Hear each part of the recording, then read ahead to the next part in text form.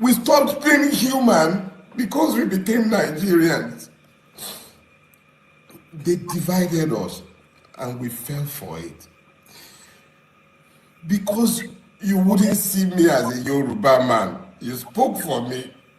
Because you wouldn't see me as a Christian, you spoke for me. Because you spoke. Because you spoke. Because you spoke.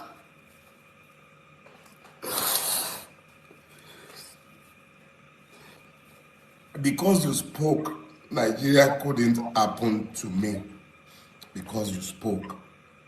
The only reason Nigeria couldn't happen to me is because you spoke. You spoke.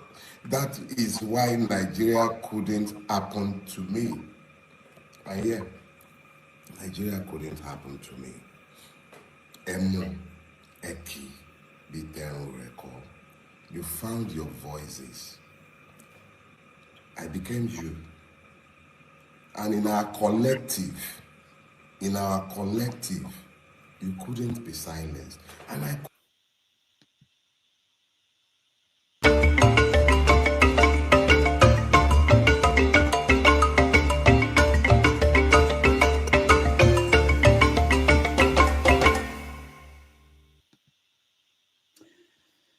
Hello, welcome. It is 5:30 p.m. in Accra, Ghana, 6:30 p.m. in Lagos, Nigeria, 12:30 p.m. in New York City. Wherever in the world you're watching us, welcome to another episode of 90 Minutes Africa. My name is Rudolph Okonkwo. My co-host, Chido Onoma, is on assignment. This is the last 90 Minutes Africa for the year 2024. It would be appropriate to review the stories in the news this year and look ahead to the year 2025. We looked far and wide and finally found a veteran journalist and co-host of this morning show on the Voice of the People TV, Mr. Chukwuma Okoro, to join us and help us to make sense of 2024. He's also the author of the book, The Future of Politics. Now, for those of you who may not know him, take a look.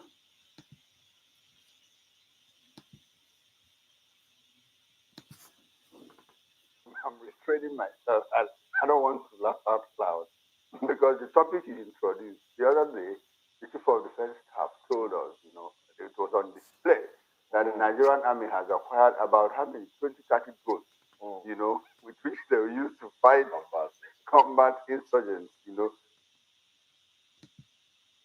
bandits and terrorists.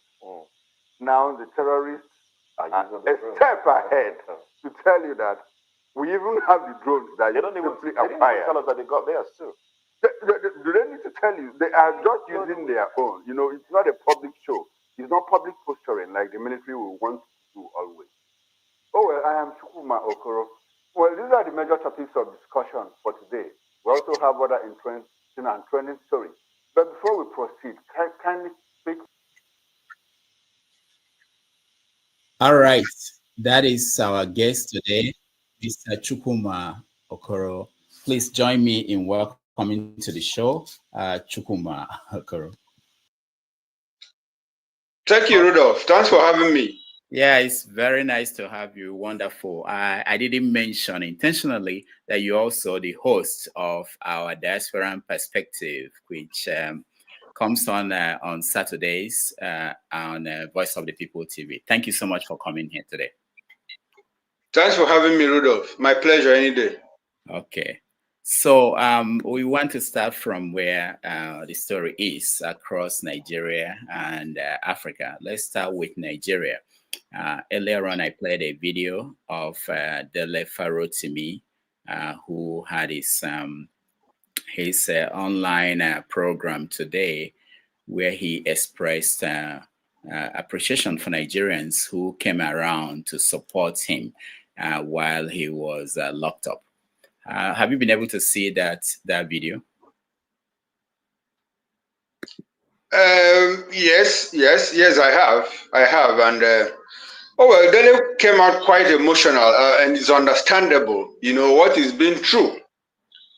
The fight he has waged and he's waging on behalf of the Nigerian people, and it looks to me like Dele seems to be one of the last men standing in a committee of activists during this democracy. You will recall that in the days of the military, we had a more vibrant civil society organization. We had the CLO, we had CLEAN, we had people from different divides. You had people like Bekoran Somkuti, you had Ayo Okpadoku, you had Olisa Bakoba, you had Chima Obandi, you had Chukwuma Innocent Chukwuma, you had Ayo Obe, and a whole lot of people who fought the military to a standstill and said, look, you don't have space in our politics. Your space is within the barracks. But it's quite curious that since the military was pushed back to the barracks and we now had a democracy, which civil society organizations seem to have taken a back seat. So it is interesting to see people like Dero Farotimi take up the challenge, take charge, take up the gauntlet to say, look, we didn't fight the military to a standstill only to bring democracy, especially within the past 2 years, to shrink this free space in Nigeria. And he's been doing it, he's done it so well. He's been quite outspoken, quite vocal, quite vociferous, to the extent that the establishment is no longer comfortable with him. And that is why they try to use other means, to pull him down. Unfortunately, as he said, Nigerians came out to support him. Think of what is happening between him and Afe Babalola, our renowned lawyer, eminent person, as we used to know him, until Belena wrote a book. The book was on its own. People didn't know about it. I didn't know about the book until Pa Afe Babalola himself decided to open the Pandora's box. And now we see a lot that has happened. So, and it took the courage of Edele Farotimi to bring that to the fore. Now we understand and know the role people like Afe Babalola has played or have played in the polity. In the first 25 years, nobody knew that, okay, we knew that judgments were being manipulated, but we didn't know that they were being procured to the extent that millions of naira had to pass through chambers to bribe Supreme Court justices. We had always known that the judiciary had become questionable, given that election petitions that had similar cases, had similar judgments. You don't need to travel far. Even in the last election, you can cite the instance of Labour Party that had similar cases at the tribunal. They went to appeal court, different judgments were given. So for the extent that, and to the extent that Afe Babalola even went ahead to try to debar Dele Farotimi, tells you how crazy the stench that is in the judiciary. But it's also good to understand that the LPDC, which is largely made up of, is a body of benchers, Attorney General of the Federation, former Supreme Court judges, some senior advocates of Nigeria. I even understand that Enyoso Mwike is a live bencher. But this body, the LPDC, came out to say, look, Dele acted as an author. And we can't find any breach in conduct in legal practice. It's a good thing that LPDC came out to say, if you want to seek redress, go to court, like what has become the mantra of this administration. If you disagree, when they fly some impunities, infractions in our face, and they are quick to tell us, If you don't like what has happened, please go to court. And that's exactly what the LPDC has done. I spoke to a guest on my morning show, and he said, look, in his own opinion, that Dele went too far in what he did. And I asked him how. He said he had spoken to a couple of senior lawyers, and they were not comfortable with what Dele did. I said, what did Dele do? He said he tried to rubbish the judiciary, to pull down the image and reputation and integrity of the judiciary. And I asked him, do you think that the Nigerian judiciary still has any reputation left? Now, what he said spoke to the fact that the legal profession is clearly conservative. They like to maintain the status quo. So when people like Dele Farotimi come to more like upset the status quo, you discover that the status quo fights back, and that's exactly what you experienced, or what he's experiencing. But I'm happy that Nigerians came out, even people in diaspora, in America, in Europe, people were planning to do some form of demonstration, protest, that he be released. But according to the lawyer that I spoke to on my guest, he said it's not yet to Uhuru, because when they go to court, when Emmanuel Chambers goes to court, that Dele will have a lot to contend with and contend. But I think that Nigerians have taken up the challenge. They stood behind him. I like what he's doing.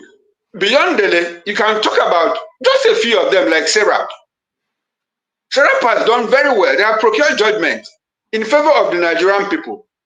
They took Muhammad Buhari to court more than 50 times and secured judgment in favor of the Nigerian people.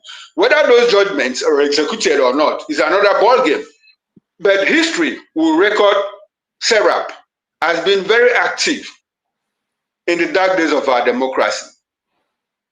What is happening to Dele has happened to a lot more people. David Hundeyin is on the run. Pidom was arrested. Fisayo Soyombo was arrested. Omoyele Sowore your friend, has been under the radar of security agencies. He's more like lost his freedom because they're always in his trail. So that is the space we have now in a democracy.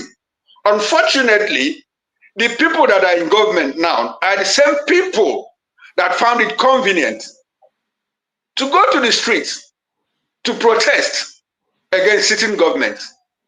But they cannot stomach that now. So it tells you how down the slope, the precipitous fall, the shrink in our space for freedom. And this is more like what Dele has done is more like a clarion call to Nigerians. Look, a certain pharaoh was asked in Egypt, why did you become a tyrant? Do you know what he said? He said, because no one stopped me.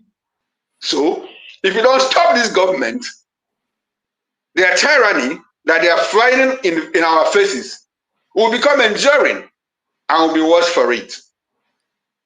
Thank you so much. Let's get into the media. How is the media covering the Dele Farotimi Efe Babalola case? How is the media covering it in Nigeria? I have to be quite frank with you. The traditional media has more like tried to shy away from it. When I say traditional media, you hardly get in-depth reports from major newspapers, our flagships. What you have, what we know about what is happening between Dele, Alpha Babalola, and the government, it's more like pushed into the media space from the social media angle of it, from people that are on the other side, people that are called the fringe media, people like you. You know, the traditional media looks more like they are under some form of, would I call it self-censorship? It's like the authorities, the establishment has tried to clamp down covertly on the traditional media. So many things happen. If you hear that there was a bomb blast and that soldiers were injured, or that there was a drone attack by terrorists that killed soldiers, or that soldiers were overpowered or ambushed by terrorists, you are more likely to get that from Reuters, more likely to get that from BBC, more likely to get that information from Sahara reporters. You wouldn't find it in The Guardian. You will not find it in The Punch. You will not find it in the Nation newspaper. So the media is also under some form of clampdown, but I wouldn't know where it is coming from. But it looks like they have been caged too. They traditionally report what is going on in government. Anything that is anti-government, anti-government, you hardly find those things in the traditional media. Maybe it is the new media that has taken the challenge to say, look, Nigerians deserve to be informed. Nigerians deserve to know how people are holding the present government to account. That is exactly a summary of what the media has become, with particular reference to what has happened to Dele Farotimi. What I'm discussing with you, a nation or a TVC is most likely not to carry it. And if they do, it will be in person, not in depth. So that is what is happening. Okay, we will get back to the media and the role you play and how the government is impacting that. But let me get your view on some of the stories in the news. One of them is the idea of the Christmas celebration and how people have been having what is considered not the kind of big and flamboyant celebration due to hardship. And we had instances of stampede happening in different places. What do you make of the reaction of the president during the media chat that he had with some reporters to that story? Oh, well, Rudolph, I think that the president is quite happy with what is happening. He thinks that he's doing well. And if you say that we had a bleak Christmas, it will not be out of place. It started from the presidential level. Our president told us that he had a friend who had 5 Rolls-Royce cars. But as we speak, as his president was speaking to us, he told us that that friend now drives a Honda Accord. So what does that tell you? It tells you that the president is happy because he said that Nigerians should cut their coat according to their clothes. And he also told us that Nigerians were living flamboyant life, that we were living beyond our means. So that is practically what the president expressed. Unfortunately, he also called on Nigerians to make more sacrifices because in the near future, things will get better. Unfortunately, our president that is asking us, calling on us to make sacrifices is not leading by example. And that is why people had to assemble in his borderland apartment, his borderland residence, so that he could give them handouts. I mean, where will you find a president on Christmas Day giving out handouts to citizens? Not because those citizens came to him to make merry with him, but because they were hungry. If you look through the video, you saw people sit at the curb of his residence. Does it look like those people were ministers? The ministers that came to look for him drove into his residence and they were feted to sumptuous meals. Why not? But you had the holo polloi, the masses, the citizens that surrendered their sovereignty to him and said, look, Mr. President, we have surrendered our sovereignty to you to keep in trust for us, to protect and provide for us. And the only thing the president could provide for them was palliatives, handouts. Oh, you go today, you come back tomorrow. When next time in Lagos, you still come back and take whatever I have to give you. And this is a president that is driving the most expensive Escalade. In the midst of our poverty, he acquired a presidential jet. And I understand that there are about 8 or 9 of them in that fleet His wife uses one. His first son uses one. He uses the others. I don't know. And you know, the presidential fleet, if you have an airplane, if it is parked, you pay. If it's on air, you pay. If it lands, you pay. So, and the president acquired a yacht few weeks after he came into office. And Alain Dume told us, why are you people bothering yourself? The yacht that you are arguing about has already been paid for. So it's a matter of when will it arrive? We have so much money earmarked for the president and his aides. In 2025, they have projected to use 2 billion naira to buy vehicles for his aides. We bought vehicles for those aides in 2024. So the lifespan of an active vehicle in Nigeria now is just 12 months. You discard them and buy more. We are making sacrifices, and the president asks us to make sacrifices. So, Rudolph, that is the Christmas that we are experiencing. Talk about the stampede. The first one was in Ibadan, where someone out of magnanimity decided to share handouts to children, and it was oversubscribed. I mean, it was more like a clearance sale. Oversubscription. You had 5,000 and about 10,000 appeared. And in the process, we lost 36 innocent children. As we were trying to deal with that, news filtered in that the Catholic Church had also organized some form of giving out palliatives to people that, mind you, Maitama is a highbrow area of Abuja. So they organized it for people that live within the vicinity, more like the satellite cities. And in the process, 10 people died. As we were trying to understand what happened in Abuja, we got news that another one happened in Okija, where a certain philanthropist also decided to share food, rice, items, food items to his people. That wasn't the first time he was doing it. But again, this time, it was oversubscribed. And in the process, at last count, we lost 27 people. Rudolph, if I have a bag of rice in my house, will I go to take a penta of rice from another person? I sure would. Nigerians are very proud people. Unfortunately, hunger doesn't know pride. So that is the Christmas that we are having. Very fantastic Christmas. First of its kind in the past 25 years. It's good for us. We are learning our lessons.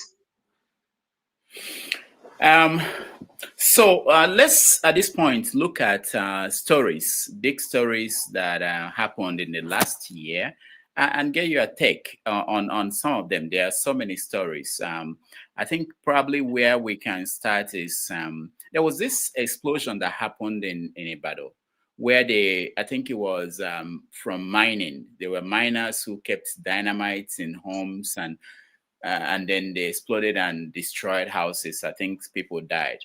Do we know how the story ended? Just like any other story in Nigeria, we never get to know how it ended or how it ends.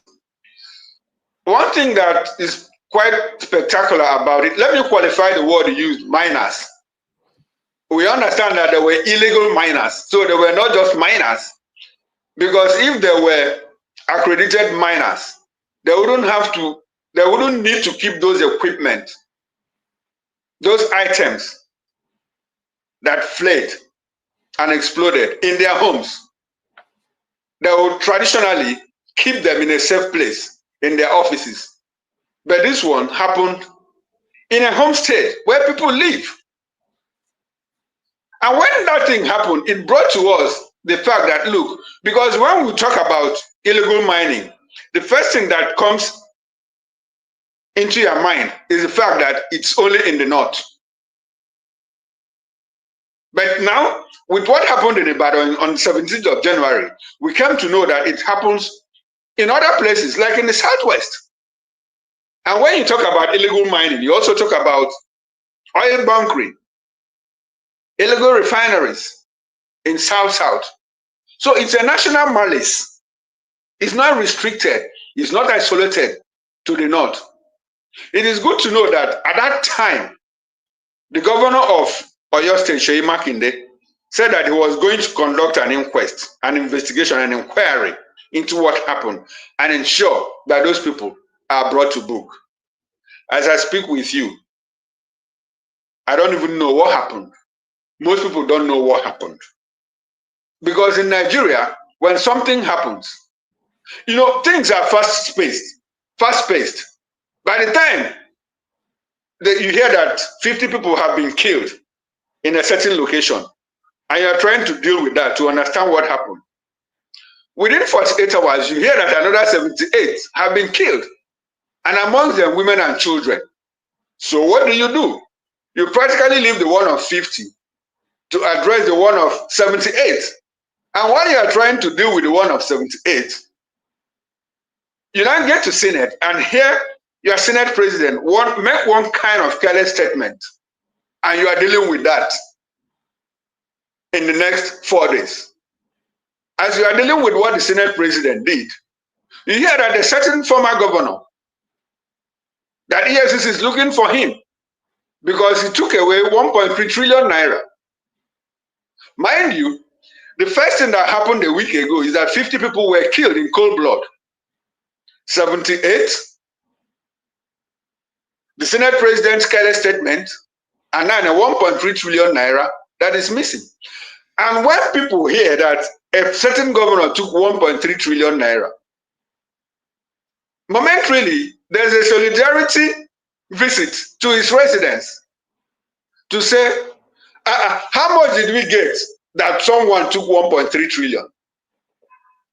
And people in government come out to tell you, who told you that we are looking for 1.3 trillion naira? In Delta State, they said Ibori took some money.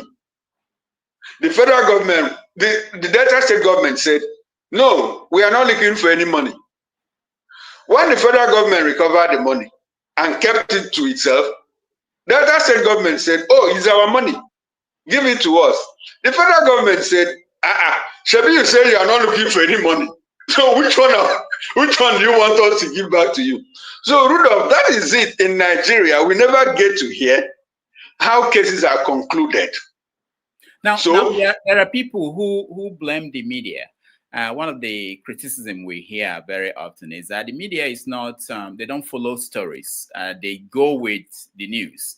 They don't go back to say, okay, where are we with this? Another example is Binance executives. You know, we had a story. They were arrested, 2 of them. One escaped. And then the other one, they negotiated things and he was free. So is it not the job of the media to follow up when people have moved away from that particular story? Unfortunately, the media too is overwhelmed. Like I said, the stories are fast-paced.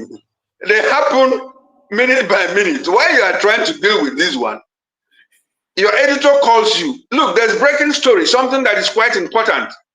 You know, not soundbite. You need to follow up. As you are doing that one, you file in a report. The same editor, your line editor calls you. Look, something is happening in Victoria Island. Can you go check it out? By the time you are done with, you are still on that one. Another one happens. So clearly, the media is overwhelmed. But again, like I said, the media observes some kind of self-censorship. That is, if you ask me, doesn't speak well for the media. I'm part of the media. I admit the fact that, look, most times we don't do follow-up stories. And why? Is it because of lack of resources, or that there were people stopping the media from doing those stories? So, for instance, the example. Okay. Yes, you could actually attribute it to those 2 issues. One, because of resources. And if you talk about the media in Nigeria, the print space is shrinking. The print space is shrinking, and you know, the print is the traditional media that confirms, you know, that validates stories. If you hear that something happened in the Supreme Court and you see it on social media, you are most likely not to believe it until you see it in This Day or in Guardian Is or that how in it Punch. is? Is that how it is? No, that is the way it is. You know why it is like that? Because there is this new media, that is the social media, that lacks censorship. Oh, but Anybody. hold on. I like where we're going with this conversation. So you have Premium Times, you have People's Gazette, you have Cable, you have Sahara Reporters. Are you saying that if you see a story in any of these four online media, you have to wait for Vanguard or Tribune or Punch before you think it's accurate? Unfortunately, Rudolph, that is what it is. People like to confirm from the traditional media, especially print media. That is what it is. And it's not a Nigerian thing. Even in the US, I'm more likely to believe what I find in New York Times than what I see on social media. I'm more likely to believe what I find in CNN than what I find in social media. So that is just the way it is. So there is a traditional media, then there's a new media. So the traditional media, their role is confirmatory, more like confirmatory, because it goes through, the stories go through layers of censor. If I'm a reporter, I bring in a story. Normally I have a line editor, and my line editor is going to ensure some form of censorship. He's going to fact check that story. And if it's a major headline, the stable editor is most likely to confirm it before he puts it up on the paper. That you don't find on social media. So I can wake up. Go ahead. I can wake up and do a skit of something that is real, something that is factual. But most people will take it with a pinch of salt, except they find it, that same news in the traditional media. That is what it is. That's the level we are now. That's where we are now. So does it mean that the traditional media, Vanguard, Punch, and they don't break news anymore? They basically confirm what People's Gazette, Sahara, and others are breaking? No, they also break news. They break exclusive news. News that is exclusive, they'll break it. If you have a presidential aide want to say something, and he puts out a press release or a press statement, and he gives it out to editors, the editors are likely to use it first before social media, except that person goes to his social media handle to break that news. But if there's an event, let's say a plane took off from Oshodi now. You know there's no airport in Oshodi. Now a plane takes off in Oshodi. And I carry it in my blog, assuming I have a blog. Most people will take it with a pinch of salt until they find it in either Guardian, Vanguard, or any of the traditional print media. That is what it is. And you know, social media is instantaneous. If something happens in Oshodi, it will take me a while to file my report. If I'm a reporter, it will take me a while to file my report to my line editor. My line editor will have to fact check before he puts it out. And it will traditionally take like 6 hours if he has to do it on our own social media handle. But if it's going to come in print, it will take a minimum of 12, 14 hours. So that is the confirmatory role that the traditional media still plays in news dissemination. All right. Another big story was the issue of cabinet reshuffle. People were expecting the president to shake up things and move the country in a different direction, especially with some ministers who people consider they were not effective.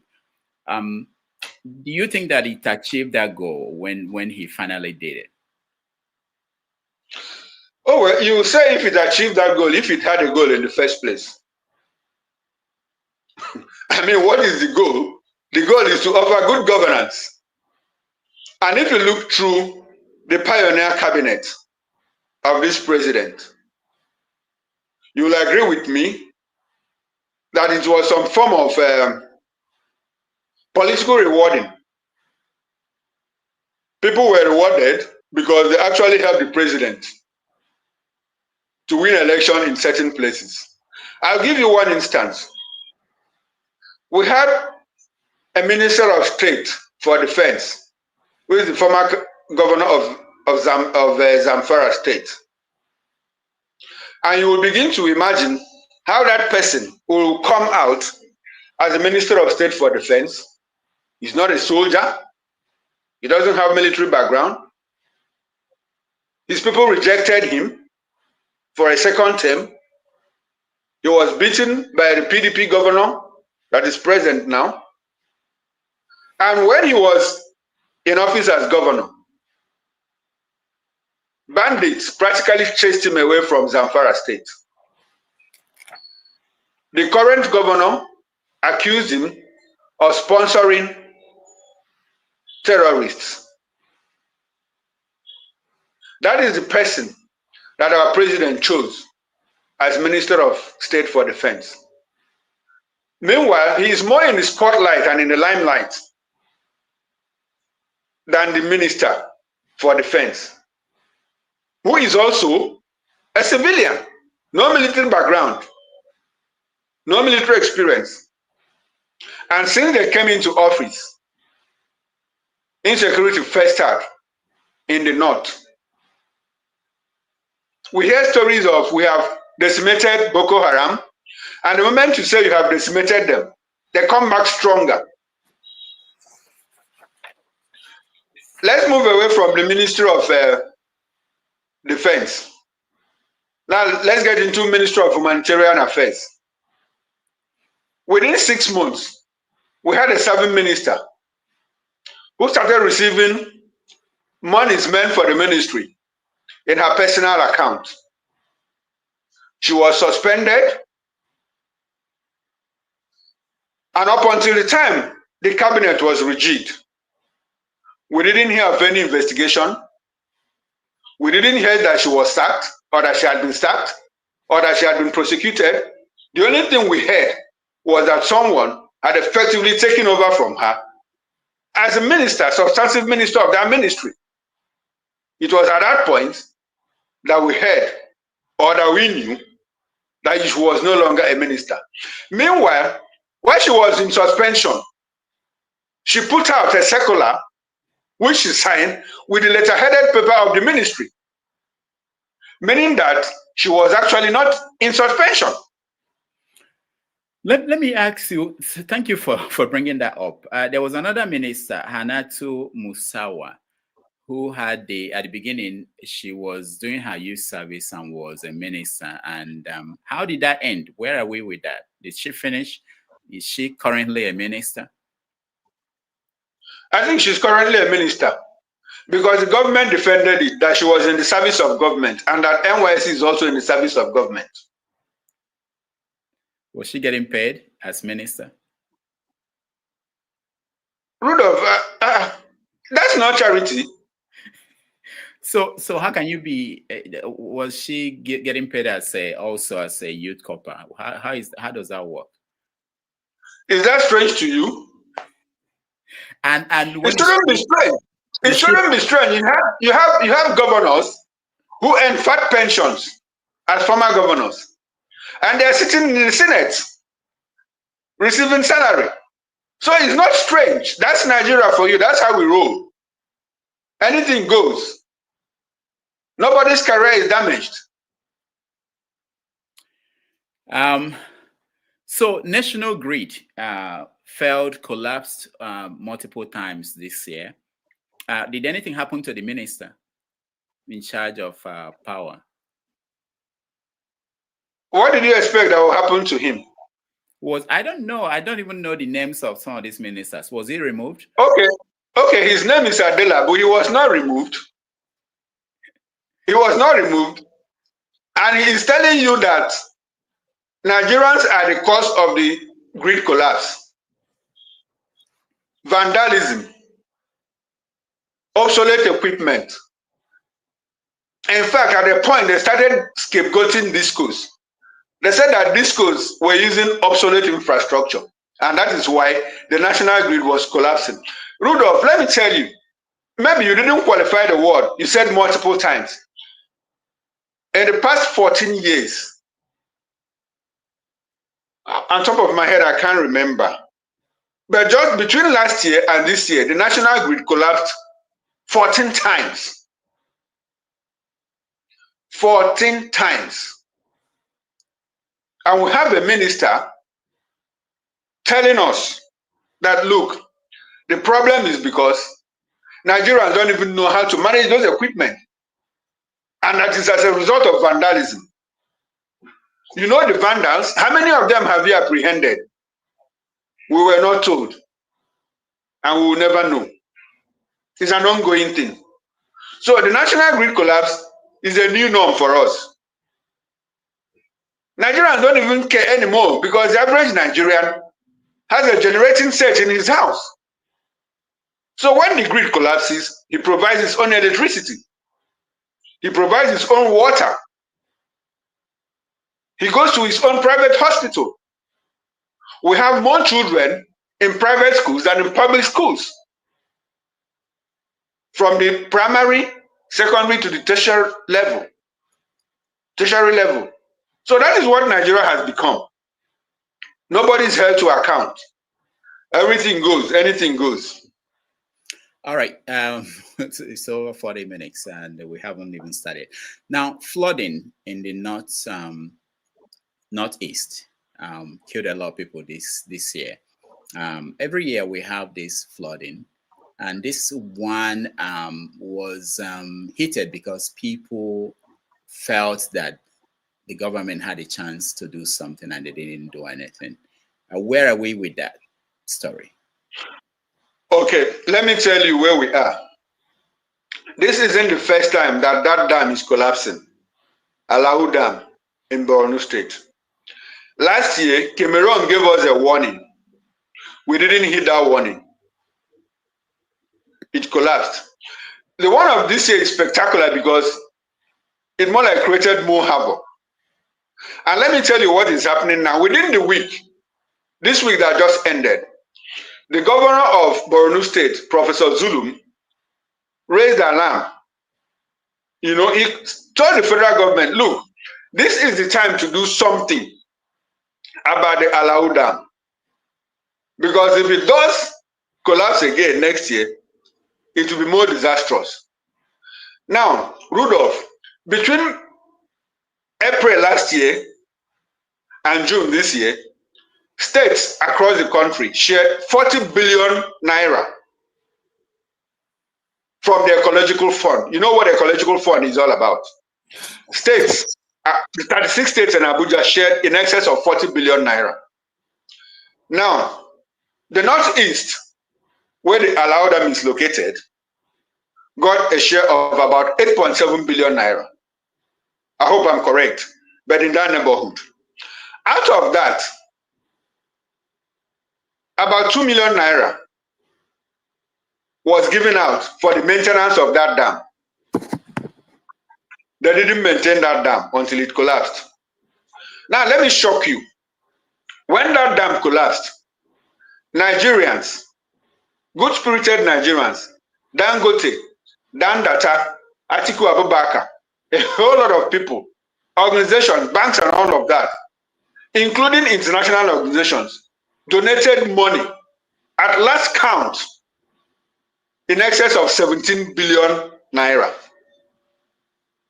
A governor has 17 billion naira in his kitty and is now calling on the federal government to come and do something about the Alahu Dam.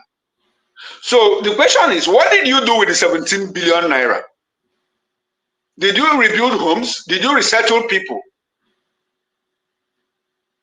Did you provide palliatives? How much palliatives? There was a video that trended when NEMA and SEMA, that is the State Emergency Management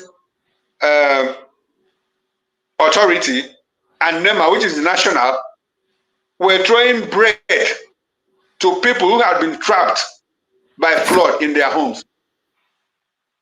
The money that I'm talking about, the 17 billion naira that I'm talking about, is not what was given to NEMA. It is what people donated to Borno State to take care of that situation. Rudolph, do you know what 1 billion naira is? 1 billion naira is 1 million naira in 1,000 times in 17 places. Yet, the governor is asking the federal government to come and take charge of the Alau Dam. That is the situation of Alau Dam. We've not heard that people have been resettled, that new homes, that there was a new estate has sprang up somewhere in Maiduguri or in any other part of Borno State. If you buy 1 billion rice with 1 billion naira, how much is that? How many bags of rice would that be? 2 billion, 3 billion, 5 billion. So what happens to the other 12 billion? What did the government use that money to do? That is the big question. So another story was this shocking one about how much people have paid in ransoms through kidnapping. You know, people know that people are being kidnapped across the country. All of a sudden, we saw this figure, 2.23 trillion spent that were given to kidnappers as ransom. Were people okay with that? How did people take it? People at home. Oh, anyway, Rudolph, you keep asking how people take it. People take it, it's news in Nigeria now. They took it as news. 2.3 billion, 2.3 trillion naira. Yeah, 2.3 trillion naira. That's huge. We'll go to beer parlor. We'll discuss it. We'll talk about it. So people are paying ransom 2.3 trillion naira. Meanwhile, this information was let out by who? A Nigerian government sovereign agency, NBS. And now the government came out to say, look, in fact, they invited the man for questioning. Why didn't you run this through the NSA, National Security Advisor? Don't you know that is some form of breach of national security? Why did you have to embarrass the government? And all of that. And people were talking about it like, look, this is an informal thing that is more like something that happens in the informal economy. 2.3 trillion naira. And mind you, cases of kidnap, payment are quite underreported. So that tells you that the figure will be much more than that. And when the Guardian did a summary of regions, you know, that paid that amount of money, it turned out that the Southeast, that looks like the hotbed of insecurity and kidnapping, paid the least in ransom. Southeast paid about 185 billion naira of that 2.3 trillion naira. The Northwest paid the most. I think that was 650 billion naira. Now, when we inquired into that, we discovered that most of the ransom probably may have been paid even by state governments in parts of the North. Because there are documents, we don't know how authentic they are, that allegedly said that state governments were paying bandits to keep them at bay. So all of those money put together sums up to the 2.3 trillion. But like I said, it's probably underreported.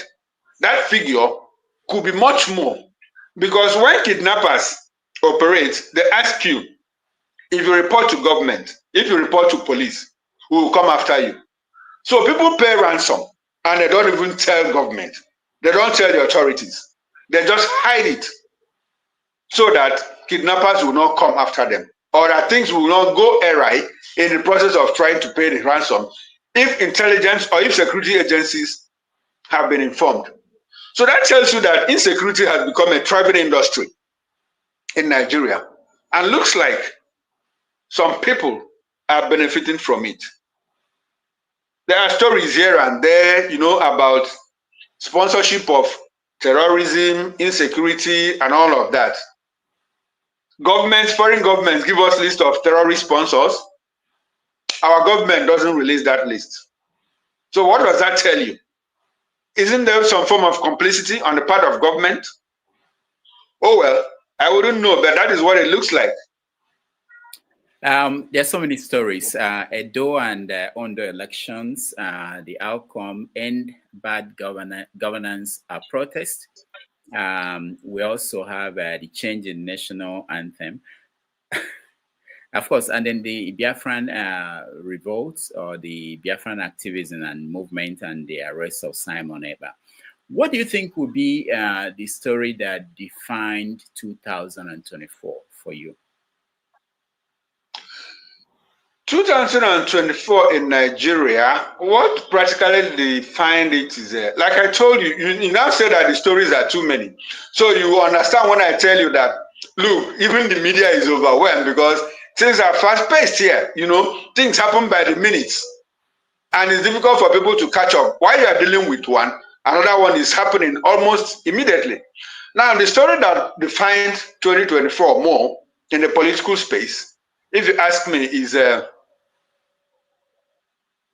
the altercation, the struggle for the soul of Rivers State between the sitting minister of the FCT and his godson, Fubara. It was a spillover from the tail end of 2023 and occupied the space in 2024 up until like 2 months ago, where there seems to be a respite, for Fubara, especially when the court gave the judgment that, look, you cannot seize the monies that belong to Rivers State local government. So Wike and Fubara, Wike's role in PDP and APC, what he's doing in Abuja, and all of that is, for me, it's what defined the political space in 2024. But beyond that, there are other big stories. You talk about the National Assembly, you talk about the opposition, you talk about Labour Party, you talk about opposition trying to regroup. Atiku is talking quite vocal. He's meeting with Peter Obi. Peter Obi is meeting with Bukola Saraki. El-Rufai is meeting with Kwakwanso. Kwakwanso is meeting with Atiku, and all of that. So I wouldn't know which one in particular you want us to dwell on at this moment. Yeah, no, we don't have time. I'm worried about the time. We have our audience, they want to join us, and we haven't even talked about what you do day to day, which is that you are the host of this morning show on the Voice of the People. You are the co-host. You're also the host of the Diaspora Perspective, which I'm part of. I want you to tell us this morning show, what is the structure and what is the goal of that show? Okay, basically the morning show, it's like in most TV stations, is more like a starter pack for the day. Is the star program, is the program that ushers you into the main programs of the day, and it runs from 7 to 10 o'clock. And we have it's cut in between by the newspaper review. Now, the morning show runs from Monday to Friday, and we are 3 anchors. Myself, Chukwuma Okoro, you have Moses Humphrey, and Fina Okechukwu. For the 5 days, we have a lead anchor for each day. I lead for 2 days, Wednesday and Friday, and then my co-anchors lead for the other 3 days. Now, as the lead anchor, you open the show and guide through the day, through the program, and also close it. Now, basically, what we do is to interrogate events that happen the previous day. We bring analysts because as anchormen, as presenters, we are not supposed to hold an opinion on the show. So we bring in guests. These guests are, we have in-house analysts who have opinion, who have their opinions. We don't have industry operators. If it is something that happened like within the petroleum industry, we have somebody that is an expert in that area. If it is from aviation, if it's in aviation, we have aviation experts. If it's in business, if it's in insecurity and all of that, we have an array, of analysts that come to studio to make sense of what happened, just like I'm doing now. Now I'm on the reverse side of it. I'm an analyst on this show now. But on the morning show, I'm a presenter. Now I have an opinion. But on the morning show, I don't have an opinion. So we more like interrogate events that happened either within the past 12, 24, or at most 48 hours. It starts with an intro. We'll take banters of the trending stories. Then we cut into the major topics of the day. There are always two topics for the day. The first topic, after which we go for a short break. Then we come back for the second topic. After that, we now do a newspaper review. Moses and I do the newspaper review. And the show ends by 10 o'clock. That's 9:55, 10 o'clock. To make way for the business show by 10 o'clock. And the Diaspora Perspective show is more like a collaboration between Nigerians at home and diasporans like you.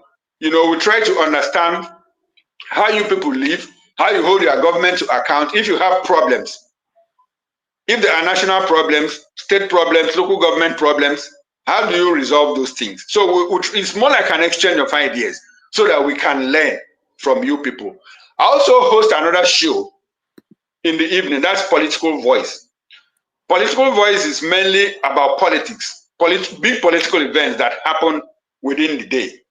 So I call in a guest to come and help us make sense of that particular topic. So basically, I handle 3 shows on TV, Monday to Friday and on Saturday.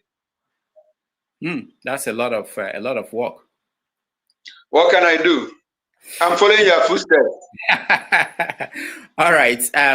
You also wrote a book. I think was it last year or this year? Yes, last year. Last year. Okay. And it's called The Future of Politics.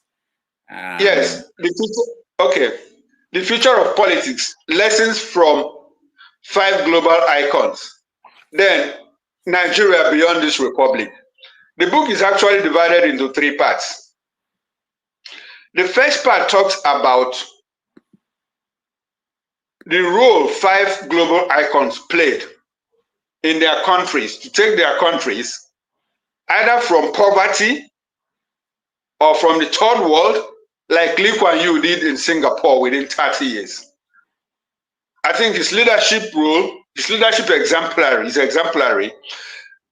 I recall that the fastest growing economy in the world that moved from a third world country to a first world country is that of Denmark, and they achieved that feat in 48 years. But Lee Kuan Yew was able to take Singapore from a dull, backward, slum-infested country to a first world country within 30 years, just in 3 decades. So, in that book, I extract his personality traits, what he did, what he didn't do, his actions and inactions that helped Singapore to move from that level to where they are today. Now, you talk about Angela Merkel. Angela Merkel did her best for Germany. She made a Germany that was strong and left it stronger. Now, I talked about Bill Clinton. Bill Clinton met an economy that had more like, how can I put it now? You know what Reagan did, in the United States? He came back. He did so many things. At last count, his records about providing unemployment or providing employment and reducing unemployment in the US has not been beaten in the past 100 years. So, what do we learn from him? Now, you talk about Barack Obama. Barack Obama is a man who came from nowhere to become the president of the United States of America, the first African American to become the president of the United States of America. He tried to preach a doctrine of retrenchment. He tried to scale back America from its overbearing activities globally, more like a state police. He pulled back from Libya, tried to give Iran a nuclear deal, which Israel criticized profusely. And you can talk about the Obamacare. The Obamacare is more like a reinvention of what Lyndon Johnson did with the Medicare and the Medicare. You understand what I'm saying? Okay, and now I talked about Nelson Mandela. Nelson Mandela happens to be one of Africa's greatest sons of the last and even this century, who spent 27 years in prison for his people.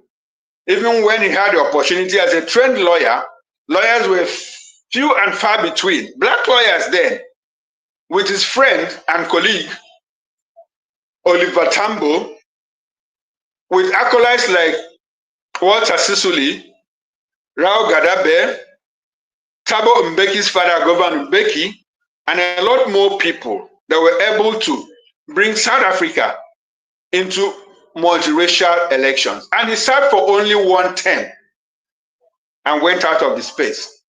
So their lives are exemplary. Are there things that we can copy from them? Yes. And if you look at their personality traits of all these people, there is something common amongst all of them. And it is very explicit in that book. So I said, this is what our leaders can learn. There are lessons that our leaders can learn from these leaders. Now, there's also a prescription for political behavior for the average politician in Nigeria. You know, politics is something that it happens to be an all-comers affair. There are no manuals for prescription. I mean, if you're a doctor, if you're a lawyer, there are manuals. If you're a marketer, you can lay your hand on a manual, on a book written by any business mogul to say, this is how I managed to. If you adopt these measures, these approaches, you are likely to get to the top of your career. But in politics, it doesn't seem to have any. And I wasn't trying to prescribe one. I only fell back on the lines of these people to say, okay, if you follow certain patterns of behavior, you are most likely to get to the top. So that is what I did. Now the third part of the book is, I talked about Nigeria beyond this republic. I did some kind of historical overview of where we are coming from independence up until the Buhari administration. The book was in the works during the 2023 general elections. Shortly after the election, I released the book. It's an ebook. It's not yet in print. It will be in print by February, March next year, and an official presentation will be done sometime in May. Now, I made some projections about how politics will look in the near future in Nigeria. I also talked about the presidency of Bola Ahmed Tinubu.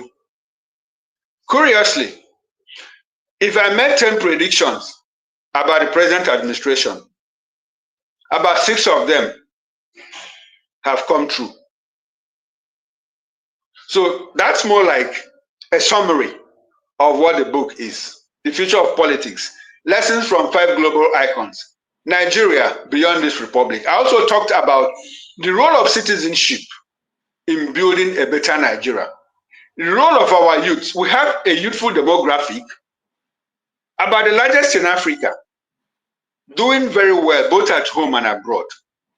Nigerians account for the highest, most educated diasporan communities in the US, in Canada, and in Europe.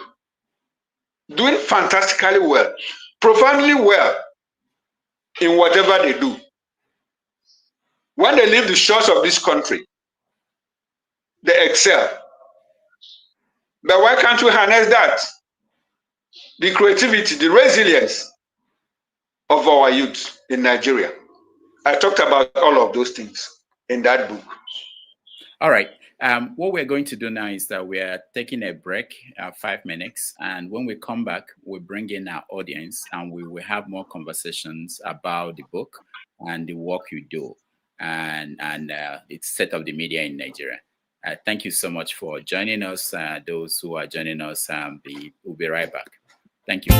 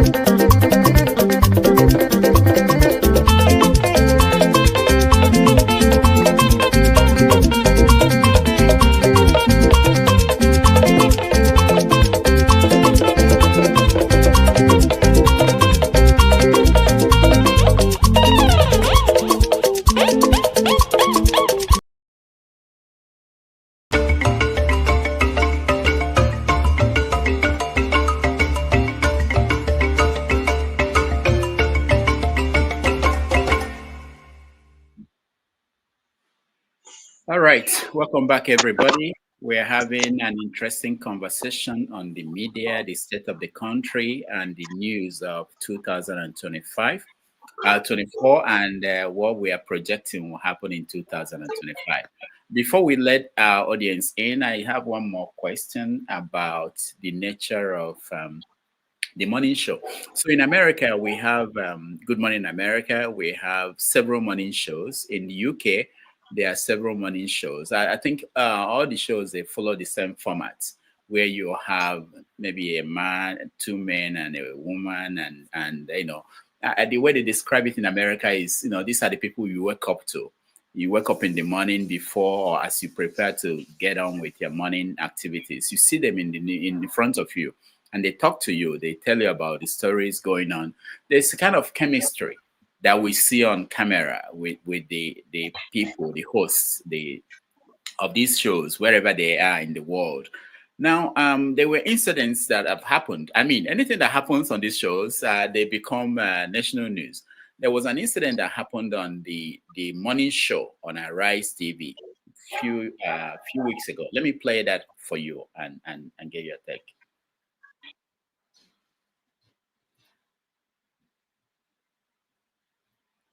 More on the issues in the Southeast. Yesterday, Dr. Abati, we took this story, and there was a flurry of reactions about whether or not the Igbo people sell land to outsiders. I don't know if you would like to address that, because there were a lot of, people from the Southeast saying that it is not true. No, I have no further comments on that subject. Okay. I was very clear yesterday. I was very specific. I made my point. I provided the context in which I was speaking. If people have a selective hearing, that is their problem. Well, one of the comments is that you cannot paint a whole tribe with one brush, and they have debunked Replay the tape again. Replay the tape. No, I was specific about what I said. I provided context. Right. Nobody should tell me any nonsense. Well, if people have a different opinion, they are entitled. No, there's no nonsense duty. I think it's our duty. If people have a different opinion, they have anthropological evidence to support it. They should say so. Well, it's not for me to reverse myself. No. I was just saying to clarify. Except you are expressing your own opinion. No. And then I will come after you and say you are wrong. There's been a flurry of reactions. Yes. And I have to present that it. It comes is my with duty. the job. That comes with the job. It is my duty. It's a free country. It is my duty to present the reactions of the Nigerian people. And not to come and challenge me. Absolutely not. I asked you if you would like to comment. I asked if you would like to comment. I've told you. Well, the conversation is that. So, do you have things like this happen on your set of this morning show? No, Rudolph. I've never experienced this kind of thing before. There is supposed to be it's a workspace. It's a workspace.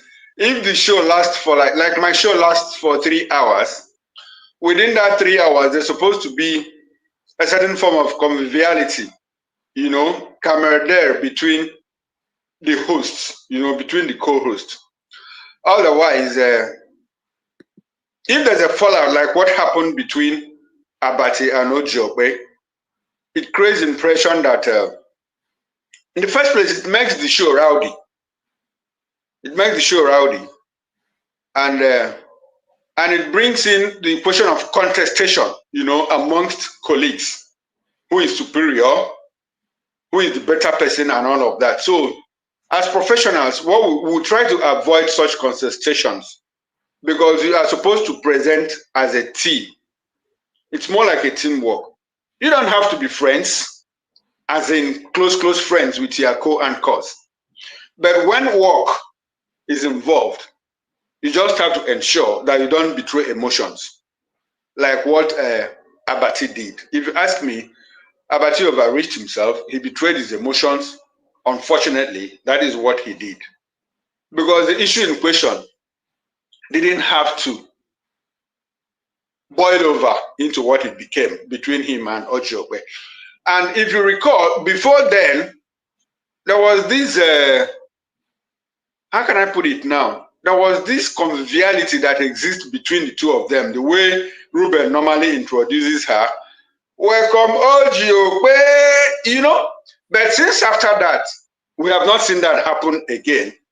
So it is possible that behind the scene, something might be brewing that we don't even know.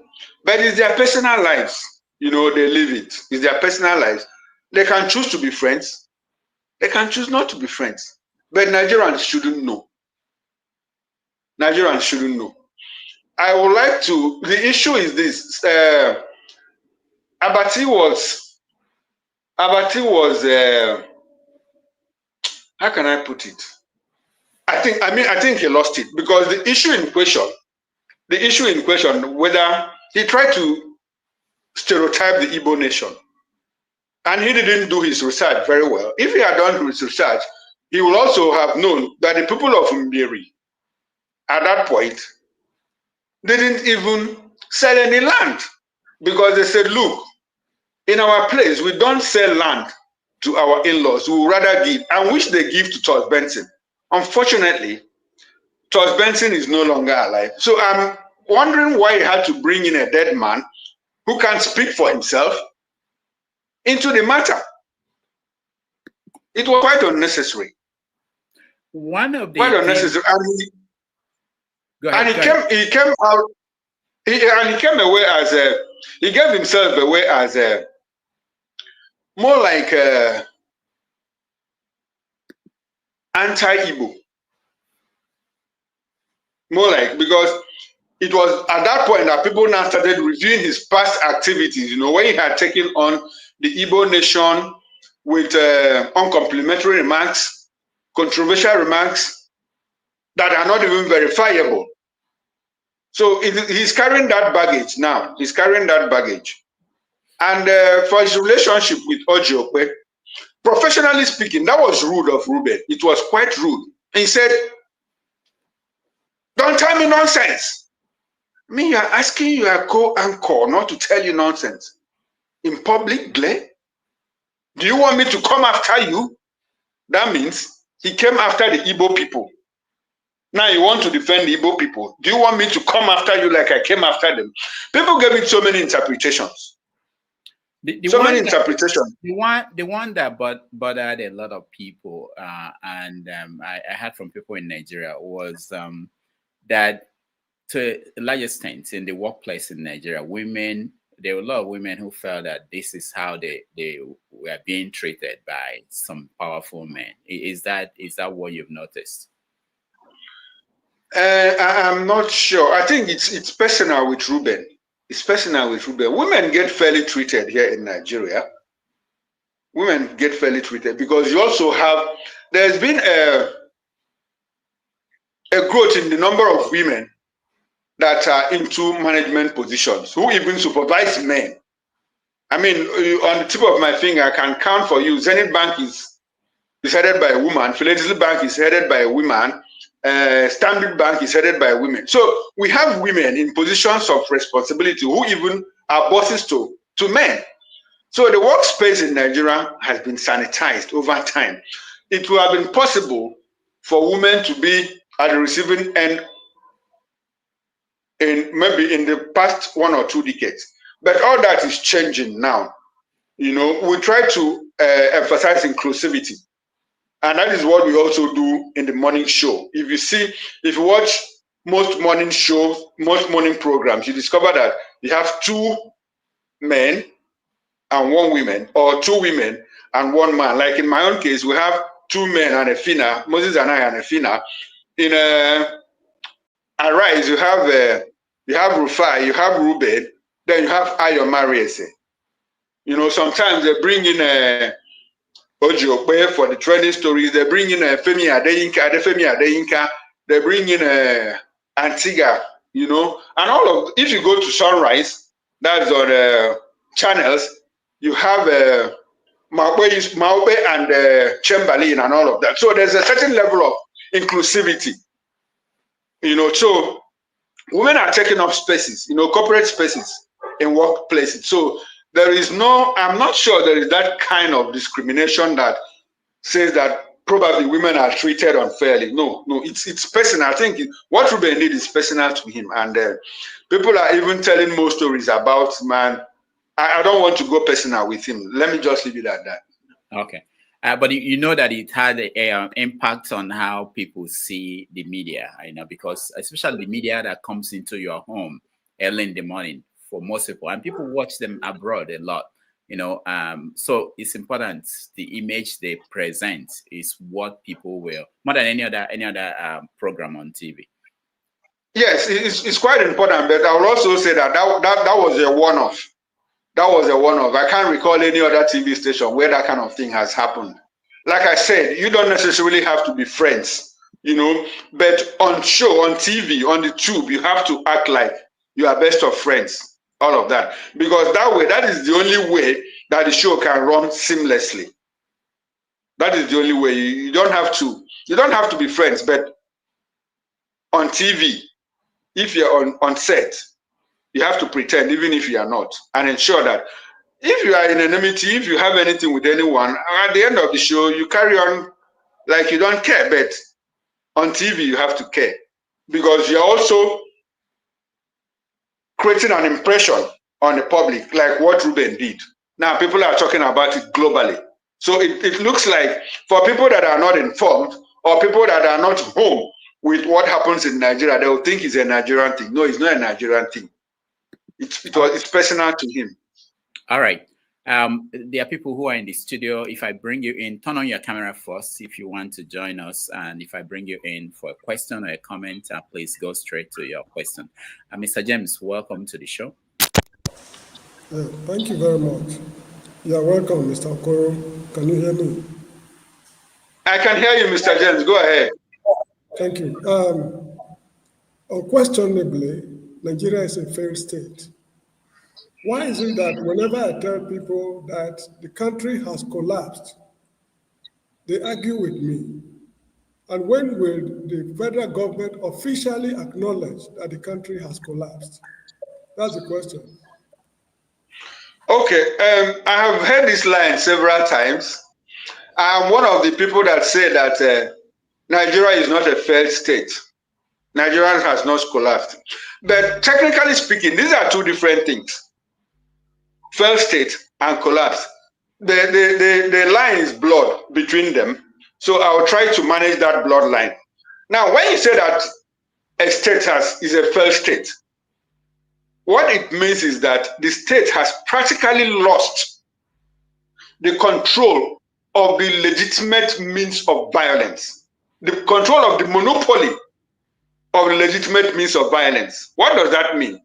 What it means is that the state has practically been overpowered, or a large swatch of land has been taken over by non-state actors who are wielding guns and arms.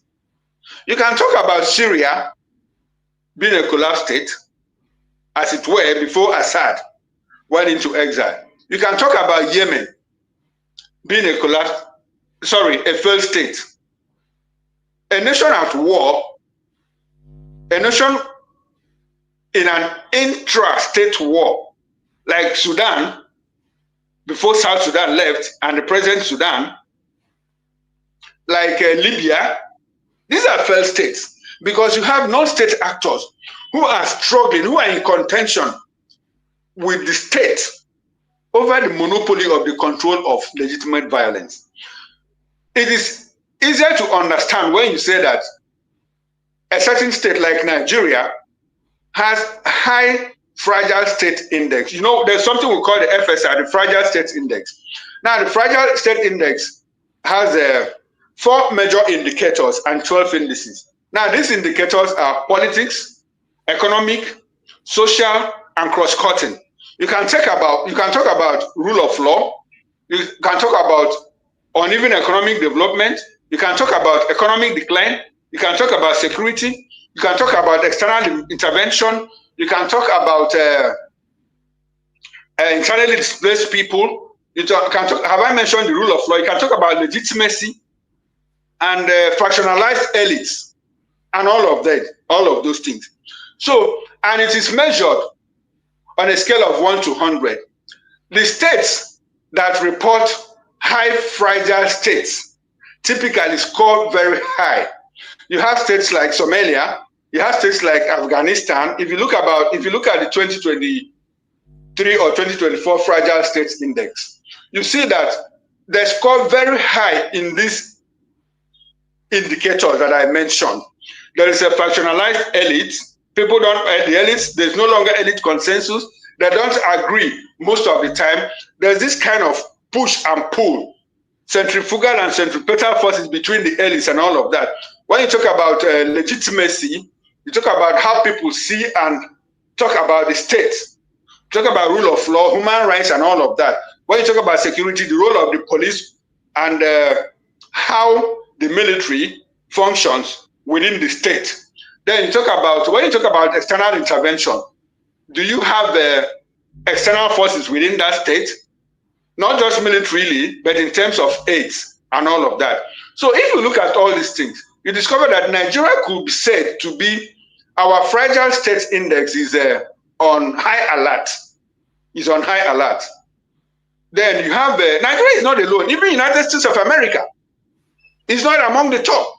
If you get to the top, you have countries like Denmark, countries like Sweden, countries like the Nordic states and all of that. United States is about 22nd or 23rd. The UK is even further down and all of that. Germany is at the sustainable level. I'm not sure there's any African country, that made it to the sustainable level. The only state outside the Europe and the West that has made it to that level is Singapore. So in literature, in security literature, we don't talk about failed states except the state is at war. We use the fragile states index to measure the level of what now? The level of discontent within the society that could eventually lead to the state being a failed state. It's at that point that you now say that the state has collapsed. Back to Nigeria here, yes, we have insecurity, but insurgents, terrorists, or whoever are not in total control of any state. We still have state governors sitting. During the Jonathan era, we had 3 states in Borno State, that were under the control of terrorists and insurgents, so to say. But we don't have that anymore. It doesn't take away from the fact that we are dealing with insecurity. But that contention, that contestation between states, state actors and non-state actors, it's there, but it's not as if that the state has lost that monopoly of the control of legitimate violence. So when people say that Nigeria is a failed state, they can talk about it in terms of, well, inflation is high, we lack infrastructure, we don't have good hospitals and all of that. You can talk about that in terms of socio-economic development, but in terms of a state being a failed state, no, Nigeria is not a failed state. All right, thank you, Mr. James. Chukwuma, let me ask you, because talking about this insurgency and violence, the story today in the newspapers had it that 2 military officers were killed in the southeast, and I think they killed 1 ESN operative. I know you were in the southeast recently. What is the set of things there since Simon was arrested in Finland? Okay. Now, in the southeast, I was in the southeast like first week of December. Yes. The only thing that you see is that southeast is still militarized, heavily militarized. From one end of the southeast, from the head bridge that gets into the southeast, to the end of it that tips into the south-south that empties into the Atlantic Ocean, that's Akwa Ibom, you have at last count about 94 military checkpoints. Sorry, about 94 security checkpoints. Soldiers and joint task forces between soldiers and police. You have police checkpoints, you have military checkpoints, then you have road safety, you have NSCDC, you have customs, and all those security agencies, 94 of them, one civil society organization took account of that. And I'm telling you, that is on a straight curve. If you count what goes on in parts of Ebonyi and Anambra State, there could be more. Now, talking about Simon Ekpa, since Simon Ekpa was arrested, there seems to have been a toll in the level of violence in the southeast. Some people are saying it could be as a result that he was arrested, but I don't agree with them. Because if you arrested Simon Ekpa, he has his acolytes, he has his subordinates who take orders from him, even while in detention. He even has a chief of staff who could also issue orders. Part of the tour is because, one, IPOB has come out to say clearly, IPOB has nothing to do with the sit-at-home order and its enforcement. Now, that was also close to the period of the Yuletide. So normally when Yuletide is about to come, there's a decrease in the level of insecurity. I have noticed that. But one thing that is very clear is that the farmer-header clash that was very prevalent during the Muhammadu Buhari era has reduced drastically. In the southeast, in parts of the country, especially south. The only place where it is prevalent now is in the Middle East. But I think I should concentrate on the southeast now. The issue of Nnamdi Kanu's continued incarceration and the fact that people have come out to say that, look, certain people in government are the ones responsible for his incarceration. For me, it's neither here nor there. People tell us that in the broad daylight, people go to president and say, oh, release this man to us. And at night, they go back to the same president and tell the president, please don't release this man, or he's the cause of insecurity in the southeast. And I asked them, if you were the president and you have one set of people come in the day and at night, will you still trust them? Of course, if I were the president, if somebody comes to me in the day and said, oh, Rudolph is a very bad man, he's the cause of your problem. Sorry, comes to me in the day and says, Rudolph is not the cause of your problem. Oh. What he's doing is just the normal thing to do. And the person comes back to me at night and says, don't mind what I say, though. Rudolph is the problem behind this thing. Certainly, I will not trust that person again. So I credit the president with some level of intelligence to disregard that. So I don't believe that there's anybody that is keeping Nnamdi in detention except the president. In the first place, these people come to tell the president, continue to keep him in detention, and the president listens to them. And when they go back to tell the president, please, we need infrastructure in the southeast. All the southeast roads are dilapidated and all of that. Now the president doesn't listen to them. Is there a connect? There's no connect. The president is his own man. He knows why he is keeping Nnamdi Kanu. So I don't believe that anybody, any politician, any governor, sitting or former, is behind Nnamdi Kanu's detention. So what will the person gain? Is Nnamdi coming to be governor of Anambra State? Is he coming to be governor of Ebonyi State or Imo State? If he wants to be governor of Abia State, so be it. He's from Abia State. If people of Abia want him, they will vote for him. As simple as that. So when people say that the president is keeping him because some Igbo politicians are behind it, I don't believe them, because it even diminishes the credibility of the president. All right. Thank you so much. Let me find out from you. So since you joined the Voice of the People television, has there been any pushback from the government about shows or things said on your channel? Well, since I joined, I have not noticed any. We have not seen any. But we know that they watch. We know that the intelligence community, that they watch us. But there has not been any invitation from DSS, from NBC. Meanwhile, we always do some kind of review with NBC. That's the National Broadcasting Corporation. You know, we do normal routine review with them. They come to our office, we attend their seminars and all of that. There's not been any pushback, none that I can recall, none. When they come to your office, what do they do? What do they look for? What do they ask for? You mean, I just said that DSS hasn't come. They haven't come. No, not DSS. Talking about NBC. NBC, yeah. Okay, what NBC does is we exchange ideas. Okay, This is what to say on air. This is what you cannot say on air. This is how to say what you want to say. This is how not to say what you want to say. What can't you say? Give me an example. What? Okay. I'm sure I wouldn't tell you that the president has stolen money when I'm not sure of that. Okay. Or that the president took somebody's wife when I'm not sure of that.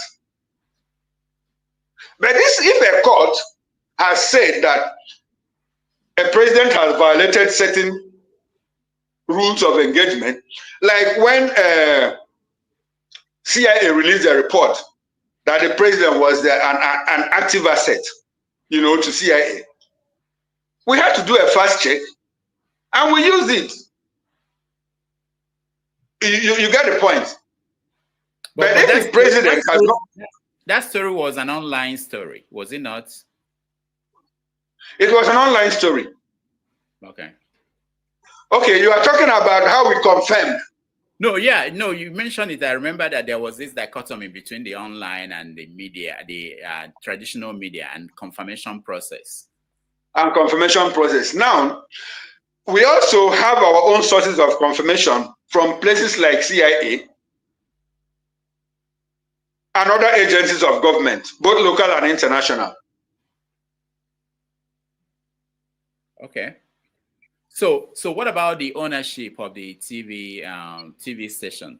Are they involved in kind of guiding and directing? Are there no-go areas that you were given when you signed up? No, you see, the ownership is far removed from that kind of thing. We have an NBC code. There's an NBC code.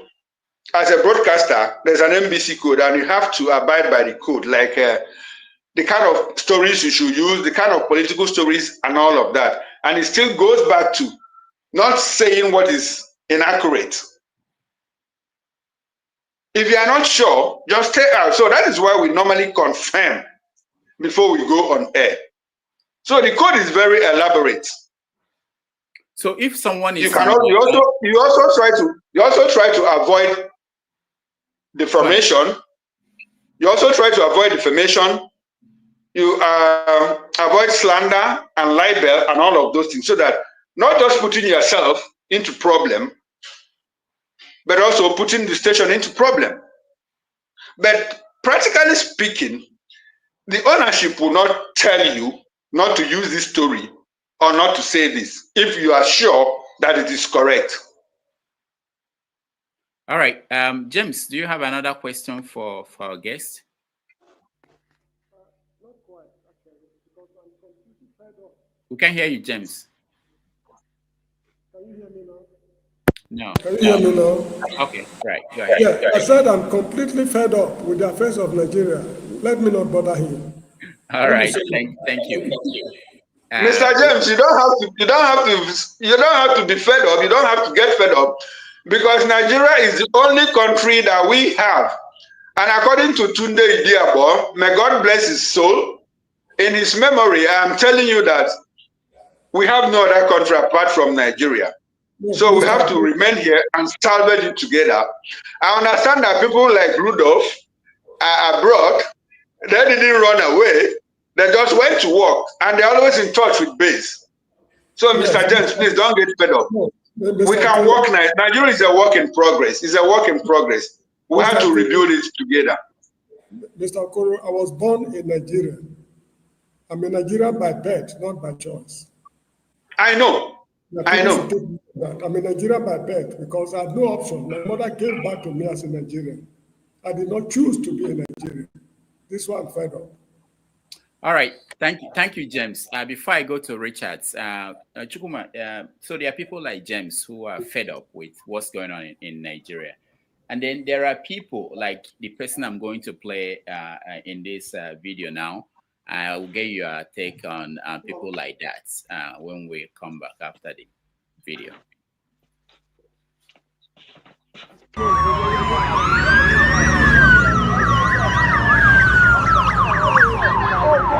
Wow. Number one.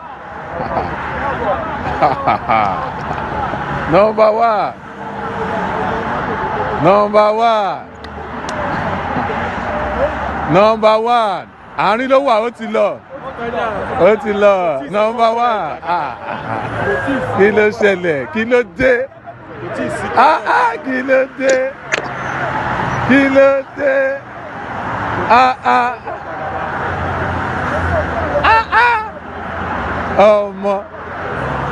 Omo, no be joke, no be joke. The man get out, he get level.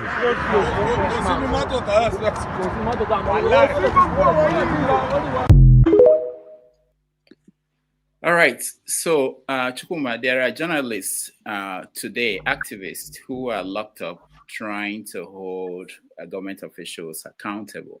When you see a video of people that those people or people like you are fighting for, trying to get the country in shape, you see people who are essentially hailing the people that are responsible for the situation of the country. What does that do to you? Oh, well, it's frustrating. It's quite frustrating. Unfortunately, the average most Nigerians have been caught up with what you call the Stockholm syndrome. You know, getting used to your oppressor, being in sympathy with your oppressor. That is what has happened to most Nigerians, to the point that somebody is in government. The person is shafting you continuously. The person is stealing you to stupor. And the person comes home. Instead of you to hold that same person to account, you are hailing him. What it simply means is that you are siding with the oppressor, with someone who is oppressing you. And they said that it's only slaves that love their chains. That slaves that don't revolt are the ones that love their chain. I think I got it right, but there's something like that. You know, you are in chains, but you like that bondage. That is what is happening to most Nigerians. But practically, it takes root from our fault lines. And these are fault lines are what has been able to divide us, because we have the political elite divide us through these fault lines. People tend to vote for and believe in leaders from their areas. The only time we had a significant shift was in the 2023 elections, where people generally, nationally, voted for a particular candidate. They defied all odds, cancelled ethnicity, cancelled religion, tribalism, and all of that, and voted for that particular person. Unfortunately, that person didn't make it to the presidency. So it is the fault lines that deepen some of these things. And I have to be very clear about it. In the Southwest here, I'm sorry to say it, but that is what it is to me.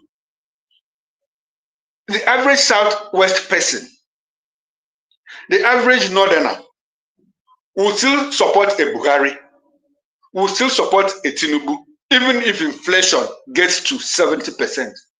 That is what it is. Anybody can spin it, but it wouldn't fall. That is just what it is. You know, so if you see people hailing people in government, even at the local government level, if the local government chairman is from my community and is doing something that is wrong, my people tend to support that person. Even in your own community, even in the north, people are more protective of their own, which shouldn't be. But I understand that there's a politics of identity that is sweeping the globe, and Nigeria is not left out. People want to identify with what is their own. Unfortunately, back home here, it is much more intense than what you have in the Western world, or even in other developing parts of the world. It is very, very intense here in Nigeria. All right, let's go to Richards. Richards, you are next. Yeah, can you hear me? Good evening. Yes. Good evening, Richard. Yeah, Mazi Chukwuma, I do watch you every morning on Voice of the People television and sometimes on the radio. You are really your stations are doing very wonderfully well. I have to say that. I have to commend you for that. I have 4 questions. Wow, that's huge. Can you reduce it to 1 or 2, please? Okay. Why are every criminal in Igbo land is named or tagged IPOB ECN? Any criminal that is caught or killed is tagged IPOB or ECN. And then the media will not, investigate, and the media will carry the way the Nigerian police or army just said. Then, secondly, why are media keeping quiet about what Asari Dokubo is saying about Ndibo? What Asari Dokubo is saying about Ndibo? Nigerian media is not talking about it. They are quiet of that man is threatening a whole Igbo community, Igbo nation, in the public, and the media are silent about that threat. Please let me make it finally. The third one is why are the journalists in Nigeria allowed Tinubu? They didn't talk to Tinubu. They just allowed him for 19 months before he could select those people that went to him and embarrassed themselves. Why are journalists not doing their job, asking the president to come and address the nation after 19 months? Thank you.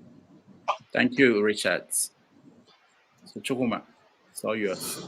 Okay, Richard. Let me start from the last. Now, the presidential media chat is a prerogative. Anyway, before I even start, let me commend you for. Let me thank you for the commendation you gave my studio. I'm actually blushing here.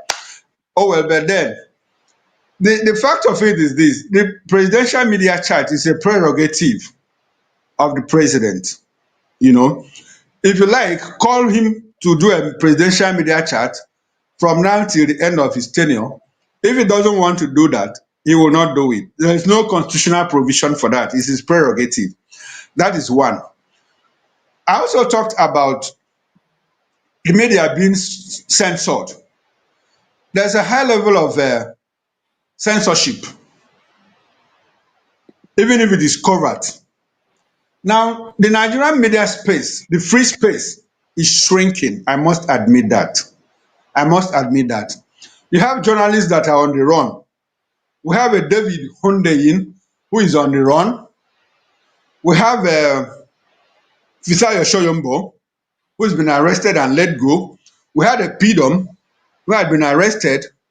We have Omoyele Showore who's been on and off, from detention. They're always on his trail. That is what has happened to the Nigerian media space.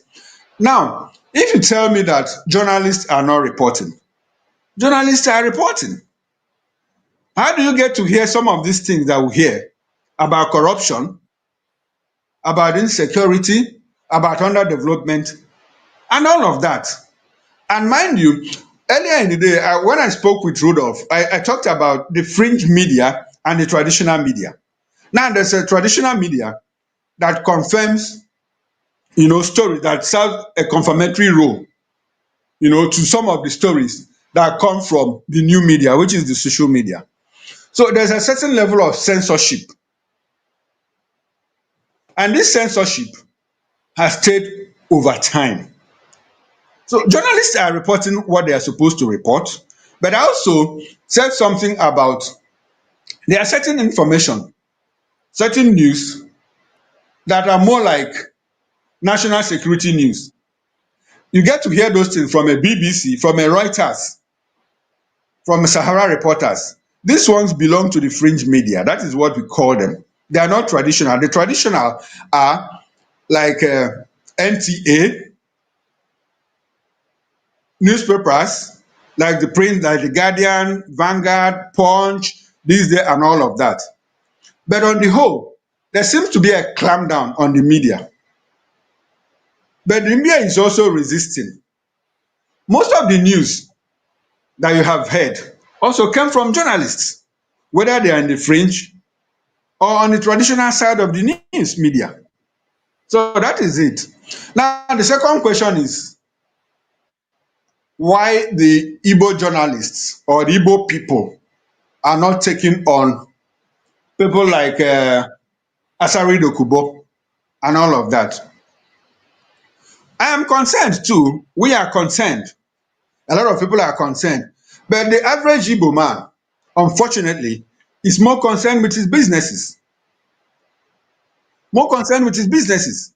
So they look at what Asari has done or what he has said, and they dismiss him as being infinitesimal, insignificant, and all of that. Now, if Asari says, I have my troops working in Imo State,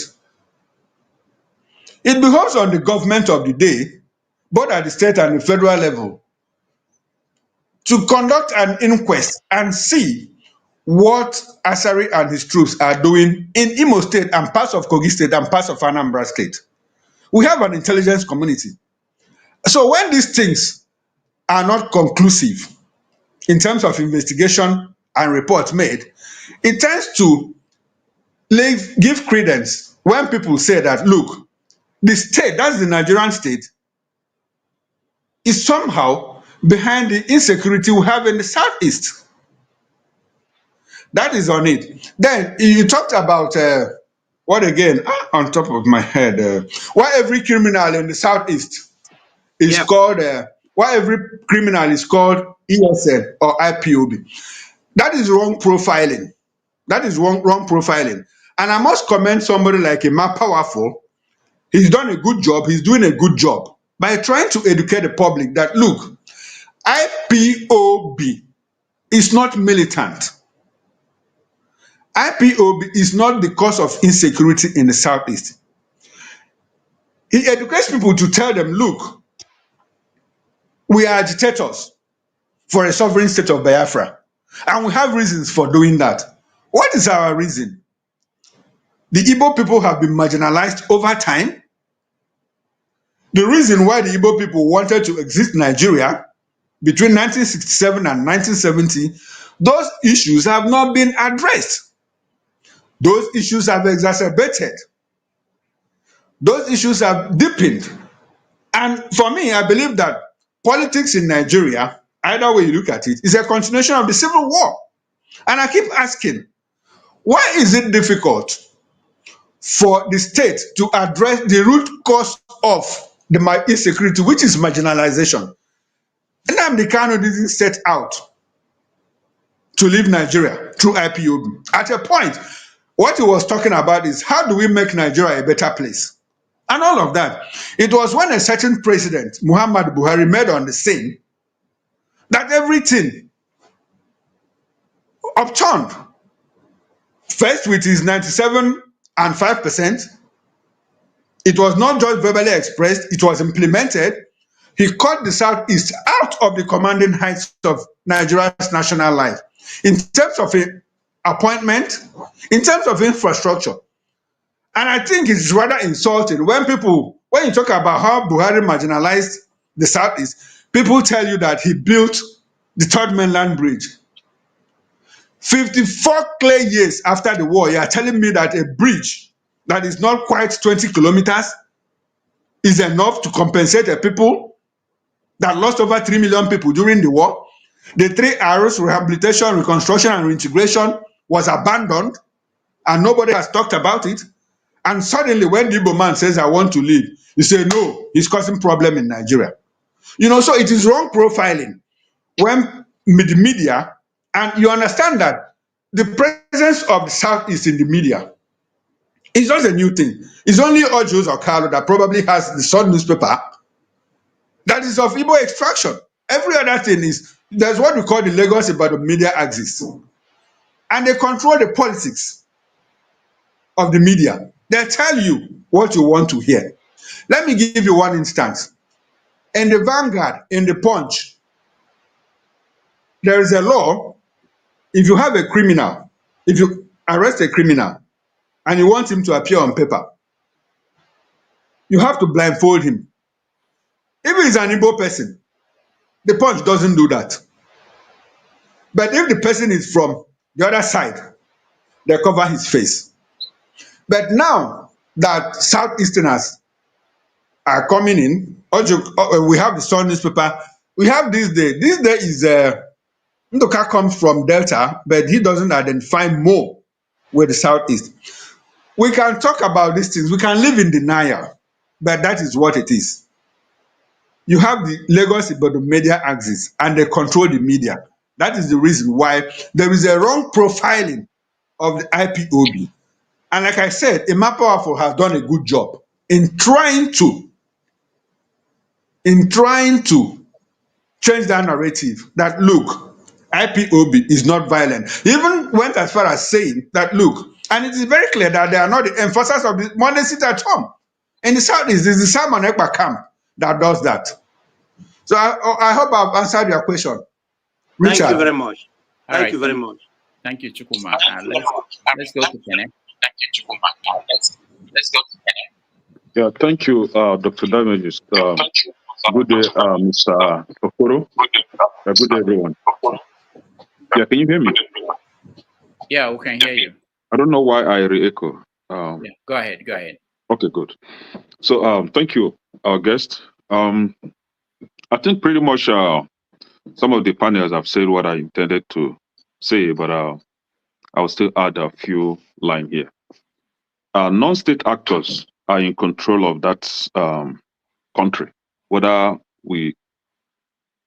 I don't know, maybe we're trying to deny the fact that in 2015, about 15 local governments were under the control of Boko Haram terrorists. And till today, some of those local governments are still under the control of Boko Haram terrorists. I actually heard that the host communities are being asked to pay tax to these Boko Haram terrorists. Now we have where security personnel, I mean, the army, police were caught in kidnapping activities in the Southeast. Just yesterday, two men were killed in Anambra State, and in retaliation, a police officer was killed.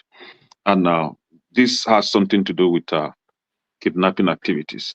Then we have the economy is in shambles, as we all know. The leadership is missing in that country. And I'm trying to pull out these factors to define Nigeria as a failed country.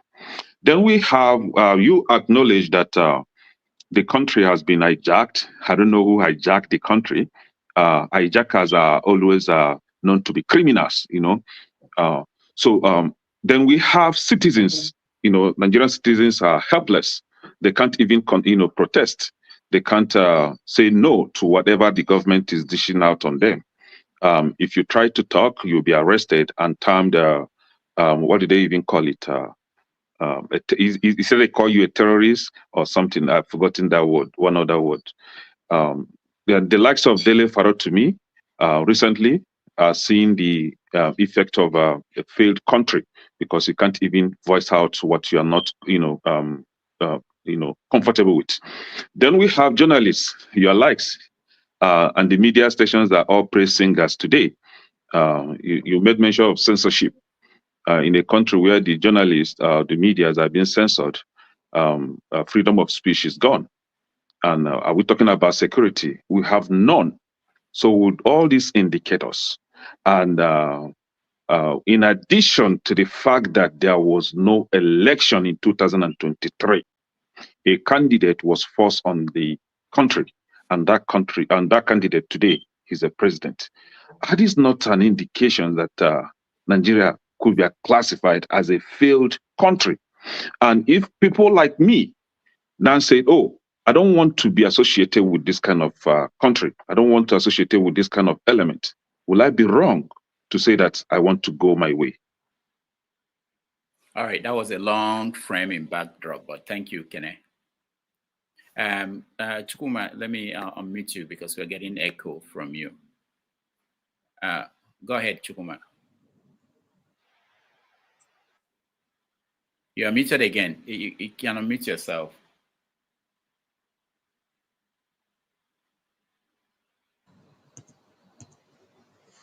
All right. No, you're going back and forth, Chukwuma. You are muted. Okay, go ahead. No, we can't hear you. Rudolph, is from your end. No. Can you hear me now? Yeah, we can hear you now. Yeah. Okay. Okay. What I'm saying is that Kene, your question is weaved around the issue of a failed state. And I like the parameters that you gave. In the first place, let me start from the last, which is the 2023 election. You said that a certain man was forced on Nigerians. You know, it's an issue of legitimacy. I mean, there was an election that was conducted. People went to the tribunal. From the tribunal, they went to Supreme Court, which is the terminal point for adjudication. Now the Supreme Court, which is the final court of arbiter, upheld that election. So, will you say the person was forced on Nigerians? If the Supreme Court had said, look, the election, this person won the election. That is one point. Two, you talked about 2 soldiers that were killed, you know, somewhere in Abia, in the southeast. I don't know if you recall when 2 Nigerian brothers in UK, I think that was between 2013 or 2014, captured a soldier in the streets of London and beheaded him. Did UK suddenly become a failed state? No. Now you talked about 15 local governments that were under the control of Boko Haram. Admit, there are 774 local governments in Nigeria. And 15 under the, supposedly, let us even assume that 15 of them are under the control of insurgents. Is that enough to say that terrorists are in control of large swaths of land in Nigeria? Certainly no. What again did you, okay, when there is inflation, when the economy of US takes a dip, like it did now, inflation in the US increased, I think by 2-point average or that. Does it mean that US is a failed state? Certainly no. And in my intervention, I talked about technical. Maybe from my background, coming from my background as somebody that is schooled in strategic studies, we have technical definitions of issues, definitions of concept. When we say that a state is a failed state, it denotes when the state has lost the control. The operative word there is control of the monopoly. Another definitive word, monopoly, of the control of legitimate violence. The Nigerian state has certainly not lost that. We still have our military intact. We don't have a military fighting another military. We don't have renegades in the Nigerian military. Our DSS is not fighting DSS. DSS is not fighting military. We rather talk about fragile state index, FSI. That is the level of discontent within a society. And I think I gave about 12 indicators: legitimacy, rule of law, factionalized elites, external intervention, IDPs and refugees and all of that. We have IDPs in a population of over 220 million people. If you have about 2 million as refugees, that happens in other places. If you go to Bangladesh, they have refugees. Is Bangladesh a failed state? No. I'm not an apologist of this government, but I'm speaking as a technical person. as someone that is schooled in strategic studies. That is where I'm coming from. Things are bad in Nigeria. The economy is not doing well. Everybody understand. But that does not mean that Nigeria is a failed state. That is my point. All right. Thank you so Okay. much. Yeah. No, Just one can I? question. Just one question. Just a follow-up question with the Supreme Court legitimacy. I don't know if you would disagree with me when I say that what we have in the Supreme Court today are illegitimate kangaroo setup that we are appointed to champion a cause, and that cause what we witnessed in 2023 electoral cases in the Supreme Court.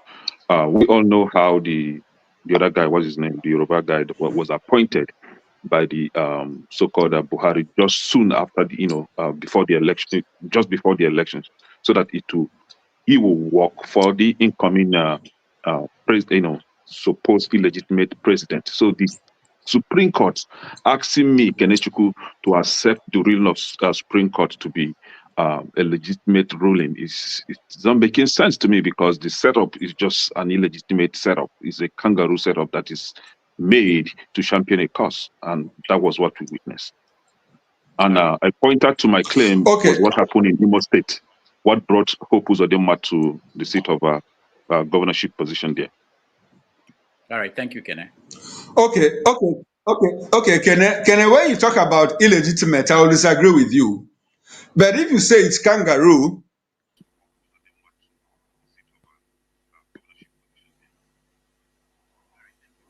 All right. Our guest is, I think the internet is frozen.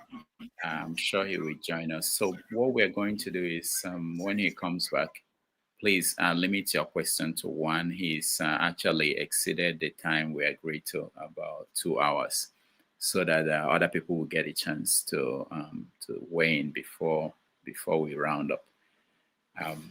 So Chukwuma, if you can hear us, I think you are frozen. It must be your internet. So please, you can log out and log in again. We will like to get you to talk to the remaining people here. KJ will be next after when he comes back. Forefathers, and then CM. Rudolph, you can skip me. I don't really have any question okay. I want to ask. Yeah, he has addressed what I want to talk about. And if I have to ask, I will go into argument, which I don't want to. So, okay. All right.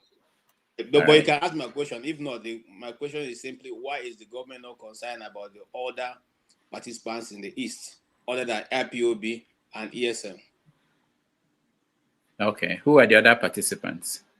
Oh, there are many of them. Of course, if you know, going by Chidi Carlos report, you see that there are many other. The Asari Dakubo is one of them. Ebibagu is the other. And then, there's another group in Ebonyi State that was empowered by David Omaye. So all those people are playing one role or the other in the Southeast. Why is government, and then the police, the army, that is ravaging these villages in the Southeast. Why is there nobody talking about that? And why have the state governors kept quiet from making statements concerning what the army is doing in the Southeast? Because some of those villages they go, say, in the pretense of looking for ESM and IPOB guys, are totally burnt down and the stores destroyed. And these things are in the media, but the Nigerian media have kept quiet over them. Rather, when they see a flag displayed on somebody's dead body, they take that news and run with it with no investigation whatsoever. It's so sad. Thank you. Our guest is coming back. He's coming back to take the remaining questions. But KJ, thank you so much for that observation. One of the things I hope people will take from our conversation with him today is that the media is overwhelmed. They don't have the resources to do some of the things we expect the media to do. He talked a lot about that, and this is something that has been mentioned by different people who have come to this platform from the media space. It's very easy for the populace, especially in this modern world, which is going through a transition, to assume that the media can do what you want them to do, but you are not paying for newspapers, you're not paying for anything the media is doing. Where would they get the money to do the job? So he pointed out that challenge in terms of being able to follow stories, follow up stories, and having the resources. All right. So where were we? Kene, I think Kene was trying to. Did you, Chukwuma? Did you get the question from Kene? The second question. Yeah, he got it. Yes, I got the question. Can I talk about? Can I talk about? You're muted, Chukwuma. You muted him. No, not me. I didn't do anything. I think his network is messing up. Yeah, it wasn't me, Chukwuma. Now he looks frozen. Now he's frozen. No, I wasn't the one that did it. Yeah. All right. So that's a problem. But I think I said that because I was monitoring one of Asari Kubo's interview. I was accusing the Nigerian military of flying over his house and he was going to shoot them down. And the second in follow-up interview is he said they are fighting side by side in Imo State with the Nigerian army. So why are they flying over his house? His men are fighting side by side, even as he's talking now. And then nothing is done. The Boko Haram insurgents are shooting down Nigerian pilots. Nothing is done. They are burning armored tanks in the north. Nothing is done. But you are going to villages that are left old women and young children and burning down their stores and shooting at random. All right.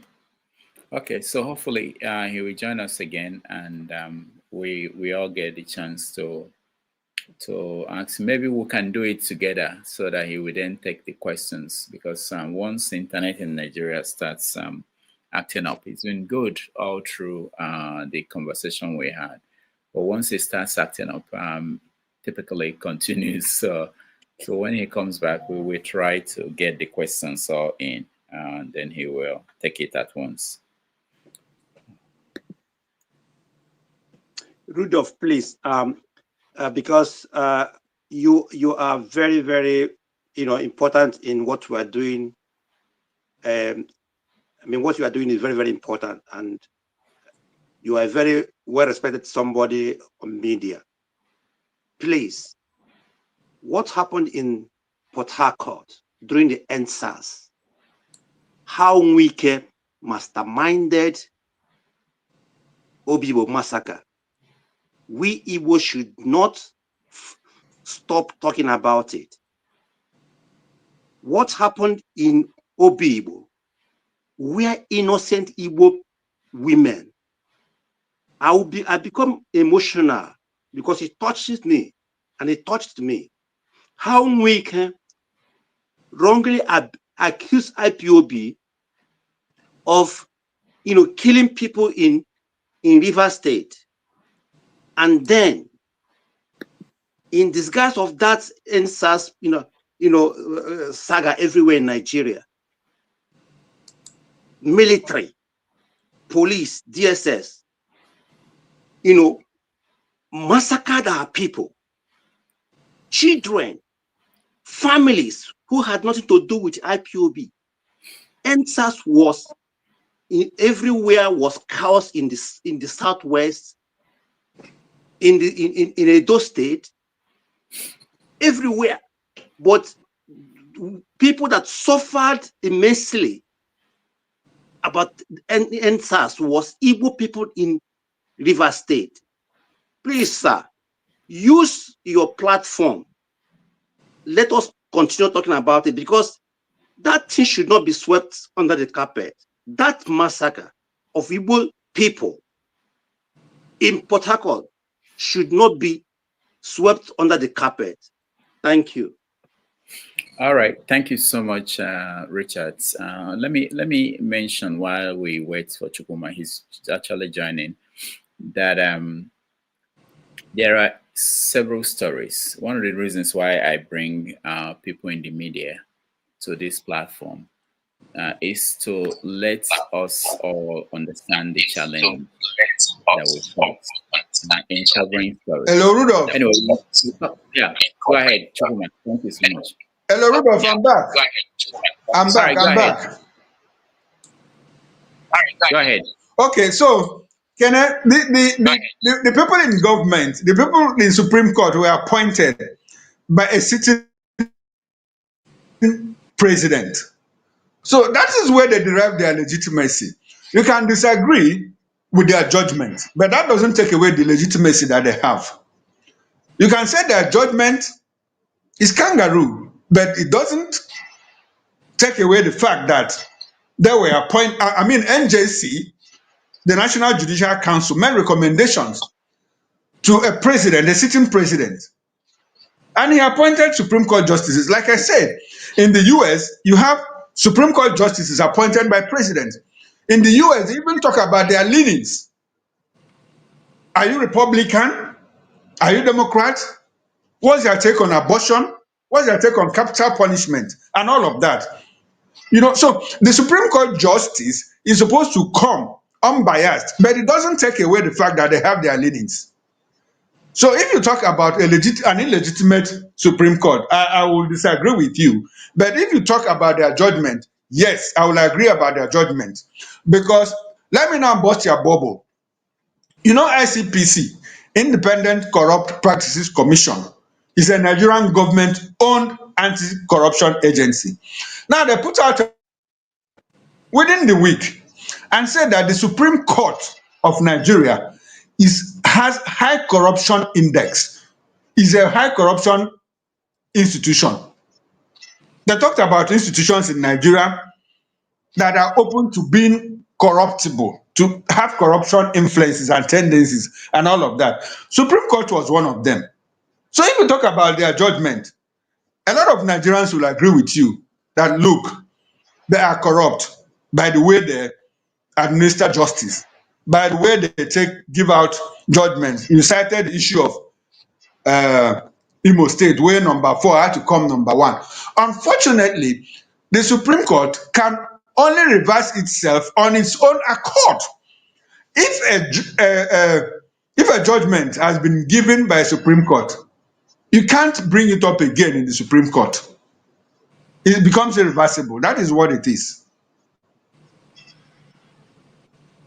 Thank you so Kenny, much. did I answer your question? Yes. You answered my question, and unfortunately, we are hopeless in that country. All right, Kenny, thank you. Let's go to somebody else, and that's I think Forefathers, go ahead. Yeah, greetings, Dr. Rudolph. Thank you for having me, and greetings to everyone on the panel, the chat, and the viewers. And special greetings to journalist Chukwuma. Thank you for joining us today. I'll go to my question then. It's about... Thank you, Forefathers. Good to see you. Yeah, good to see you too. It's about the level of journalism. Just two questions. The level of journalism in Nigeria. Do you think that they need a little bit more in-depth knowledge of issues? I ask this because when they had the chat with the president recently, none of them asked him critical questions that has led to the Nigerian economy basically having in 1 year, the GDP of the Nigerian economy having in 1 year in dollars. So, like, it's an example of a question. Floating the currency versus not floating it, which one is more costly to the economy? Simple question that they didn't ask him. He floated the currency and went back to subsidizing the fuel because of the flotation of the currency. It cost the Nigerian economy about $6 billion. 6 to 7 that NNPC confirmed. Nobody asked him about that. He got away with that completely. Do you think that there is a lack of depth in journalism, that they don't understand the economic? Because journalism is like law, isn't it? You specialize in certain areas. And it appears that journalism in Nigeria, they don't have in-depth knowledge in economic affairs or monetary policies to question this type of issues. None of them. They let him just walk free on that. Secondly, on national security, you mentioned that you did strategic studies. If that is true, then is that true for other journalists? Because in Nigeria, clearly the Oh well. structure of the Nigerian state is not.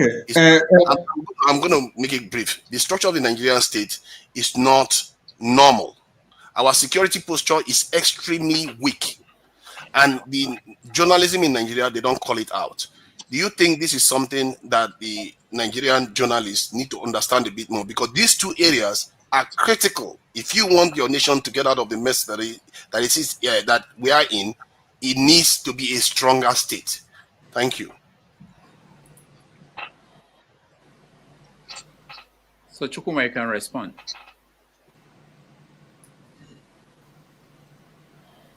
Okay. I'd like you to understand that, first of all, yes, I'd like you to understand that journalists are typically not newsmakers. They are more like news purveyors. Now, if you talk about journalists in Nigeria not having in-depth knowledge of the economy or their areas of specialty, I will also disagree with you. We have business journalists. We have reporters across various beats. As a journalist, you are supposed to be well versed in practically everything. Everything. Economy, politics, security, sports, entertainment, welfare, gender, everything. You are supposed to have a bit, if not in-depth knowledge of everything. That is why you had bit. Those journalists that were selected because of their in-depth knowledge in their areas of specialization. That they didn't ask a particular question that you would have asked if you were there does not mean that they don't know those questions to ask. I mean, look at the time frame too. They couldn't have asked all the questions. And if I'm your analyst, I choose to answer questions that I choose to answer. And that's exactly what happened. You saw the president giving himself pass mark when Maobe asked him. And he even said that he performed excellent. Will you on that spot, even if you tell the president, there is hunger in the land, do you still believe that you performed excellently well? The president will say, yes, I performed excellently well, and he will reel out parameters. Sometimes, when you hold discussions or conversations, it's more like a platform to learn and not a platform to win an argument. It is one thing for a journalist to ask a question. It is another for the interviewee to answer the question the best way he understands it. And in that instance, what the president understood is that he performed very well, excellently. And if you talk about it from now to the end of the interview, he will still tell you, he will try to convince you that he performed excellently well. Now, it is left for the viewer to make sense of what question was asked and what answers that were given. Between both of them, the viewer goes away with a judgment. That is it. Did I answer your question? You answered the question, but the reason why those are questioning is important because it goes to his own parameters for his reasoning for doing those things. If he said he was floating the currency to save the Nigerian economy somehow, and you asked him, okay, this policy you pursued versus the cost to the Nigerian economy, which one is more? Or defending the currency, because the idea was to defend the currency, and they are spending $18 billion defending the currency. If they had asked him, how much has floating the currency cost Nigeria instead? Because you can't exchange $60 billion to $18 billion and you get away with it in an economy. And that's what happened. Because it has cost Nigerian economy about $60 billion. Exactly. Exactly my point, forefather. The way you understand it is the way so many other viewers understand it. And if you ask the president, what is the cost that the flotation has done to the economy? And he tells you that it is fantastic. What will you do? I think no, it's not fantastic. He says, I believe it is fantastic. No, sorry, that question is not the question. That's why you give him the maths. Let him do the maths and let everybody know whether he knows his maths. You see what I mean? Because if he reveals himself that he doesn't even know that 18 billion is less than 60 something billion, then he reveals that he doesn't know his job. Okay. I'm not speaking for the president, but Exactly my point. Exactly my point. go ahead, Chukwuma. No, that's exactly my point. Exactly my point. The fact that you have asked this question, probably if you were in the panel, you have asked this question. It does not mean necessarily that the journalists that were there didn't know this question, but because they didn't ask it, does not mean that they didn't ask other important questions. That's what I'm saying. And if you ask the president a question, the president answers it the way he understands it. Rudolph has been asking me questions here, and I've been answering it the way I understand it. It is left for you, the viewer, to make a judgment. Does Chukwuma understand what he's saying, or does he not? The judgment is yours and not that of the journalist. The journalist has asked the question he wants to ask, and the interview has answered. It is you, the viewer, that will now make a judgment based on the question asked and the question answered, and the answer provided. What led to that question that I asked you was also because journalism, when I listened to Arise TV in Nigeria and other TV channels, none of them go into the details of the cost of this foreign exchange to the Nigerian state. None of them go into the details of that. That's an issue. All right. I know that we're getting echo from Chukwuma, so I muted him. I will unmute him now so that he can answer you forefathers. Okay, forefathers. I don't know how often you are on TV. You live in the UK. I don't know how often you are on Nigerian TV from morning to night. You know that journalists have not asked and answered these questions themselves. Probably you have not heard. Probably these questions have been asked. Now, do you want to tell me that you have listened to all the radio stations and TV stations and that you are very convinced that no journalist has asked this question? It's difficult for you to say. But it should be the top. So why don't we rather restrict ourselves? It should be the headline that this policy has cost the Nigerian economy 60 billion versus 15 billion to defend the currency. Why did we have to do it? That should be at the top of any argument. All right. Now, forefathers, you are still going back to my point. Have you watched all the TV stations morning to night, radio stations morning to night, since the inception of this administration, since the flotation of the currency, to know that this question has not been asked? That's my point. All right. Let me. You don't. Before we go to CM, let me just say that. Most reporters who have interviewed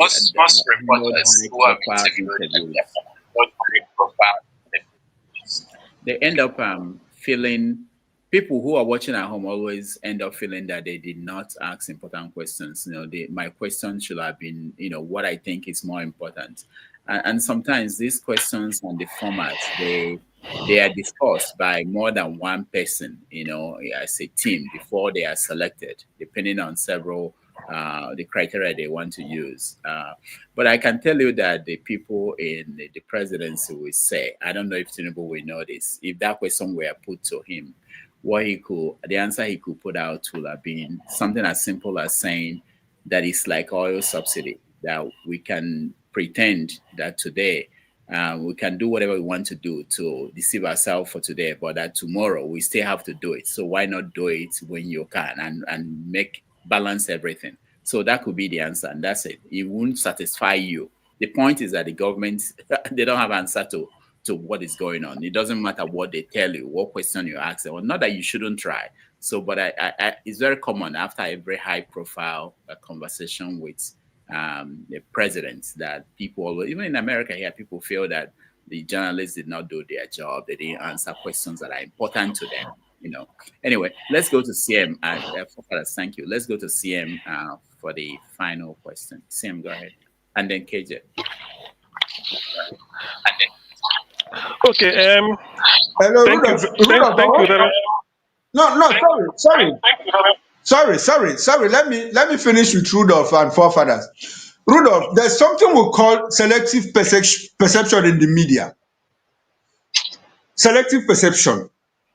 Now, when I say something, if I come on air and say Rudolph is a very stupid man, Which is true. do you think that if I have, do you think that if you have 500,000 viewers, that 500,000 viewers will give me a knock? No. 500,000, all of those viewers will not give me a knock. There are some people that will say, yes, I like that. I like what Chukwuma said to Rudolph. So anything that comes out in the media, there's always a variation. Some people like it, some people don't like it, some people are in the fence, some people are neither here nor there.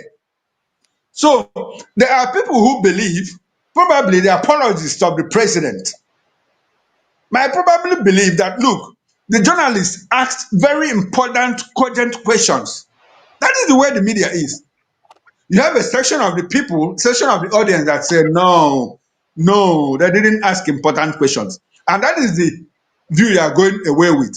So there is nothing that you ask, there's no question that you ask that will get 100% pass mark.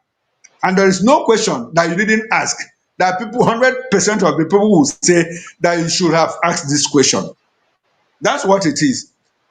Selective perception in the media is enduring. All right, thank you, Chukwuma. Okay, CM, let me have your question. All right, thank you, Chukwuma. Okay. Maybe CM, go ahead. you mute him because of the echo. Thank you very much for. Okay. Okay. Thank you. Thank you very much. Okay. Thank you very much. I muted him now. I'm hearing echo. Yeah, please. Okay. Yeah. Thank you very much, Rudolph. Good evening, everybody. All protocols duly observed. Chukwuma, Mr. Okoro, with all due respect, Nigeria is a failed state. There is no amount of the way you bring your own definition, all those things. We've already strategic management to any level. Nigeria is completely a failed state today. Number one, there is widespread corruption and criminality. Nobody can debate that. Number two, there is the in situ intervention of state and non-state actors. Nobody can debate that. Number three, there is widespread appearance of refugees and involuntary movement of people. Nobody can debate that. And number four, there's economic decline. These are the four indices of a failed state. It's all over. Nobody can debate it at all. But that is by the way, just because James raised it. So you were trying to say it's not Nigeria is not your property. We know Nigeria is failed. All of us can see it. Chinua Achebe, when he was alive in those days, he said if Nigeria is working, all of us we know. He said it, I think, in Harvard or somewhere around there. So such men, I reckon what they said. Now, the question I want to put to you is this. You informed us that there are so many checkpoints. Is that not? Let me say, does that not bother you?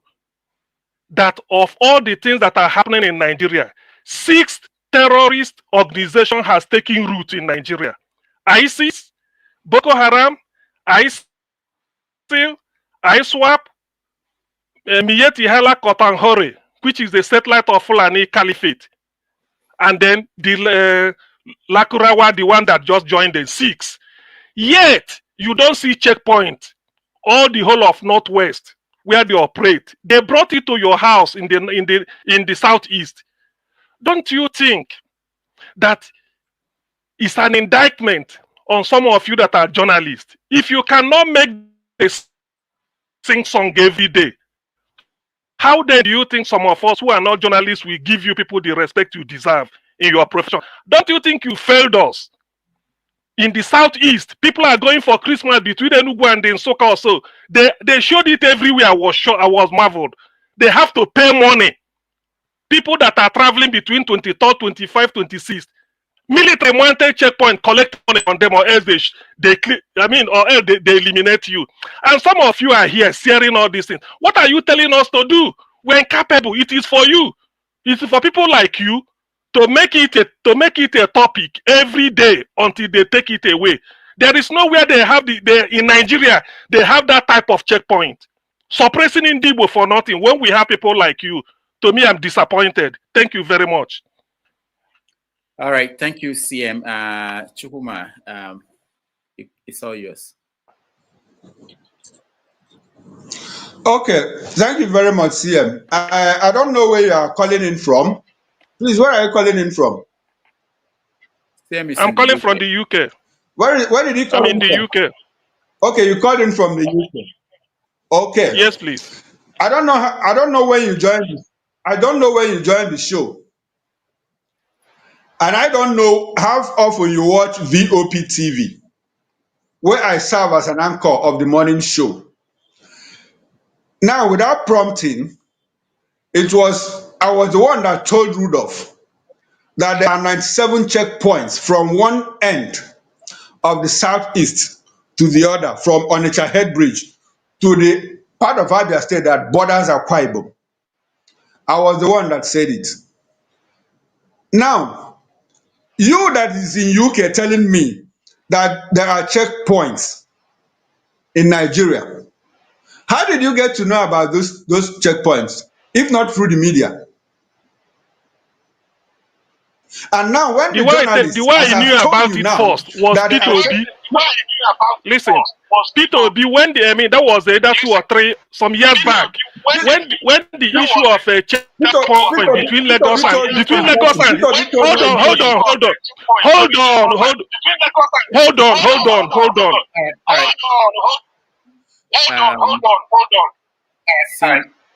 Sam, hold on, because we have echo and we cannot even do it. So Chukwuma, finish your thoughts, and then Sam will give you a follow-up. Go ahead. Exactly the point. He stays in the UK and he understands that there are checkpoints. How did he get to know it? Peter Obi told him. Did Peter Obi tell you in person, or did you see it in the media, or what? Now that I have told you that there are 94 checkpoints from one end of the southeast to the other, as a journalist, do you expect me to go and dismantle those checkpoints so that you will not be disappointed with me as a journalist? Everything you get to hear about Nigeria, you get those information from the media, given to you by journalists. What else do you want the journalists to do? To go and chase away those soldiers and dismantle the checkpoints? Or to go and form a paramilitary or form a militia to go and chase away soldiers from checkpoints?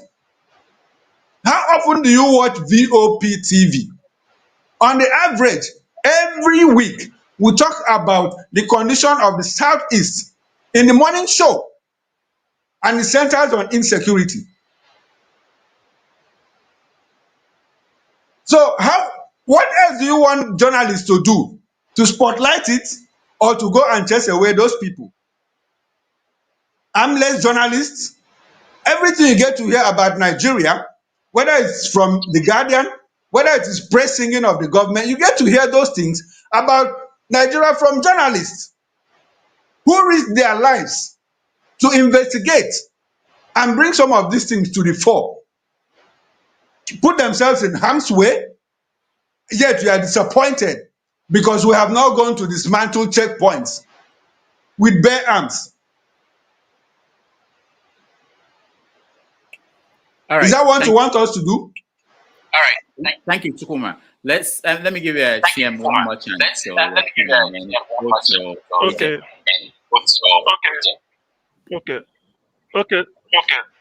Thank you, because of the echo, so that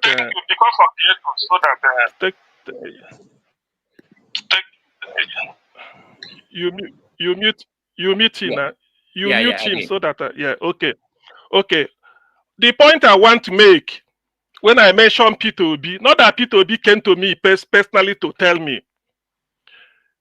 There were sometimes some of us, we stayed in Lagos. We have to commission people when they are going home. He said, please take a piece of paper, even if you are in a public bus. Anywhere they just note it down. It used to be 64 from what is it called? From Lagos toll gate to Onisha Head Bridge. P2B highlighted it because one of the people I know told him, because P2B is visible. In one of those times he used to speak, he mentioned it. There's a man called Tony Onyema, former information commissioner in Anambra State. He was in a forum where they mentioned it. It's not because a journalist told me. No, we don't rely on them. With the way things are now, even the pictorial, I can tell anybody, all my people traveling, say, look, wherever you are going in the southeast, just tell me, I will send money. They tell me, oh, we are moving from Akokwa to Okigwe. This is what we saw. They show it and they write it down. We are moving. So the issue in this era of social media, it's not a let me say it. It's not a regular journalist we listen to, but you saying it and the context in which you mentioned it, to me, it's marks of people that maybe, because in all these things, they say every politics is local. They are being suppressed. What I expect, let me now say it here. What I expect people like you to do, experienced journalists and senior one for that matter. You have your meetings, I can say I'm not sending you to go and use bare hand and dislodge them. If you make it a talking point every day, people will come to you and say, look, people, hold on. People, wait now, allow me. The people, it is possible they will tell you, Chukwuma, don't you have any other career? Is it only checkpoint? You said yes, it's worth it. That is when people like us, if you now feel that people that do not appreciate journalists, we don't help them, there is no agenda that you are going to pursue from the Igbo as a journalist more than this. There is no agenda that is of more importance than this. You make it everyday talking point in your VOP. Until people will now say, every day this man is saying yes, it's worth it. Do you know why? Apart from the security implication, they kill our people there. They extort money from them. It's an affront. Ndị Igbo are slaves in Nigeria. If you don't know, you may think you are not. As an Igbo man, you are a slave in Nigeria. If you doubt it, why is your place militarized? They are asking you for money before you pass. Where is it done? All right. Which part of Nigeria is it done if not for bandits? Are we bandits? We are not. Thank you. Thank you, CM. Chukwuma, let me unmute you so that you can respond, and then we move on to KJ.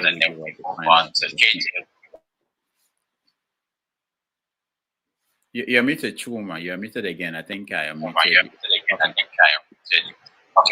Okay. No, we can't hear you. I don't know how you get muted. Go ahead. Can you hear me now? Go ahead. Yeah. You can hear me? Yes. Okay. I think CM is getting quite emotional over that matter. The only person that you mentioned, Tony Onyema, was the former MD of Sun newspaper. Is he not a journalist? I'm asking you, CM. Tony Onyema that you mentioned, the former MD of Sun newspaper, is he not a journalist? Do you know why I mentioned his name? I was mentioning it. It was a gathering. Exactly. They mute. Why I mentioned his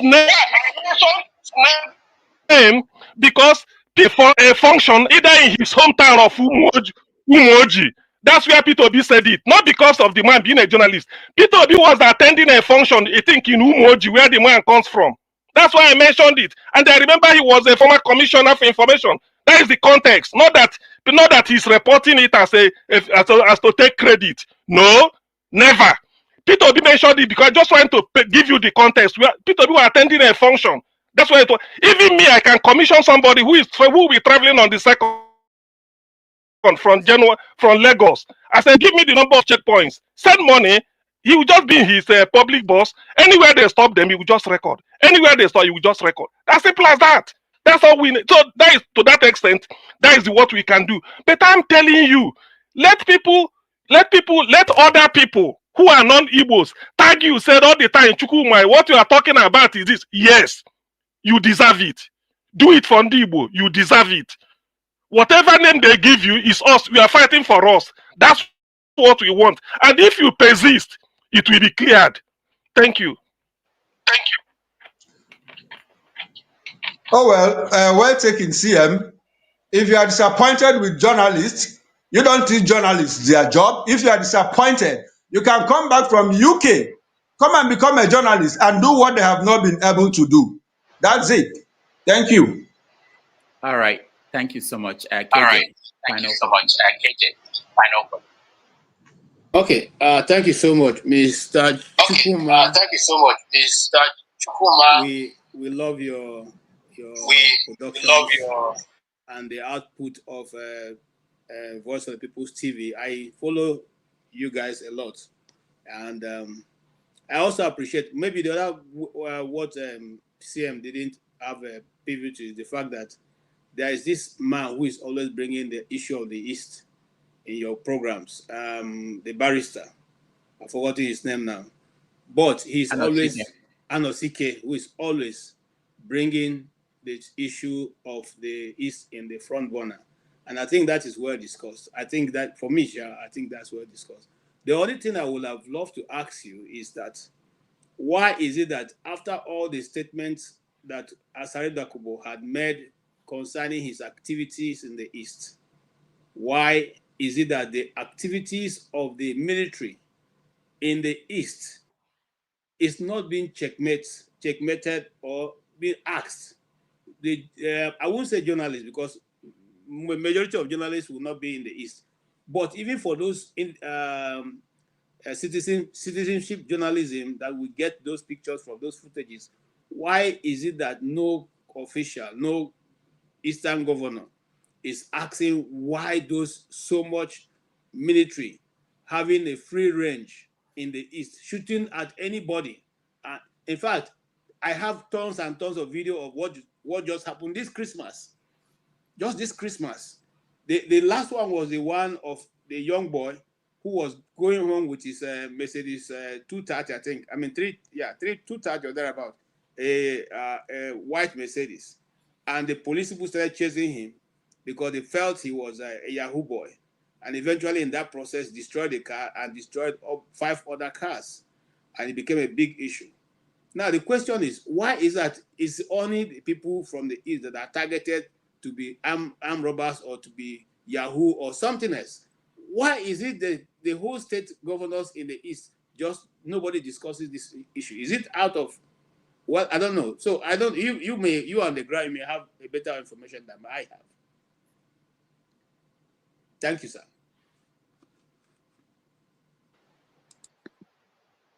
All right, KJ, I also don't know when you joined. I don't know.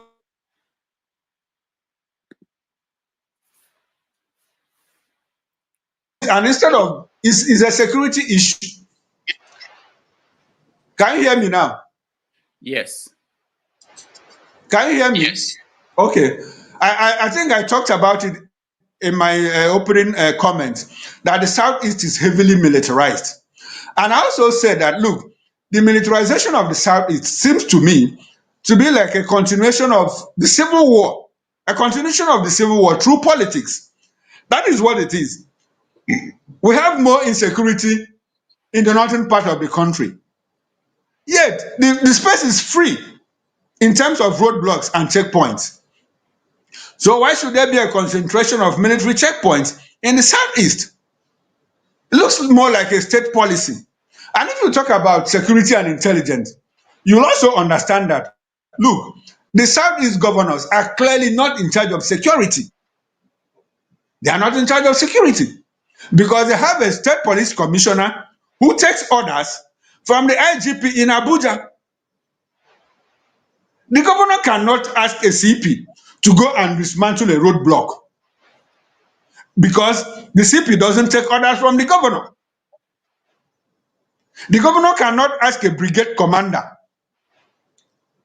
to go and dismantle a checkpoint or to stop Operation Udoka or to stop Operation Python Dance. Because the brigade commander doesn't take order from the governor, he takes order from the chief of army staff. So the only thing that the Southeast governors can do is to make representations to the people in government at the federal level, to the presidency, to say, how can we reduce the level of the number of checkpoints in the Southeast? If they have not done it, probably they're enjoying it. I'm not at liberty to speak for them. I can only hazard guesses as to the reasons why they have not done that. Probably they're enjoying it. But in terms of authority, they don't have the authority to dismantle those checkpoints. And if the chief of army staff says no, it's a military command something, it's a military operation, there's nothing the governor can do about it. The five of them can go to the president. The president says, well, it is left for the national security advisor and the chief of army staff and the chief of defense staff to take that decision. And if they go to the CDS, the NAS, the NSA and all of that, and the COAS, and they say, sorry, the intelligence report we have is that we need these things in the Southeast, the governors will simply walk home. There's nothing they can do. So that is why I said, one, it looks more like a state policy that, look, you have to keep the region militarized. So what else would the governors do? That is it. We can only talk and talk and talk until such a time. I think they have mooted the idea of a state police. The 36 state governors have assented to that. And by the time the bill gets into the National Assembly and it sells through, the Police Act will be amended. If it's amended, you now have a situation where the state governor is clearly in charge of the state police. At that point, he can now give the police commissioner orders. Look, I don't want that checkpoint. Go and remove it immediately. But as presently constituted in the Police Act, in the Nigerian Constitution, there is the governors are hamstrung. There's nothing they can do about it. The only thing we can do is talk as we are talking. And when they make presentations at the federal level, well, the president is at the prerogative of the president and the chief of defense staff to acquiesce to them. That's it. That is what it is. And I would like to go back to CM and talk about the issue of failed state. Look, I don't make arguments to win. I make arguments to learn. If you like, take it. If you like, leave it. Nigeria, as presently constituted, in strategic terms, in technical terms, is not a failed state. Nigeria is not at war with anybody. There is no intrastate war. You can say that Nigeria has a high fragile index. Is our military fighting a war against any other military, against the Nigerian military? Do you have renegades in the Nigerian military? The answer is no. Economic decline happens everywhere. And there's economic decline in some parts of Europe. Have they failed? Infrastructure failed in other parts of the country. I'm not making excuses for the government. Nigeria is in bad shape. But I'm saying, technically speaking, as a student of strategic studies, Nigeria is not a failed state. That is it. After this discussion, you can go and Google it. Go and Google it extensively about it. Nigeria has not made a You have 774 local governments, and you have only 15 states, according to you, that is under control. And that is not even a fact. There is no one local government that is under the control of insurgents now. So the monopoly of that control of legitimate violence is still in the hand of the Nigerian state. It's still in the hand of the Nigerian state. So you cannot say that Nigeria is a failed state. That is it for me. All right. Thank you. The time, one moment, Rudolph, please, one moment. Go ahead. CM, go ahead. Time failed state. The time fragile state. Fragile state. I'm still having echo. I'm still having it. Okay. The term fragile state was the old name. Old name is called failed state now. Fragile was before. They used to describe it. So no, listen, you can also check. Fragile fragile used to be called it's not failed. On the criteria, from the criteria, the four that I gave out, the four attributes of a failed state, Nigeria met all of them. When they say a state failed, it must not be at war. Being in a war situation is not part of the criteria for a failed state.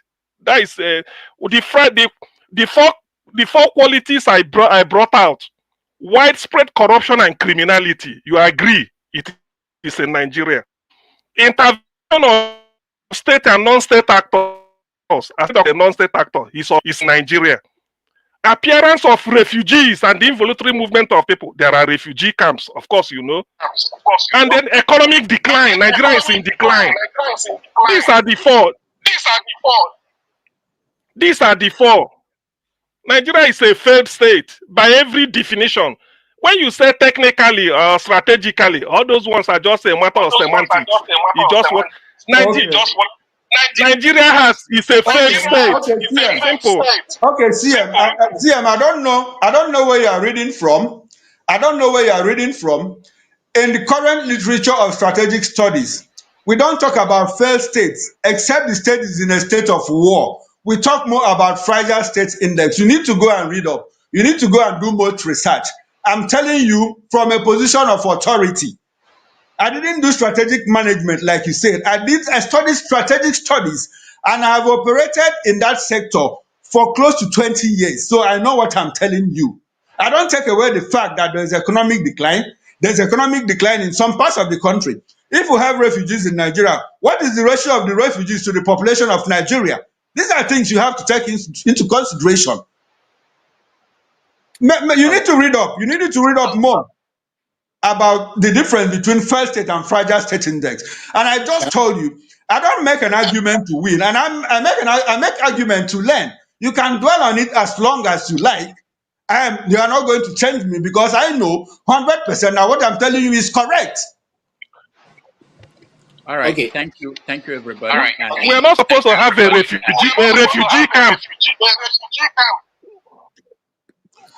Rudolph, can we move on? Yeah. CM, under normal circumstances, having a okay. CM, thank you. I think what is going on here is that if you look at there are some definition of terms that are standard definition, and of course there are also different groups who do these assessments depending on the criteria of that group and general acceptance. I understand that.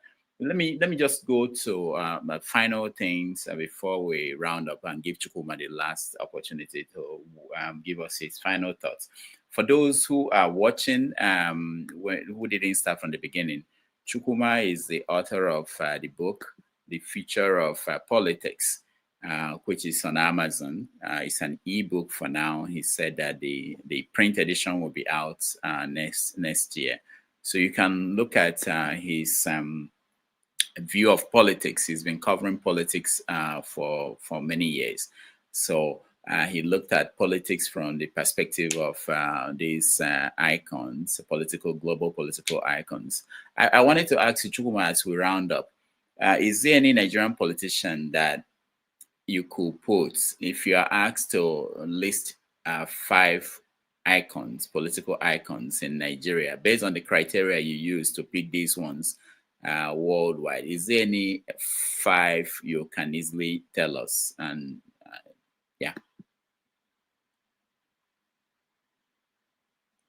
Hold on, we can't hear you, so let me make sure that you are now muted. All right, go ahead, Chukwuma. Okay, I'm unmuted now. Okay, if I come back to Nigeria, I will look at somebody like Obafemi Awolowo. I have my reason for taking Obafemi Awolowo. For me, Obafemi Awolowo was a realist. Obafemi Awolowo was a realist. He didn't make pretensions about the unity of Nigeria. Obafemi Awolowo, about in 1947, he wrote a book, The Voice of Reason. He said that Nigeria is a mere geographic expression. 70 years after he made that statement, the reality is in our faces. He was a realist. Obafemi Awolowo believed that, look, I'm first of all a Yoruba man before becoming Nigeria. He studied in the UK, and at that time, Europe had been a theater of war for over 100 years. And he has seen the nationalism firsthand, that festered in Europe, where you had ethnic minorities, struggling to carve out territories for themselves. The Belgium from France, Austria from Germany, and all the Nordic islands, in the division and all of that. Even in the UK, where you had the issue of the Northern Ireland question, the Irish question, and all of that. So he didn't make pretenses about it. He wanted a Yoruba nation first before. He was more like a realist. So when people talk about what happened in 1951 when they did cross-carpeting, I don't see that as the beginning of ethnic politics in Nigeria. The man was just being real. I also look at somebody like Sam Mbakwe recently. Sam Mbakwe was he's an icon. He did the best he could for Imo State at that time. That is the former present Imo and Anambra State. I will also look at Nnamdi Azikiwe. Nnamdi Azikiwe was a nationalist. He wanted to replicate what he saw in the US. So because he came from a different background, like Awolowo, he was preaching nationalism. He wanted a greater Nigeria, where there will be a living space for everybody.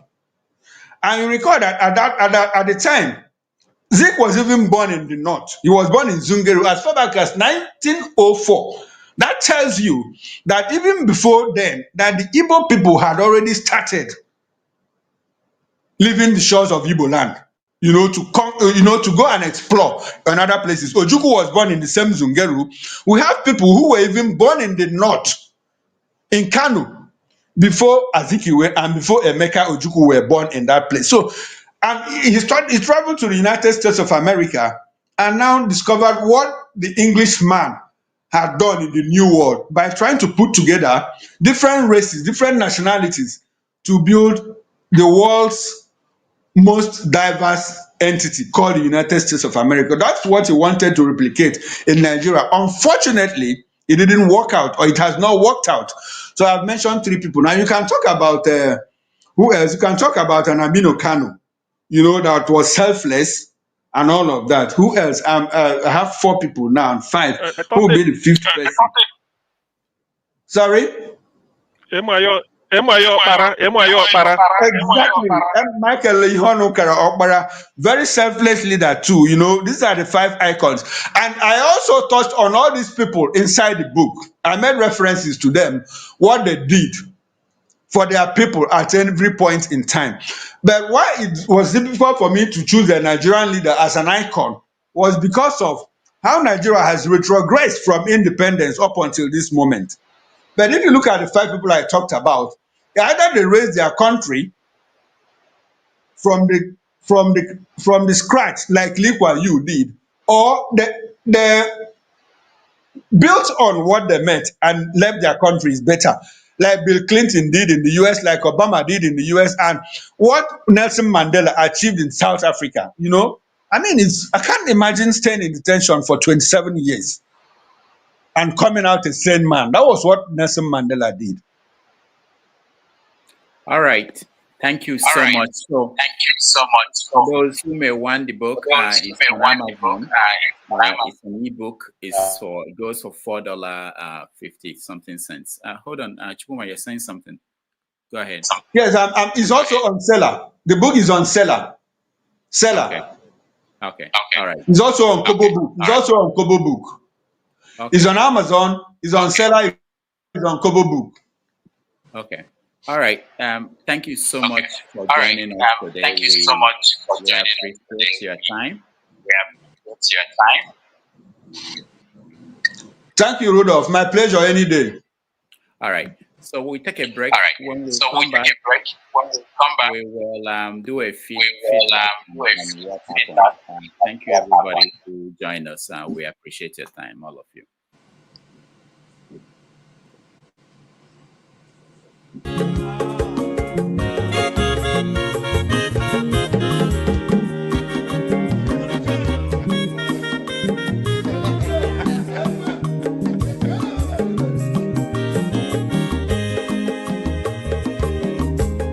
Onye ọma zoro obi o, akwa nwa zoro obi o, Max ịbịa bunye gokwanụ m n'ofu ube n'azụ ụlaga n'ịbịa zigo mmanwụ ụlaga do n'ịbịa zigo akwa nwa ilochi o biko rapụ zoro ka ọ nabazi ya. Onye ọma zoro biko abọmma nwatara ndasari ịbịa wunye n'ịgwana m ụlagado n'ịbịa zigo mmanwụ ụlagado n'ịbịa zigo abọmma nwa ilochilo biko rapụ zoro ọ na-agbazi ya. Mazi welcome up. Odogu no kwere zinenke. Onyo mani gadele mo. Mazi ni mazi gambe. Ibu go with the melody.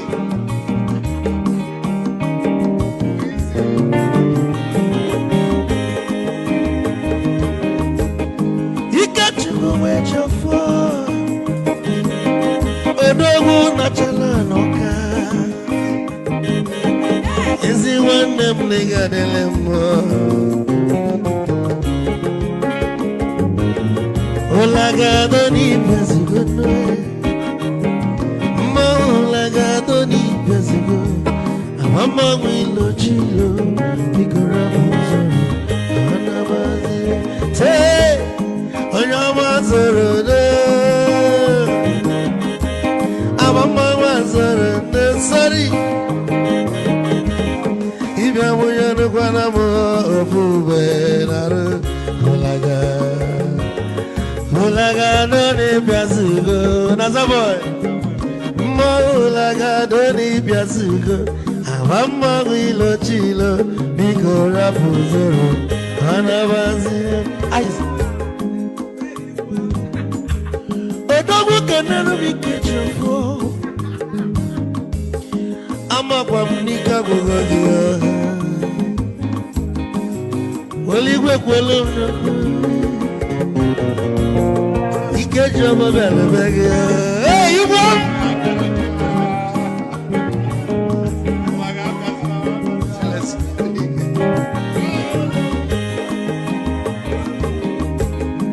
Eku kampu nekene Ọmọgọ ndị nsọ Chukwuma Okoro Ikechukwu n'ịgaji Esi nwanne m ekene ịlapụlụ ife niile na-eme wee bịa ka gosili na anyị na gị bụ nwanne wisdom ịgaji ka nye gị maịkị ka ogobanya bụ egwu Isili maxi ọ bụ na-etiri egwu a malụkwa malụ n'imego m ife ọjọọ wee sị gị nwanne m ife ọkụ na ịchọlụ na ngeme wisdom onume ekene gị ọgbamanwụ iyo iyo biko lapụ na-abasị ya zoro zoro zoro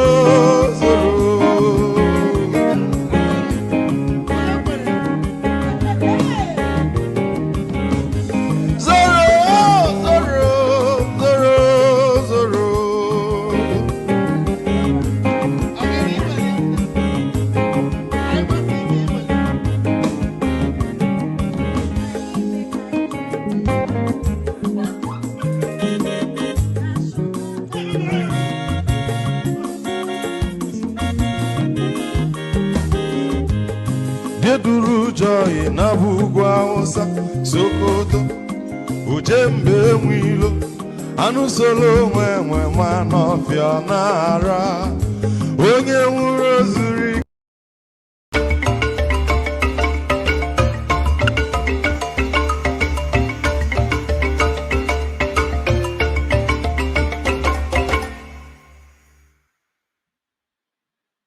All right, welcome back, everybody. Thank you for staying. And just a quick recap of what happened.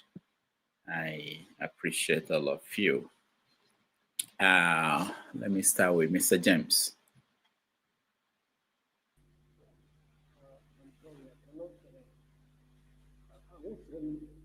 I can't hear you, James. I'm in the classroom. I'm in the classroom. Oh, okay. Thank you. All right. CM, go ahead. Actually, well, the thing is, maybe because of the exchange I had with Chukwuma, it was just out of, let me say, patriotism. You know, I expect our journalists of Igbo descent to take it as a personal project, so to speak. All those type of eyesore, you shouldn't be there. You shouldn't. If I'm in the profession, not that because he invited me to come and take over, but if I'm telling you, I don't care. Sam Bakwe was called the crying governor, but in the end, people saw reasons with him. We cannot be having a Nigeria in which there are sister groups in the northwest ravaging the north, yet no military checkpoint. You carry the whole military, almost the whole Nigerian military, and station them in the southeast. Not that they are looking for anything, but to collect money. The most disgraceful or depressing aspect of it is when you get to where the checkpoint is, before then they will stop the bus. Everybody must come down.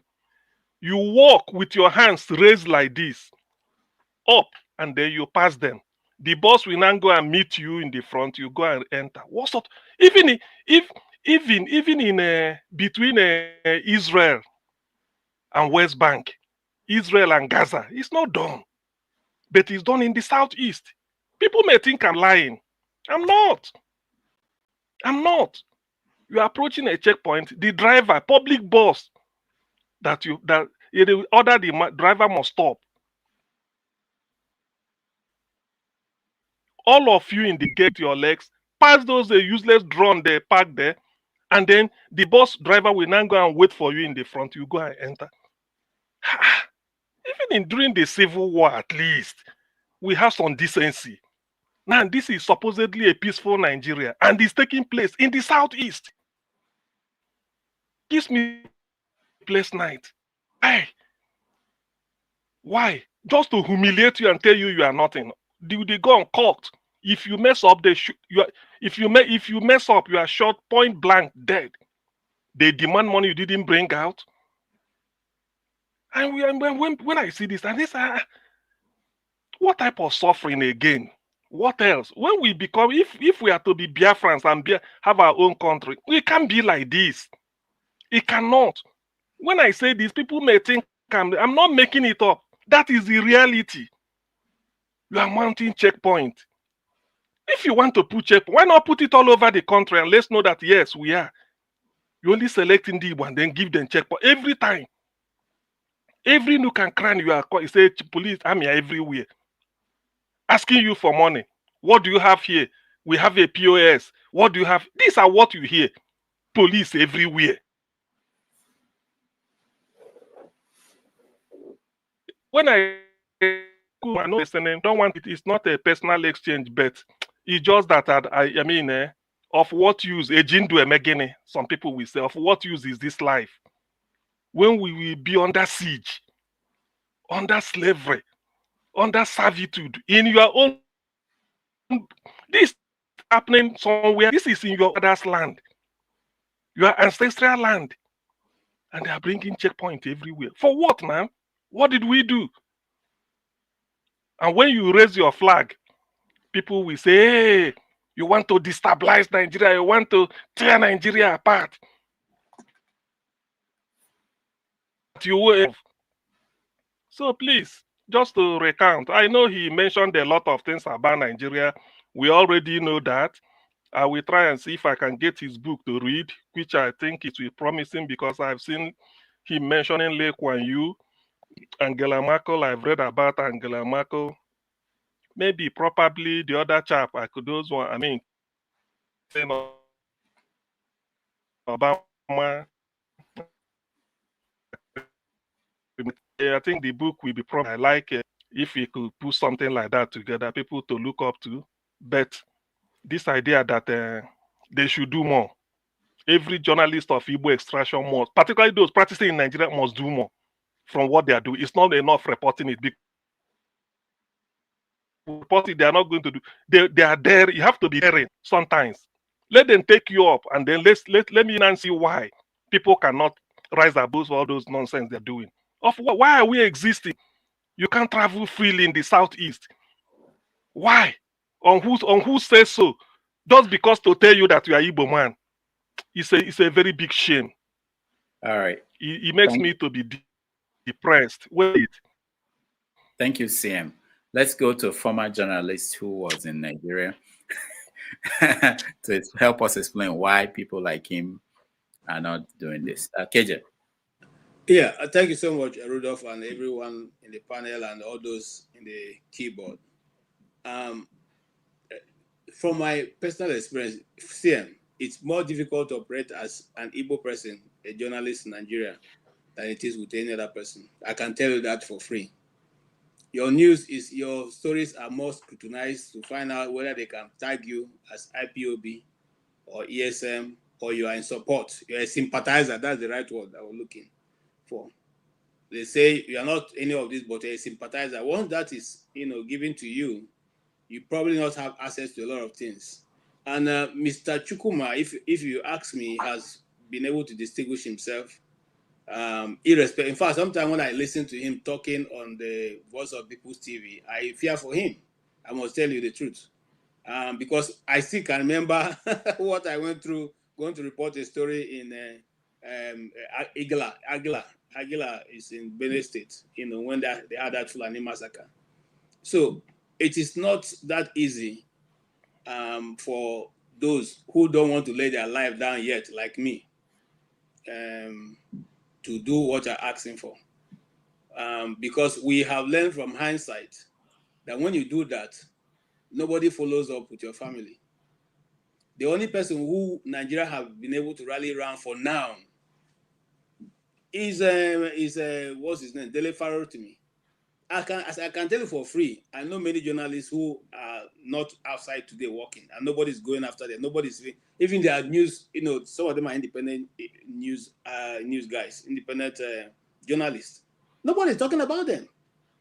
You are left to find your way out. So I understand perfectly what he's talking about and how difficult it is. Because sometimes you even go to those things, you use your own personal money to go and use your own personal money to come. Why will you follow the story again?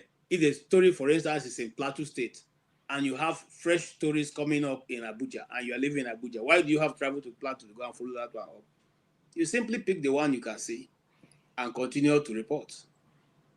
And then even if you decide, okay, I want to follow that one in Jos, and your executive producer says, I don't have money for that. What are you going to do? You take your own money. How much are they paying you? Those are some of the and then even if you take your own money, because I know people who have taken their own money to do reports, and you bring it, and the station won't report it, won't air it. What are you going to do? Are you going to start your own television? So it's a lot of difficulty to operate under. But you see, we coming from the southeast, like he said, it's a deliberate policy. We said it here before, but some people were arguing, to make sure that the eastern states are unlivable. And then you ask the question. I have not been subject to that because, like I said, my vehicles had Abuja number. So when I'm going to the east, they sometimes tend to think that I am a military man or something because of the way the vehicles look. So because of that, I don't come down to to raise my hand up. They just pass me or go. But I see people, they sometimes line up to a kilometer walking, especially during this Christmas time, waiting to get to that checkpoint. Then you drop and begin to put your hand up in total surrender and walk across and go and wait for your vehicle. If you, no matter who you are, even if you are coming, if Rudolph is coming with his family, it's only Rudolph who is driving that will drive that motor across. His children, his wife, all of them will come down with their hands up and walk across. That is, let me tell you what they're doing. They are psychologically breaking you down to accept that you are lower than every other person. And when that continues, it's hitting you here, not necessarily for the action that you are going under. It's hitting you to be able to accept whatever condition that you are eventually given. You take it with joy. And that's why you see some of our politicians will tell you, Indi Igbo, we have suffered enough. It's that mentality that has been passed down and is choking up the East. And then, like I said, one of the things I thought, and he answered very well, I expect the Eastern governors, just like the Northern governors are doing, you gather, you converge and continue to shout this thing that's being done to people. It's not one person shout. 5 of you will keep saying that this is not acceptable for us. It is not constitutional. You can even put your case across. You have commissioners of justice. The 5 commissioners of justice can go to the Supreme Court and file a case. Why should the East continue to exist like this? Why should there be military people in the East shooting at villagers with no guns, no ammunition whatsoever? And you say you're looking for... Nobody is doing anything. That's why I keep asking that. They're just satisfied running around. But you see, if you even think deeper, you can't be surprised because Hope Uzodinma was put there by the Supreme Court. So it's not accountable to anybody. Look at what Imo State have turned to. Look at just what Imo State have turned to. Now, and then, you see, the other place I would say, there are a lot of books that are published that use Nigeria as an example of, failed state. I can put some of the names up. I first read about the Nigeria being a failed state from a friend of mine who went to Harvard training. Was doing a course in Harvard. And he used to quote a page for me where they used Nigeria as a failed state. And they listed the criteria in that book why they think Nigeria was a failed state. To him, it was too embarrassing for him to be in that class when that was going on. But that's the truth. Whether I would like it or not, there are criteria that point to the fact that Nigeria is a failed state. And until we wake up to that, and we now take our time to reverse what is reversible, or better still, balkanize the country, we will not, nothing will go forward. And that's the truth. It doesn't matter how much language we speak. Okay? Did you people see the videos that came out from the East during this Christmas celebration? Just some few soldier men on the road blocked the whole highway. Okay? People were waiting for hours. They were checking everybody one after the other. All they're looking for is you give money before you cross. And when they are going back, they will give before they go back. What are we doing? What's the problem of the East? What is the crime the Eastern governors are committed? Eastern states are committed. Edina Baribe has talked about this many times. He has even quarreled. He has even shouted. He has even quarreled with journalists. Okay, on why should they continue to do this in the East? But nobody is saying anything. Thank you. KJ, thank you so much. Jide, you're next. Yeah, thank you so much, Rudolph. Thank you. I really appreciate it. Thank you, everyone, my fellow panelists and those on the comment section and everyone listening. Good afternoon, everyone. Good evening, good morning, everyone. Yeah, I listened to the speaker. I listened to the journalists, and I have a lot to disagree with. First of all, I'm going to make this point that I have listened to what everyone has had to say, but there are still some major fundamentals that we are lacking as Nigerian people or as African people. We still don't understand that no matter what we are going through, before we even provide any solution at all, we need to gain our sovereignty. We don't have any sovereignty. In fact, talking about the military and the atrocities on the Nigerian people in the East and talking about what they are doing, the airstrikes, killing innocent people in northern Nigeria. During colonialism, military people killed Africans. They killed Africans like dogs. Up till now, they are still killing Africans like animals, right? That alone is a. I don't even need to give other examples. I don't even need to give like more examples. That alone shows that we are still under colonialism. We've not left colonialism. That's what we did, because we always think that we are free. We are not free. All those things that we talk about, all the solutions that we prefer. If you don't have your sovereignty, you can't implement any of those things. And Nigeria does not have any sovereignty. He was talking about what are they calling it? He was talking about Awolowo and Azikiwe and co. I will tell you about these people. These people, they didn't really fight for our sovereignty and our liberation. They negotiated. And trust me, when you are negotiating with the imperialists, it's actually worse than when you are going on a wartime.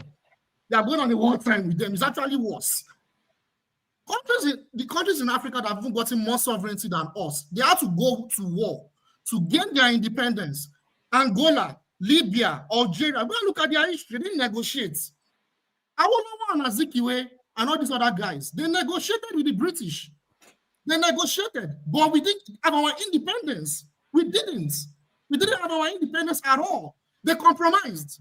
And that compromise, everything we are seeing after 1960, the product of their compromise is why we are going through all the things we are going through up until today. Even though Awolowo and Azikiwe, they did some good things during colonialism. They provided resources to provide education for their people. I'm not going to underestimate that. That was great. They did a lot of wonderful things for their people. However, that's what a lot of us are missing. However, they didn't go all the way beyond that barrier to actually make us to liberate us. They didn't actually further liberate their people from the British. They didn't. The people that tried to do it, they were sidelined. People like Fumilayo Kuti, Adedoyin, those were the people that really wanted Pai Modu. They were sidelined. Those were the people that really wanted our real liberation. And let me even go further and talk about this so-called Azikiwe and Awolowo that we see as heroes today. When there was a Pan-Africanist conference, I think in the 1950s, you know, there were some Pan-Africanists. They were not Nigerians, like Kwame Nkrumah, like Abdel Nasser, a lot of great Africans that wanted Africans to come together to politically unite and economically unite and break away from these colonial powers. We should have our own sovereignty. They had a vision. They advocated for it. They wanted it. Guess what? It was people like Tafawa Balewa, people like Awolowo, people like Azikiwe that deviated from that agenda. They called themselves the Monrovia Bloc.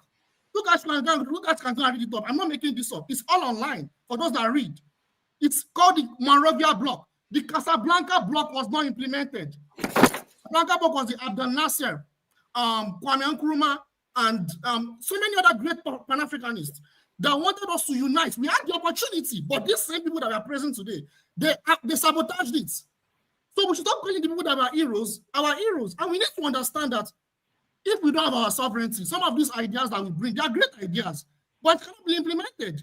Because even though we have our flag, we have our national anthem, we have seats of government, if they are hijacked by the same imperial powers that have been dominating us for centuries, nothing is going to change. Thank you. All right. Thank you, Jide. Okija, before you speak, let me point out. Yeah, sorry. Can I say something to Jide before? Okay. Yeah, Jide, I like what you're saying. The moral, all that we all know that. But you see, right now, Awolowo is not here. Or do we have to go and consult him in the grave? No. Azikiwe is not here. Do we have to go and consult them in the grave? No. They have played their part and they have gone. Now you have people who are sitting in the place of power. And they can, if they decide to, change the ship change the sail of the ship. That's what every other country have done. They didn't wait for their founding fathers who must have met. I'm not expecting my son to take my footsteps. If I have failed in certain area as a father, I don't expect my son to follow me. I expect him to do better than I have done. So why can't the Nigerian leader, why can't we stop apportioning blame to these people? They have done whatever they can do. And what they can do at that time was their best. We read that these people didn't allow that to happen. Yes. But what about now? All right. KJ is frozen. I don't know how this happens in America. If it's in England, I understand. If it's in Germany, I understand. But In America, I don't understand it. But anyway, let me just point out something that they I know call it it. didn't. They say it's turn by turn. Let me say something that has not been pointed out. So if you want to help the media needs help all over the world, not just in Nigeria, but more especially in the third world country. Um, if you want to help the media, the organizations like the Committee to Protect Journalists, they are working hard. They are helping to sustain people in the media who are facing persecution in their countries. You can support them. People can also come together and form, because we need indigenous groups that will support people in the media. Uh, Apart from the issue of resources, the big issue is also that when they get into trouble, and a lot of people are in trouble today from unknown faces, it's only when we hear people that are known you see outrage. But there are a lot of people picked up from Anambra State. There was one guy in Nnewi, I don't know his name, but I read his story. He was just writing a blog trying to make sure that the local government will do the right thing. And they wanted to kill him and arrested him, locked him up. Nobody heard about it in Lagos media or anywhere in Nigeria. So there are people like that in the Kaduna that we don't know their names. So until we do that, until we have a way of telling people who are going to risk their lives to go and get stories, people don't know how it is like in Nigeria when you get to an office and say you're looking for information. Even when you use the Freedom of Information Act to demand something, nobody listens to you. Yeah, it's unbelievable what journalists are going through, and we expect a lot from them. And we're not talking about whether they are paid or not. I'm just talking about doing the day-to-day job. It's difficult. And again, if you look at statistics, we don't have people who are studying things. You find that most of people who are practicing today, most of them they didn't study journalism. The people that studied figured out that there is no hope in this profession, and they leave and go to PR. So there's so many crises. I really wish that Nigerians will pay attention, know what is going on there before the expectations from them. All right. I know, okay, CM wants to say something. Okay, Mr. James, thank you so much. CM wants to say something, but I'll get to you, CM. Let's hear Okija. Okija, go ahead.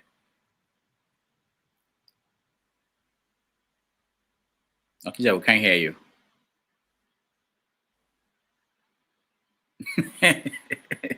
Okija, are you with us or are you not with us? Maybe it's frozen too. All right, let's go to CM. America is frozen. This is the winter.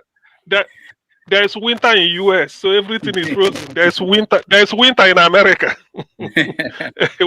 Winter in New York and Massachusetts. Anyway, the thing about it is that well, the issue of journalism in Nigeria, of course, they are needed. They are I think they call them the fourth estate of the realm or so. Yes, they're important. But the thing is, journalism, to me, I'm not part of it, but people tend to see them with a brown envelope. You scratch your body, you scratch their back, they publish your story. You scratch their back, they publish it the way you want. You ask them to jump, they ask you how high. Money. I wish they could resist it and say no. Yes, that is the thing. A politician, for you to be a big politician, not good, but a big big. For you to be a big politician, you have people in media. Oh, that you whatever. If it's a story about you that is not palatable, they suppress it. If it's something you didn't do or you did a little, they will exaggerate it.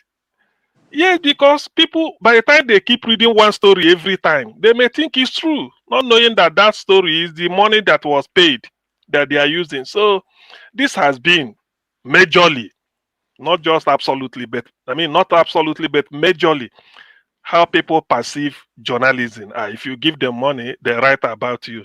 I remember Nande Kane, one of his brokers, he said, pay a Nigerian journalist, he will profess the goodness of the devil. I don't know. That is not the really, but to some extent, there may be some truth in it.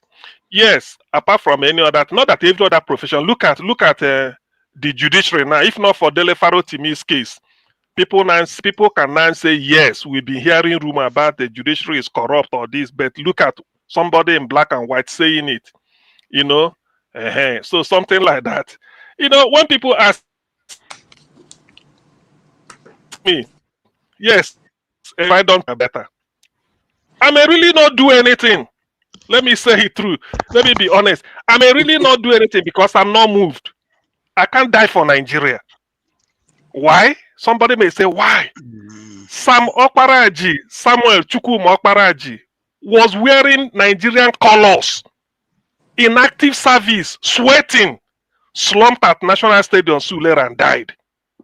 Why don't they name that stadium? That is the most beating truth. He died there and playing for Nigeria, not at their way, in Nigeria, wearing Nigerian jersey, playing for Nigeria, making sure Nigeria will win. He slumped there and died. What did Nigeria do to him? How many streets were named after him? That national stadium should have been called Sam Okoro Stadium.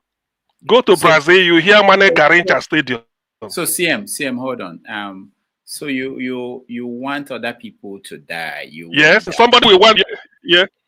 But you won't die, and you are holding it against them that they don't want to die. If they had, listen, no, let me put it this way, If they had done something for Okoro, I would have liked to die. Say, well, maybe if I die, since they did, but Okoro died in. No Nigerian has served. So it means that there's no incentive to die for Nigeria, and I hear you. I'm not questioning that. I'm not questioning. There's no incentive. I'm saying, CM, why don't you think that there are journalists maybe that are thinking like you? I don't want to die for Nigeria because there's no incentive. But you are telling them to go and die. You are saying that you won't die because you don't see the incentive. Yeah. So I'm saying, and I justified I gave an example with somebody who has gone before and nothing. So where would I follow that footstep? So what I'm trying to say is that I'm not saying, you see, not whoever is a personal decision. It should be a personal decision. If you want to die for Nigeria, just decide it yourself and die. Me, I won't die. Why? So I look at Samuel Okoro. Accept that. That day I was on that. You don't hear me, CM. I don't have any problem with you not wanting to die. My problem is you wanting others to go and die for you when you don't want. Maybe they came to the same conclusion as you came to. Why are you not understanding their own conclusion?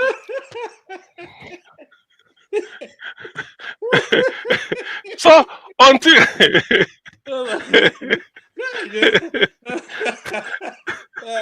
Rudolph, I don't understand the question. What do you want I don't know. to say? No. I don't know. I don't know. You see, the thing is, because sometimes, I mean, you people should even commend me for bringing this out. I thought somebody will challenge me based on my example to counter me that no, not lie. So, well, what else? How else do you show patriotism to your country? Wearing jersey, playing for them, you slumped and died, and that's all. Then tomorrow you expect me, oh boy, no, it's not now, because I have to ask, what of this man? They named the stadium after him, set a holiday or something like that, always to remember somebody who died at the field of play. If it's in other country, try it in England. You will see what they're going to say about the person and the way they're going to immortalize the bet. Nothing. Then tomorrow you expect me. No, I can't. I have the option. All right. Thank you. I can't. Okay, Jack. I can't. Okay, guys. Yeah. Can you hear me now? Yeah. Bye-bye. Oh, okay. Dr. Damages, you just damaged CM today. I mean, CM, you always talk. I mean, you people. That's why They want me for what's his Nigeria. name, a No way. righteous man. He will talk about telling people who are in US to go and to the embassy, and do this and do that. I mean, like what are you doing there in Nigeria? You want you to go and die, but you don't want to. You want to, you think that they will protect me. Like if I go to protest and I fight with the police and my job will be secure. Anyway, see why you keep this guy. Don't you think that he knows what a failed state means? He knows Nigeria is a failed state, but he can't come here and be telling us Nigeria is a failed state. You don't know people who are who are monitoring him, and they will report back. And I mean, to be an Igbo person in Nigeria, in every where you work, you see people who are Igbo, who are in the military. They tell you the experience. Reporters, they tell you the experience. At least this guy, he knows Ezigbo, Joy State, who has been in detention since 2023. I think in February 2023. He has been in detention, no court case. He hasn't appeared in any court. He is still in detention, and no one talks about him. But Dele Farotimi, we just everybody started talking about him, and he's released. And but this guy, has been there. You want this Igbo man who knows what is going on in Nigeria. I mean, the issue, like I always said, Nigeria has Igbo problem. Just before and after the Civil War, Nigeria has an Igbo problem. Even though I can see that from Babangida and Abacha, they did a little bit, to fix things, and then Obasanjo went, to a great length to integrating the Igbo, but from what's his name, from Buhari to Tinubu, it's been like, I don't know how to explain it. It's been, and sometimes I tell Igbo people, you have to be careful, because they hate you. They want to use anything they have, to cage you. That's what is happening in the southeast with this, roadblocks and checkpoints. It's been there even before, when I was small. Going from Onitsha to Okija, you so many checkpoints, even within Onitsha. Policemen then, they'll be so happy to be posted to Onitsha, because they'll make a lot of money. They would, policemen would, like, from Ochanji, say, Mana Market. Main market is another market. So the buses fly from Ochanja to main market. So they'll come there, or from Waka Road, they will say, oh, main market. You enter bus, they carry you to the police station. In the daylight, daylight, and you pay to bail yourself out. That's what happened. That used to happen in Onitsha. And even when Nigeria had, when the federal government, just because the toll gate you have in Lagos now, they are because of private government partnership, that build the road, and they had to collect, they have to collect their whatever the money invested. But before, when Nigerian government built roads, you see, all over the north there was no toll gate. In the west there was just only one toll gate. In the east there were about, I think it was about like a 6 toll gate in the east. Then, until Obasanjo came and dismantled the toll gates. That's what they have been, what we have been facing in Southeast. But when we talk about it, Nigerians, they think, they think Igbo people are just, they're just angry, they don't want to be part of Nigeria. But there are things that, make you don't want to be part of this country, that hostile to you. Anything you do. When there was import license, Igbo people, businessmen, they had money. They had to go to beg one Alhaji, to, build their shorty or whatever, get the import license for them, and then give them.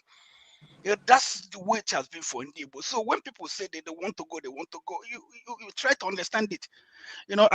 What's his name? Kulata is in, there talking about, Zik, they made him say short-sighted. He wanted to be president, and then, this is Kulata, the same one, he has seen his model, Tinubu, his model, who wants to be president, who told us in Milokon or whatever, and who has no ambition, but that's his man. That because what's the KJ was talking about, like these people, they made mistake. Why not, we who are still alive now, why not move forward? But Nigeria is still, in the quagmire. We are people like, people who have traveled, who have seen that, this, we need to come together to build Nigeria, but they don't want to build in Nigeria. When they are presented with opportunity to have someone that, will be able to move the country forward, they'll be stuck there in their ethnic jingoism, that's what you know. So Nigeria is a failed state because from independence till now, Nigeria has never worked, and all the everything there. Nigeria is at war with Boko Haram. Nigeria, there's internal civil war. There's civil war in Nigeria. The government's battling Boko Haram. They are battling what they call the what those one in the north, in the northwest. What do they call them? What do they call those ones? Insurgent or whatever. What do they call them? I've forgotten what the name they use for them. But this has been on, for Nigeria. So Nigeria is at war. Ukraine, which has been fighting war, its infrastructure being decimated by Russia, but still is surviving. But look at a country that you don't have external aggression. You can't control your country. You can't control your borders. You can't electricity, power grid failing every day. Manufacturer, companies leaving Nigeria. Business is crumbling, and you say that you're not a failed state. What else do you want to, just because Nigeria is just in the name only? Or citizens, they provide water for themselves, they provide security for themselves. Everything you provide for yourself, and then you're just a failed state. I don't know. We can all talk and talk and talk, but the evidence, they're all over there. But Nigeria is not working, and I don't think it will work in my lifetime. I don't know. All right, thank you, Okija. So finally, I'll go to forefathers. The father with the four. Yeah, I'm quite happy with the guest because at least he's in Nigeria. He works with Nigerians, and he seems to be more nationalistic than most. It's quite interesting that the people that are in Nigeria actually engaging in the Nigerian space, depend on, it doesn't matter where you bracket them, whether they are establishment or people that are involved in undermining the state. They tend to be more Nigerian than most people that are overseas.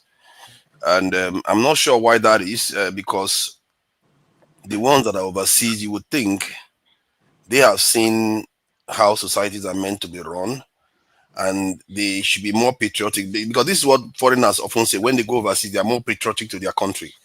But in Nigeria, it's the opposite. When they go overseas, they even become more angry with the country. So I do like the way the guest is coming across. Like even when Barrister Kenneth Okonkwo came here, he made one of the best cases I've ever seen for being a Nigerian. And we tend to have a distorted view of the country. Like, okay, if the country didn't fulfill this one, oh, that's the reason why the country is terrible. If the country didn't fulfill this, that's the reason why the country is terrible. There is a lot of reasons why so many countries in the world shouldn't even exist if we are going by that standard. It's so horrible. Yeah, like in America now, where 43,000, 45,000 die every year from gun violence, and they still live the law like that. Is that not a terrible thing? But you hardly see Americans, they criticize their country, but totally attack the nation in the way we do. I don't know. There is something else about it. America criticize America every day. No, they do. But attack the nation in the way like it's a dead country. They attack. No, not that way. Not the way we attack. Maybe you are in a different platform. They attack America every day. Go to YouTube, you see the videos. Oh no, I see the attacks. The attack I'm talking about is like they will say America is like, let's say the left-leaning people will say America is an imperialist country. The right-wing people will say America is this thing compromised by foreigners. They need to get rid of the foreigners. Or some of them will be talking about the civil war. But they are not saying America is dead. It's all kinds of stuff. Like, nobody should, or you want to go to America, they will discourage you from going to America. Those type of things. There's a different level to it. Where they say, like, America is a zoo or that kind of statement. You don't hear that level. And to let you know, what I'm saying is not just opinion-based. People from other countries are saying it about Nigerians, too.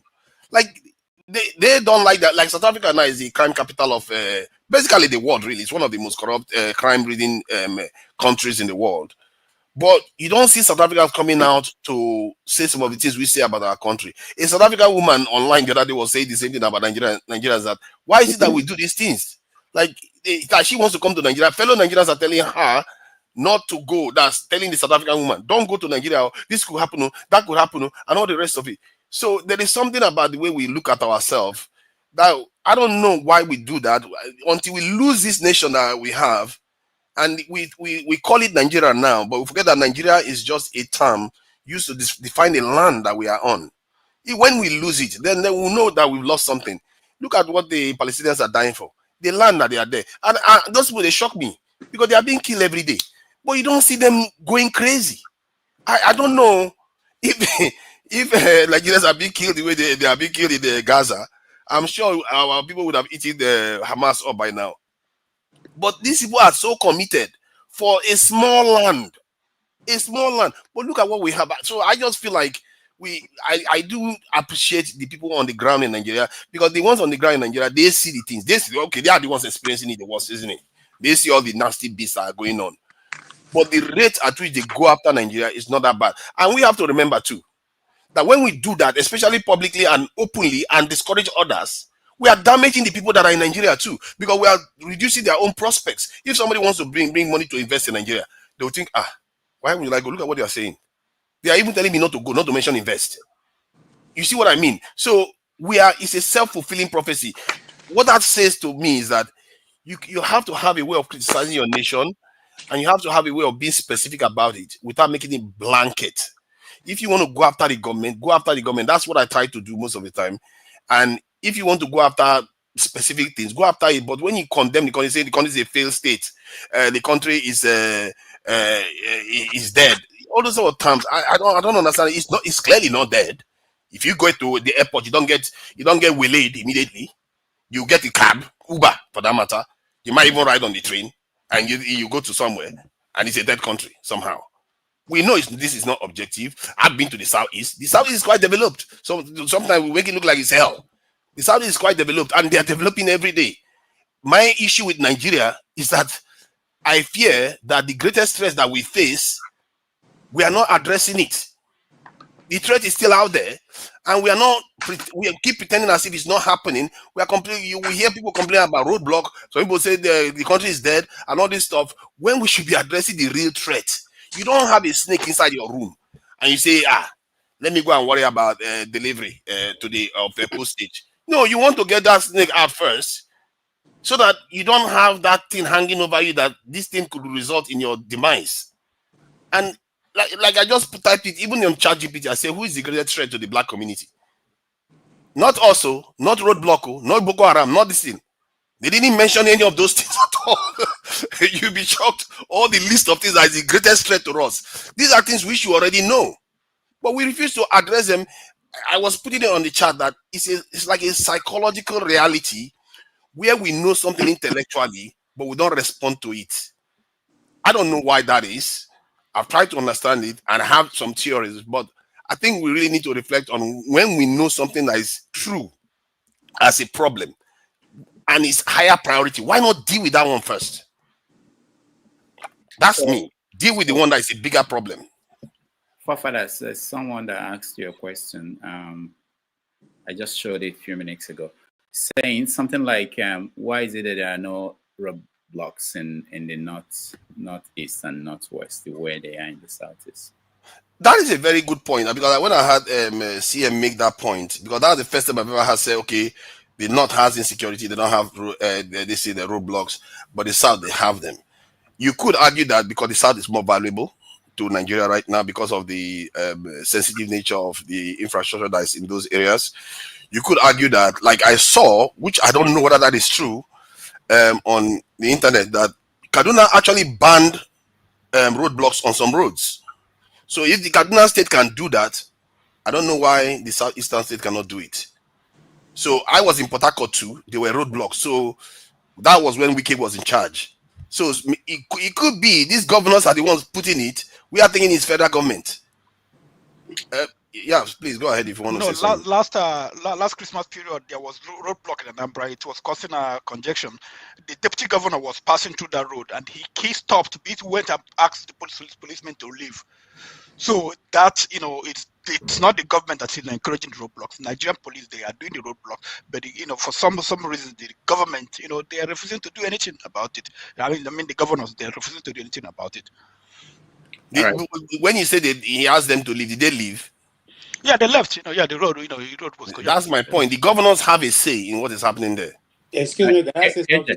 KJ, go ahead. Forefather, I'm coming after you, and I've been trying to hold myself on coming after you, but I think you are biting more than you can chew. Now, I saw the response you even posted on the private. I overlooked it, but you are still carrying that over. I'm beginning to think that you are one of those who have this Igbophobia thing, because the way you respond when it's an Igbo issue, it's totally different the way you respond when it's other people's issue. We are saying that since my father was a small boy, there have been militarization of the East. We grew up into it. Those roadblocks have been there, and they have been there for over 50 years, and they are increasing. And you don't see that to make a point that there's a reason for that. But you seem to want to always find a way to blame the East. They are telling you now that you say we're talking about Southeast. We're not saying South.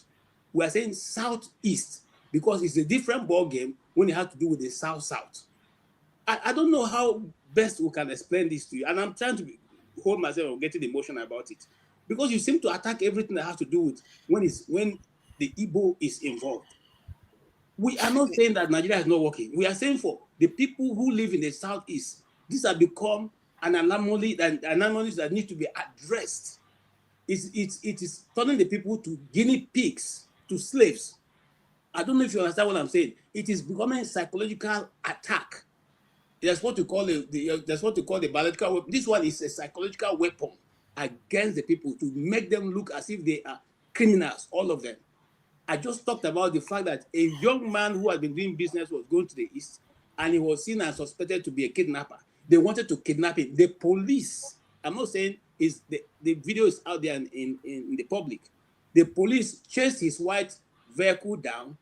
The guy wouldn't stop because they were chasing with a tinted glass, unpainted vehicle, and then they hit his vehicle until they ran them into 5 other cars, and the guy stopped where there were human beings, where there was a community sort of, and the community came out because he was speaking as if these people want to kidnap us.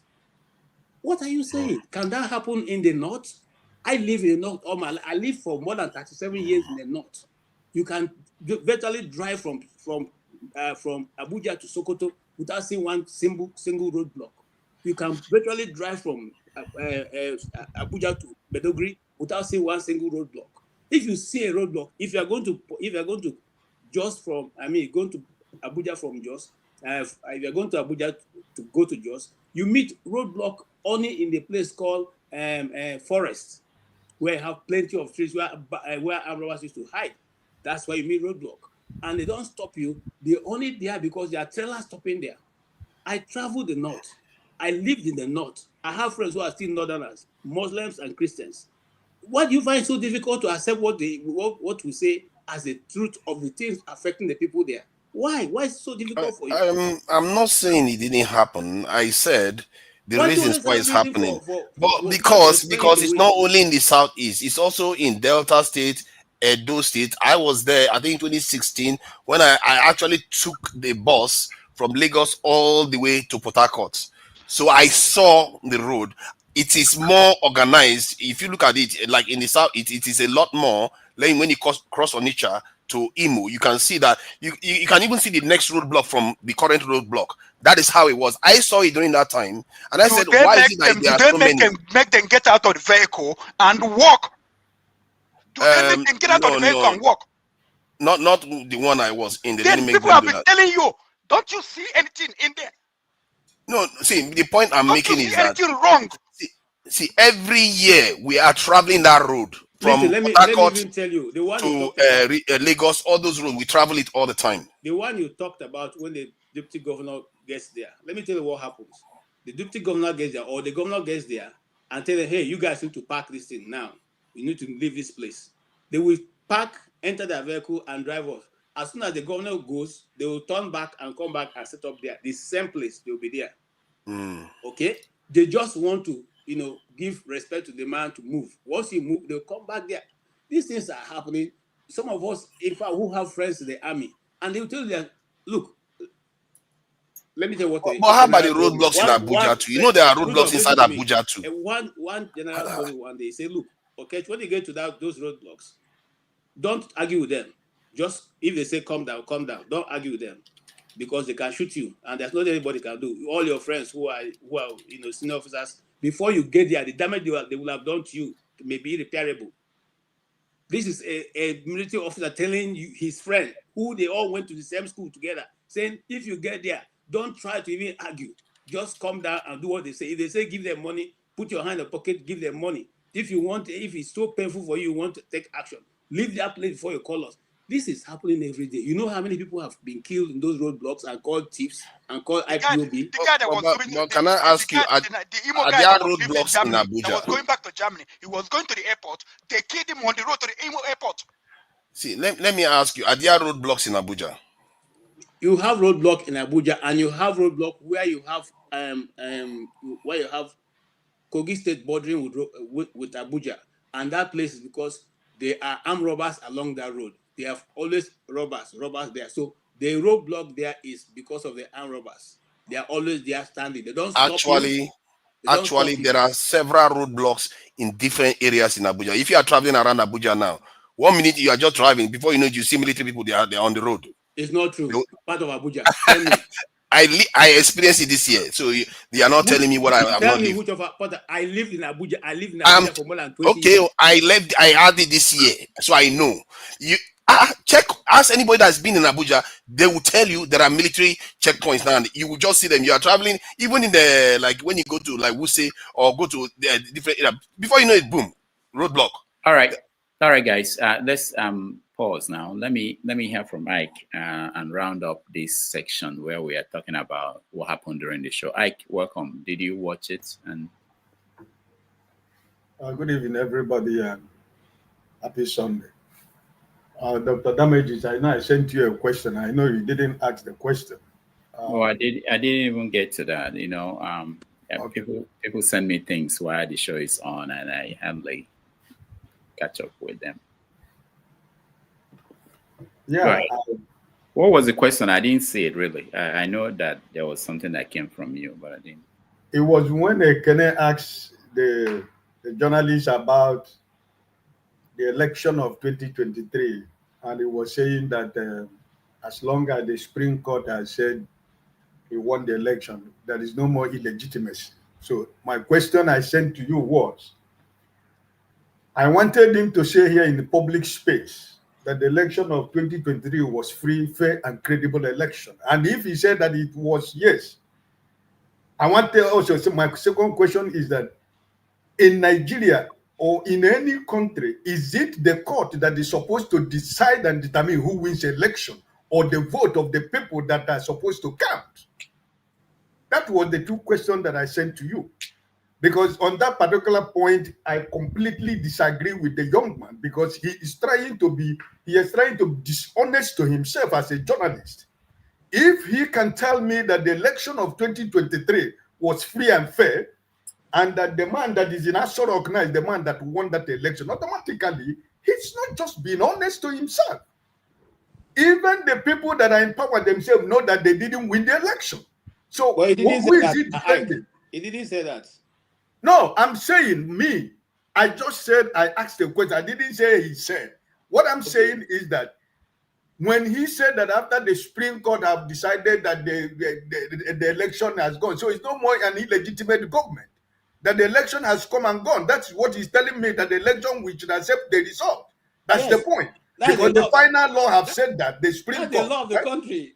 That's the law of the country. Yeah, but my question to him as a journalist, as a person, if he said telling me to believe, no, he said that the Supreme Court, you can't say that the Supreme Court is a illegitimate institution, but you can say that their rulings are not good or not correct. I don't think he said something like that. So I don't know what game he's playing about that, right?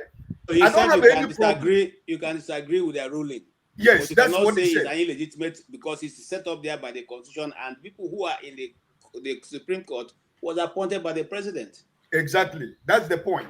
So, but my question was that if you say I should accept the result of 2023 election because the Supreme Court has said, that's why I sent the question to Dr. Damages to help me ask him. If he is not in a public space, can he sincerely and honestly tell me that election was free, fair, and credible? I don't care what the Supreme Court said. I needed that question. I wanted him to answer that question for me I'm not saying that I'm going to change anything or he's going to change anything, but because of what he said, that's why I sent the question. Right? That is the point where that is the only thing I wanted to ask the young man. Okay. I don't think he will have had difficulties answering it. And my guess is that he will say that the elections we're not credible. There are issues with the election, but it doesn't mean that the person who the courts and the INEC announced as the winner is not the winner. That's why he's running the country. That's why he's passing budget. That's why he's doing all the things he's doing. So that's how the society works. In fact, P2B on his own has stopped challenging the results. If you actually bring it up, he will tell you that we are moving forward. We are moving forward. We are not going back to. And that was why I had an issue with him when I met him at Yale. The question I asked him was, he thought I was trying to bring him back to talking about the election and the figures. He wanted to move forward. All right. On that note, I have to take my leave. I really thank everybody who joined. Unless, CM, did I say you wanted to say something? I don't know if you wanted to say something, but I want to thank everybody who joined. And I don't know, forefathers, if you want to continue. I don't know. If you... No. I'm quite tied up today, so yeah, we can. All right. Thank you. Okay, for damages, before you go, if you can allow me for 1 minute to say something. Go ahead. About the issue of the checkpoint in the East. I don't think that KJ, you really, forefathers, I always try to avoid going personal to you. But every time you try to draw me into that circle, you should know that the Southeast we are talking about, where you have more than 64 checkpoints in the Southeast, is an alarming situation. I don't know why you continue to deny facts and try to compare and contrast what you saw I've always said here, I don't know where you come from. And whenever you're talking, sometimes when we're talking about Nigeria, I feel so offended that I'm talking to you. I don't want to be personal. But whatever we are talking about Southeast, where it is not an imaginary statement, it is real. Even as we are talking right now, this December, even as we are talking at this space, so many people will abandon the transport that they paid their money and they will use leg to walk. Because of what? Because of checkpoint. There is no war in the eastern Nigeria, but there is war in the north. The northeast or northwest, wherever it is. I lived in the north, like KJ lived more years for me, more than me in the north. But I lived in the north. I traveled from Kaduna to Kano, from Kano to Katsina. I never saw any checkpoint anywhere. What is so special about Southeast? Which war is going on in Southeast? That we cannot walk freely in the whole Southeast zone. From one pole to another pole, you see a checkpoint. What are they checking? So listen, if you want to claim you love Nigeria more than the way I love Nigeria, I don't think so. You don't love Nigeria more than the way I love Nigeria. I want Nigeria to work. But Nigeria can only work when you stand and say the truth. And when you see what is happening and acknowledge that and say, okay, yes, I know that this is happening, but what is going to be the solution? Can we continue to do this? Or can we continue to live like this when we talk about Nigeria? No. You talked about South Africa, and so many Nigerians are discouraging people not to go to Nigeria. Those countries you are mentioning, there is decency of life. South Africa, there is crime in South Africa. But things are working in South Africa. People have 24-hour electricity. The economy is working. There is freedom of movement for people. There is no sect of South Africa that have been marginalized and set a bond that they will not move. They will have 64 checkpoints in their neighborhood. That's what you should understand. It's not about, I don't say that there should be no checkpoint in Nigeria or in the Southeast. But in the way, in the manner, and the quantity and the number of checkpoints from one place to another in the whole Southeast. What is the crime that an Igbo man has committed to be successful? Even after when you strip an Igbo man everything he has, and he gave him £1, still you will survive and succeeded and become successful in life. We work hard to make a living. We don't depend on any government, not even your federal government, not even in the state government. Every woman work hard. We work hard to survive and succeed. And I don't owe nobody apology as an Igbo man because I'm successful, because I work hard. Nobody gave me no dime. I never received nothing from your so-called government. What have they done for me as an Igbo man? Everything that I've achieved in this life, I struggled and suffered for it. Nobody, not any government incentive that I got one day. So why wouldn't I be able to enjoy the suffering and my sweat that I suffered to make, that I can't travel in my southeast to enjoy within my village people? I have to go and hire about 10 to 20 policemen to guide me because I'm going to southeast, I'm going to my village to spend my time with my people. What kind of a crazy country is that? You have to be honest with yourself, my friend. You should stop saying this. Every time you keep trying to dodge the fact, what is going on in Southeast? You said you went to Abuja. How many days did you spend in Abuja? Do you live in Abuja? Abuja, even if I was there for 1 month. In Abuja, there's supposed to be security in Abuja because it's the center of power. It's the head of government of Nigeria. So if there is checkpoint in Abuja, I don't have a problem with that. Why not the security in the south side? Why not in Calabar? Why not in Port Harcourt? Why not in Bayelsa? Why not in Akwa Ibom? Why not in Delta? Why not in Warri? Why should it be southeast? It's also present in Port Harcourt. That's the point I'm making. It's not okay. Let me share this. Let me share this. I think I don't need to so that for me. Listen, exactly so that you see other checkpoints in other parts of the country. We have to be objective here. We can't just go and just make it look like it's not happening anywhere else. I just take a school from Dr. Damage. Yeah, but we have to be fair, Oga. You have to be fair. We owe each other the truth. Which means every Igbo man that comes here to talk about the checkpoint in the south is lying. Which means no, I never said they are lying. I'm saying the same thing is happening in other areas too. That to let you know that it's not specifically to Igbo people. To compare with 64 or more than 64 checkpoints in the south, where do you have to compare that with?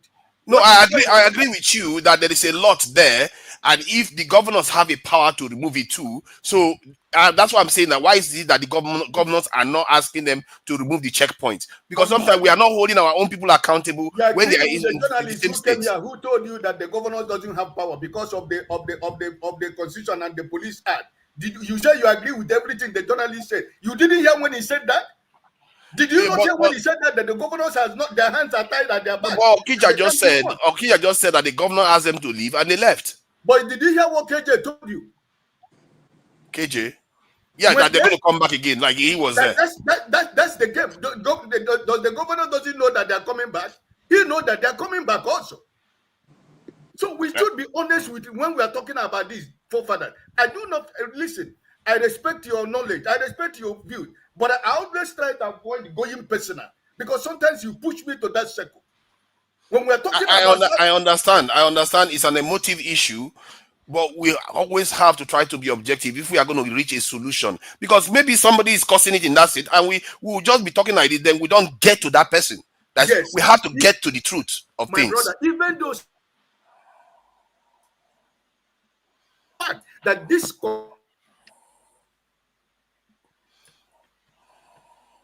We're not hearing you, Ike. If you are speaking, we're not hearing you. You are muted. You see, if we are not saying there are not people doing this, but first of all, my brother forefather, you have to accept the fact that what we are saying concerning this thing in Southeast, it has nothing to do with me being an Igbo man, because it's not only Igbo people that travel to the Southeast. There are people who are Igbos who invite their friends during the celebration time like this that are from Yoruba and the Hausas and the rest part of it. They see what we see every day. And at the end of the day, they will ask you, my brothers and sisters, how do you people survive? How do you do business? How do you travel from Olu to Owerri? From Owerri to Odu? How do you people really live a life like this? Because they go, they see it and they experience it and they testify. My brother, this is not Nigeria. So I am not saying that there are people who are not causing it. I know. But first of all, I want you, my brother, to accept the fact that if I have come here to lie, Okija has come here to lie. No. I've seen it with my own eyes, so you are not lying. I've seen the roadblocks. Ekene comes here to lie about what is happening in the. My brother, come on. We should be honest with ourselves. Oga, in my mind, when I see the roadblocks, I'm not seeing them as a threat to me. I see them as, oh, they are keeping the place safe. That is my approach. And the drivers, when they are interacting with them, they are not interacting with them like, oh, you are a pain in my backside and all the rest. It's like they settle each other, like they will settle the first man, then the person will go to like cross so many roadblocks before they will pay again. So they have a kind of method that they use on those roads. That's the one I saw with my own eyes. But if I'm on a road where there's no this is the roadblocks, nothing at all, I'll be worried in Nigeria, given what we hear about herdsmen and all the stuff. So when I went to Nigeria and I saw roadblocks in that southeastern region, the road, I noticed the road was very new when I went that time. Like from one roadblock, you will see the next one. From one roadblock, you will see the next one. So I didn't feel like they were a threat to me. I felt like they were keeping the road safe. That's what I thought. And you know, somebody even told me in the bus. I said, "Why is it that the road is so new and all that?" They're saying it's the governor. They were praising the governor. I've forgotten who was the governor in that. I think it was Imo State. They were praising the governor. So I started thinking that, oh, it looks like democracy is doing some good in Nigeria. So that's my impression. The only area I see that didn't improve in Nigeria when I went there is Port Harcourt, and they also still have roadblocks. Southeast has improved from the southeast that I left when I was in Nigeria. Onitsha Road, no roadblock, no traffic in Onitsha Road anymore. You remember when there used to be a lot of traffic in that Onitsha Road? It doesn't exist anymore. So this is my own memory, and that's what I'm trying to share. I'm not saying it's not happening, but my own experience of it is that it's like they're trying to keep us safe, not trying to kill us. That's my experience. All right. Ike, you are muted. As an Igbo man, your parents will tell you, if you meet police anywhere, whatever they ask you, just do it. No argument. Don't say nothing. You think it is good for me? That you do not have any right to say anything, because whatever you say, they will kill you and they will put a gun on your head that you are an armed robber. You do not have anything to say. So parents, they want their children from the east. If you go anywhere, police is asking you a question, whatever, if they ask you, raise your hand, raise it where everybody can see it. Don't do any other thing. That is emotional disgrace. We are suffering emotionally, mentally. They are using fear in Southeast to the young boys and girls from the Southeast. That is what we are saying, and we are asking the government of Nigeria to stop this. Because if you are talking about one Nigeria, if you are talking about trying to, reconcile Nigerians, you should start from a common thing that even the members of the National Assembly that are crying that this roadblock should be removed from Southeast because it's too much. We are not saying that shouldn't be roadblock, but we are saying, please, why should it be 64 or more than 64 in the Southeast? All right. Thank you so much. Let me just finish thanking people who supported. Okay. No, we are not, sorry. I'm going to hand it over to KJ. Okay, so I want to thank Kulata, Tope, Maze Prince, and Alexander Gomez. Thank you all for your support. Also, I want to announce that I'm trying to get two Muslims who are on two opposing sides to come and discuss the Sharia law in the South, or Sharia court in the Southwest. We are trying to find a good time that will happen, maybe tomorrow or next. So, and then of course, as we go along, we will continue. Remember that next year, which is next week, we're moving to Iroko Post TV. So if you come here to look for us, you won't see us. We'll be at Iroko Post TV. We haven't succeeded in getting people to go over there. So the two shows we did, people didn't know, but we will go, we will move, and there's a reason why we're doing that. So again, thank you all those on the comment section. I saw all your comments. Thank you for being part of this conversation. I will now hand it over to KJ, who will take it from here.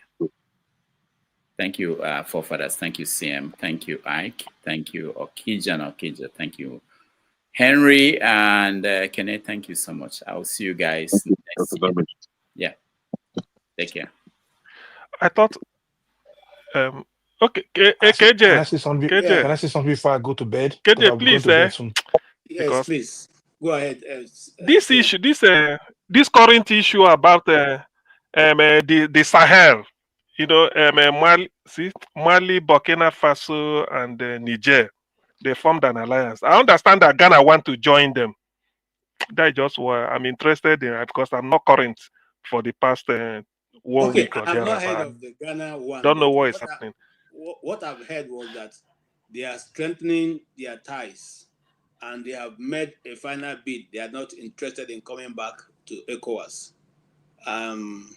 Even though Tinubu has asked them, using his authority as a chairman, to say they should give them 6 more months before they can finally say, okay, they are gone. But they are saying, we don't even need your 6 months because we're not going to come back. That's the situation I know. I don't know of Ghana, but I will research that. You can rest assured I will research that. All right. Is there anybody who has not made any made contribution to the discussion going on so far? Yes, I haven't. Okay, sir. Actually, yeah, I actually called because my stomach was turning while I was listening to forefathers. But I don't know what took me to the comment section. I saw what All Napolitis wrote, and he stated, the most safe and secure society is not the most police society. And CM actually wanted us to ignore some things. You know, some things are not relevant. You know, you don't give attention to some sentiment and all that, you know. But it's difficult for me, CM, I have to apologize. Yeah? It's difficult for me to ignore some things here. And it's very, very hard to educate some people. You see, you have checkpoints everywhere in the Southeast, while insecurity grows vigorously in that same society. And whenever there is any attempt to clamp down on the perpetrators, it will turn out to be the same people that were giving guns to secure the place. Secure. The same military are the cause of insecurity in the Southeast. The same military, see, my face is not hidden. The same military will do the kidnapping, ask for ransom. The same police are the ones doing the kidnapping. The same military are the ones doing the kidnapping in the Southeast. That is why we are calling for these useless criminals to be taken off from our land. They are destroying our place. Forefathers, do you understand that? Is it difficult for you to understand that the same military that you claim that are there to secure us when they could not secure themselves? When in the north, where they come from, Boko Haram terrorists are ravaging that land. They could not secure that land, but they were sent down to the southeast to come and destroy us in the name of securing us. We don't need their security. Our land was peaceful before these criminals were sent down to our place to come and destroy us. So we don't need their presence. They are the one doing the kidnapping. They are the one killing our people. They are the one making money off of our drivers. Because every driver that passes across that useless roadblocks must give them money. The intimidation is getting too much. Please, forefathers, I hope you understand this today, please. We don't need their security. Please, thank you. Sorry, thank you so much. KJ, sorry, I want to build on what I can say that because I lived in Onitsha. There's Onitsha cantonment, you know, the military barrack on Onitsha. And when we were small, armed robbers, they come from the barracks. They come from the barracks. You know, they come attack and you know, they steal, you know, and they run back to the army barracks. And the barrack is so fenced. I think there was a time P2B called for that barracks to be fenced. I don't know if it has been fenced. You know, when he was governor, he called for it to be fenced. Because the only unfenced army barracks in Nigeria. It was offense, criminals. And then when sometimes, you know, when they would boys, so yeah, one on people, you know, you get angry and start killing people. they don't reach. You see people, they're chasing people. People will run into the barracks and they are safe. You know, there was a time, I don't know, I can't remember the who was the governor then, but there was a time they found out that army people, they rented and they built Bacha in the barracks, and they rented to over 70,000 people or so living in the barracks, and they were criminals. Most of them criminals. They were, come and steal from you. It's not Canada. They'll come and steal, and they move. Ingige was the one that exposed them. Chris Ingige exposed them. Yeah, that's what is. I mean, I don't know. I mean, so we chase it from here. It will leak from here. I mean, it's just this. All over Southeast. We have been terrorized by the Nigerian state. Anyhow, they must surely find a way. Okay, thank you so much for that addition. Mr. Tony, do you want to say something before we move on to another topic? Good evening. I've been listening from when the guest was there. I have listened to all the comments and the speakers. It will be today. Will just be about 3 weeks since I came back from Nigeria, and I took a flight from Lagos to Owerri, and then drove from Owerri down to Abia, and then from Abia I drove to Delta State.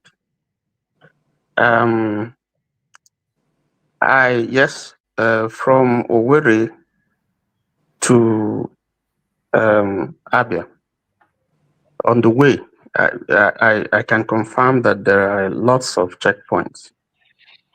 I was stopped a couple of places. First of all, what struck me was I wasn't driving. I had a driver. I was in with my wife. And the first warning that we got is that I should not sit with my wife at the back, because that will portend danger for me. So I stayed in front with the driver. And then another thing that struck me was that as soon as we got to Ngokbala, I mean, the airport is, just a few. Once you come out from the airport, you just drive a few, you're at Ngokbala. And there were two roads, either of two roads that we can take, on our journey.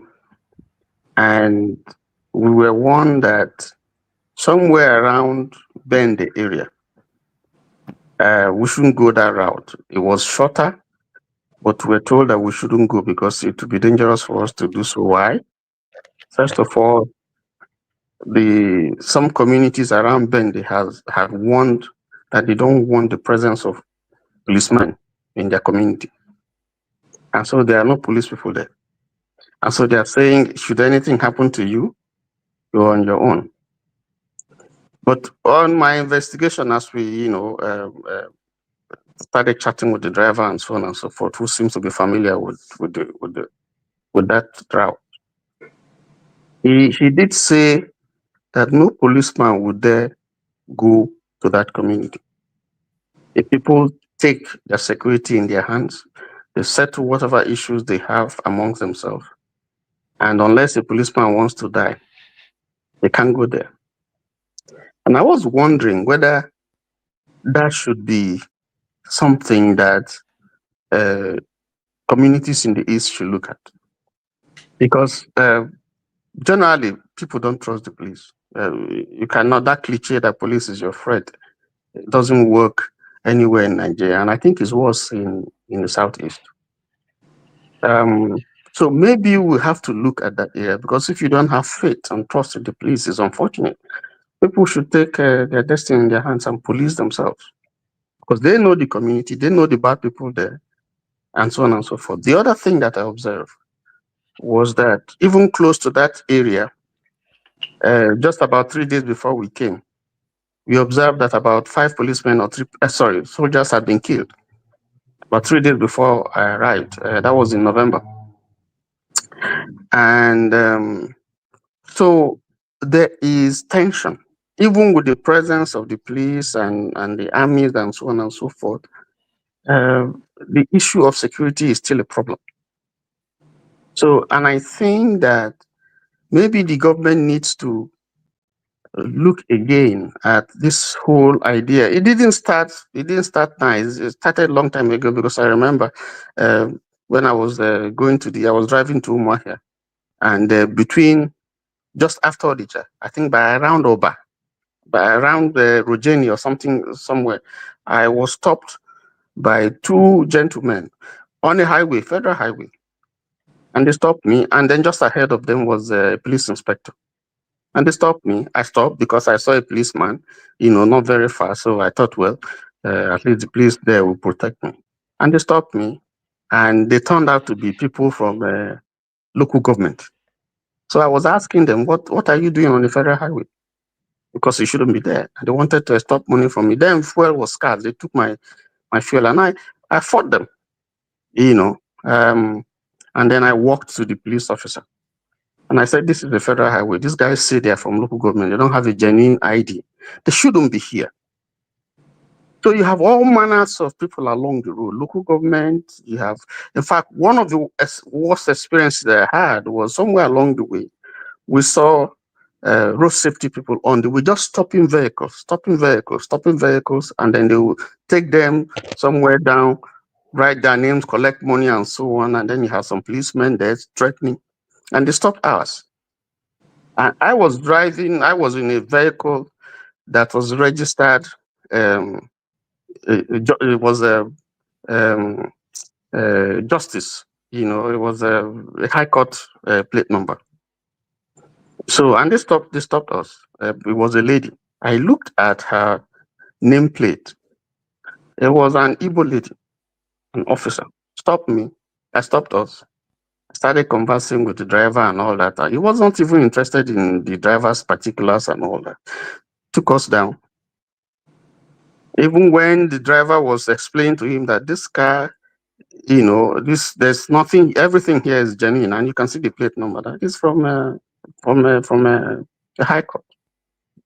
He didn't want to hear. Took us down, and then I was able to record some of the discussions and call a few people. Eventually, we were released. The lady who took us had the particulars, and he said to the driver, "You don't pay. You don't pay." So what I'm trying to say is that it's not just the police and the military people that that you find in some of those roads. I don't know other parts of Southeast, but this route that I passed, so the whole issue is just a total breakdown of law, impunity all over. And that's dangerous. I agree.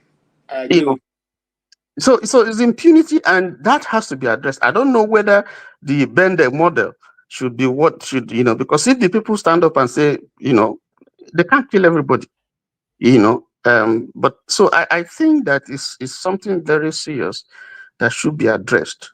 In Delta, there's no, you can't even do that. Once I was driving, I had driven from Lagos down, and I came to my town, and they stopped me, and they were asking for money. I said, "You are crazy." I was telling the police, I drove all the way from Lagos down to my own town, and you are telling me, "I better make you come off a road." He said, "I got to take it easy now." So, but I think it's sad. I didn't go to the north, but I think that from what I see, I think there's a case to be made that the checkpoint in South East is line it's been long. It's been long there. The question we should be asking: are they helping? Are they helping to check crime? I don't know the answer. How do the people feel in terms of their relationship with the police, with the military people, and so on? Are they making impact? Do the people feel that they need them and they are helping them? These are serious questions that we should ask. And if the answer is in the negative, then government should look at that policy and maybe reverse it. Let me stop there. Thank you so much, and thank you for that explanation. Quite apt. I'm not going to touch it. I'll just say let's move on to our next topic, which is what is trending right now in the Nigerian media and the Nigerian media space. I will play part of that interview and we break it down and discuss it, because early this morning I was woken by one online media like ours discussing the same issue and barraging the individual involved. But I'll let you say it and then we can talk about it. Which issue is that?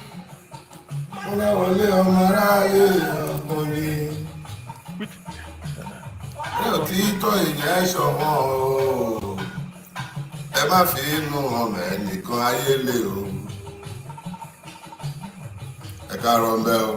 Good morning everyone. Tó bá jọ mọ̀ jayé. Yeah. So it's not 10 o'clock yet, okay? And I really wouldn't want to cut out the people who haven't joined us in the belief that we're starting this for 10 o'clock. So you're going to bear with me. I've missed all of you. So I'm going to be goofing around a whole lot before we start, okay? I don't want to start anything until everyone else is here. But you can, please feel free, be my guest. Yeah, so the key reason why I'm listening to this morning is actually the drum skit. Universal truth. Ojo Bodotino, you can never shame the light in the assemblage of darkness. Banindaro.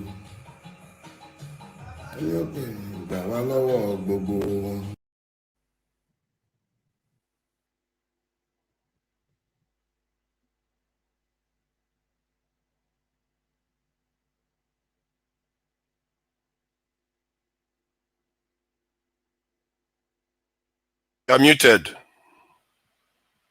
Sorry. I don't know how many of us was you know these people on the panel, they would have just let you go on for 30 minutes. So they just get quiet. It does happen. I'm sorry. Okay, so let's listen to. I want to take it to the meat of the matter, and then let's hear from him. Please be patient, okay? Let's hear him. Senior accused of Nigeria. You know, so now I'm gonna say him.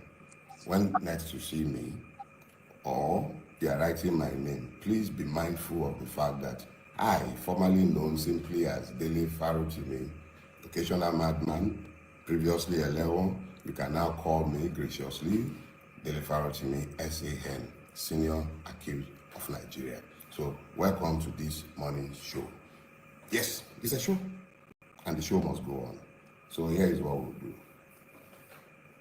I told myself that I hold too many of you an unrepayable debt of gratitude. Too many of you. Look, one of the chief drum bangers for my freedom is my dear brother and friend, David.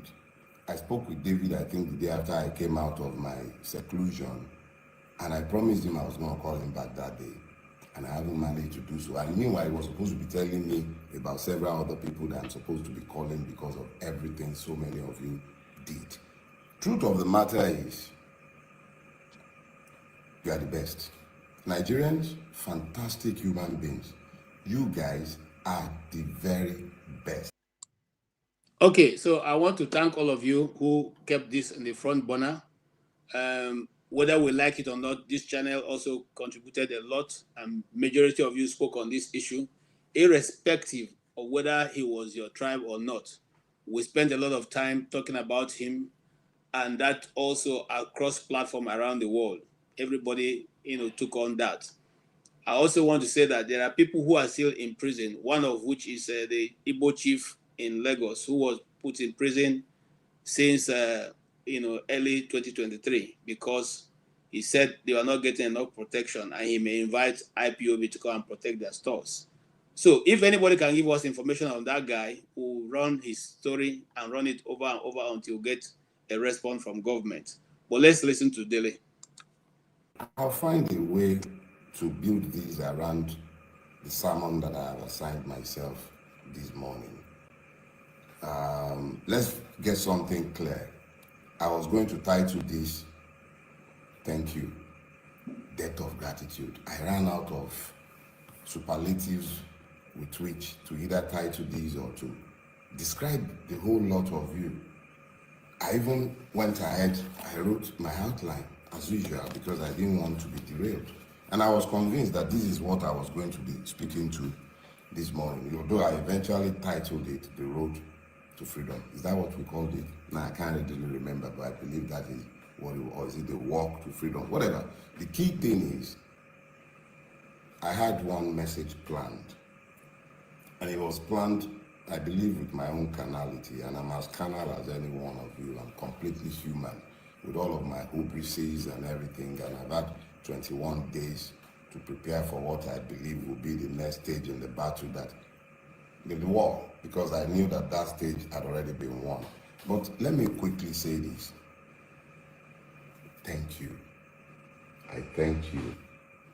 I thank each and every one of you. I am deeply, deeply grateful for what you all did. The calls to my family, the amazing show of support. And it's easy for me to speak with specificity to certain persons. I could say, for instance, that Mr. Peter Obi came to the prison to see me. I should say and say thanks to him for that. And then there is my brother, Yele Showore. Not only did he call my family, like he called them, he mobilized the AAC and the Revolution Now movement behind the demand for my release. My legal team, led by Mr. Lumide Fusika, fantastic people. Then there is Professor Emiri. He lost his wife and he just lost his mother as well. In the midst of his grief, he found the grace to show up in court, argued my bail application before the Federal High Court in Ado Ekiti, even though I was only told the day before. I only informed them the day before. They all rushed to Ado Ekiti to ensure that I had legal representation. Fantastic human being.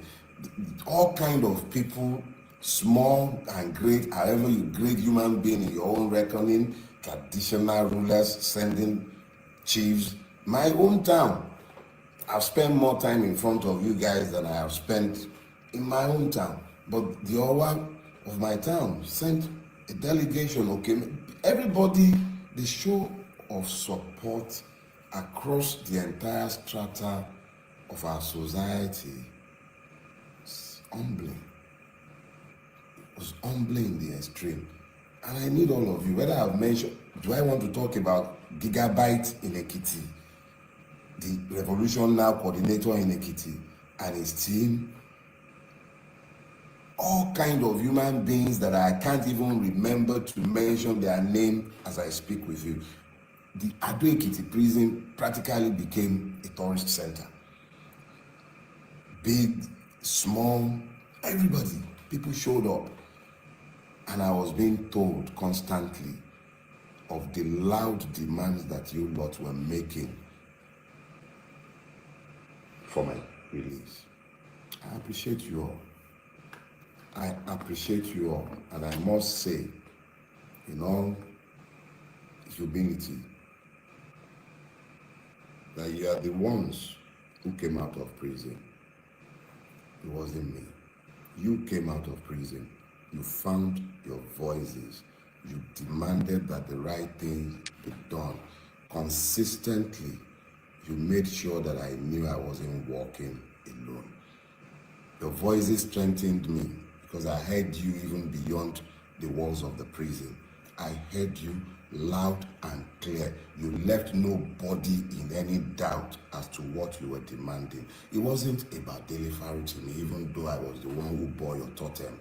It was essentially a demand by each and every one of you that the law must be allowed to rule in the situation. Now, let me be very clear. I retired from the practice of law when I turned 50. My next birthday, I'll be 57. I'm no longer a young man. I practiced that law conscientiously for at least 2 decades. I am a lawyer, not just because I was trained as one, but because I am by nature one. I'm a Yoruba man. In my culture, it says, Ejola Ako, Baba Enikonke Koja. I am not a fool. When the magistrate spoke, the learned magistrate was very specific in the order that he gave. And even though I did not believe at the time, and I still do not believe that there was any need for that order to have been made, what he said was clear. I may not speak to the press or even to you about the case pending in his court.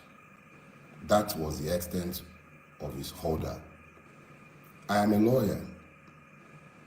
The matter is sub judice, and I certainly cannot, whether he had made the order or not, I wouldn't have spoken to the case in the court.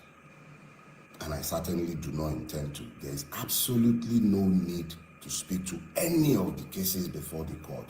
They are irrelevant to the future. And me and you, we need to focus on the future. So let us be clear. Assuming that the magistrate had made any such order, I would have been under a duty as a human being, even if I may not be a citizen, to disobey that order. But I thank God that the magistrate, erudite magistrate, intelligent and very, very, very, very fair, firm, and just, gave only one order, the only order he could have given in the circumstances. I may not speak to the case before his court, and I do not have any such intention. So anyone who has misconstrued that order to suggest that I am somehow gagged by somebody, there is no such law by which any magistrate or judge may gag me as a human being, even if I may not be a citizen, as long as I am not a slave. And if I have become a slave in the Nigerian state, it will be interesting to watch such an order come from any court, presuming or purporting to be a court of law. No such order was given. So enough said on that one. I have deliberately kept quiet before today, largely because you left me spellbound. I've been humbled. I'm not a man easily given to humility, but you have humbled me by what you have done before, particularly after my abduction. And I use the word deliberately. I was never arrested. I was abducted. We will talk about that at some other point. But let's be clear. Nobody silences the bell. I may not be silenced. I've merely started talking. So let's go to today's issue. So I want us to talk about the road to freedom. And there goes the note. I need to speak to you from the heart and from my spirit. The note I prepared was for a different sermon, but as we were waiting, I began to download something, yes, exactly the same, but subtly different. So the Yorubas have a scripture, and that scripture says very clearly, Emu, Eki, Biteran Reko. I'll translate for you or interpret. Grab it. Catch it. You do not catch the porcupine in the same manner as the rabbit.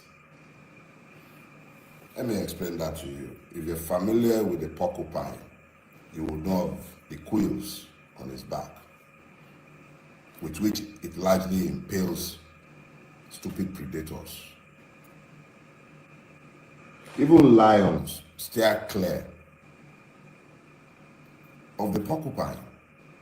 As small as it is, its entire body made of quills would kill a lion if it would dare. Now, when that proverb came to my head in the course of this entire ordeal, I made the stupid error of thinking that I was the porcupine and that those who were coming after me were the unwary predator. But I received some sense this morning. Or let me just say, as I have digested the extent and the range of support that I have found since I came out of prison. And I realized that I am not the porcupine. It's not me. I'm just as harmless and defenseless as any of the other rabbits in this space. You will remember that for a long time, I have argued that the Nigerian is not a citizen. I even went as far as to have labeled myself for years as the patriot of an unborn nation. And then I believe on my Twitter feed, you find me labeling myself a victim of Nigeria. And I have multiple times spoken to the victimhood of the Nigerian people. I have lamented for years that what truly assails the Nigerian is the complete absence of the rule of law. Okay, he's just getting to the meat of the matter, but I want to point out to you one of the things he's saying, and that's what we have discussed on this panel for a long time. Most people think that we'll come here to just talk, but no. Some of the things he's going to talk about now, you will see, aligns with what we believe here. When a Nigerian situation happens to you, you simply have nobody to run to. You are on your own. That's the most frightening thing that can happen to you when you're in Nigeria. Nobody to run to. If you don't have anybody in high places who can make call to somebody and somebody, my brother and my sister, you are lost. It is only that if you have money, your money can speak for you. If you don't have money and you don't have anybody in the position of authority who can call about your case, like I said, there are many other journalists who are languishing in prison because they don't know anybody. Those ones who are reporting from their community what is going on in their communities, the number of people who are being pied in their communities, nobody is standing up for them because they know nobody. They are rural areas. And only the rural area people can help them or bring it to the fore before we can all hear it. And that's why I'm asking again, those who have information about the Igbo chief in prison in Lagos should let us have those information so we can spread the news around so that somebody can come to his rescue. But then, listen to what Dele is going to say from this point is very important. Our country and how this has left all of us defenseless and as praise in what has become a country of pain. I have spoken to you about this for years, I spoke to you about it, that we are all victims, that we have all become as victims in the country that we have managed to build. I told you how we were all running away.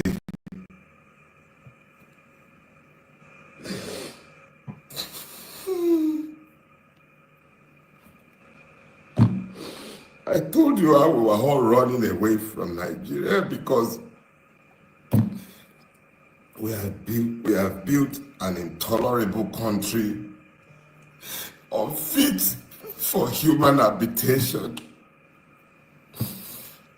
I have called it the evil empire.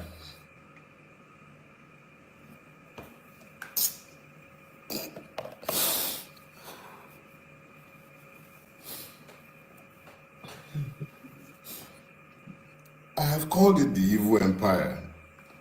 I've spoken to the fact that because of what we have all collectively tolerated, we have lost our country and we have become as slaves in the country that we have all built. And we are all to blame. Because the idiot standing behind pulpits, as I'm speaking with you, preaching injustice and lies to the people and helping them to normalize the madness that has overtaken all of us. I said this for years. So I am just as much a victim as each and every one of you. These are the first tears I have shed since my friend Ogunlanu died. I'm not given to tears, and I'm sorry. See, back to the issue. We all built this. We made this mess together, and it will take all of us to resolve the mess that we have made. It will take all of us. Without all of us functioning as one, the way you found the grace to function as one in the last month, you all acted as one. It wasn't about being Christian, being Muslim. They divided us along too many lines. Damn!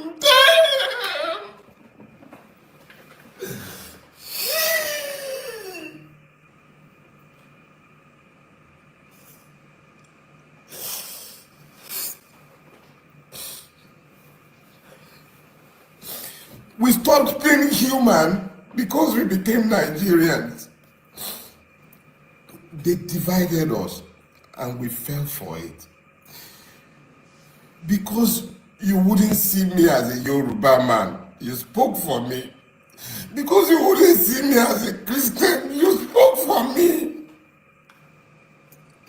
Because you spoke. Because you spoke. Because you spoke.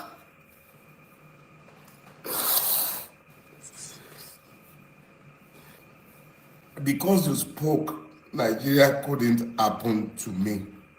Because you spoke. The only reason Nigeria couldn't happen to me is because you spoke. You spoke. That is why Nigeria couldn't happen to me. And yeah, Nigeria couldn't happen to me. Emu, Eki, Bitero Record. You found your voices. I became you. And in our collective, you couldn't be silenced. And I could not be silenced. So it wasn't me that became the porcupine. It was you, the Nigerian citizens, that became the porcupine. So here is what we're going to do. First question I need you to ask yourself is this. How many of the people feeling the pains of the Nigerian state in detention or in prison deserve to be where they are? There's multiple people that I met in prison, and I will yet speak to my prison experience, but I assure you, I didn't shed a single tear. I was happy for the free accommodation. I didn't like the food and I didn't have to eat it. So I'm not talking about me in some pity form.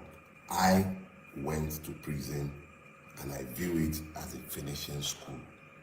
It showed me exactly how ugly our country is.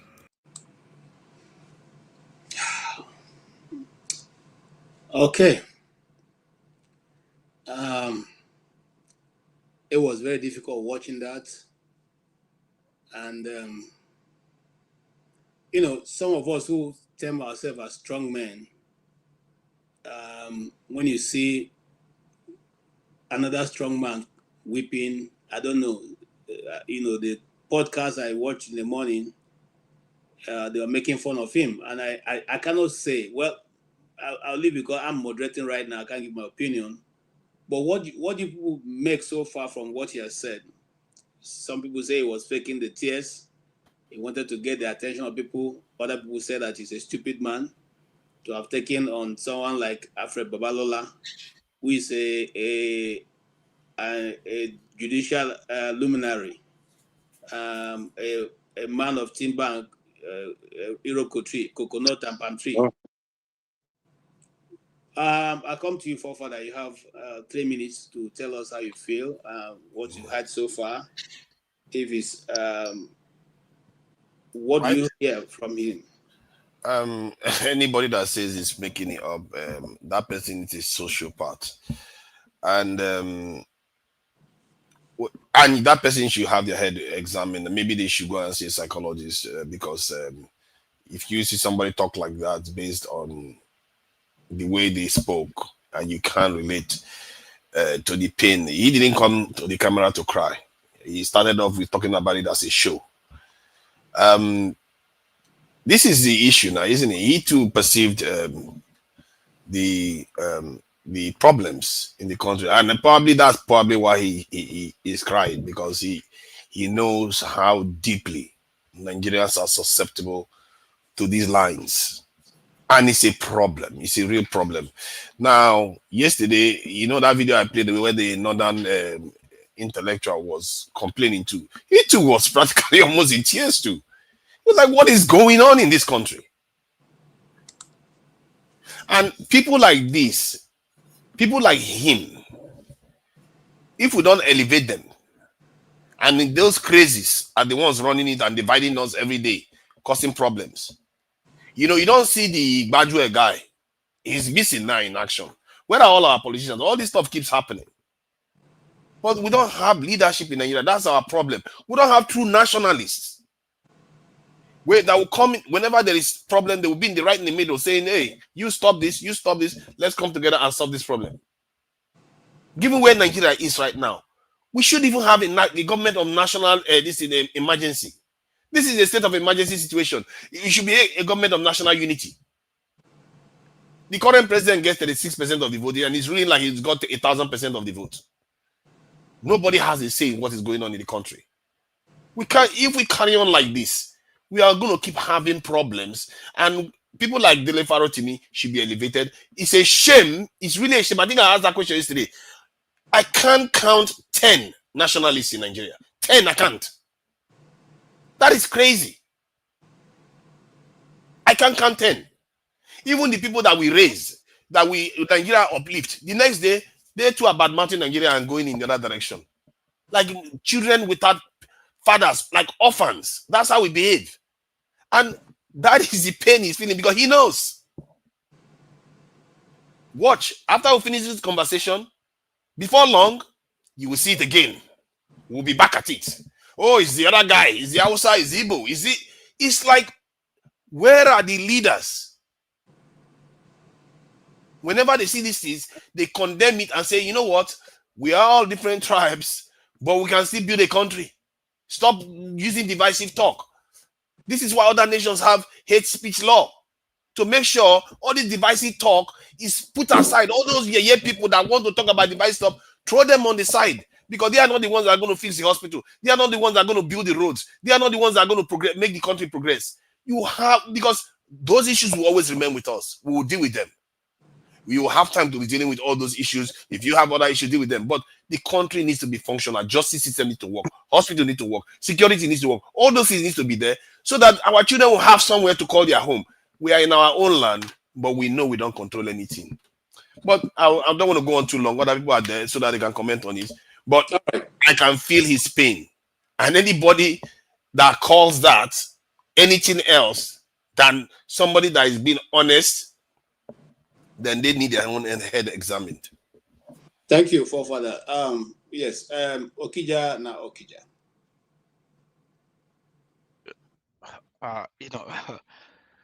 It's heartbreaking, and I couldn't imagine. I mean, you said that some people were, laughing at him and saying some things. I don't know if those people, if they ever, if they loved Africa, if they loved Black people, if they loved Nigeria at all. Because I mean, I think about Nigeria sometimes, and and I marvel. I don't know. I mean, someone who has lived in the West, who has seen, who lived in Nigeria, seen the potential, in Nigeria, and where we are today. and someone who understands, racism, the way other races, the view, or someone who has traveled, around the world, the way, I don't know, like it makes me angry, it makes me upset. Where, when we see where we are, Dele is just crying just because of Nigeria, the injustice, in the state. I don't know. I mean, like I always say, I was born and raised in Onitsha, and I will tell you about my Nigeria. When we were growing up, small, play, street football. There was an auntie, street auntie. She used to work in the social services in Onitsha, and sometimes they will have a lot of supply, like a Similac, Cerelac, and then their warehouse, in the social service will be, will be filled up. So they, she had a small car, and then they will give her some of them to bring, to pack at home, and then she will, she will come back, and they call us, be playing football. She will call us, we'll go and help her unpack, and store the thing. Sometimes she will, when they did it in the office, she will call us, pack it in the car again. But like after every, that we help her unload, the vehicle, she will give us, those, similar and Cerelac, those smaller ones, she give us. And then we're playing football, on the street, and then like if you score goal, we just open a can and pour on you. That was my Nigeria. Every woman, you around us, if you have a baby, she will supply you with similar, like you do, you didn't need to buy anything. That was my Nigeria. And then sometimes I look at it, this is my Nigeria. And then I saw Nigeria, degenerating, degrading. We'll go home, travel for Christmas, and my parents, we're okay, give things to people. I saw, Nigeria, degrading. We were not able to give to people like we used to. The similar dried up, and and when I tell this to Nigerians who are living, Gen Z, they will not understand, where we have fallen. They will understand it. It's a pity, because someone I want, my race, because I've seen how we are treated. You go to India, they laugh at us. You go to China, they laugh at us. Koreans, they laugh at us. They think we're inferior. They think, and it's upsetting, like when we know that, like Ghanaian, we're talking to a Ghanaian friend, he will get angry with Nigeria. We say that Nigeria is supposed to be where Africans come to hustle. Nigeria is supposed to be like, the United States, where Africans come to hustle. And you see what Nigeria did for the freedom fighters in South Africa, some other countries. When Nigeria used to export judges, to Zambia, Zimbabwe, I don't know, like anybody who doesn't cry, who looks at all these things and don't cry. I don't know what you're made of. I know it's, I don't know. Thank you. You try to see, I know, we have problems, but sometimes, sometimes I get angry, maybe, a Yoruba person would do something, but I try. I know we have all these sentiments. You don't try to, make it, it's Yoruba people. You understand that they are good Yoruba people. Why not, work together with all those people and uplift the black man? It's crazy. I don't know. It's crazy. Thank you so much. Thank you, Okija.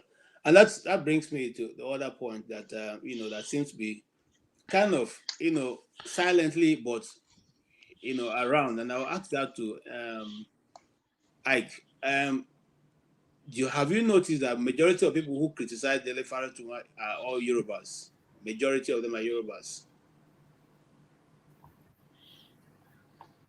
First of all, let me say that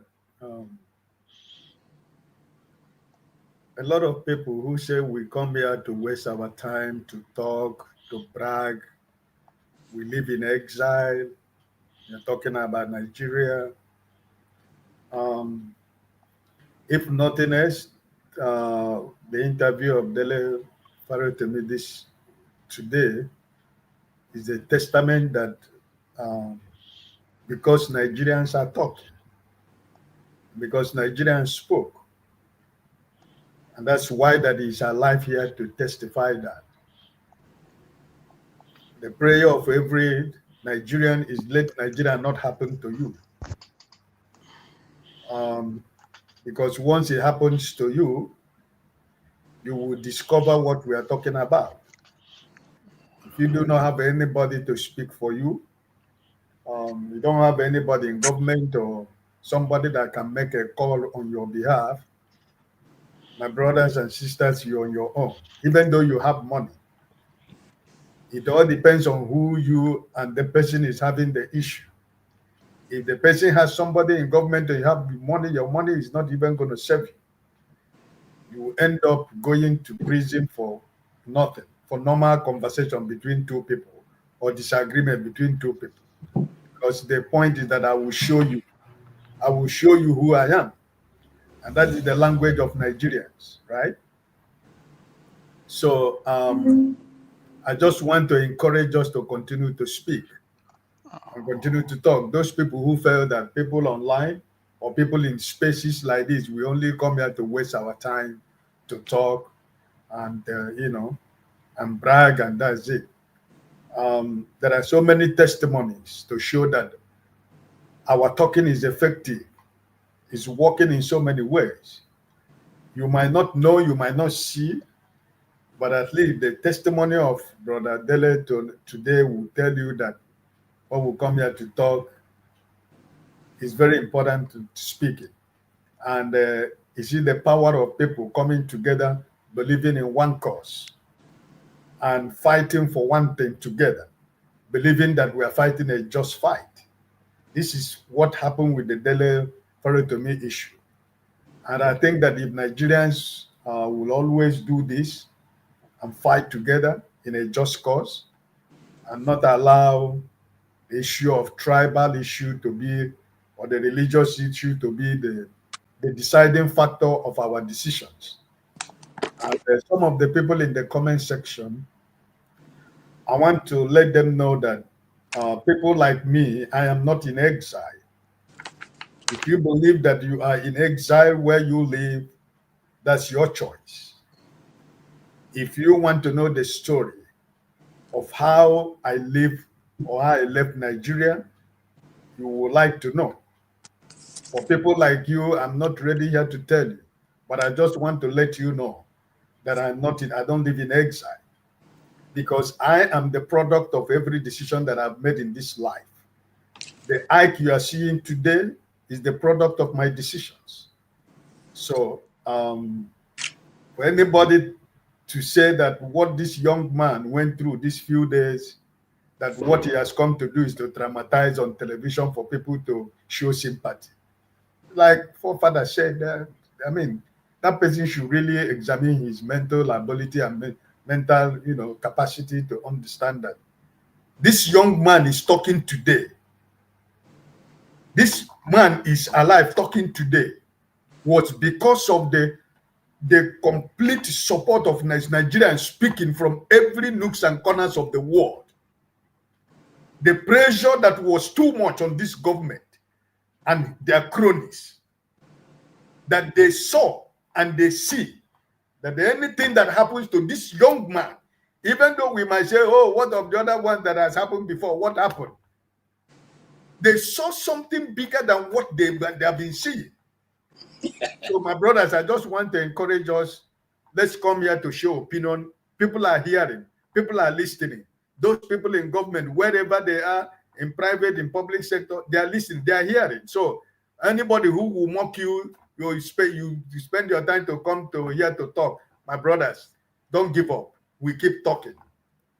Thank you so much. Thank you so much. Yeah, can I? Yes, thank you. Strong men also cry. When you are passionate over something, you don't need to hide it. Sometimes you tend to hold yourself strongly so that the wicked will not laugh at you just the way they are laughing at Dele today. 2 years ago, I cried on this platform, but I don't think any of you observed that. My wife was right beside me. She said I should drop that call and get out from the platform. And I did that. I cried because I know what Nigeria was about to get itself into. We were already with Buhari's torment, and now we're beating the drum for Tinubu. That made me cry. And it's happening today.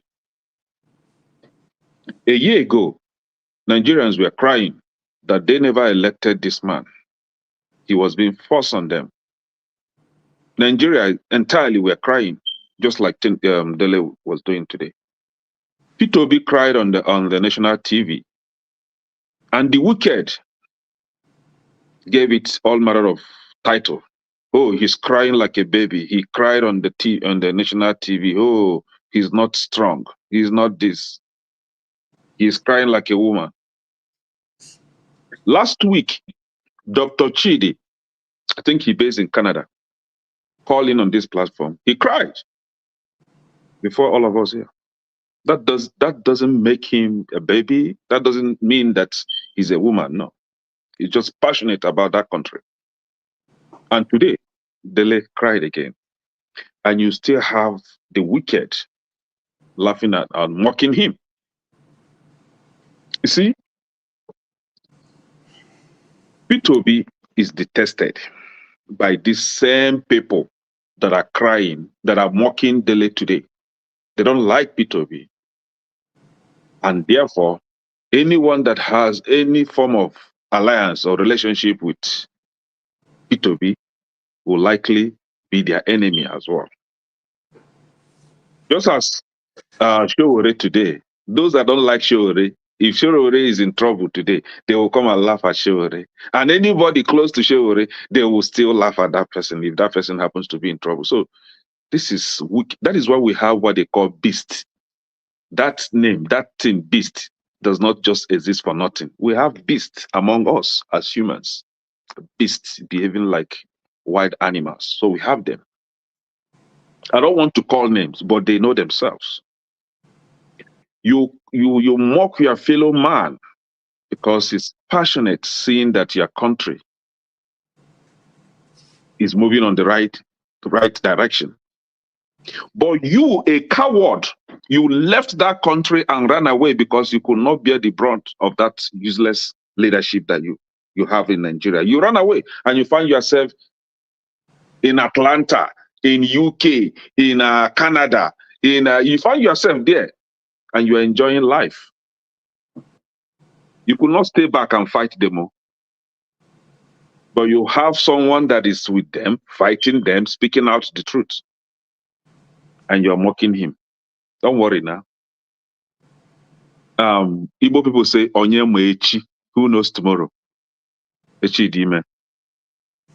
Whatever you plant, you shall reap it in double fold. You don't plant one seed of corn and just harvest one seed of corn or harvest mango. You harvest multiple, a lot, it will increase. So if you plant evil today, you reap evil. If you plant good, you reap good. Thank you. Thank you so much, Kenen. Appreciate your contribution. Yeah, Mr. Tony, you watched the whole of the interview, and looking at Dele, even the way his beards are, that the man is I don't care, an individual, but he's totally broken down by the system. But now let us examine closely what he has written in his book. The things surrounding him right now, as the case is going, another case in Nigeria is going, they don't seem to have any close resemblance to what he talked about in the book. And if that be the case, why are they so concerned about, first of all, trying to deal with him rather than face him in court, as he has said earlier on? Well, again, greetings to everybody, those listening, those on the platform. You asked me a very difficult question, KJ. But first of all, let me say that I align my views with that of Ike when he talked about the importance of talking and discussing. Because whether I like it or not, even when people go to war, they still come, and sit and talk. So I agree that there are people listening to us, and some of the things that we're saying, are making impact. I say that because when there was this threat of invading Niger, I think I heard the president say that he's under pressure, by whom I don't know, but we can guess those who are likely pressurizing him. But the outcry by Nigerians helped to, um, uh, make the government have a rethink. I don't know whether the pressure is still there, but at least that thought was maybe put in abeyance, if not totally put away. So there's a need for us to talk, particularly in a nation where we don't seem to agree on so many things. So we need to talk, and we need to continue to talk. But listening to our friend Dilly, I don't think he's crying because he was in jail or because he was broken down. No, I think you're just looking for one, in my opinion, the kind of support that he got from Nigerians. He probably didn't expect it. And so that was very touchy, and I think he alluded to that. Two, I think that, majority of us would agree that this is not a country that our forefathers, our founding fathers hoped for. This is not the country that we prayed for. And so it is not, things are not going the way they should. This is not a way the country that is looking to develop would. There are countries that got independence after us, and there were countries that were better off by far at independence. Today, some of them have overtaken us. And so is a serious problem, a question as to whether, and we see all those lessons, we see them. So the question I think that we should be addressing in 2025 is, like Sonny Okosu said, which way Nigeria? Which way Nigeria? Because this way that we are currently going, apart from IMF that and the World Bank that said it's okay, if we walk this path for 10 to 15 years, things will be better. But I don't think that majority of Nigerians buy into that, even though that was a sound economist. But I don't think that the people who, if you talk in terms of kitchen and table issues, that Nigerians buy that argument. So, but having said that, I have had the privilege of managing a prison, supplying food to prison. One of the worst prisons, I should think. I have not gone to all the prisons, but I was managing many years back. I was managing a prison, supplying food, on a daily basis to the prison. And so I had the opportunity to, go to the prison, interact with correctional people, see the prison, talk with some of the people, see how they cook, administer food. You don't want to know what my experience is. You don't want to. Both the way prisoners are treated, and I dare say, I make bold to say, even the people who are managing them, if you know the things that happen there, oh my God, I can't say them here. I can't say them here. Even the food that we serve, that we dish out on a daily basis, because I have people on ground. I go from time to time to inspect, and then when the food is finished, I come back. I organize. I was running from Lagos, a prison in Delta, and it's horrible. So, so I can understand how Dele would feel having to find himself. I've never gone to prison, or cell, but I can understand how he will feel finding himself in that situation where he feels he's speaking the truth. and to be incarcerated. The other thing I want to say is, you talked about the way he was renditioned. He said he was kidnapped, even though the authorities say no. But we saw some videos and some pictures. And I think that it's not just with Dele that this thing has been happening. Someone is presumed to be innocent until he's proven guilty. And so the way sometimes our security agencies act is not the best. It can't compare with best practices outside, developed claims. So, and I think it's unfortunate, it's sad. But all the same, I commend Dele. I think he's strong. I think he's determined to fight it till the end. And I think the message truly is that the judiciary, there's nobody, no, even I've heard. I was listening to Lisa Abakoba when he was on I think it was on Arise, and she was talking about the judiciary. He holds the same view.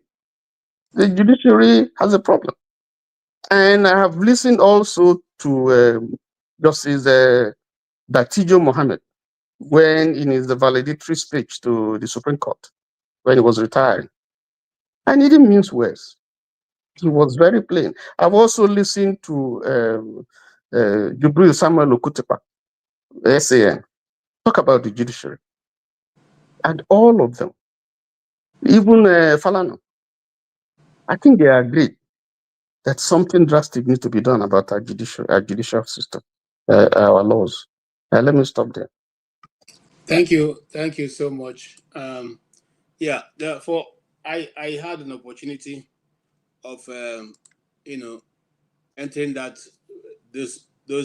that play. I used to act before, and one of the scenes we had was built from the prison, and you don't want to know what is there. But just in case you don't have anybody who doesn't have an idea what he's talking about, get a book written by Wole Soyinka, Katakata for Sufferhead, many years ago, and when you read through it, it gives you a sneak preview of what goes in there when the prison doors are shut. It is not an easy thing to survive it. Even though 24 hours seem to be like 24 years when those doors are closed against you. And so Dele has had a taste of that, and he's grateful to God and to those of you on this panel who constantly spend your time and money to come and talk about this issue and kept it on the front burner until the pressure came from both international and local for him to be freed. Let's keep mounting the pressure, just like all the other people have spoken, until the right things are done. Yeah, here comes Janaba. Janaba, you can give us your take about what you heard from Mr. Dele Farotimi.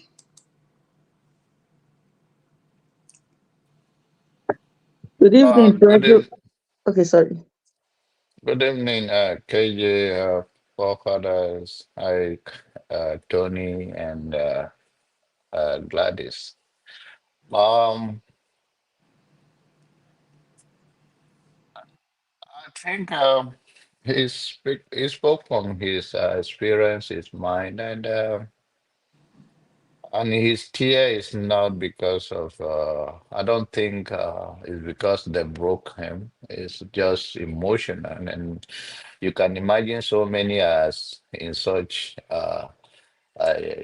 Jail for crime they do not commit, and sometimes because you don't have someone to fight for you, and maybe it's overwhelmed by that because sometimes you wonder what only one man can do to such doing the case of many people are locked up not because they committed the crime, it's simply because those in power or those that have more influence silent them. So I think that is why, and he's lucky, and he's been speaking out, and Nigerians and other of his fans now have stood on his behalf to cry out. Um, so. Uh, Everybody deserve to be free.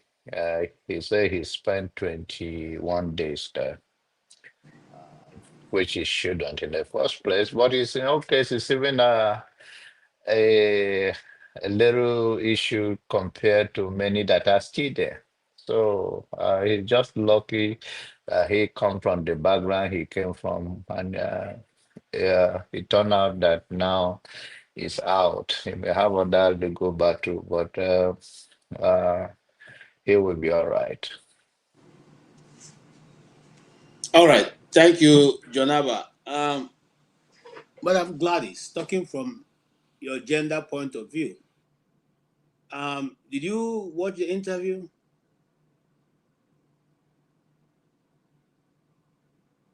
Oh, you're muted. Yes, I watched a part of it because I Okay. just came in. Yes. Okay. So we are discussing the fact that he is happy that what you do here helped to keep his story in the front burner, and consequently has pulled him out of a place he probably would have spent years without anybody hearing about him. And so what do you have to say? Because right now he's saying that irrespective of the fact that he was not, people didn't consider his tribe, they didn't consider his religion, but they went out to speak for him. They went out to fight for him. People brought money. People went to visit his family. People were making calls both to the high and the mighty. People were making calls to embassies, because I know people who make calls to embassies to put his complaint through and what is going on. Does that tell you anything about the Nigerian people? Because many a times we talk about the fact that we're only talking about the negative things of because we're having a bad government. But in this time, Nigerian people came together and fought this cause. Does it seem to look like there's a remedy in the Nigerian situation? Yes, there's a remedy if the good set of Nigerians who can say the truth and speak up the truth, irrespective of their religious background or tribal background. In his case, he's just a very lucky man.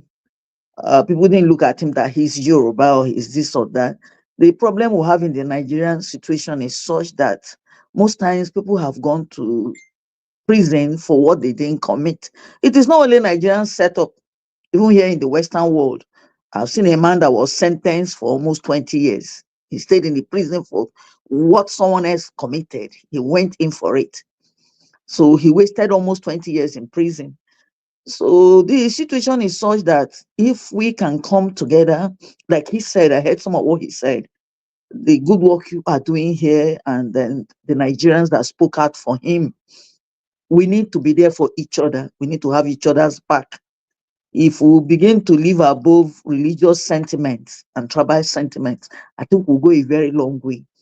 If we need to choose our leaders, we don't choose them along the line of that he's an Igbo man or he's a Yoruba man, he's a Hausa man. Because a corrupt man is a corrupt man, irrespective of wherever you come from. He is such a lucky man that people stood up and spoke for him.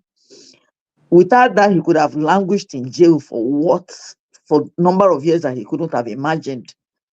So I think we should continue in this good work of saying the truth and sticking to the truth. The problem we have is that the church even is corrupt. Our leaders in the church, the politicians, they've sold out their minds because of money. This money is not something that we're taking anywhere. No matter how wealthy you become in this world, when you are living, the wealth will stay back. And if you don't take time, your children will even come and waste it for you, or other people will come and make use of such money.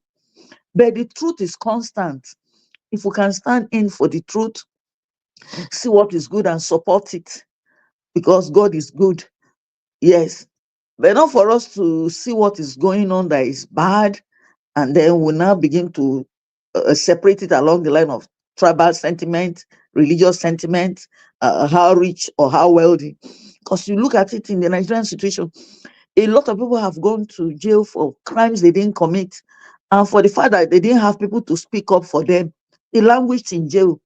He's just a very lucky man that even those that were expected to have spoken up for him, many of them didn't speak. Yes, man. And I'm going to stay with you, man. I'm Yes. hold on for me. Yes. Answer. Now, madam, are you concerned? Because majority of the Nigerian journalists and some of us online, what I hear is he shouldn't have said that. He could have written that without mentioning names. He shouldn't have said that. Why will he look at a legal luminary of a larger than life size, and he's from the same ethnic group with him, try to bring his work down? Nobody is saying what he has said. Is it true or lies? They are more concerned about the status of the man, the reason why he should not be bold to say what he has experienced. What is your own take? Should he have mellowed down his writing so that these things can totally remain hidden in the dark corners? Like somebody suggested, he should have said, I think some people are like that. After all, some other lawyers have written books like that, but they didn't mention names of people. Do you think he was too bold to have mentioned names? There's nothing wrong in him mentioning names. Okay. Yes, he did the right thing, because if you do not mention names, that means that you have something else you are hiding in your cupboard. But now that he has mentioned names, if what he has written is not a fact, let those people come and defend it. Okay, man. Thank you so much. Yeah. Thank you so I much. appreciate it. I'm Thank coming you. to you, Dr. Pansa. Dr. Pansa, in the Western world where you are, if you choose to write a book about Bill Clinton, are you supposed to call his name in the book? And if so, has Dele Farotimi done anything that is criminal, that you should have been locked up for writing a book and saying that in his practice, and he has evidence that certain things were done which was not right, I want to put it in book form? Let me say hello to you, KJ, hosting the show again. Welcome, and sir. forefathers, everybody on the platform, panelists, and those in the comment section, Nigerians at large. I appreciate the question. I'll answer it last. It's a big unfolding. What we saw, who we saw on that screen. We're looking at ourselves. It's a huge symbol. The man you see on that screen is us, the better part of us. A host of virtues. Now he has antecedents. He's a very honest person, tells the truth, he pursues the truth. He can even mix with the truth. You saw courage, justice, assertiveness. Your question goes to that, and I'll talk to you about that in a minute. Wisdom,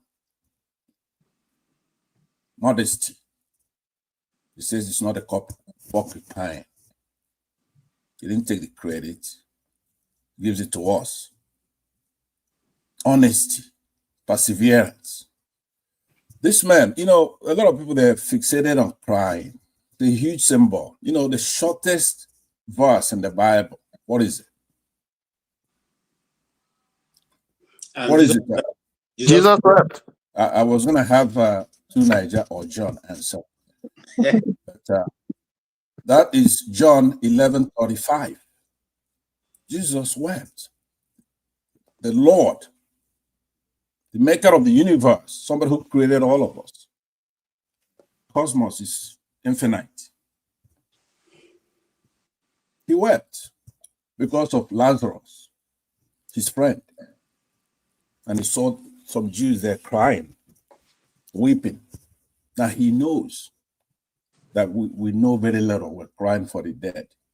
But he's human in that form. He's sympathetic. He has empathy. What you see there now is in vogue now to talk about Dele Farotimi. Some of us talk about him. I've said it many times on this platform and other platforms. We don't have anybody else like that in that country. They come once a generation in his own line, not a politician. Tells the truth. Has no others, I believe Ms. Onyaba mentioned it. No tribal animals, no racial animals. Doesn't mean he doesn't acknowledge and respect his own. Yoruba, I saw him before that interview, enjoying his music, the culture, the language he grew up with. It's nothing wrong with tribe if it's positive what you do with it. But anyway, this is not a forum to go on and on, but I just want you to pinpoint those things. Let's not waste today on rascals, scoundrels, villains, charlatans, talking nonsense about Farotimi. You look at us, you're not talking about Farotimi, you're talking about yourself. That's us there, our best, when you want to consolidate Nigeria goodness. Nobody can now say we don't have anybody good. We don't have any prophets. We do have a bunch of them there. That's one of them. Peter Obi is another one, an incorruptible man. Now, truth is modular. The Farotimi is attached to Peter Obi. Nobody has all the virtues in one person. Now, what kind of Farotimi would we have if in the last election in 2023, he's supporting somebody else? Now, what kind of Peter Obi are we going to have if the evil forces come against him, he doesn't get ready to go and get him out of there? Showere and so many others that he mentioned. Nigerians, good Nigerians who are on platforms. So no, to answer your question, that he wrote a book, and that book, he had first stopped practicing law. Something he lost, something he went to school for. But his love for his country is far greater than that nonsense. Sam, what drove him to tears is that, look, Nigerians do have that we say we miss all the time. We can come together. What is his cry? Because we came together as a porcupine. That just devastated him. He couldn't believe it. So Jesus wept, and Farotimi wept. So I'll leave it at that. I was gonna come and pick on John a little bit, and I'm not gonna do it today because Farotimi said we should come together, and if we come together, we'll be the porcupine that even the lion cannot attack. Thank you very much, KJ. Thank you, Pastor, and thank you for not taking on my brother John. No, he should have done that. Could have been He's not better. here to take on you either. Today we are discussing what is pertinent to Nigerian, which is the fact that our judiciary has come under fire. Forefather, I'm coming to you. Now, in other clients, thank you, sir. In other clients, when the media shines light on a particular agency, what they do is that those agencies expose their book and say, look, if you think you want to, here is our book. Okay? I give an example. There's a change of government going on right now, and certain people who are now in incoming government are shining light on the FBI. And some FBI agents are saying, we don't have anything to hide, but if you are looking for this information, this is the information we have, this is the information we have. Is there anything wrong if that is done in Africa and in Nigeria? Why is that whenever somebody stands up and say, hey, this person, what your work is doing, we suspect that there's something wrong with it. Then we take up arms. Then we call the police. Then we'll call the fire brigade, Boy Scout, Girls Guide to go after that person. What is the reason? What's the problem with us? I think we just have not founded a nation. We don't have the motivation to build a nation that can do some of the things we see other nations doing. And the question is why? Because this question has puzzled a lot of people. Why is it we just seem not to be able to do that? To the point whereby foreigners are thinking that something is wrong with black people, like we are not of the same species. That some of them say we are backward, we are not, like, you know what one of them wrote? That Homo erectus is still alive. Like that's the way they try to refer to black people. But that is not the case. The issue is because the way our history unfolded, we think it is optional, let's put it that way, to build a strong nation, like it is optional, like we can just do it somehow like this and get away with it. If we knew the consequences of what this is going to result into, not just this one we are saying now, where it's going to go, we will not be behaving like this. But how do you let somebody see when they cannot see? Some people can see. I can see. I'm alarmed. It gives me sleepless nights. But others cannot see it. And not everybody's like that. And that is the problem. And the people that can see the danger coming and want to respond to it, they don't have the enough space in Nigeria to operate. Because for me, I see continent killers out there in the world. I see people that have taken advantage of us in the world. And I've seen the people that empower our leaders to undermine us. I've seen all these things happen. And I say, why are we... And I also know that our division was also our enemy. I know them intellectually. And as a matter of fact, all of us know this intellectually. But why are we not responding in that direction? The problem is that someone like me, if I see a problem, I want to go after it methodically and understand too that we don't have a choice. The idea that this is optional, if we are to survive, it's not even optional. It's compulsory. We have to fix this country. We can curse it all we want. We can do whatever we want, except you already made your peace that you're going to die. And if you don't die, your children are going to die. One of them, sooner or later, there will be consequences.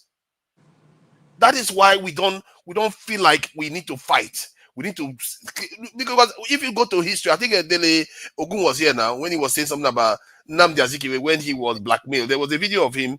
They said he was blackmailed to accept to be president. Yes. Yeah, because of this in financial this thing. Irregularities in Standard Bank. Exactly. But you cannot bribe someone like Mandela during the time when he was fighting them. You cannot bribe the Chinese after the Japanese have just almost destroyed them. You cannot bribe Lin Kuan Yew after he almost got executed by the Japanese. You cannot, because they will know this is life and death. But we don't understand that. So we just think it's optional. And that's why sometimes when I say these things, people think I'm mad. I said it's not optional. There is consequences for all these things we are doing. The sins of the fathers. Now I'm beginning to know what that truly means. We think it's just what one father did. No, it's the way you live your life that is going to come to haunt us later on in the future. And that is why we see our judiciary misbehaving. Even the judiciary don't even care. Look at this I don't want to mangle his name, Babalola. I saw a whole page of him talking to graduates. Not once did he advise them that their job was to uphold justice. Not once. Not once. I've gone to multiple pages of him talking to students and people talking about him. Never once did they call him upholding justice. They're forgetting that the essential role of the judiciary is to uphold justice, even if you have to represent your client and all the rest of it. But at the core of it, the center core reason you exist is to uphold justice, and our legal system has forgotten that. Just as our military has forgotten that their central role is to protect civilians. And these people, this madness that we have in our head, in our systems, it has to be taken care of, and it's us that are going to do it. We think it is optional. That's why it's like that. If you want me to answer it directly, we think it's optional. We don't know that it is essential that we have to do these things if we are going to have any future, and your children and your children's children are going to have any future in this world. Thank you. Thank you so much, forefather. And someone's asking, what about Ijele? If you have information about Ijele, give it to us. We'll put it on the platform and talk about it and drum up support for whatever. We are not saying that. Listen, when we talk about Dele Farotimi here, and he has said many times that he's ready to meet them in court. He didn't say he wants to be, because from what we know, there were meetings with the said party that gave him conditions. One, which is to withdraw the book. Two, which is to apologize and say he didn't do this. And he said he will not do that. Now, are you saying, bearing in mind what the discussion is now, are we saying that what Mr. Ike, is it wrong to tell the truth in the circumstance we find ourselves? It's not. This is not a village meeting. No, this is a national issue. This is a nation that we are running. Is it wrong to say the system is not working, is broken, let's fix it? My brother KJ is not wrong. It is because of lack of truth is what has kept us where we are. So um, people will leave. People will leave the truth and play the politics of religion and tribe. So and where has it led us to? Nowhere. So if, we cannot stop speaking the truth. We can continue to speak truth to power. Like as I said, yeah, they might think that our voices are not going anywhere, and when you speak truth to power, a lot of people, you become an enemy of a lot of people. We have few people like Dele Farotimi, even though he's not a politician, but we have a lot of politicians in Nigeria who speak power to truth, that they don't want to see them. They want to do everything that they never succeed. So we cannot stop speaking the truth. It's because of not speaking the truth that has kept this country called Nigeria where we are, because we have been, pursuing shadows for all these years. Everybody is pursuing what is going to grab from the nation called Nigeria. And it has led us to the point where it has become obvious right now that everybody is paying the price. So we shouldn't stop speaking the truth. It doesn't matter who is involved or who is concerned. We will continue to speak the truth. I don't speak the truth, or I don't say what I say here because I want to appear in a platform, or I want to put my face on a space, in the internet space. No, whatever I say here, I believe in what I say, and I can always die for it. And that's why I say that I am a product of my decision. I'm not a product of anybody's decision, but I am a product of my decisions. That's what I am. That's what my life is. Who you see here is the product of my decisions. And I think that if I see that the product of my decisions has not been good for me, it's also my responsibility to change it, to make it better. So I think that people like Dele in Nigeria, there are no more a lot of them. Years are gone when we have a lot of them. Right now, everybody is afraid because we have a government that is using every institution to pursue after anybody that speaks anything that they don't like. So there is lawlessness in Nigeria. The court is go to court is the slogan in Nigeria. When you go to court, they own the court, they own the police, they own the military, they own everything. So there is no justice for anybody. So, but people like Dele who knows their onions. If he's like every other Nigerian, he would have agreed on the condition they gave him. Shut up, stop the book, apologize, and move on. And eventually they will give him contract, give him about 500 or 1 billion naira to go and start his life. But I thank God that he's ready to die for the truth. So we can't stop speaking the truth, my brother. I will never support that we cannot speak the truth. It doesn't matter how hard it might be. Sometimes it might look offensive to somebody, but truth is always the truth. So we will not stop speaking the truth. KJ, I have a question before. Is he allowed here to take a cup of coffee? Because I don't want to break your rule. Coffee is allowed. Coffee is allowed. Okay. Yes, sir. I can make my How coffee. How do you know it's coffee? Coffee is allowed. I know it's coffee. My brother John, is coffee. Coffee is allowed. I don't drink coffee. I drink tea, not coffee. Okay, tea. What, as long as it's not in banana, is allowed. Okay. Yes, Thank sir. you. I'll join you in a few minutes. Okay. Yes, Mr. Tony, you heard what he said.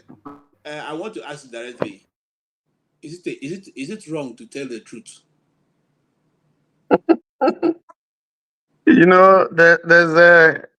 It's not wrong to tell the truth, but let me say, here in America, we once heard somebody say, "Truth is not truth," and then somebody said also that there's alternative truth. Yeah, So, is all that not just pandering to social media and trying to be politically correct? well, Because that is that in this case, we're talking about a system that has been set to bring justice to people. And somebody has gone through that process and says, I didn't get justice, even though I had all my facts together, even though every paper was presented to you. And this is what happened that made me lose a case. And I'm now writing a book to warn people who are behind me, say, the system you may think is correct is not as correct as you think it should be. Is that a wrong thing to do? no, I don't think it's wrong. But we have a system where the apex court is your last bus stop when it comes to appeal if you are contesting. So sometimes, I'm not a lawyer, but sometimes what the lawyers say, they try to criticize the judgment, but invariably you accept it because that's the there's nowhere else apart from God that you can appeal to. So we have seen situations where lawyers have said that the a particular judgment by apex court was not is not right, but that's where it ends. But like you asked, yes, I think we have to speak the truth, because any country that is built on falsehood, any society that is built on falsehood will crumble in no time. So, yes, we have to speak the truth, but it also takes courage to speak the truth, because in an environment like Nigeria, some people would rather keep quiet because they are not ready to go through the consequences the fallout of telling people the truth, because it depends on the situation and circumstance. There are situations where if you tell the truth, you're in trouble. You know, I have had, growing up, when I finished from the university, I decided I wasn't going to work in the civil service, whether state or federal. And the reason was that I have an uncle who is late. And I mentioned it somewhere in the platform, who was trained by one of Nigeria's first avionics. They spent money on him, sent him to Canada, sent him to Switzerland, sent him to England on training. And they spent a lot of money on him. And in fact, one of the trainings that he went in, a cow, training. I think out of the number of people who came from all over the world, he came first. And they said, let us retain you. Don't go back to Nigeria. You will do well here and all that. And they dazzled all kinds of carrots. And he said, no, my country trained me, spent a lot of money on me. I want to go back. And he went back. But you see, the last years of his service as a federal civil servant was very bitter, because all those that he trained, they were putting them above him. And one of them, an Hausa man, he became a director, became his boss, was the only one who was complaining that this is wrong. And that is because of injustice. It wasn't that the man is not capable. So I don't want to reduce it to ethnicity, but the point is that it was injustice. So I saw all that happened to him, and I said I would never work in the federal service or in the state civil service, because if you speak the truth, you are likely to get into trouble. So until we have a society where they see the truth, they accept it, and they protect you when you speak the truth, some people just keep quiet and would rather just stay away. But bold people like Dele Farotimi, who are ready to bear the consequences, speak the truth. And there are consequences, and that's what he's suffering. And I congratulate him. I think he's bold for taking that measure. Maybe me, I may not be able to take that kind. Maybe I'll just keep quiet and just walk away. So that's my view. Thank you so much. Someone like me who have gone into the cell because I was acting, I would never have taken that decision, because I tell you, 1 minute inside that cell it's like spending 24 hours. 1 minute. I mean, 1 minute. Because it's dirty, it smells. I mean, and this is because we are going to use it to act. So it was washed to their best of their ability. But yet, you're even standing inside with your shoes, you feel that already your whole body is, you know. So, Jonaba, you heard what he said. Oh, I'm coming to you and I want to ask you this question. I want you to put yourself in a position of Afa Babalola.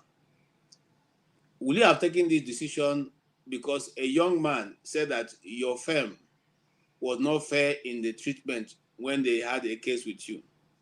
Would that be a reason why you say they should lock him up, adapt him from Lagos, take him to Ekiti, judge him in the morning, put him in prison, put him in the prison for 21 days before he even gets trial, file cases in 5 different courts, one which says that all the proceeds of the book should come to you? Would that be a good position for you as a father at 92? Yeah. I will tell my community that when I die, they should give me 7 stone. I'll turn to Baba Olegba for all my enemy from the other side.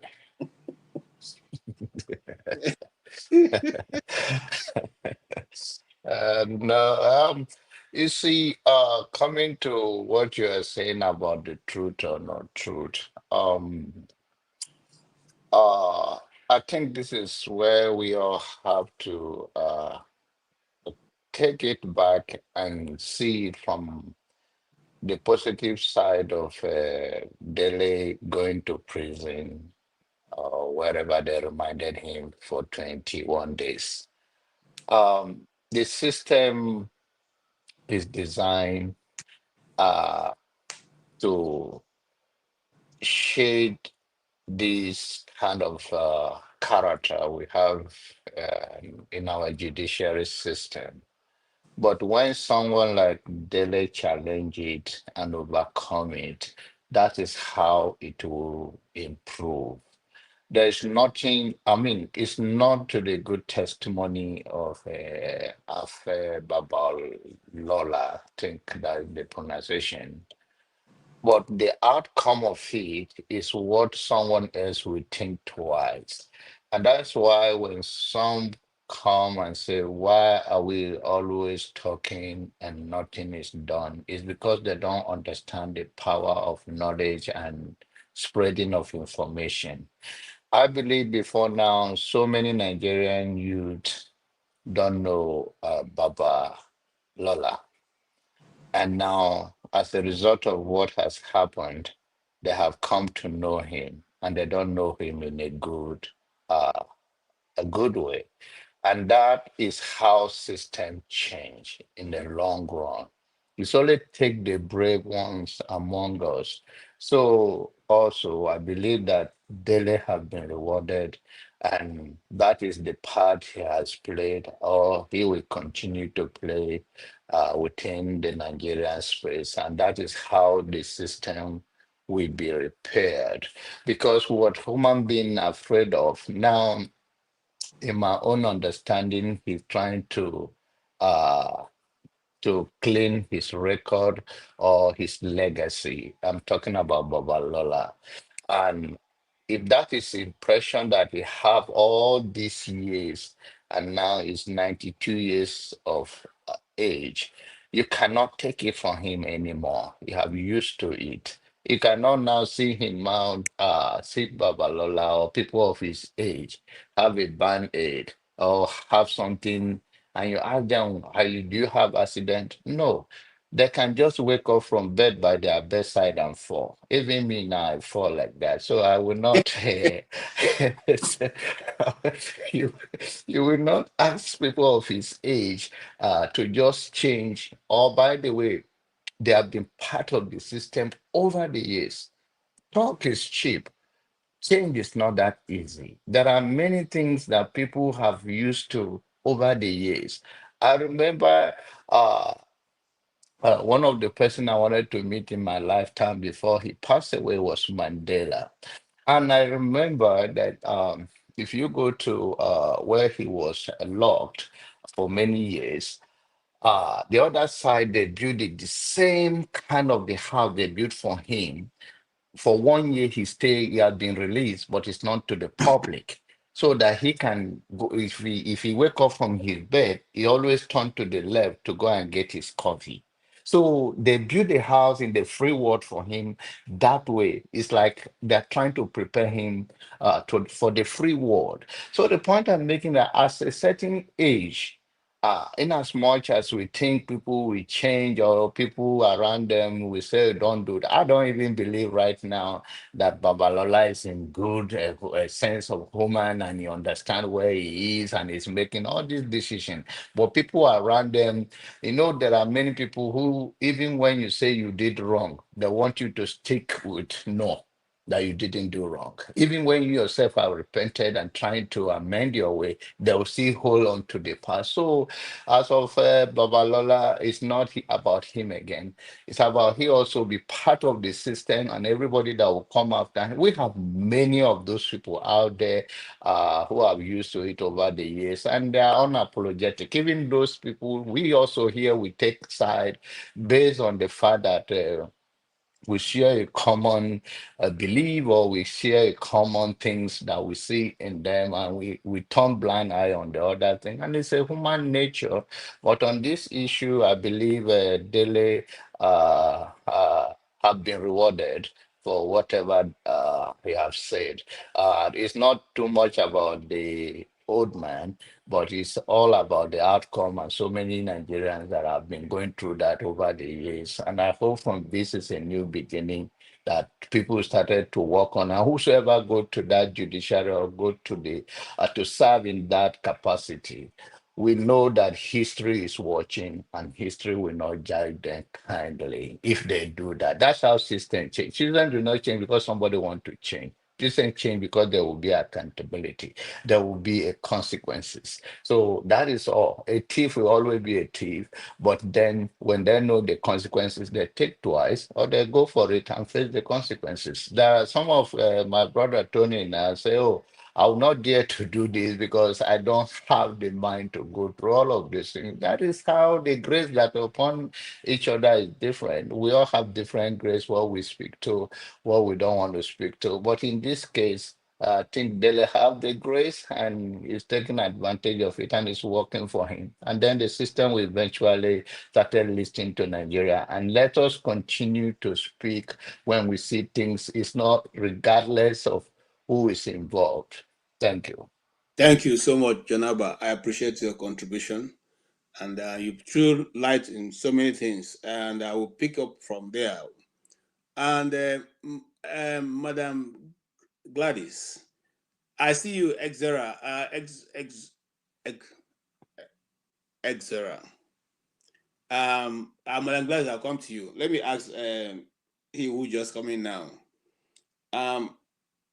Is it a bit? It's not a bit concerning that the media space in Nigeria have left the likes of Yahya Bello, Akpabio, Rocha Sokorocha, Juzo, Kanu, and many other people who have stolen billions of naira from their, allegedly from their states, to be now concerned about little Dele who just wrote a book that is about less than 100 pages. That is the major issue now the media is concerned. Nobody is looking for how to find out how those other people are doing, what they are doing, okay, what the court doing with their case. They are strolling and wearing white kaftans, almost like angel kaftans, walking the streets of Nigeria, with some police people guarding them everywhere. They are more concerned about Dele, who is trying to draw our attention to what he feels is an injustice in the system. Aren't you concerned? Do you think that what the media should be doing or tackling the issue? Because according to the Nigerian Constitution, the media is the fourth realm of government. In other words, when you leave the third realm, you get the next one is the media. We're supposed to hold people accountable. We're supposed to question the system. We're supposed to interrogate whoever is there and what he's doing with the people's money and reports them to the people. How come our own is to talk about how the big man is buying new cars and and wearing white cloth to come to court? Is that what we should be doing? Thank you so much. The media, they've already sold out themselves. They are not there to report the situations as they are happening. Rather, you see them celebrating parties of big men and women, maybe where the CMDs of banks holding their white parties, and the rest of them. You go there, you see them taking pictures and trying to put that across to the society. The media is the same all over the world, but that of Nigeria is in shambles. They are not actually portraying the truth of what is going on in the country, because most of the so-called top politicians, they have their family members working in such places, so they would rather prefer to protect them than speaking out the truth. So I don't know when it will actually happen. I know that even outside the world, outside Africa too, a lot of things like that, the press have been gagged not to speak the truth. You see where those who want to speak the truth, they remove them from this world. But that of Nigeria is in such a situation that I don't know what is going to happen next. The press is not actually giving the true situational report of what is going on. Rather, they are there hailing the leaders, even when they know that the leaders have gone wrong. Those that actually stole in their various states to enrich themselves and their families. They have fat bank accounts in America, they have in Switzerland, they have in UK, they have all over the whole places. They don't investigate such people. Rather, what they should not concentrate on is what you see the media trying to muscle up their shoulders, trying to behave that they are actually doing the right thing. The situation is in a terrible way. I don't know what is going to happen next.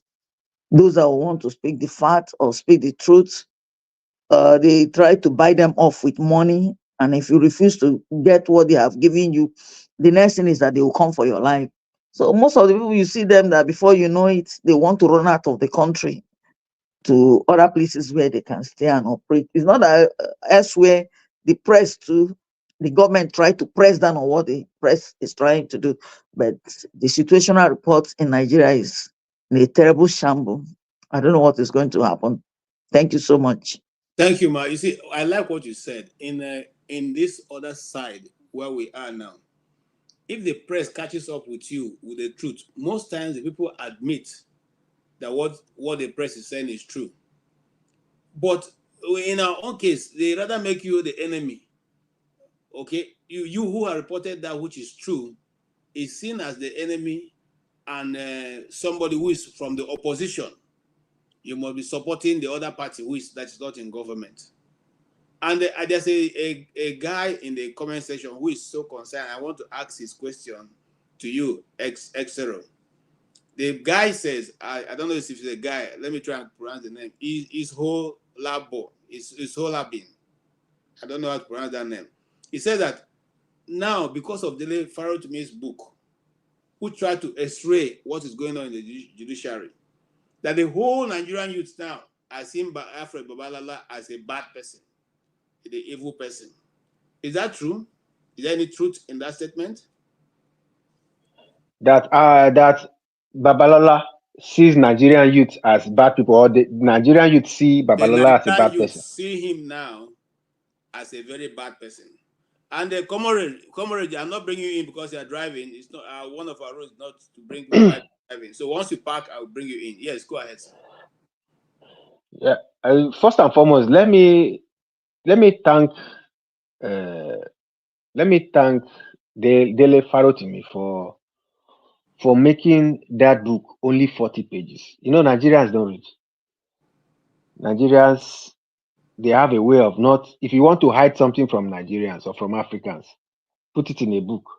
But for some reason, Dele Farotimi was able to encapsulate the message in just 40 pages. And that is why I think that book became viral. It was easy for everybody to go through it and grasp, you know. Now, Yes, what the commenter said is not far from the truth. You know, the book and the uproar that the book brought about revealed what a lot of people have been suspecting or maybe crying for a long time, that there are powers that are holding, continue to uphold this criminality called government in Nigeria. And one of such powers is the judiciary. And in that judiciary, one of the lords of the manor is this man that Farotimi wrote about, Babalola. Is a key figure in the judiciary, helping to perpetuate poor, wicked criminal government from one government to the other. It is people like this Babalola that have continued to keep them in power. You hold an election is rigged. You take the election, the opponents to the courts. People like this man with their vast network, they make sure that your case is quashed. Look at all over the country. Look at the kind of people that are in the different states. Look at all the elections that held. Look at all of them. Look at the kind of people leading us. Look at the kind of people, a country that is well known as that the people are wise. If you see Nigerians everywhere in different countries, what they are doing,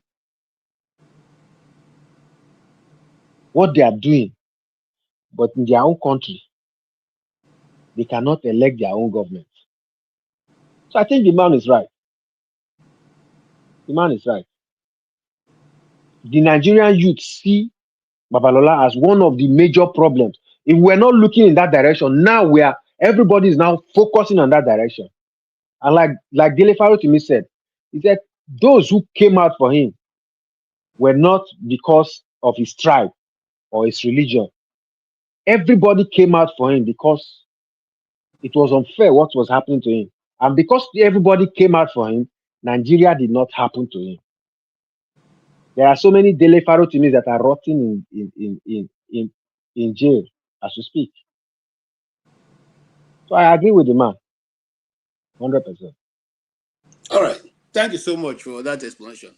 Mr. Ike, coming to you. So now, like he said, there are many other Farotimi rotting in jail.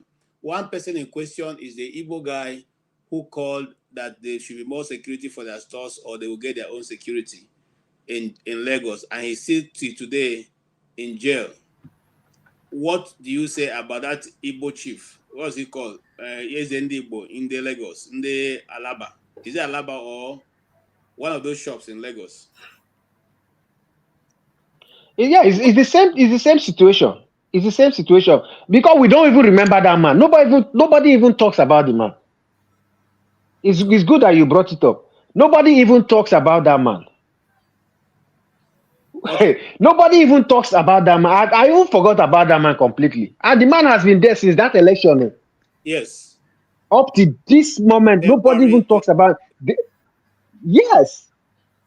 It's good that you brought it up. That man needs to be rescued. We need to start shouting about that man and several others.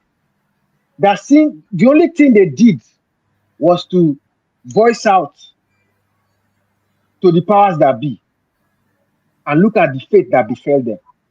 That man has family. He has people that are dependent on him. I wonder what they must have done. They might have done to that man's business. They must have crippled that man's family and his business only because he was voicing out that he needed to be protected. Insaner climbs. If you're a businessman, if you are paying tax, you are one of the people the government want to protect. Because not just the fact that you are creating employment for yourself, that man might have people that are working for him. Yes, he has. It's a big. That's why he's the SND now, because he has a very big. Okay, great. You see, there's something Nigeria does not realize. They are going a particular direction, but they are suppressing or oppressing the people that will take them to that direction. The current tax bill that they are trying to force, that the North is going against. Tell me what is going to fuel that tax regime. It is people like this man. It is people like this man that will pay that tax. That will mean that a state is richer, one state is richer than the other. It is people like these people. All these businesses, this is because they look like informal. Do you know how much they carry in Ghana must go in that Alaba market? That they carry up and down. People that do bank-to-bank transaction they don't transact like that. These people carry millions in bags in Ghana must go. Moving around. Is it because they are informal? Because they say they are informal? They are the real people that are paying those taxes. Why do you think all these agboros are always around those big markets? So I don't understand. In fact, I don't understand the government at all. Thank you. Thank you for reminding us about that man. Thank you. Ike, I'm sure you have some connection there. Can you get us information with that man to know whether he's still there or even his pictures and videos so we can run a very good program on him? Honestly, I do not have any information, but I think as you brought it up, I first of all tried to ask my senior brother in Lagos to, find out actually what is actually happening with the man. But also, I think the Igbo community, the business community in Lagos State are big. They have the financial muscles and power to do whatever that they needed to be doing. If it's from Alaba International or the electrical department or the computer village, no matter whatever of the market that the chief represent, they are big, they are rich. The market association, they are very big financially. So I think for us to be able to get to real fact, to understand what is the state of affairs with the sheep, because right now, honestly speaking, I don't know, I don't have any concrete information about the sheep. But just like as my brother spoke, these are the people who these are the people that are supposed to be taken care of, the people that pay larger chunk of taxes to states, people who have investments everywhere. The government is supposed to protect them, not to, like he said, there are so many people that are depending upon the man, and there are so many of his in Nigerian prisons all over the whole 38 state, or 37 states in Nigeria. There are so many people who have died in the prison, who committed no offense. Look at the young man in Osun State who stole fowl that have been in prison for how many years, that was condemned to death. Fowl. Why the people you gave an example of, you see the day they granted bail to the former governor of Kogi State, you see Nigerians, the same people we are fighting for, they were celebrating in his house. The man who stole their commonwealth, the man who took everything Kogi has and put his own private pocket, they were celebrating that he was granted bail. So it's a disease. My friend John Abba, his governor in Benue State, is a reverend father. He has forgotten his robe as a reverend father. You understand what I mean? So it's just, I think maybe when you walk into that, I don't know, maybe when you walk into that office, maybe there is something that makes people to, do what they do. I cannot really say. So if somebody who stole a fowl is condemned to death, why the people you mentioned, KJ, the people that you mentioned, not all of them did you mention. The man that the guest today, he talked about the governor of Borno State, who Atiku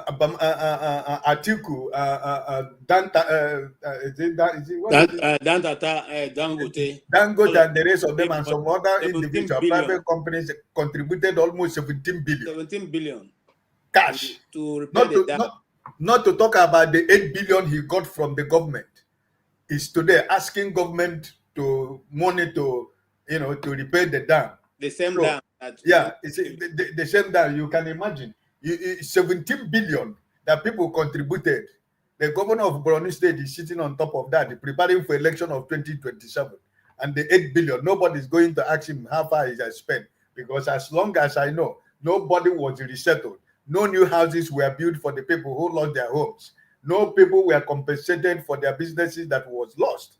So if these people are the people who were calling excellency when they are passing excellency, we bow down, we clear road for them.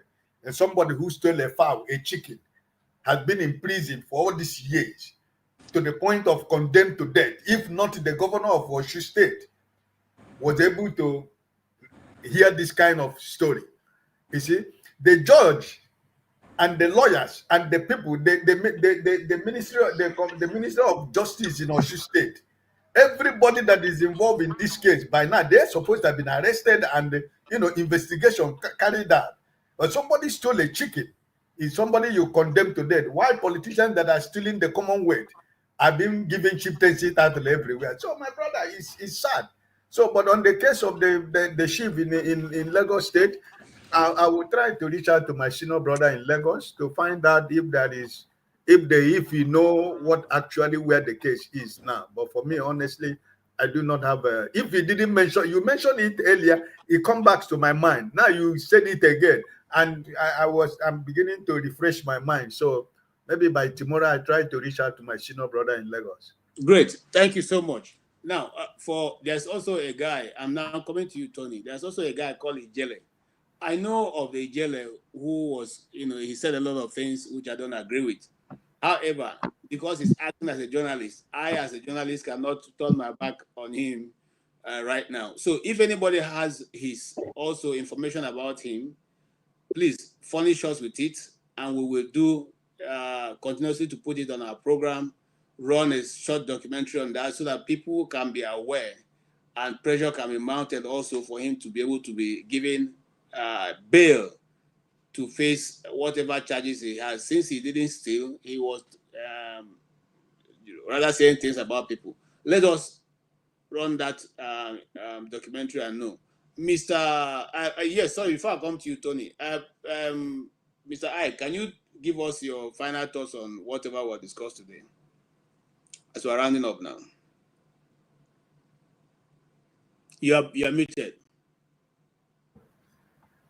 Yeah, my last contribution is for us to keep talking, never to give up. Let's continue to respect one another. I hope you are not leaving, Mr. Ike. I came because of you. You said you wanted us to say something. Yeah, but I don't think worry. When you finish, we'll come to you. Maybe I've forgotten because it's over 3 weeks now, right? Okay, then let's leave it there. Yeah, we leave it there, my brother. No problem. I think that so what I was saying is for us to we might have different opinion in every issue, but at the end of the day, we are all Nigerians. We are all looking for a better way for Nigeria. So I think the issue of Dele Farotimi today has proven to all of us that we don't just come here to waste our time. We are talking and our voices are going far. And I think the pressure from every platform, Nigerian journalists, all the television stations, private and public, that cry everywhere, I think it has helped to make the case of Dele to be where it is. The plan wasn't like this is not what they programmed for, but because the rendition was to keep him and silence him for the rest of we don't know how many years. But I think because of the outcry of people, and it has become a very big problem to the government and the people that are concerned. So I just want to encourage us to keep talking. We will continue to speak and speak the truth. Like John Abba said, if it concerns your brother or your cousin or your friend, let us try to speak the truth, because it's only the truth will always set us free. Because whatever we sow is what we're going to reap. It doesn't matter how long it takes. Like as I said here, I'm going to end by what I said when I was talking. I am the product of every decision that has made in this life. So, and I think every one of us, we are the product of our decisions. So whatever we do, always remember, while you're pointing this finger, remember that the other finger is pointing at you. And I pray that this week, as we prepare to enter into another new year, that the good Lord who has kept us alive from January to today, that he will keep us alive and we all will enter 2025. And every good thing that we want from the Lord, the ones we did not achieve this year, let us not complain, but let us thank God for the life he has given us. If nothing else, we are alive today. There are so many of us who didn't wake up today. But thank God, every one of us is alive today. So there is no blessing that is greater than life. Because if you have life, tomorrow is another good day for the Lord. So I bless every one of us. If you don't see before the new year, I wish each and every one of you the best of the new year. God bless all of you and good night. Amen. Thank you so much. Thank you for that. And Happy New Year too. Mr. Tony, yeah, your comment and then your final thought. Again, greetings, everybody. My final thought actually would not be radically different from what Mr. Ike has said. But looking into 2025, I think that we should now, instead of talking about problems and problems and problems, begin to search critically for solutions. I believe that it's still possible to fix Nigeria. That's my view. Even though there are divergent views on that. But I think in discussing and searching for a solution, like the Latin phraseology says, solvito ambulando. As we continue to search for a solution, we're getting close to the answer. Thank you. Thank you so much. Very short and concise. Thank you. Jonaba. Concerning the information you are looking about the guys that you said they locked up, whatever information you gather, bring it up, and then let's talk about it and see what can be done. I think the other girl you are talking about, whatever you gather, I think I have an idea of who you are talking about. But it's also is things that our society have to learn, that the fact that somebody says something that you don't like, even if it's directly against you, it doesn't mean that you should use your excess influence and all the thing to hold him captive. But because justice starts from each and every one of us.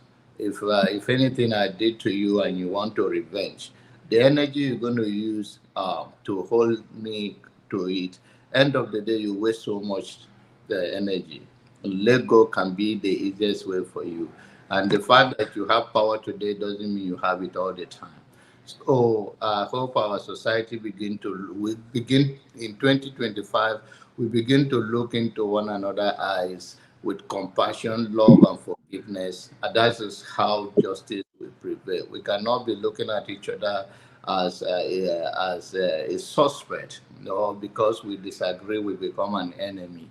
But hopefully, we look into all of that and see that our voice will resonate more, and we speak to the truth that we believe in. Your truth may not, the way you look at it, I may see it from a different angle, and that doesn't mean I'm a bad person or you are a bad person. It's just what life is all about. What you know about something is different from what I know, and if I speak from my own view or perspective, there's nothing wrong, and there's nothing wrong with your own.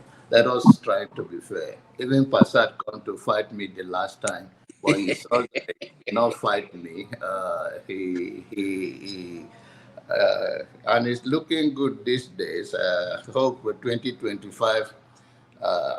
Jesus wept for 2024. He will not weep in 2025. Amen. Thank you so much, Jonaba. I like your contribution. God bless you. Yeah, Madam Gladys.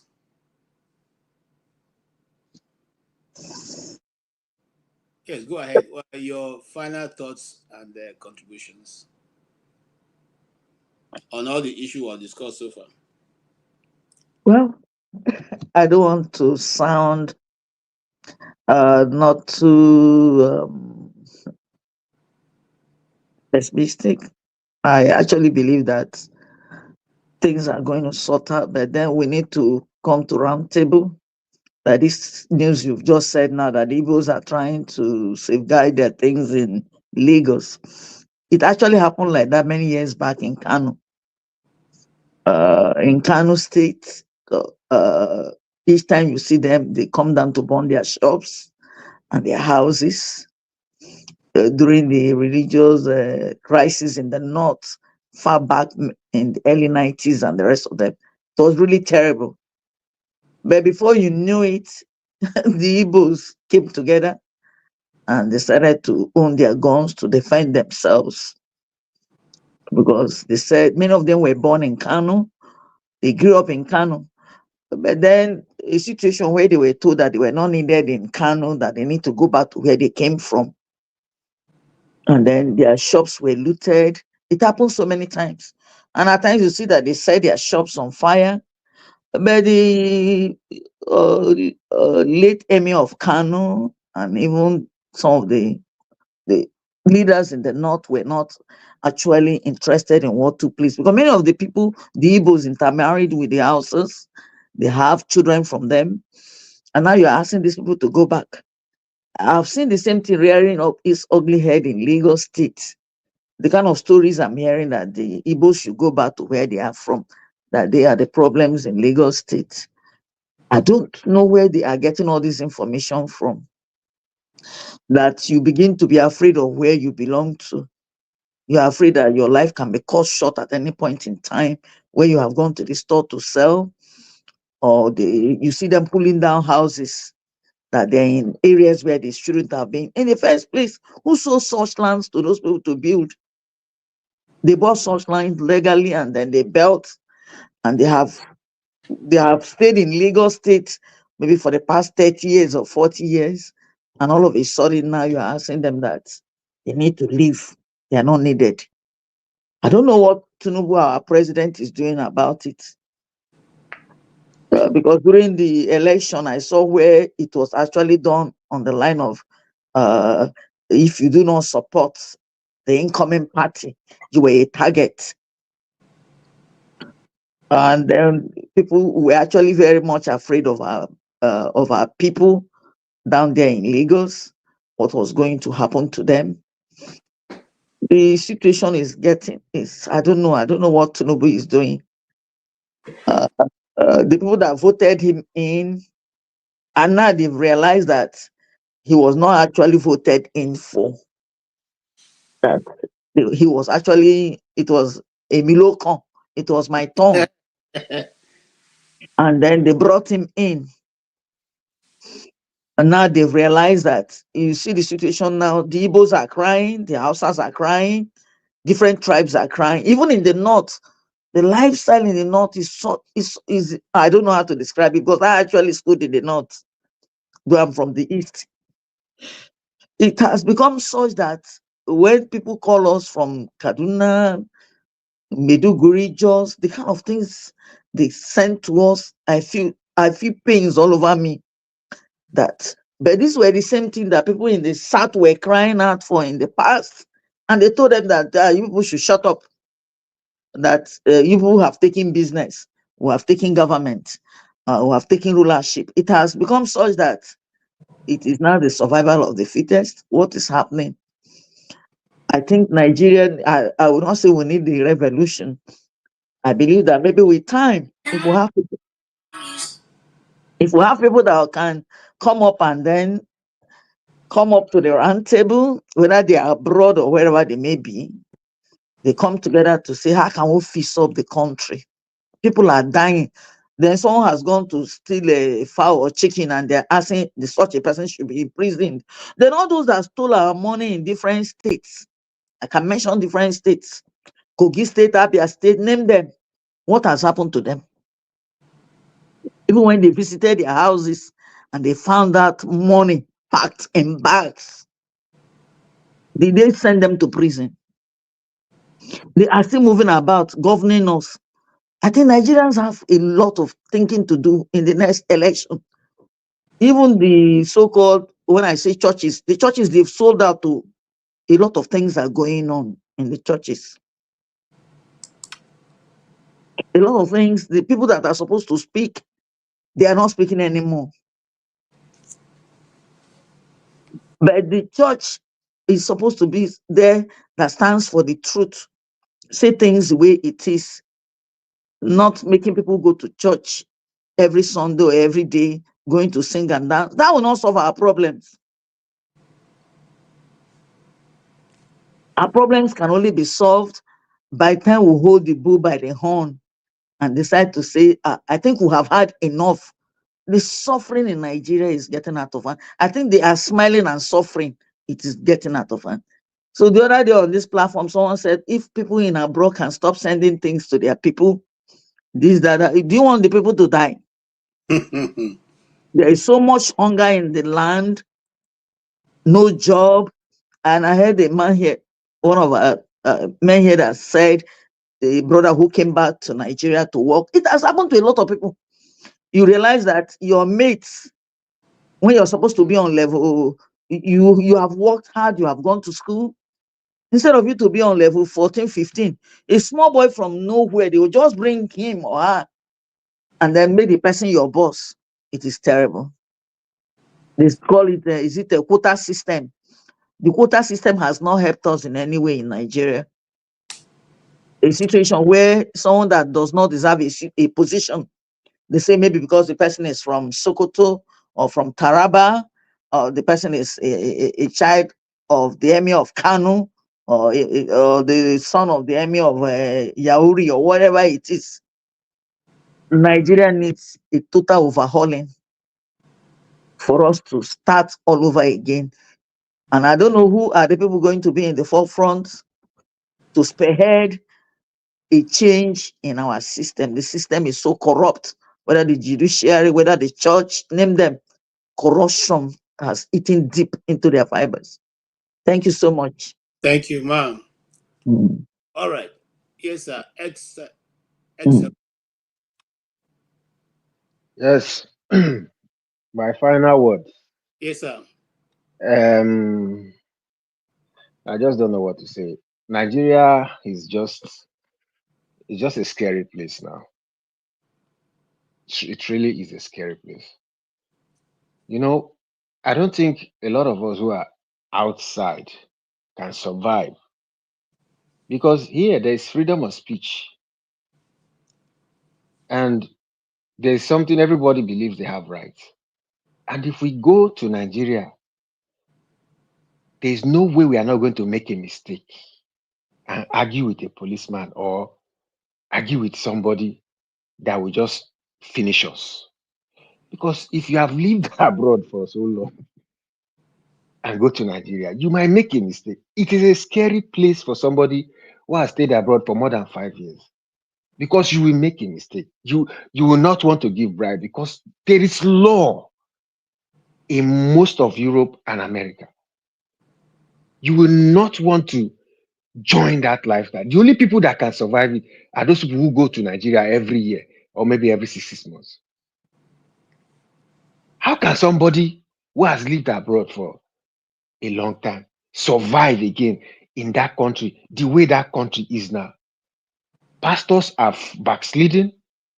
The police have turned to total armed robbers.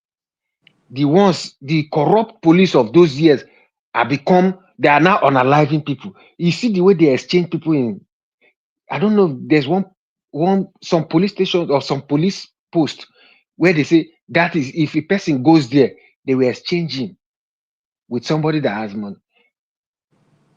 The criminality is total. The way they are kidnapping, the kidnappers are now doing it on regular basis. They don't kidnap once in a while. It's irregular because nobody is checking. People are going missing and the family, after 2 weeks, they forget about it, they move on. This man that you talked about, this man, I didn't even remember the guy. And one thing I've noticed in that country, if you are from the eastern part, you don't even want to talk. You don't even want to talk again because they will say it's the normal noisemaker. And if police catch you, nobody even want to come and bail you because there are just too many people that have been taken like that. If you are an Igbo man, you are going through existential threats. That's you are what's that word again? You are going through extinction. If you should be very much more careful. And that is not a place, because if you don't have rights, if you cannot speak, all over the world, have you noticed that all over the world they are doing immigration politics? Any small thing they will blame immigrants. The far right are taking over. So nobody is even happy. Then you now come to your own country. You are facing the same thing.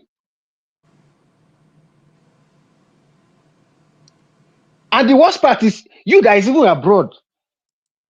If you used to send 50,000 to somebody before and they will thank you, now that money is not even enough.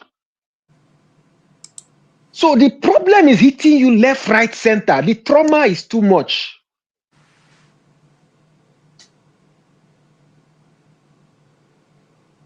I mean, we should know what we are doing, because there's no longer peace. There's no longer peace anywhere. Not abroad, not in Nigeria. I mean, you know, if things were normal in Nigeria, I wouldn't be abroad. Because I would not like somebody to be saying every problem abroad is immigrants. You see the way they are using this to win elections in Europe now. If you can speak bad about immigrants, you will win election quick. That's to show you the hate for immigrants. And then in your country, where you call your country, you are in constant threats. They can unalive you if you talk anyhow, especially Igbo. Go to South Africa, see what they are doing. They are in constant threats. They are unaliving them. And we are not still united. The people who should be reasoning that it is the people versus the politicians. They are still not united. They are still not united. And like Dele Farotimi said, we need to be united for us to realize our citizenship before we ask for any other thing. If Yoruba, Igbo, Middle Belt, if don't come together first and realize that the people against you are the authorities, the problem will take 500 years. That's my message. Thank you. Thank you so much. Revolution. Yeah, KJ, good evening. Good evening. Madam Gladys, good evening. Everybody else, I salute. Good evening, you're welcome.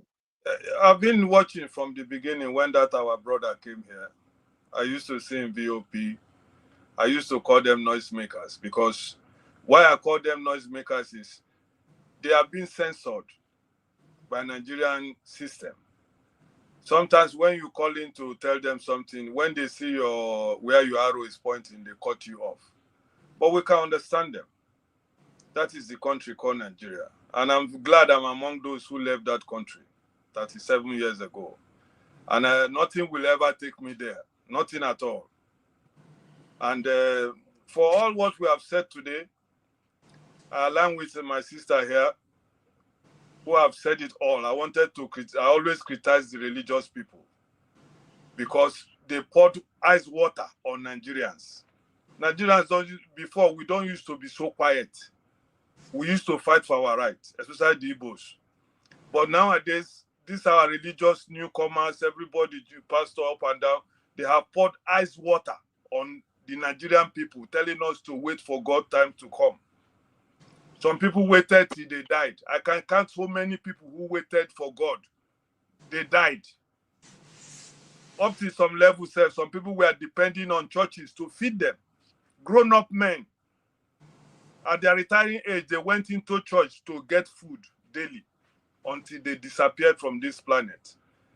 So for me, what you people said today, I really enjoyed this from beginning to the end. The time what brought me was when Dele started crying, you know.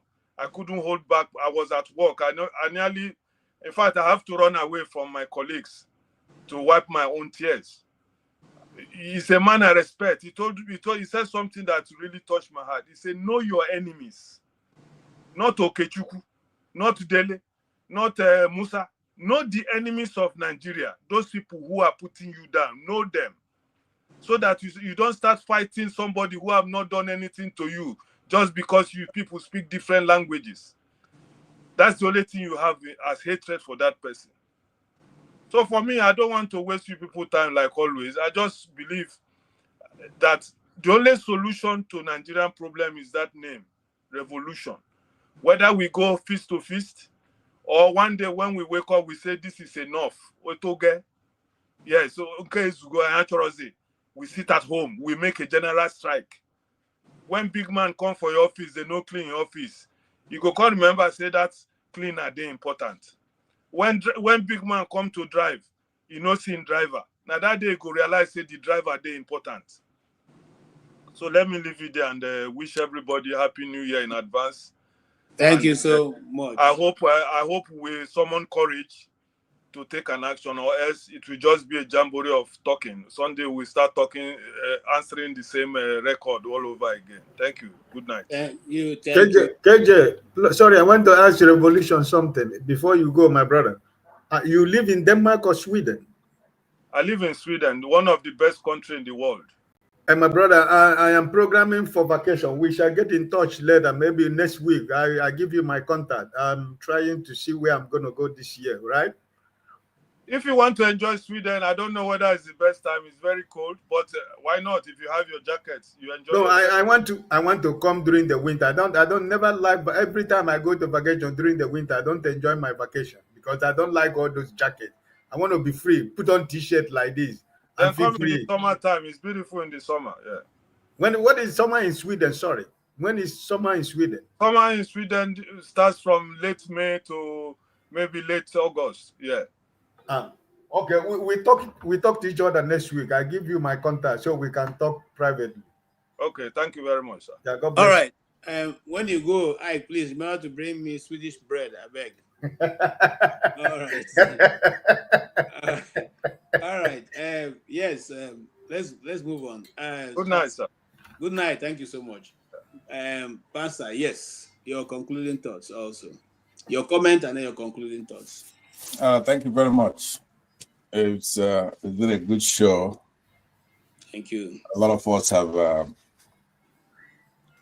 appreciated our brother, Farotimi, and his courage and the good work. I was here earlier, and I made my own contribution. But now I'm back to conclude with the villain himself, the statesman, Babalola, Afe Babalola. I posted some things on the private section of this thing. It may not be necessary because the time is not there, but I wanted you to show that he donated. I'm going to make it short. He donated over 10 million pounds to a university in London. Beautiful. I have one of the pictures I'm showing is that university, King's College in London. Beautiful infrastructure, fantastic development. He just donated that 10 million pounds for a little branch there to facilitate Africans. A good gesture.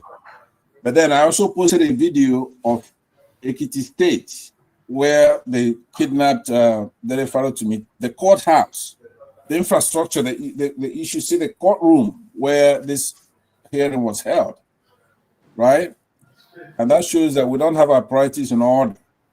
These guys, if you should see the infrastructure of that courtroom. I don't even think there was a computer in that courthouse. I remember years ago when I go to church, sometime that was all the way back. We'll carry the bench from the school into the. That's what's there. When Oyibo come out, there was this bench that come together with a desk. It's like the pews of a church. That's what that courtroom looked like in Ekiti State. And then I also posted it, but this one, if you have time, I want you to show it on the screen because it's revealed that he was paid. Afe Babalola was paid along with Wole Olanipeku $1.1 billion for just handling stuff, legal cases. KJ, do you have ability to show something on the screen? I have, but it's going to take a while. So if you don't mind. It's very important that our people know. Just in April alone, he was paid millions and millions of naira, hundreds of millions of naira. For what? Yes, it was that story was also broken here in the US. Yeah. The state talked about that. Yes. I want to see the nexus now. Why am I saying that? I see people like John. He comes in, he agrees with us. One is heart. That he tries to find a way to keep watering it down, promoting the villain, who we have to hold accountable. That's why I disagree with most people who've spoken already. I don't want Babalola to get away with what is done. He kidnapped somebody and took him to another state. He has to pay for that. It's not. He did something against the law, and he has to pay for it. We have to hold him accountable for doing that. I've acknowledged his good deeds of philanthropy and all that. That's good, but he's giving away a whole lot less than he's stealing from us. There is nothing he's doing that should warrant the kind of money that he's being paid. If he's that old, how is he able to practice law and get billions of dollars for what? So we talk about the blame and all that, but we have to hold him accountable for what he has done here, which is against the law. Nigerians don't want to hold anybody accountable for anything. He put this man, he secured a warrant criminally. It was a criminal act what he did, the way he secured that warrant to abduct Farotimi from Lagos to Ado-Ekiti. Despite the fact that the criminal defamation law in Ekiti State has been decriminalized. So we're not just gonna say, okay, hey, look, Farotimi is released. That's not all. We want to get to the bottom of it. I believe that Farotimi has also, even though he wept, he says he's going to go after those lawyers who did something illegal, and that's the kind of emphasis and stuff we should be highlighting. And John, I want you to be one of us. Believe me, you look like one of us. You ought to be one of us, but there shouldn't be the duplicitous thing of once his heart, like right now, you couldn't say the Farotimi is wrong. So you took your time, and I see you breathing, getting up. So I don't want you to do that. I want you to be all the way to the good side. Nobody is gonna. If anybody, you're not in northern states where you don't have freedom of expression. So this one is on you. Nobody's gonna touch you if you say the right thing. We're gonna be there to defend you. I'm here. I'm strapped here in the United States. So I beg you to go all the way because you like coming over here with us. You look like one of us. And you got a name that's like a Christian name. So I don't know what's the problem. Why can't we get along here? Okay, so I will leave it at that. But KJ, that's another thing. What I'm talking right now, we have to now, this is the beginning of the stuff. We have to hold Babalola accountable for his crimes on this. We don't want to sweep this under the rug and say, oh, Farotimi is released. He's a fighter. He's shown his courage, so we celebrate this. But right now, he has to pay for this, unless he's right. And we know he's not right. And all these monies that he's taking, this is what you should be, all the stuff that I put on this private section should be shown to Nigerian people. What his activities are, how he's making his money, and how Ekiti State, those in Ekiti State, look at the surrounding, look at the steps to the courthouse, and then contrast it with King's College. What a beautiful institution. So if somebody, it's these white folks there that have Babalola's name emblazoned as some kind of hero, now when they find out that that's the way his own place is, what does he look like? He's rotten on the inside. Look at the step, courthouse. Should be a beautiful building, a beautiful infrastructure with computers and stuff to make justice go very well. So we have to start talking to Ekiti State themselves. Your friend is Dele Farotimi, not this person who's donating money to Europeans who are just going to laugh at his measly 10 million pounds. It's nothing compared to what other endowments give. Some give billions. Here in Harvard here, people give hundreds of millions of dollars. So I applaud him for what he's doing, but you're going to be beautiful at home before you go outside there. You cannot be depriving our people of their rights. And you're donating big money to London institutions, and you don't help bring money, facilitate, make your state look beautiful, make the institutions in your state look, create the stuff that's going to make us proud. When this case is going on, it should be when Oyibos look into the stuff you're doing, at least they're going to see nice infrastructure. They come and invest in your state. Thank you very much. Thank you so much, Pansa, and what you said is very correct. I don't know why you have dilapidated primary schools and secondary schools in your state, and you take $10 billion pounds and go and give to somebody who colonized you earlier on to recolonize you again. Even now that they are colonizing your finances, that's unfair. Yeah. I know you are rounding up, my brother KJ. What I want to ask, in the spirit of politeness, I want to ask Pansat, how did he hold Babalola accountable in his own word alone, or the collective effort of all that we have been saying, or I have to come in another form, the way he played in his head for him to see it in his own way. I don't understand. The issue we are having in Nigeria is the same thing, and when you have the privilege to express yourself on a public forum, when this started initially, I say that Faro to me, it doesn't matter what come out of the court. He already won the case before the people because there is two type of justice. The public, which is the most important, because not everybody understand the law. But when they say this is not right by many, justice is already established. But then the system, it should be what we focus on. Let's say police have done wrong thing. You keep saying it's the police that did wrong. It doesn't matter. I think in my place says if one of your finger touch the oil, the rest five will not deny it.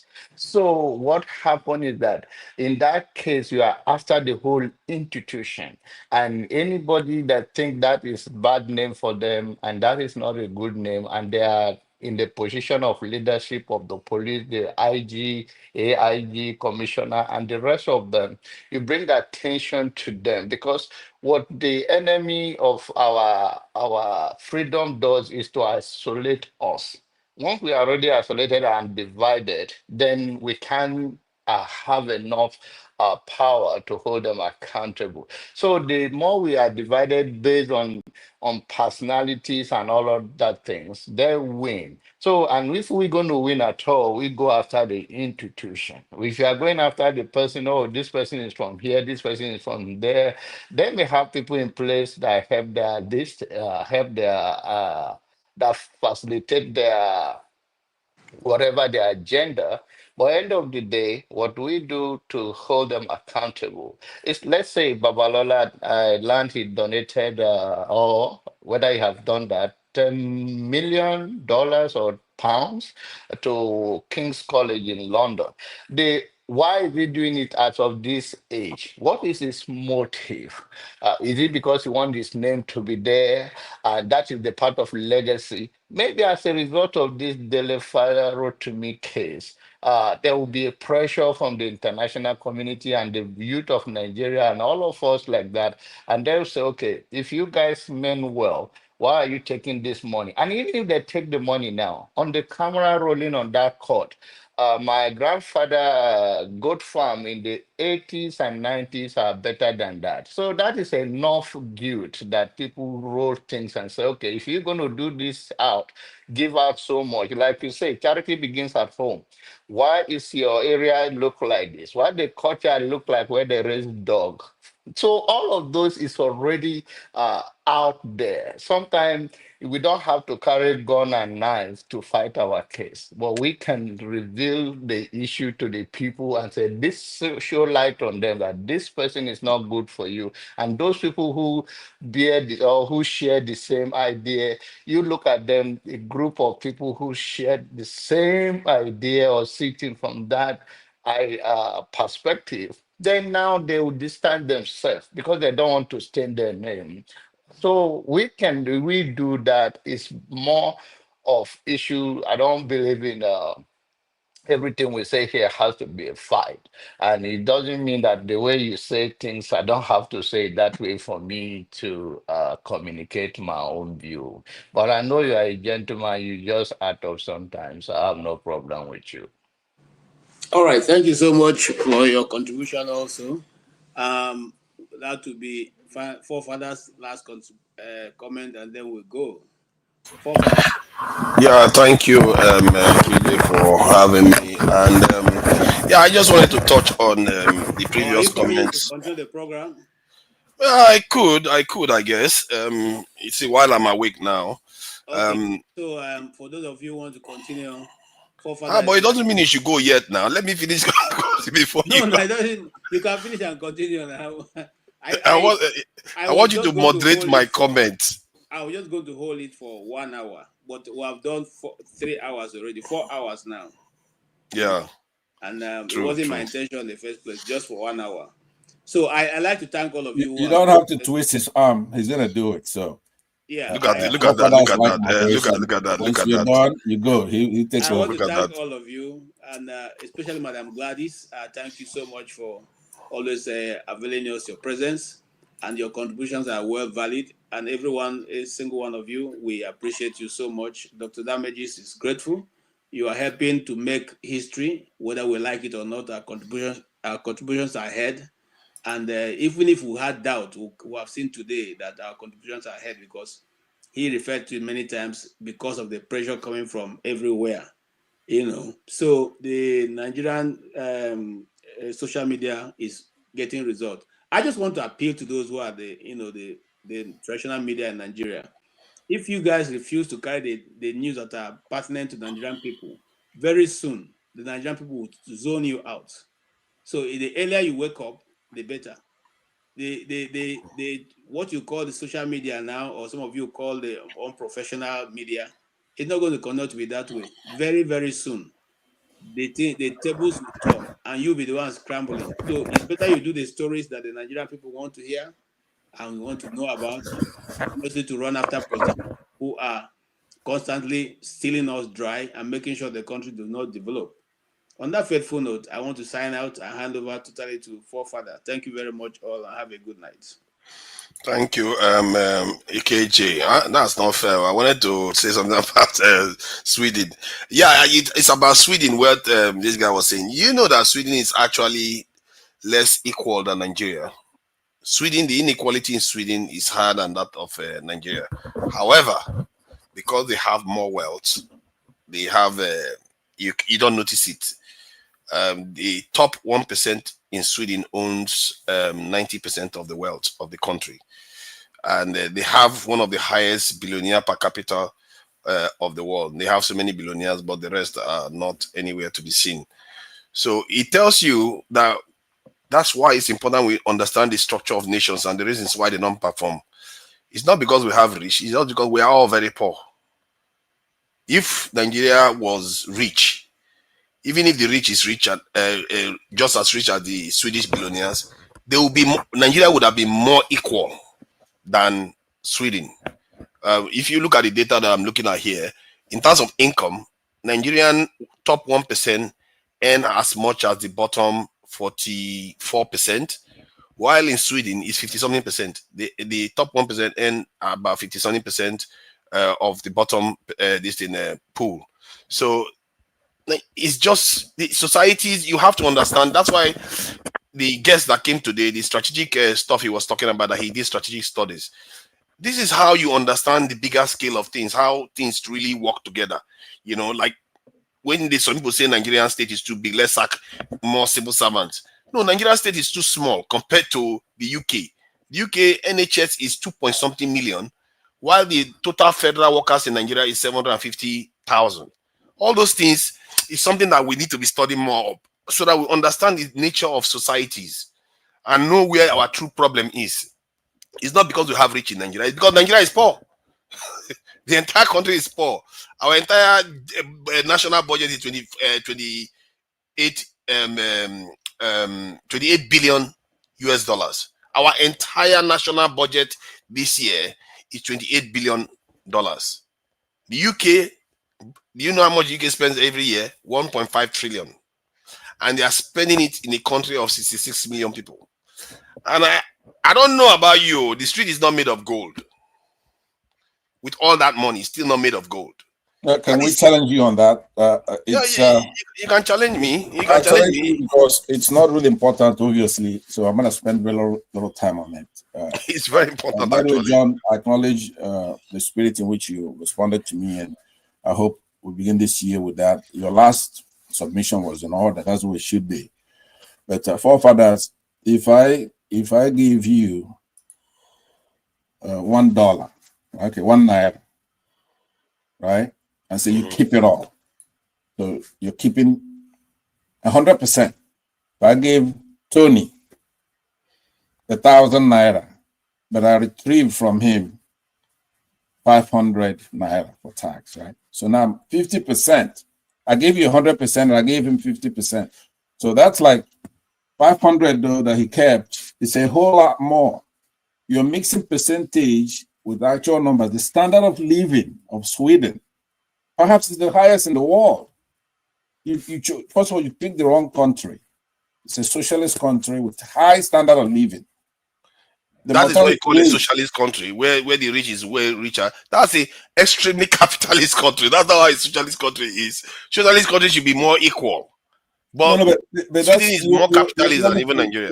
What you're saying doesn't make any sense, and it doesn't jive. What is it? You want me to share it? Okay, I can share the information so you can see it for yourself. It's not me that's making it up. You know, I don't like to make things up for myself. Let me see. Let me just see if I can share it so you understand what I mean. I like to show evidence. There's nothing you could show that's going to compare Nigeria to Sweden, period. I mean, it doesn't make any sense. It will help us get closer to the truth of things. Then, let's go. All right. The richest 10% of Swedes, these 10 Lego figures to the right, own 74% of Sweden's wealth, while the 90% own only 26% of the wealth. But things will get worse, because if we divide this top 10% group into two by breaking out one Lego figure that will represent the very richest 1% of Swedes, then it turns out that this one fellow by himself owns 35 Lego bricks. In other words, this group by itself, the richest 1% of Swedes, own much more wealth than the bottom 90%.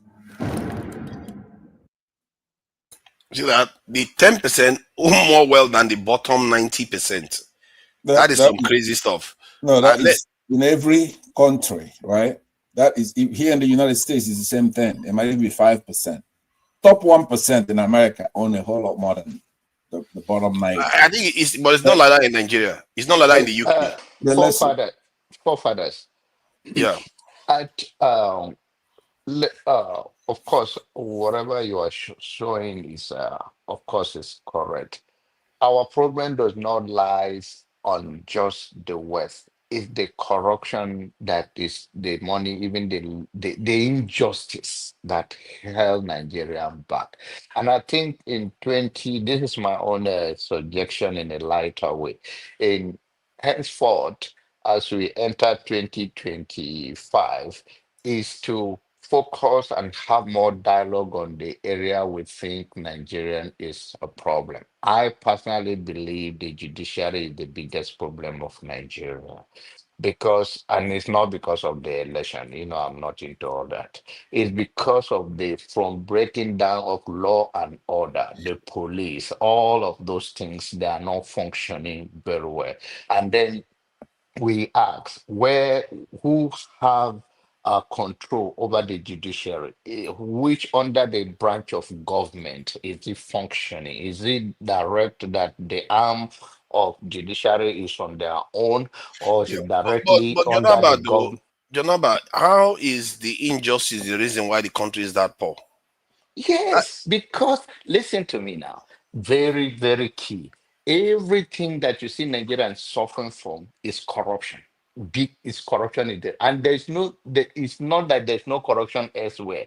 If it's greed, there's greed all over the world.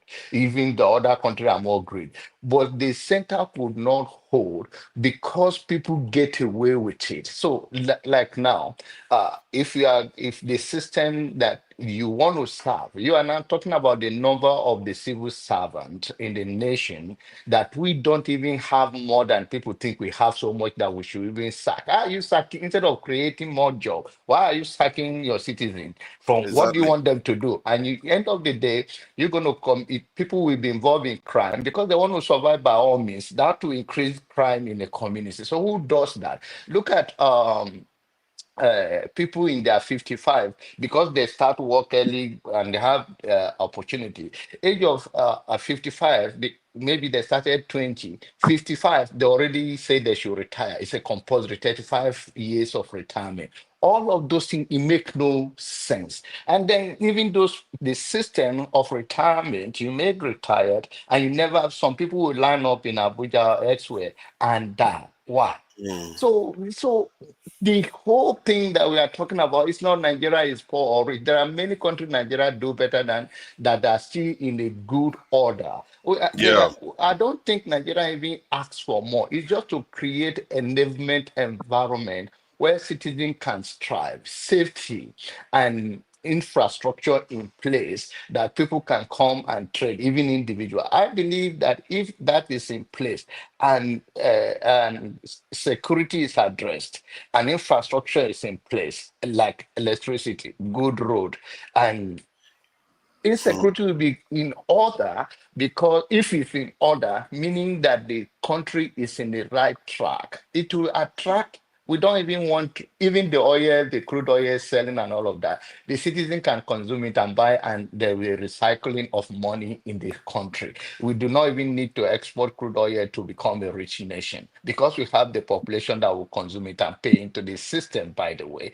So Yeah. the issue is that we are suffering from a corruption in a death way, and until we find out where the police is under what police, is it under the arm of government, is it directly with the president?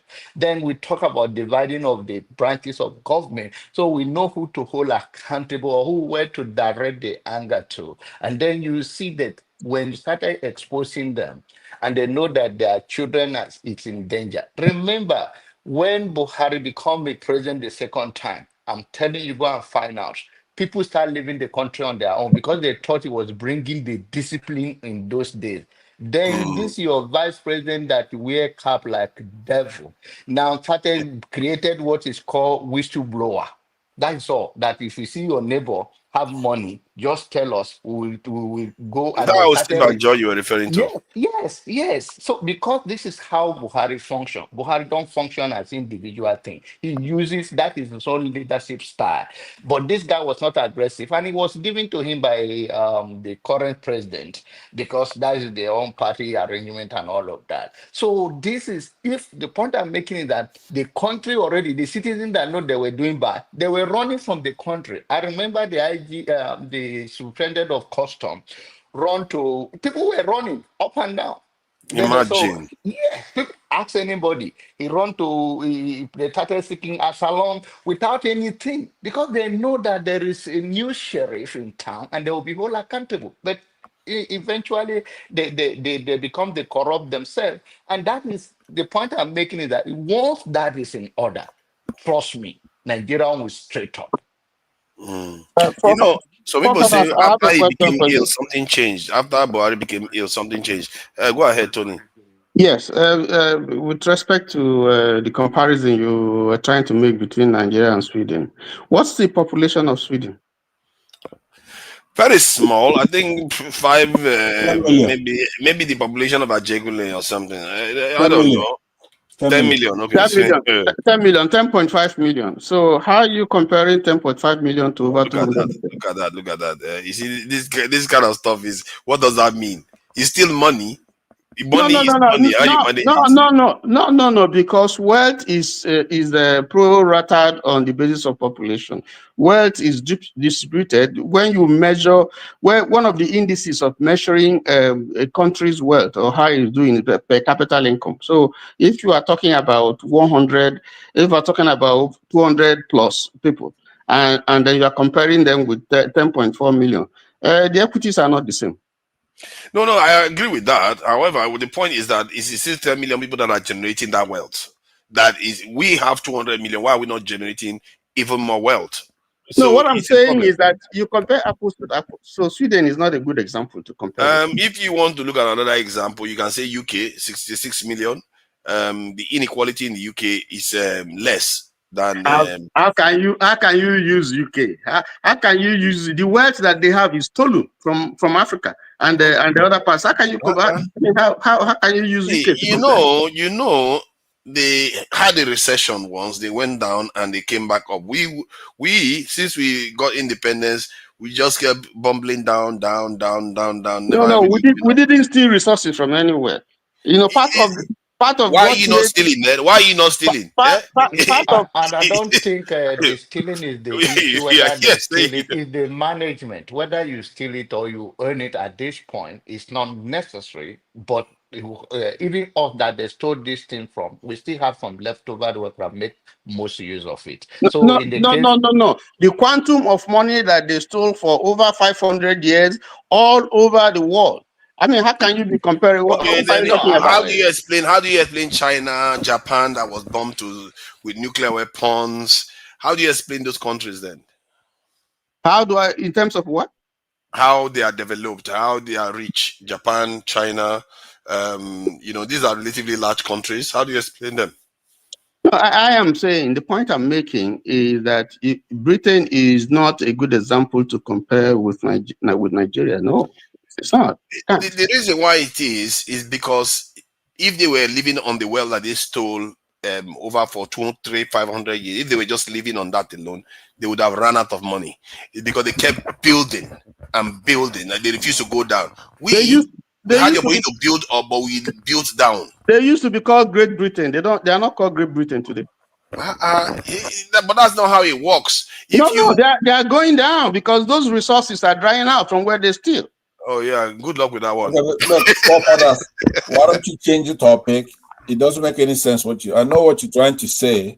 GDP no, I think the general point I'm trying to. Okay. The GDP per capita in Sweden, guess how much it is? $50-something thousand, right? GDP per capita in Nigeria, which may even be inflated, it's like 1,000.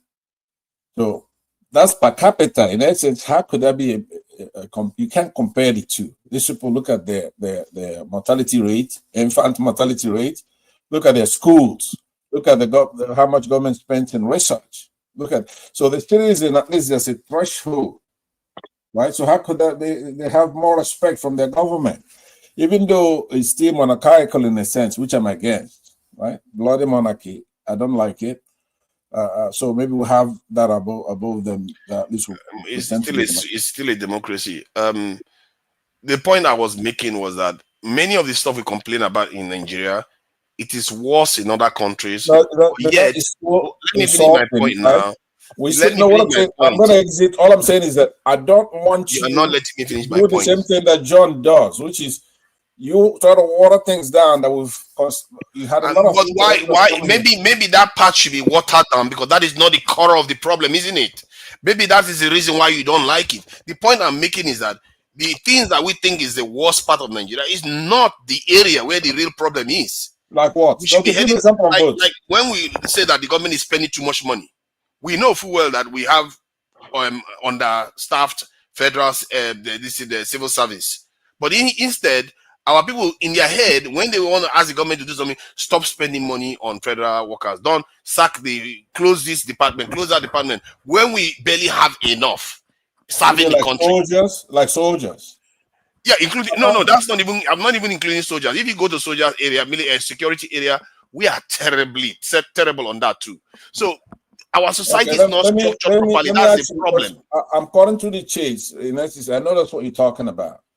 Right now, we have a president who's coming, and he's trying to do things against the will of the people, like have France coming, right, or fight Niger.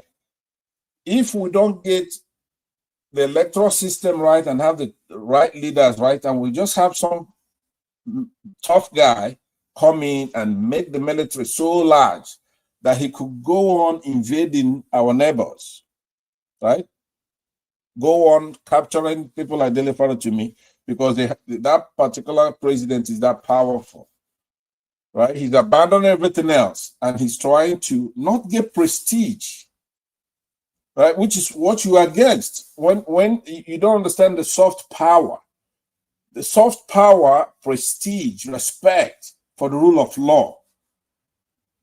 Having all the things that make you a first world country, or at least a developing country. So you trash those things, but you keep looking at the number of soldiers. You don't even look at intelligence gathering, where you have a system, a country that you have cohesion. Soft power. I'm not going only with the soldiers. I said security. But that's what I'm saying. What you mean? We don't have all day in essence. You want me to end so somebody else could talk. So why don't you just go to the beef of it? Don't use euphemism, right? What you're talking about by security is number of soldiers. Not only. Okay, but 99%. Not even. 98%. No. I'm trying to, what I'm saying is, when you I think it's around like 70% because the police is there, the security services are there, the secret service, customs, all those things have to be there. You have to keep a nation secure like a home. Pardon? Why isn't it better? We have food security, we have cohesion, we have peace in the country, promotion of peace, law and order. Have our borders secure. We have enough to do those things right now. And then promote education. As far as security, we go into high tech. Why reinvent the wheel? We don't, it's like people that talk about electricity and all that, and they keep thinking of what Igbo did a century or two ago, right? They're still thinking that way. They are in combat with what the infrastructure they have now. We could go solar with that desert there. Right, Sahara Desert. We'll go solar, completely underground. We don't have to have all these things like they did. We could leapfrog them and do what they cannot do because they have oil companies who don't want their policies. But how do we get from here to there? That is the problem. You see, the vision that we have, what it is showing you, what you are saying now is showing clearly that we are not in control of what we want to do. If we are in control of what we want to do, all these things, you will see the kind of development you're going to be seeing in Nigeria. Because Nigeria is so easy to build. But everything is so under-resourced, under-developed, that if you want to build, my God, There is so much that Nigerians will be working for the next 30 years. They've not even finished building. And look at China. That's how China is now. The moment China got itself in the 60s, they've not looked back till now. They've just been building. For how many decades? They've just been growing. And they've still not stopped growing. Because there's so much to do. But we've not even gotten ourselves Tony, out of the excuse mess we are me, in, so we'll let me get to just that respond. position. Yeah, 1 second, and then we'll hear from Tony and Madam Onyabo, right? Look, forefathers, I don't know how to put it. The passion is in order. What's holding us down? First, you have to see what do we have in common with every other African country or every other African group of people, no matter where they're in Haiti, or in Haiti, Brazil, no matter we have Africans, right? So once you do the study and say, okay, we have this in common, therefore we have internal and external enemies. The nexus to the Chinese that you're talking about is that they did something that it takes a long time to get done, which is to be able to secure your borders, get rid of interference from colonizers. See, they were able to do that after 49. Champagne and all that, they were able to. I think in 1955 they tested their first nuke, or 50, or is it 65 or 55? Yeah, but originally they're able to at least have their borders to where they gave Britain a date shot and say, take down that lumberjack or whatever the hell they call their flags. Take it down on this day in Hong Kong. Take it down on this day in Macau. Take it down on this day in anywhere, Hong Kong, Taiwan, all that. And they took them on that day. They lowered that flag and got the hell out of that place, which is what we have to do that first in our countries. Nigeria is the easiest place to develop. We have the natural but do you think that Nigerians are ready? We need to allow Madam to speak. Go ahead. I would answer Madam, this is a special session. Please, I'm really enjoying you. Yeah, women are allowed to continue. speak I'm enjoying your anytime. discussion. While I'm hosting, women are allowed to speak anytime. And you can, whenever Pansad is talking, just feel free to interrupt him, especially him. Very important. All right. So, yeah, the discussion about development. How do we get from here to a point where, because it's not going to be easy. The Chinese, they were threatening to nuke China. They were trying to throw nuclear weapons on them. Like when they were trying to free themselves from all these things. How do you think Nigerians are ready for that kind of wahala? Are we ready? They are ready. They are ready. I think the point you are not saying is the corruption. Don't you know that even the little road we are having now, there is a location every year. I don't have a budget. Even the budget has low, as you say, that the like coming 2025 budget. Where is that money? You will see little or no impact in the whole country, whatever is, whether it's towards education, towards the military, or towards the road construction. It will not have any impact because the people take it and there's no consequences for it. So, in order to have a meaningful infrastructure or anything, food security or otherwise, there must be a level of reduction of corruption by holding the people accountable. Not that this one that, oh, you are sin free. EFCC and all of that. It's okay to have all those this thing, but they're not working. They're working for themselves. Where was there? Where this money that this guy, the former CBN governor, was building all those estates in Lagos, I mean in Abuja?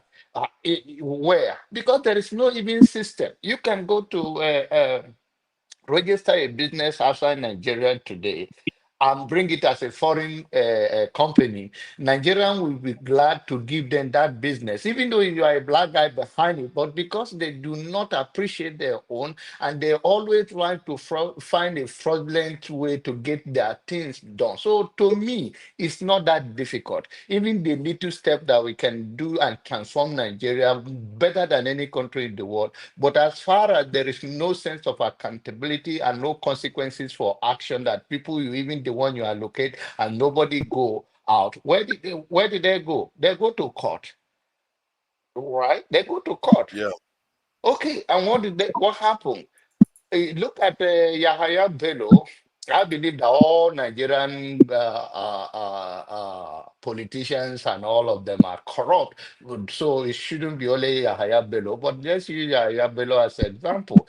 What happened when he went to court the other day? He was a free man, walking around, laughing with the people. People person that run that they have evidence against him from Kogi State. So these are the reasons why we cannot move forward until those things are changed. Even the little money that they are allocating to local government and all of that. Even now they say the local government have autonomy of their own. End of the day, governor has to still take that money from them. If not, they'll make sure they don't win the next election.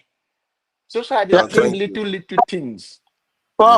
Forefathers, I Yeah. just want to say something. If you look at sub-Saharan Africa, or if you like West Africa, you would see that there appears to be a silent revolution that is going on there. First of all, we saw the example of well, first Burkina Faso, but lately, let me take Niger. The thinking was that it may be difficult to if the military came to remove a civilian government that they think a democratically elected government that is not doing well, the people see as not performing. With the presence of France and the United States, Bazoum, it will be difficult to take Bazoum out.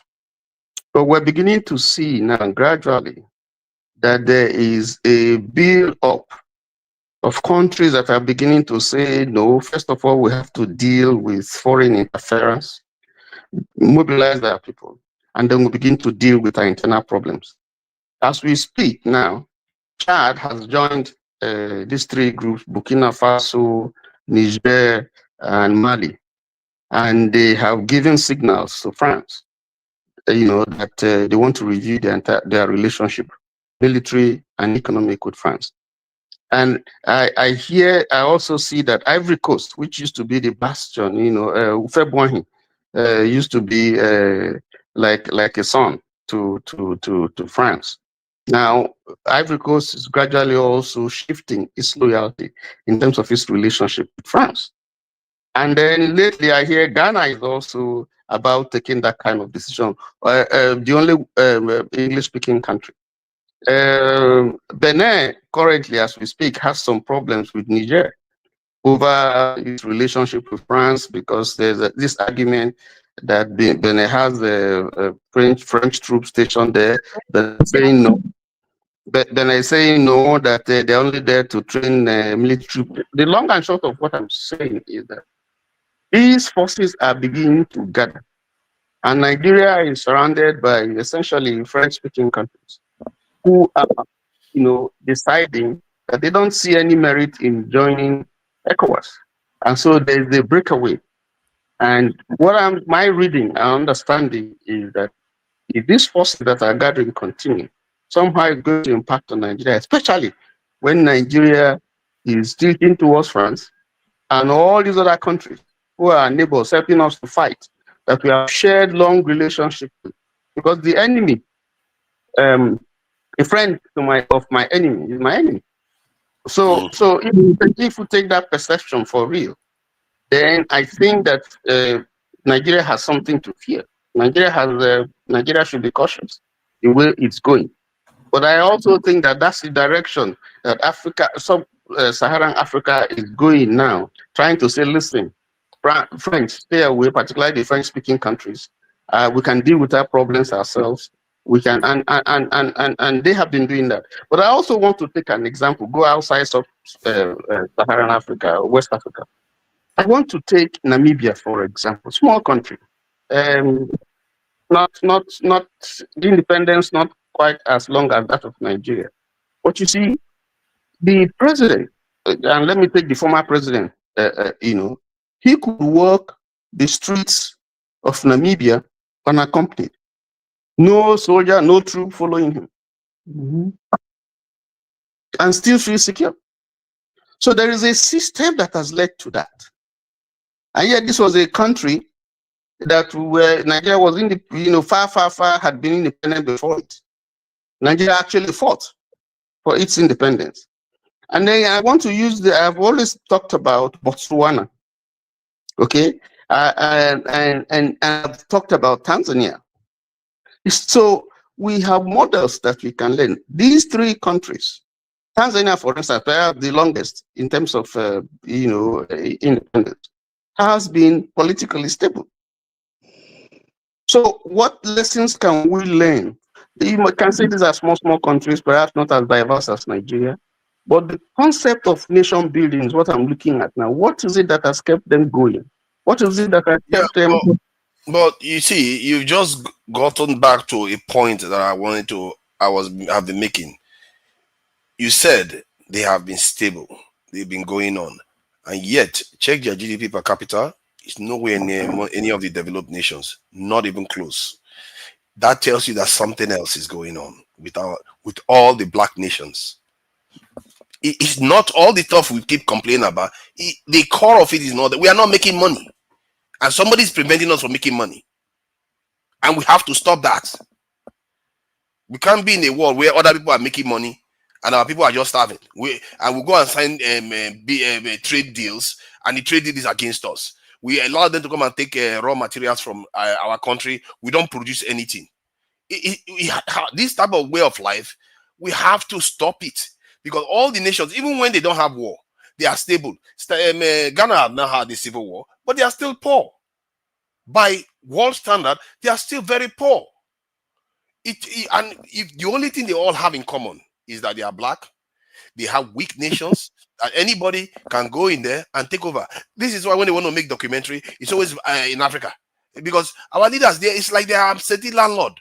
Anybody comes, they walk in. How many times do you see them going inside China or India? Just go and start taking pictures like that. Because we are so free.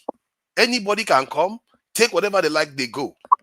Even what's his name, Biden came to Africa recently, and his own ambition was that he wants to build a train line through Angola and one other country in that region to take raw materials out. We are saying we want to start doing value-added manufacturing, and they are doubling down to come and take more raw materials from us. How can we survive like this? If we carry on like this, things are going to get really bad for us eventually, because all the warning signs are there. Forefathers, just hold it there, because there's a disjoint between us getting good leaders, having an election where the people pick who is their leader, and everything else that you're talking about. There's a nexus.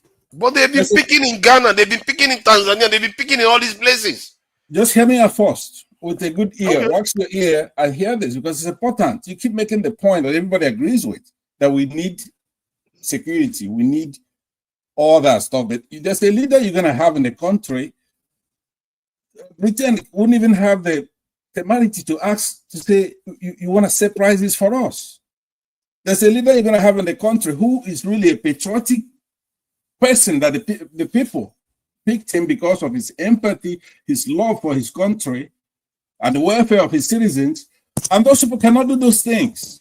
If you don't have a good leader, you have somebody that can be corrupt, or somebody they have by the balls because he did something, and they're holding him where if he doesn't do what they say, then they're going to expose him, and that person will be doing those things that they tell him to do. Or unless you have a good leader, how are you going to get to securing your borders even? Or to develop, or to do any other things you're talking about? Have you ever seen anybody who disagrees with what you're saying? But it's pipe dream. You have to crawl before you walk. You have to have somebody. Okay, what is the crawl? The crawling means, number one, you have to have good leadership in the country. You have John here say. Yeah, but how do you get good leadership? Because all these people are still selecting useless leadership. Well, that's what I'm telling you. In order to get leadership, you see, the people are savvy. People are sovereign. It's a representative government. They're not there to run things day by day. So they pick somebody and say, okay, we're giving you this mandate to go out there and do something for us. Before they do that, a lot of people are going to come pitching them, say, hey, this is what I will do if I'm president. This is what I'm going to do if I'm president. Now, some of them will not come at all. They cannot face the people. Then you have an election those people who didn't show up to talk to the people and go around the country and see what do the people want. So those people then take over power. The Brits are the ones who are going to say, I congratulate you. For example, if somebody wins an election and Britain or America doesn't congratulate them and they say, you know what, you didn't win that election, that person cannot be president in Nigeria, unfortunately. So if we have INEC and it's not independent and they're manipulated to pick the leader, how are you going to do any of the things you're talking about? I mean, I want you to let it settle in. Or John say, hey, look, I don't care about elections. All I want is a good justice branch of the government. What a cutoff. You have to have that good leadership. You have to have order. You have to have due process. You have to have a constitution. Anybody who violates the constitution cannot be president because that's where his power comes from. So that's. By the way, I didn't say that for your correction. Okay, the way it came across was that you have a narrow. I said that when I'm talking about corrupt judiciary system, I was not referring to the previous election, but all this year is a corrupt institution. It doesn't have to be this recent election. That's what I mean. That is half a dozen and 6. What you just said there.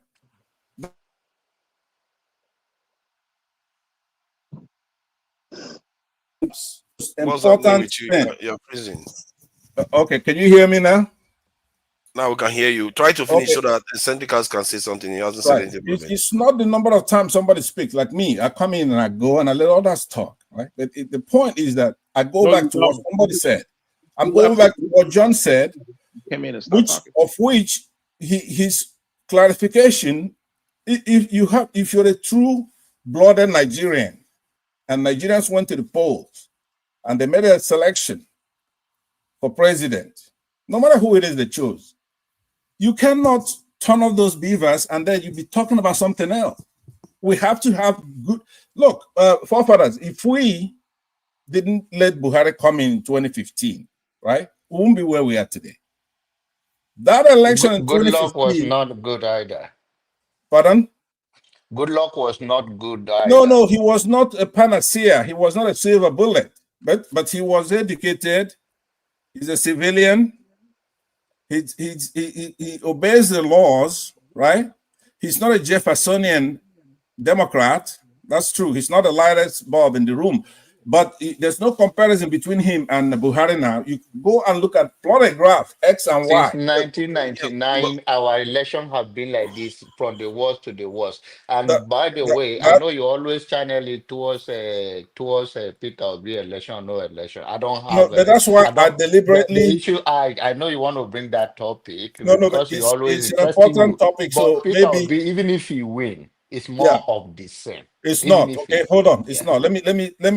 Please, those who are yet to speak, give me like 2 minutes at the tops. 2 minutes is too much. What is? How can you just have 2 minutes? You have 30 seconds. Hold on, please. This is the core. This is the nucleus of the whole thing. And John, I'm gonna tell you, this is why you're different. Right here. Everything else you're okay. You're different in the sense that you come from a different tradition from the North. You believe in eye for an eye.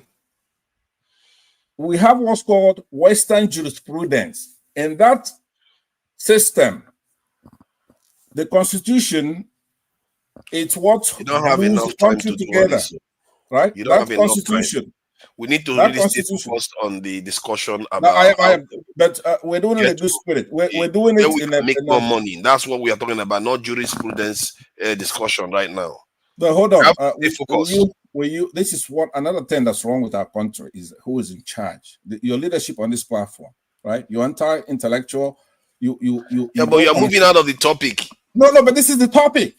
I just told you. Is how to generate money, not about jurisprudence. The leadership of the country, the jurisprudence, the constitution, all these doctrines and all these tools that I'm mentioning, that's what is going to make what you're dreaming about come true. If you don't have these things in Tanzania order, doesn't have them, eh? What is it? Botswana doesn't have them. Tanzania doesn't have them. They Angola don't. and They don't. what's the name of the other one again? Namibia doesn't have them. They don't have them, and that's actually They don't what have they have in jurisprudence common. in those countries. Listen, that's what they have in common, right? Even China, as powerful as it is, they have Taiwan there threatening. The United States is backing them up and say, look, an attack on Taiwan. Why are we talking about that? Does China not have the jurisprudence? Which one? I need to know, because there are so many countries that are successful without any of these things you are describing. That is not true. There's no country that's successful without the stuff I'm talking about, right? Now, their economic system. Rule of law, you mean? Pardon? Do you mean rule of law? That's one, which has to stem from your constitution. There's no country successful without that, right? It's like that. There's rule of law in Tanzania. There's rule of law in Namibia. No, listen to me. No African country has attained one. Even China has not attained it fully. I just told you that in China, they have Taiwan that claims to be its own republic. China is saying it's one China policy. The United States is got their foot in there. So let's not be too complicated. Let me just deal with the little area I'm talking about. And then I'm done, because you're just a little minority. You can't stop or make Chinese. You can't stop or make what I'm talking about happen. I'm wasting my time. The Americans don't even have a perfect me. So I don't know what you're going on about. I'm saying something that's very important and you don't want to hear it. I just said I want to hear it. It's just that all our systems have all the issues you are describing. They have all the blessings you are describing. And yet it's the black countries are the ones that are not progressing. Who doesn't have, who has what I'm talking about? What are you talking about? There are other countries that have it, that are doing well. There are countries that have it in Africa that are not that corrupt in Africa, actually, especially the black ones. But yet they still don't make a lot of money. Like Ghana now is not as even corrupt. in Ghana, the president was a former president that came to power. Even this Imagine. current president was a president before. Right. Yeah, he came back again. Yeah, and nothing changed. There's nothing going to change. Listen to me. That those are not. It's not a shift. Maybe there's a little change, right? They don't have anything. They don't have the freedom. The present incumbent that's out now, he's not a good actor. He is like a friend of the Chiribus and all those people, right? I don't know. Let's allow Seneca add something. For that, right? If you look at United States of America, right? America had like a socialist tradition prior to like the current the current political party that we have now, right? Political ideas and ideals that we have right now.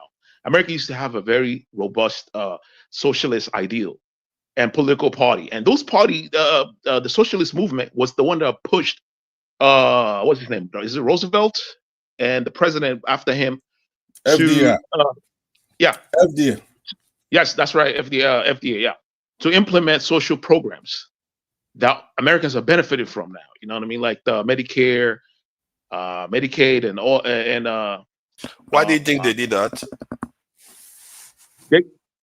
Those are you need. So if you're running a country, you need policy. You need social policies that helps the working class people, right? Those social policies are what keeps the working class people from falling off. But why do it then?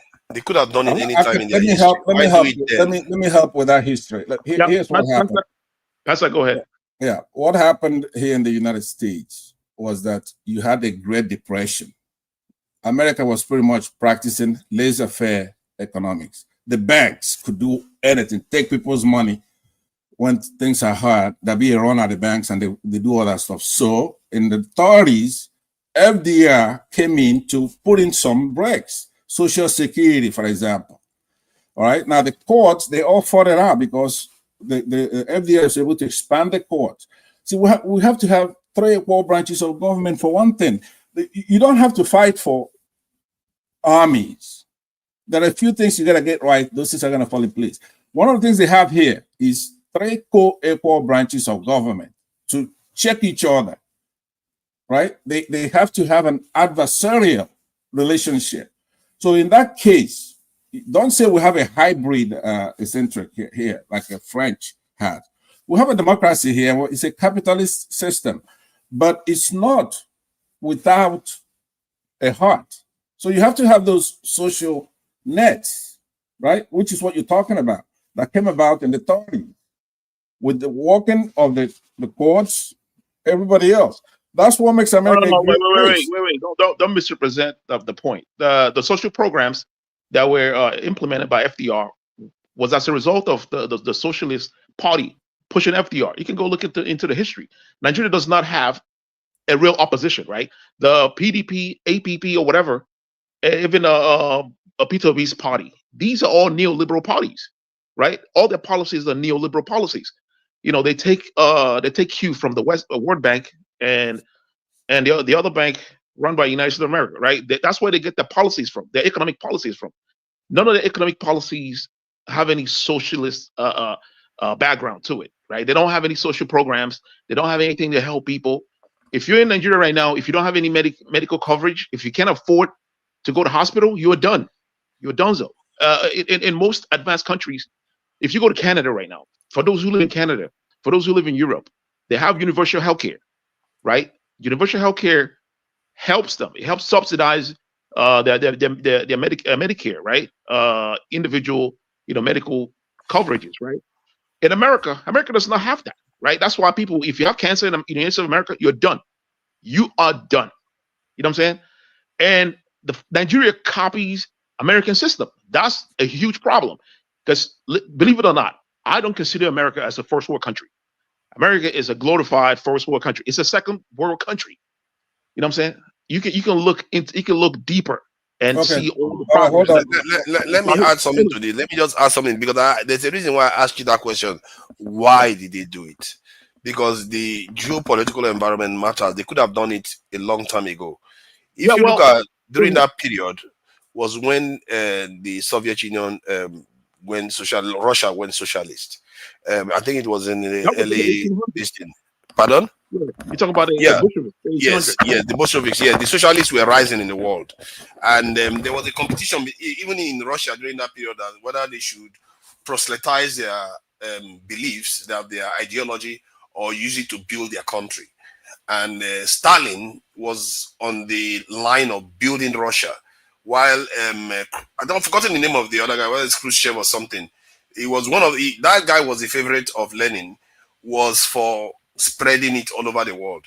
So there were socialists in all countries. As a matter of fact, they had to consult. Can you imagine a capitalist system consulting a socialist that they don't like to develop the socialist system in America?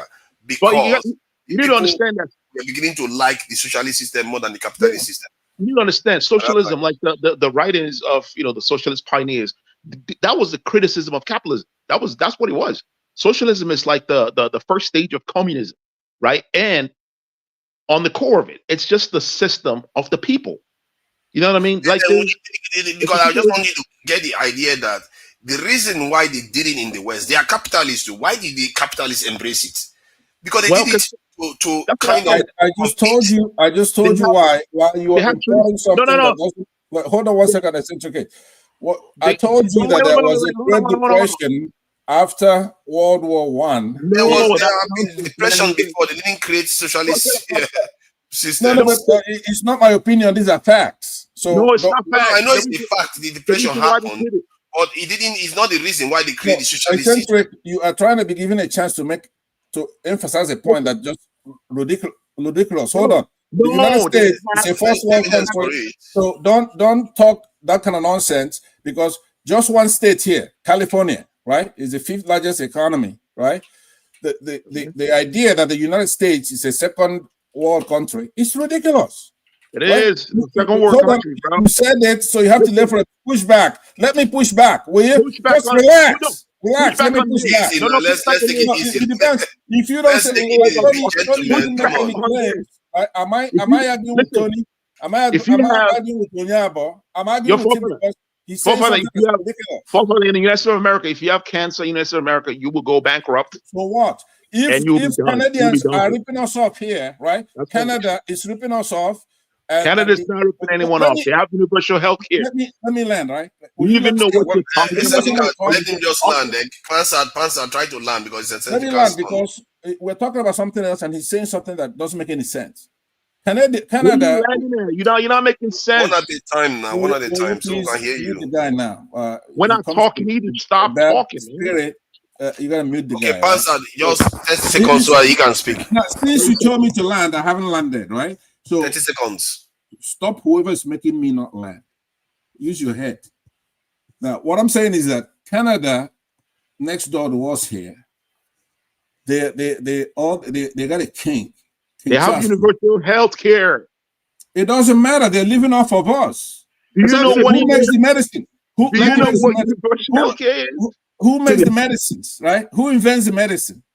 The United What States. are you talking about? Who invents the medicine? What the hell are you talking about? I used to yield back because I've got to get some respect. Look, when I'm and here, you can't be letting him do this. This boy is gonna give me some respect when I'm talking here. This guy's ignorant. Get him out of here, man. If you're not gonna respect me, then I'm gonna exit this platform. I can't be Now here get while up. I'm trying to Go talk. exit. Somebody Exit will the let me platform. talk, and you're letting it happen. Bansa, I'm not Bansa, gonna you be know able to you've make been my talking point. now. Why Bansa, am I you know here? you're talking. Okay, calm down, Bansa. You know He you've won't been let me talking. talk. Let him talk. Let him talk. You have been talking. Okay, make your point essentially so Bansa can speak. Yeah, I'll make my point. Like anything he says is false. I'm telling you. Like based on what he already said, I know where his ideology came from. So there was a socialist tradition in America. They had socialist party. They were the ones that pushed FDR to pass all the socialist programs. That's a fact. Go look it up. You know, now there are no socialist party in the United States of America. You know, because you know they did the McCarthyite during the McCarthyite era. They targeted all the socialists and deported a lot of them, threw a lot of them in jail. The Black Panther Party, which was a socialist organization helping Black people, they had mobile hospitals and everything. They got taken away. Right, Nigeria. That's what Nigeria needs. Nigeria needs social programs, right, to help the people. That's how you can mitigate the effects of hyperinflation in the country. Babangida took out all the socialist programs because that was IMF recommendation. And that's, you know what I mean? If you take loans from IMF, that's part of the recommendation, and you can oppose that. But he didn't. You know, that's why, no, wait. They took out all the socialist programs. So you need the people are the working people are the people that build countries. So you have to have those programs to help them.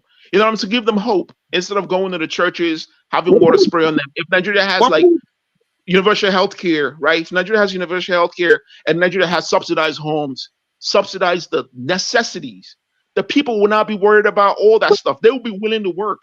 The people will be willing to go in and work. If the government say, hey, look, we need investment in agriculture, we need everybody's hand in agriculture, like Thomas Sankara did. Hey, we need to focus on this. Come and think about it. Why are we even exporting electricity to neighboring countries when we don't even have enough electricity for everyone in Nigeria? Essentially, That's a huge problem. Is that social programs or welfarist program? That's what I wanted to ask. Is that socialism or welfarist? It's a social program. If you read into the social ideology, it's a socialist program. You can call it a welfare program. It's also a welfare program that may be what they call it out of criticism, but it's a socialist program. Let me ask you a question too. Just like Tony did, let me ask you a question. All right, you're speaking about, I guess, mode of production, right? You want it to be in the hands of the people, right? If right now, what do you understand to be the problem we have in our country? Is it that capitalism it doesn't work, or that they're not practicing?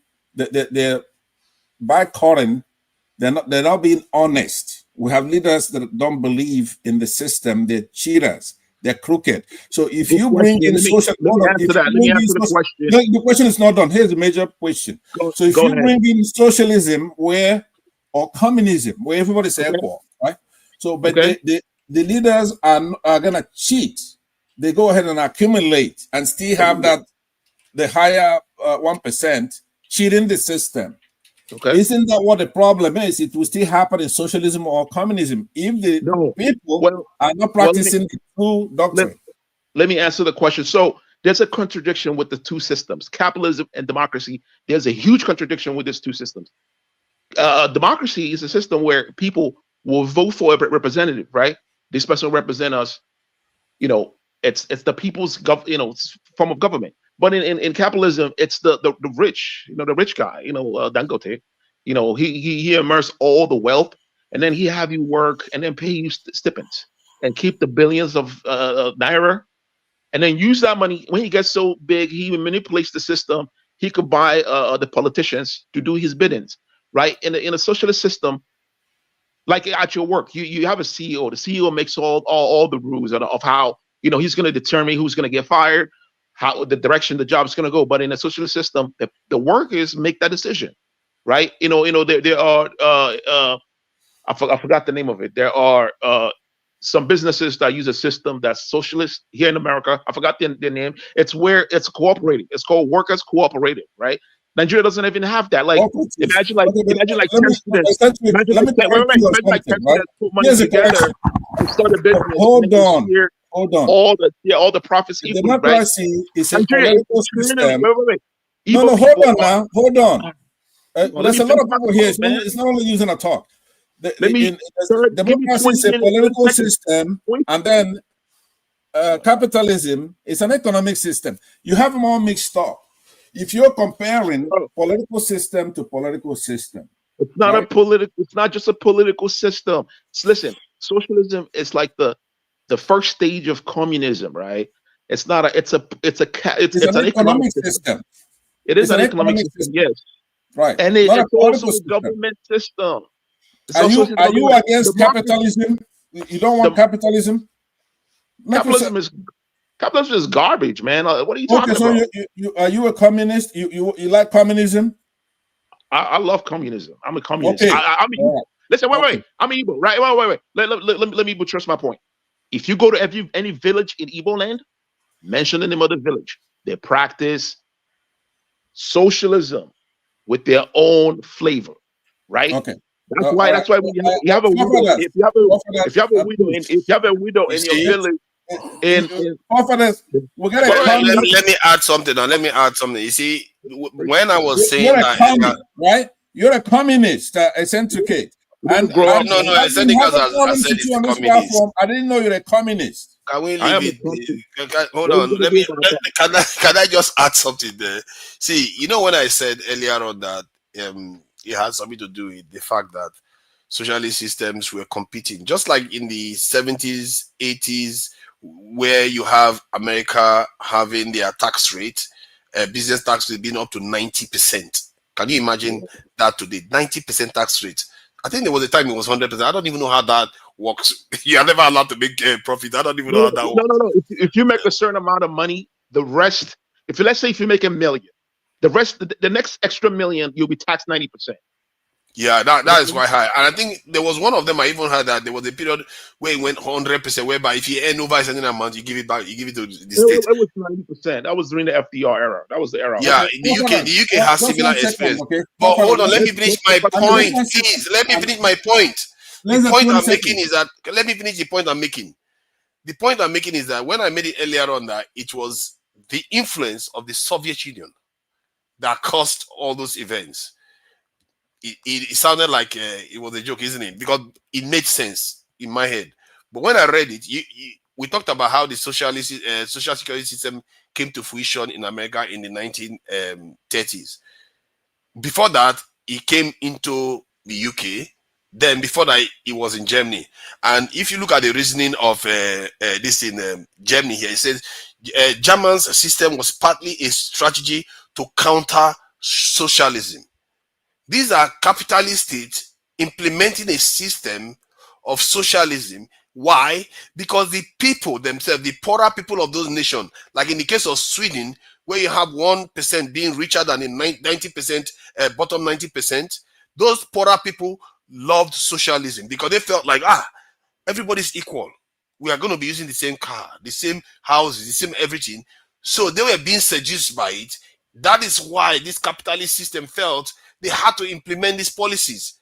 But the moment the Soviet Union fell, guess what happened from the 90s? All these things went away and the numbers went up again against those programs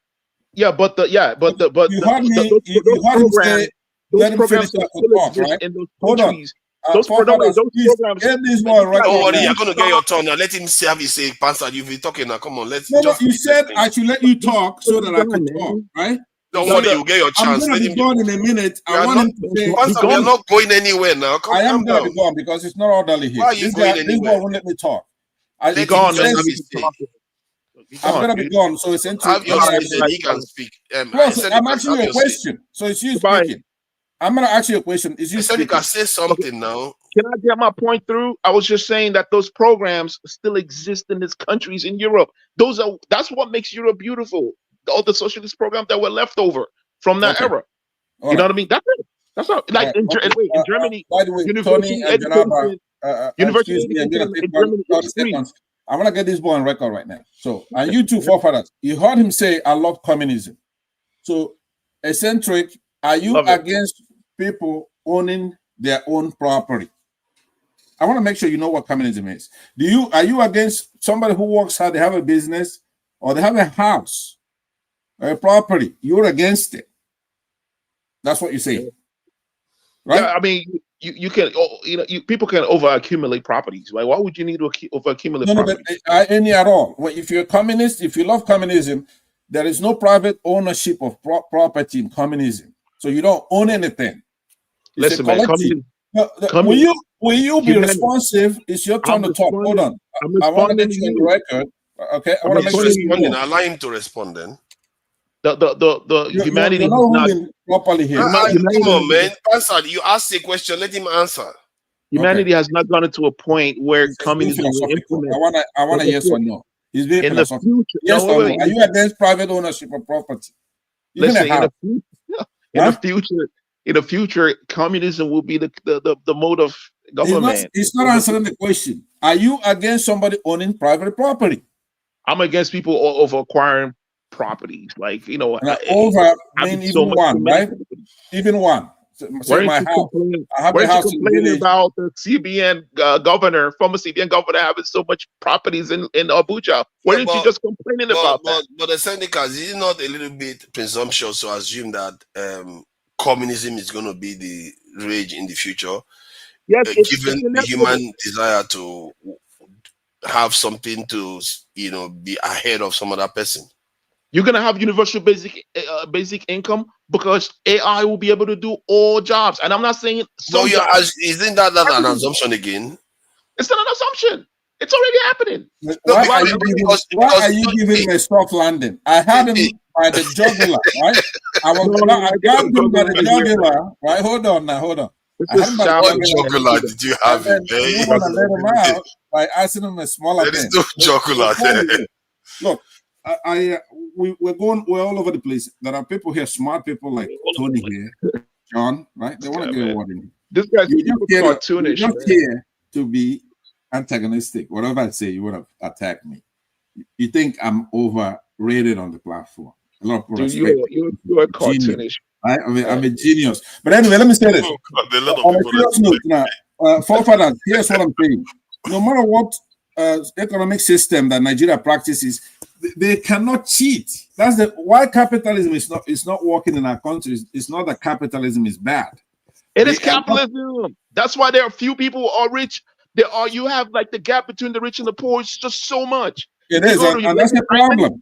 If you go to Galatian Island properties, it's like $300,000. If you go to the main Lakers, it's like $50,000. Like they say, but let me take Eccentrica's on. Let me take you on Eccentrica. So let's say there is about time somebody did. What is citizen wage? You said. What if they implement it $1,000 a month and everybody's able to get the minimal housing, minimal food, minimal, but yet you still have billionaires? Would you be fine with that? It's called living wage. You know, that's a socialist. Yeah, living wage. Would you be fine with that if people have living wage?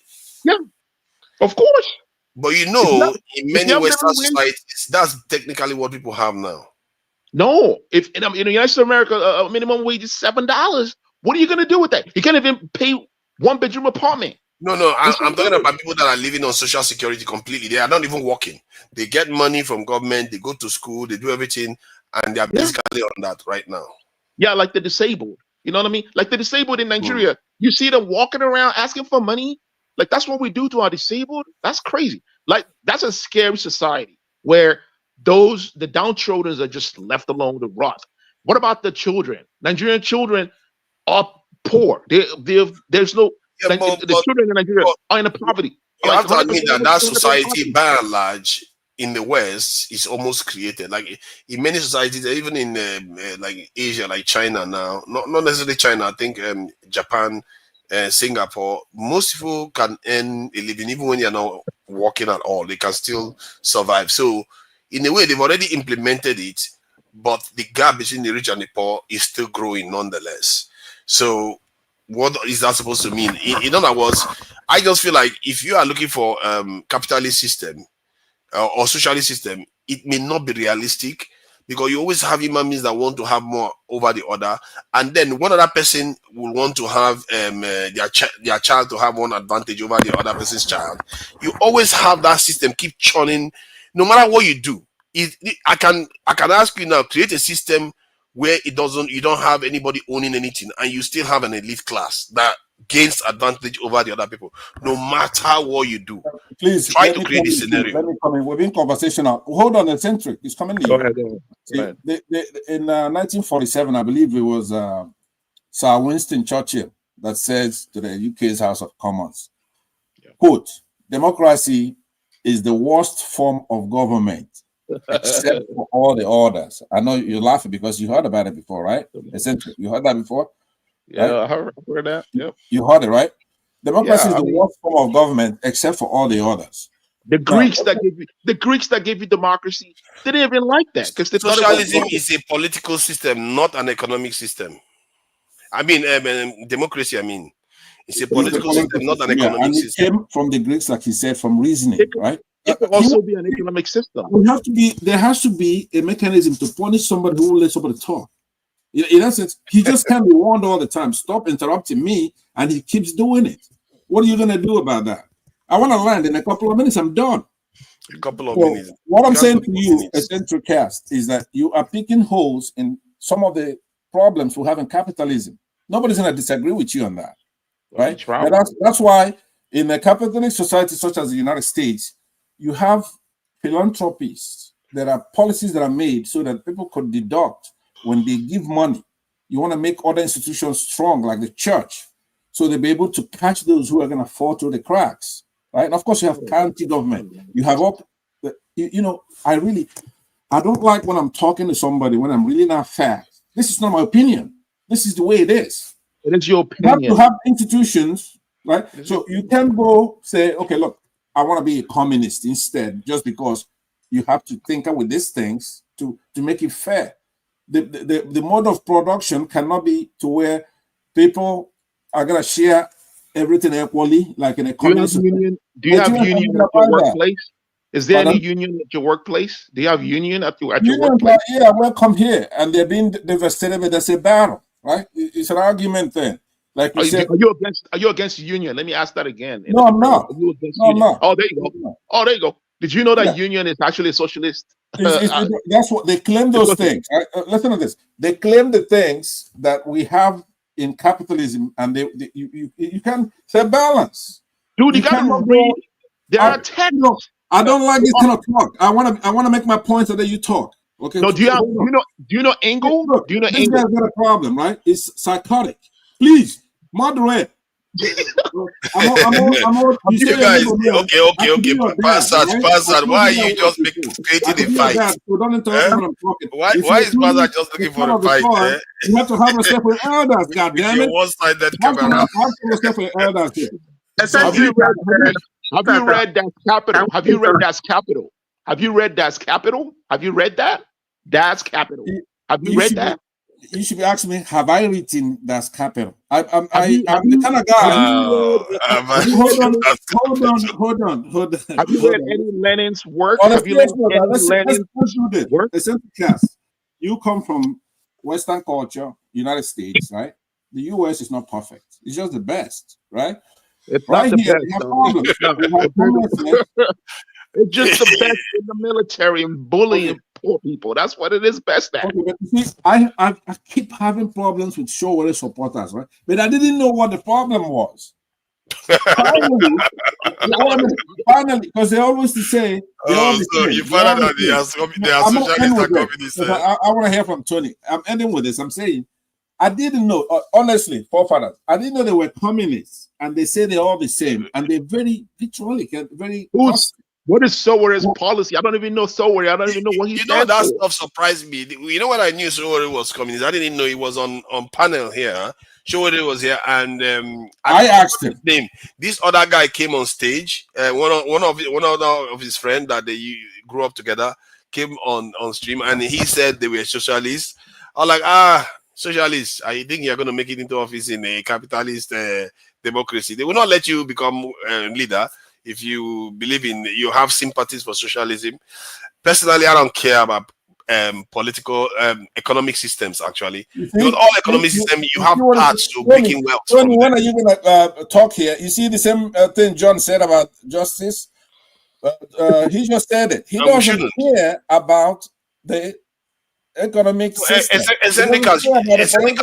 You shouldn't even care about economic system right now, because the reason why you shouldn't care, because clearly in the world, what it shows you is that all paths can still lead you to a lot of wealth. If it is monarchy, capitalist system, democratic capitalist system, democratic socialist, communism, capitalist, they all have a path to wealth.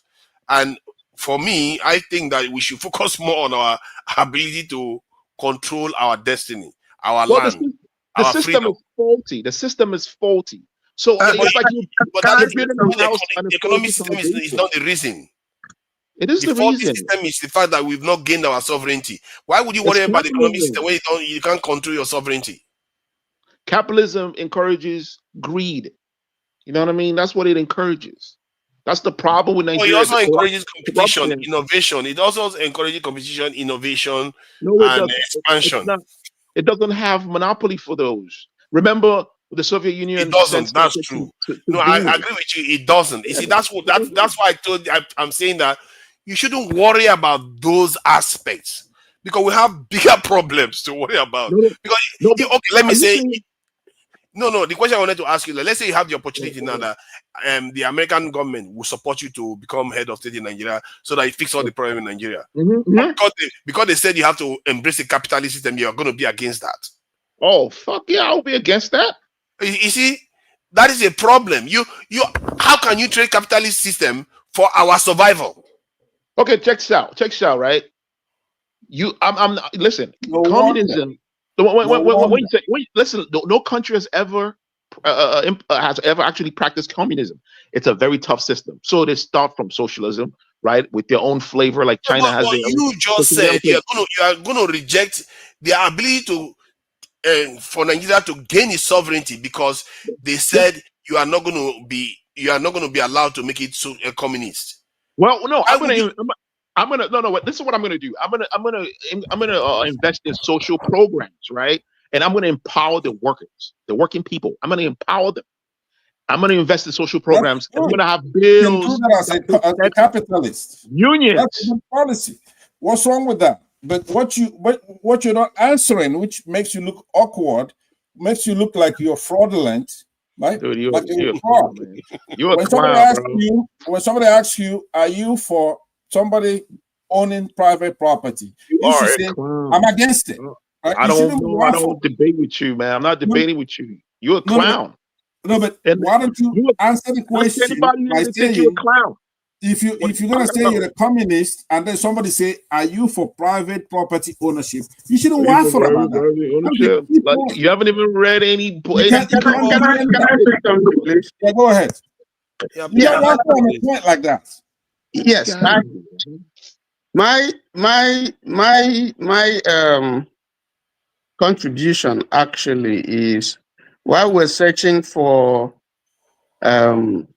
a pathway to move to deal with the myriads of problems that Nigeria is having, it is critical that we have an ideology that will drive whatever vision that we have, if we have vision at all. We don't have a vision. But I want to take, because I mentioned a couple of countries, and I mentioned Tanzania as an example.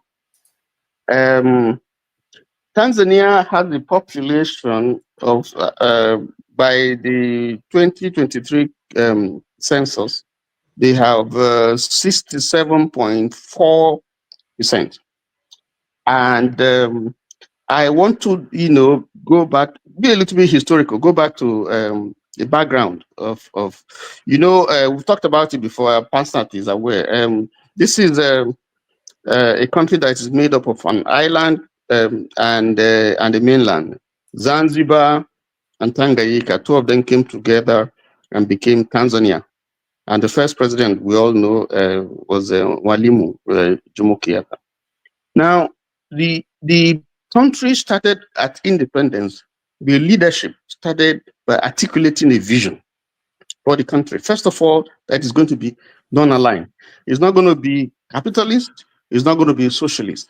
And by so doing, it was able to fend off, to some extent, it was the former German colony, fend off interference from France or America or any of those countries, so it can pursue its own indigenous system. And what the country came up with, the basic thing that he identified, first of all, the island is predominantly has an Islamic culture because of their exposure to Islamic culture, the Omanis, and so on and so forth. Now, the mainland is basically Christian and traditional, so and it's bigger in terms of population than the mainland.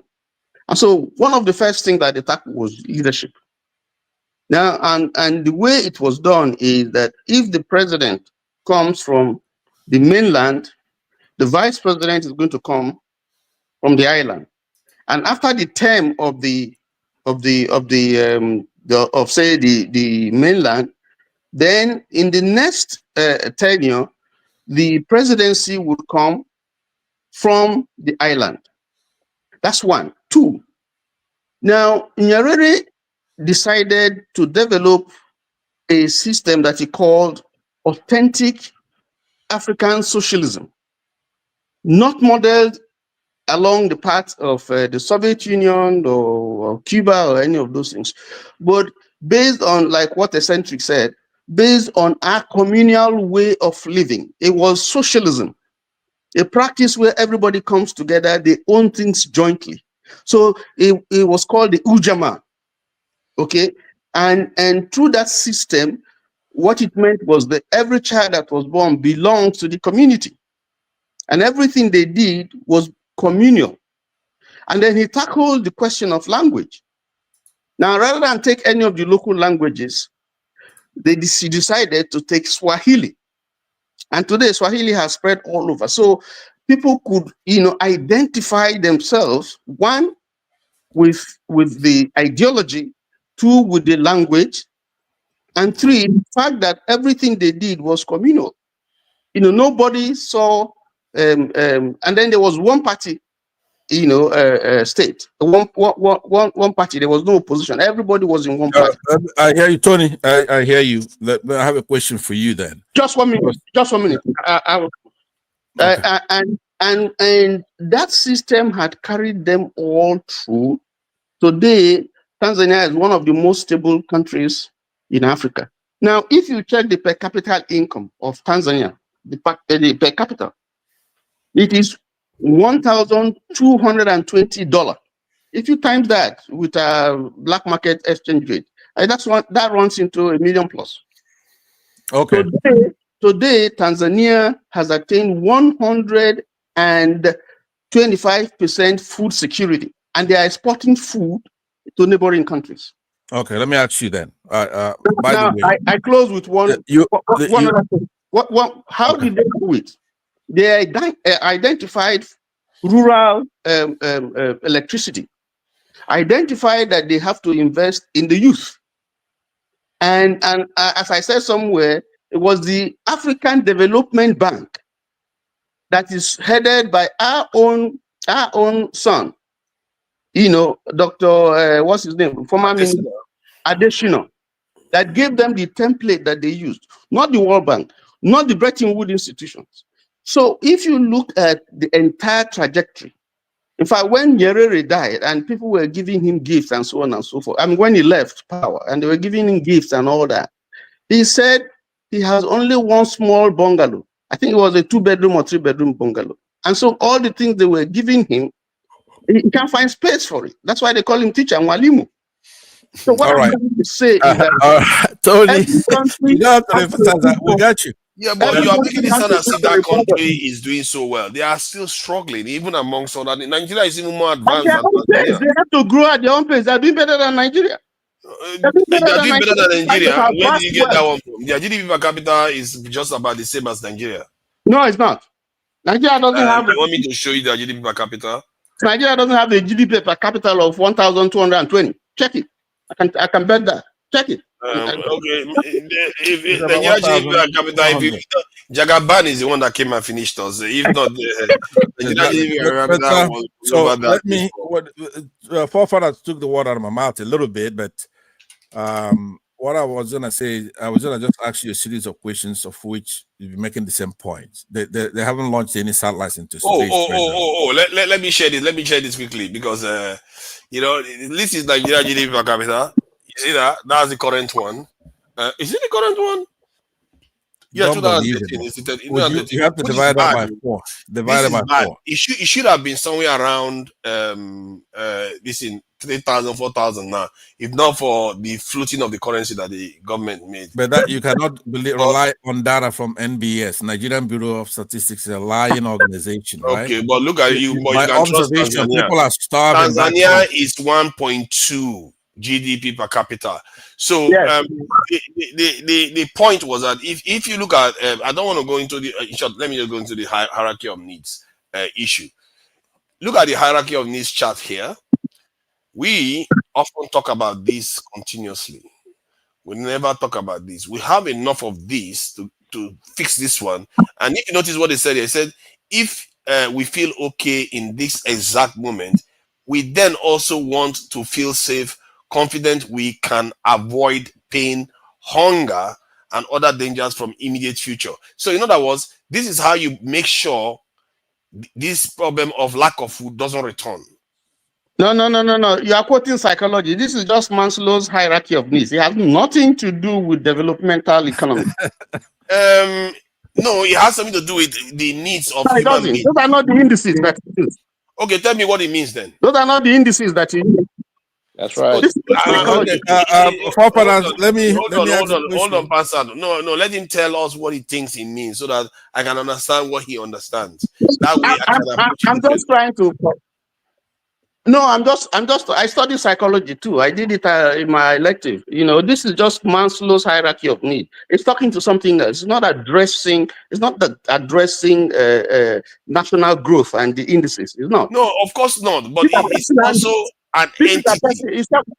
It's telling you about personal needs. The need for security, the need for that, the need for that. Okay, let me see. Okay, is it not physical safety he's referring to? This is personal safety, your need. These are the needs. But that's how security, that's how society operates too. Just as human beings complain for hunger all the time, you have to also complain for security. You want to feel safe. Listen. What I'm saying to you is that we are talking the nation now. We're talking national development and growth and all that. And I'm saying that Maslow's hierarchy of needs is not used. It's not a theory for which you use, to extrapolate. Okay, let's see. Let me see whether let me find out whether you cannot do that. Analysis with other countries.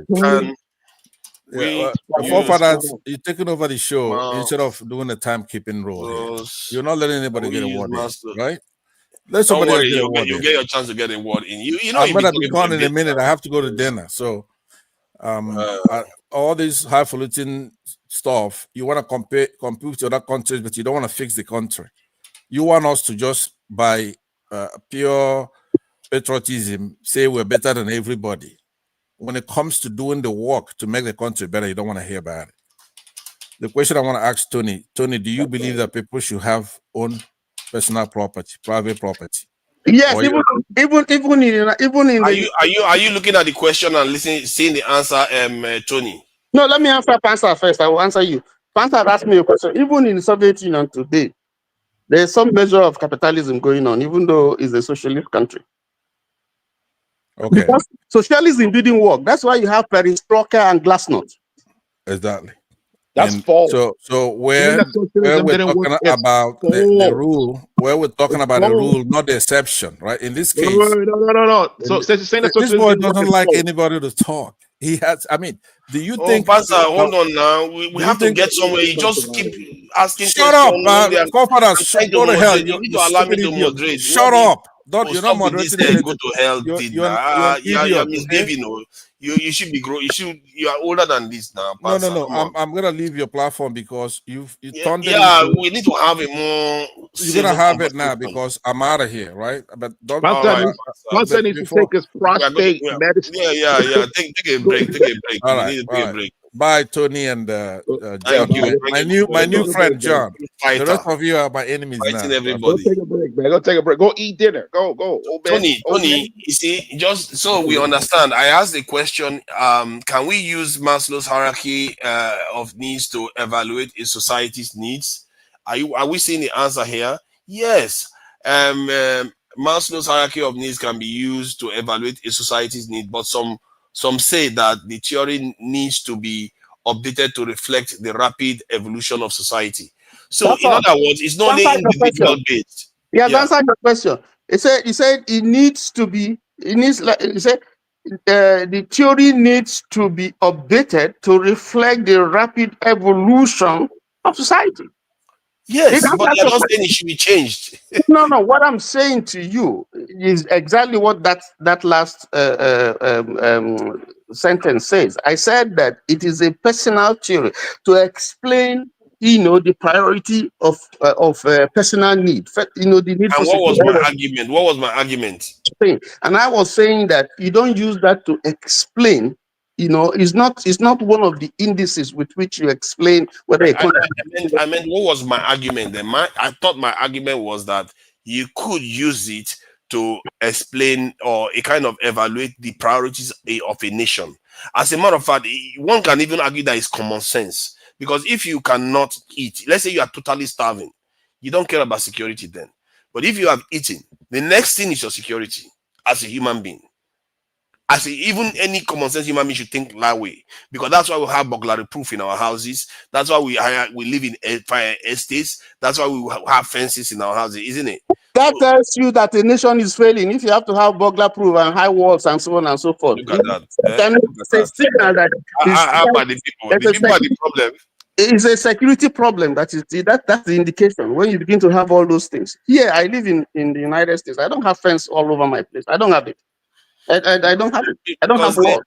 They have a scaled up security system that protects the entire nation. You don't have to do it individually. So the point I'm trying to make, and is very clear.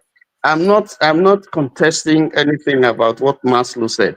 I am saying that Maslow is not a developmental economics. He's not talking about political economy.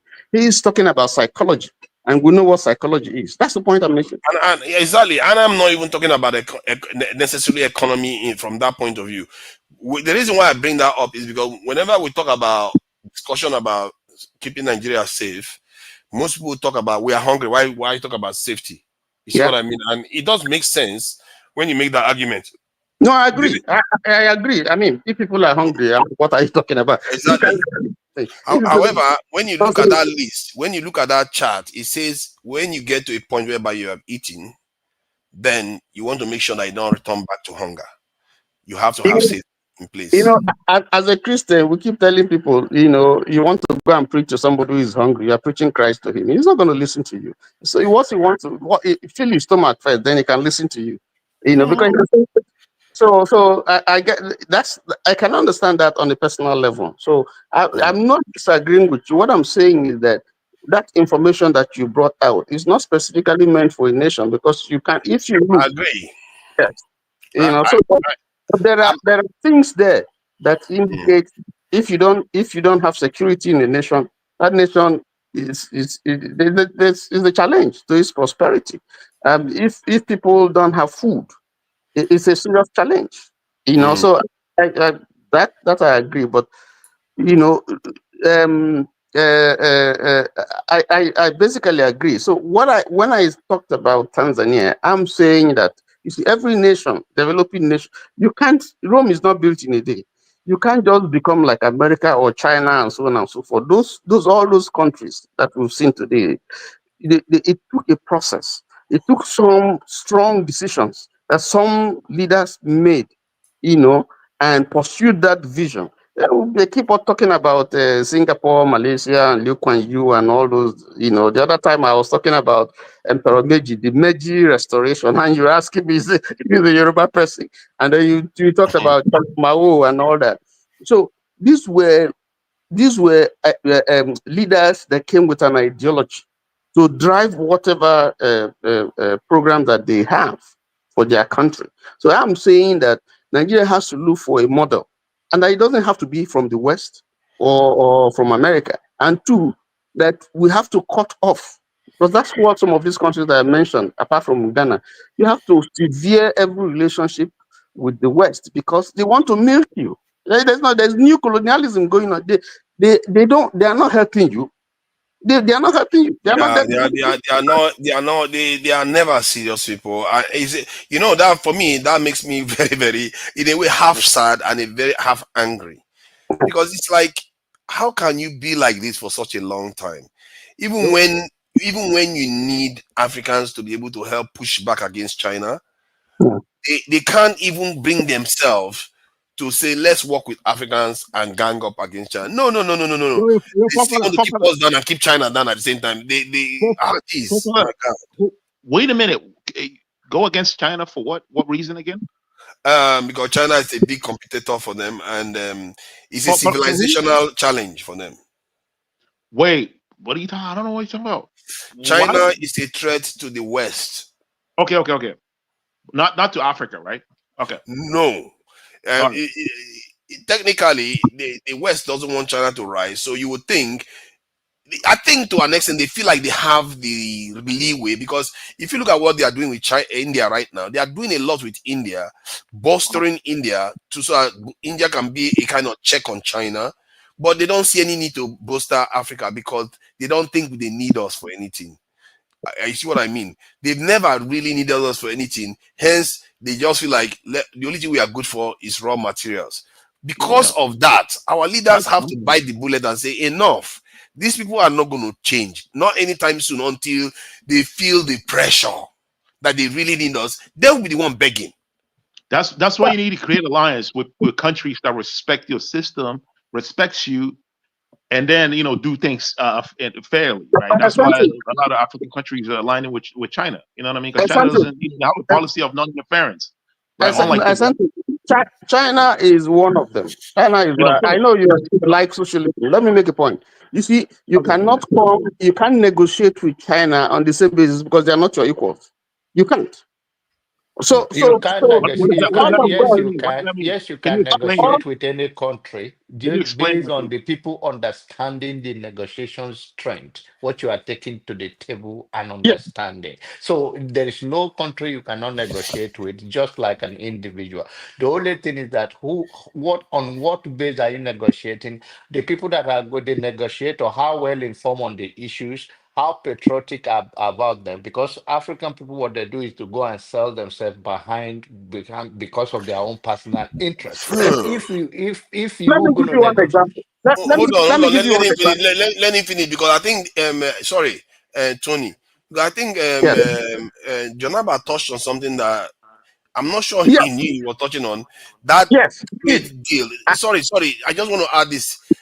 Do we even have experts? Just like you have security experts, do we have experts for trade negotiation? You have people who have the good understanding of the future. Oh, that's where you're going. That's why I saw the point that he was making. He made a very solid point. But that's what. Listen, in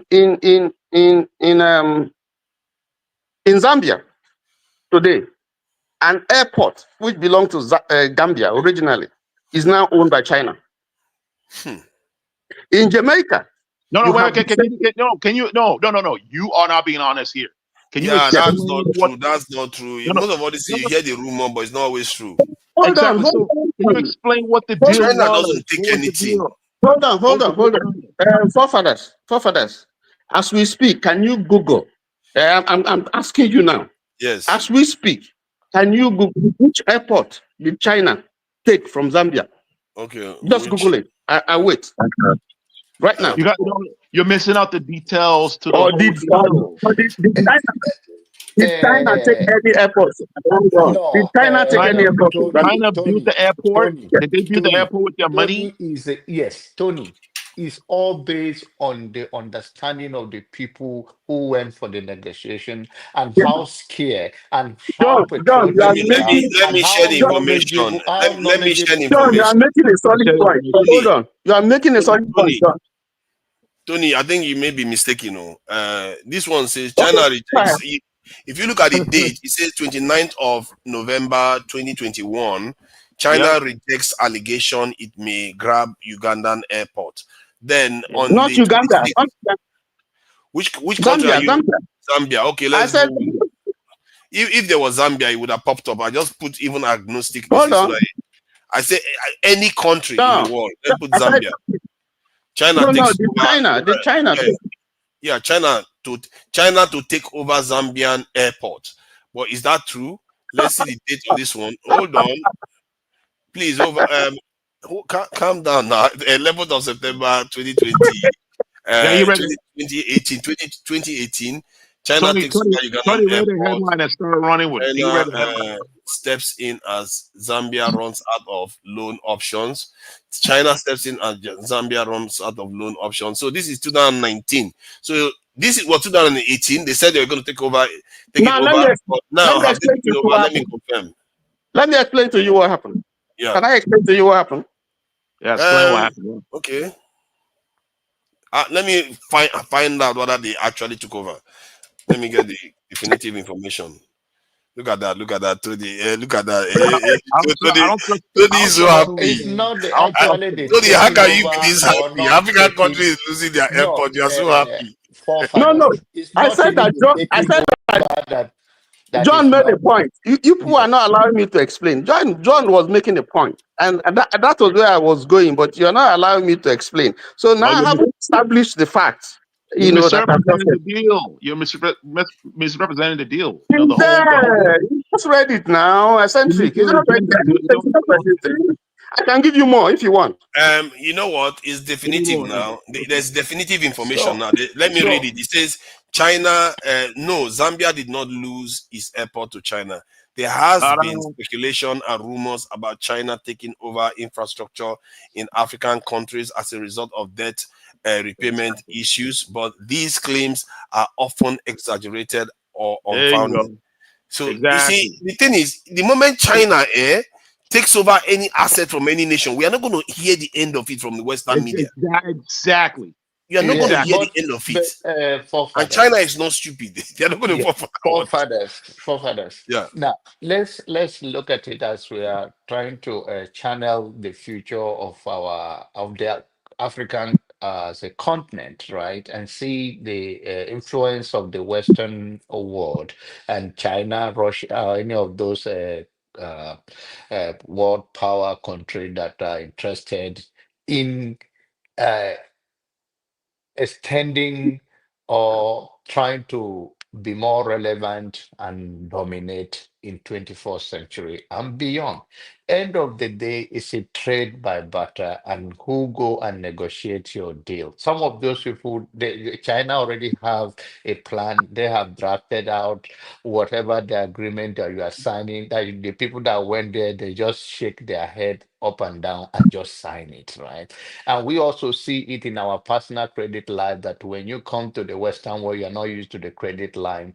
And before you know, your APRO is there, somebody is ripping you off and all of that. So end of the day, that if you're going to cut out of any other nation, you will have to line yourself with a bigger one. But then those who negotiate your deal should be skillful, should have the interest of the country and very expert on that field. What we see in Nigeria that people are not expert. A doctor can become economic a commerce commissioner in the country or in the state and all of those things, and they don't even have the firebrand people who have the knowledge of what they are doing. So end of the day, they wrap the whole country into a mess that they don't want to let go.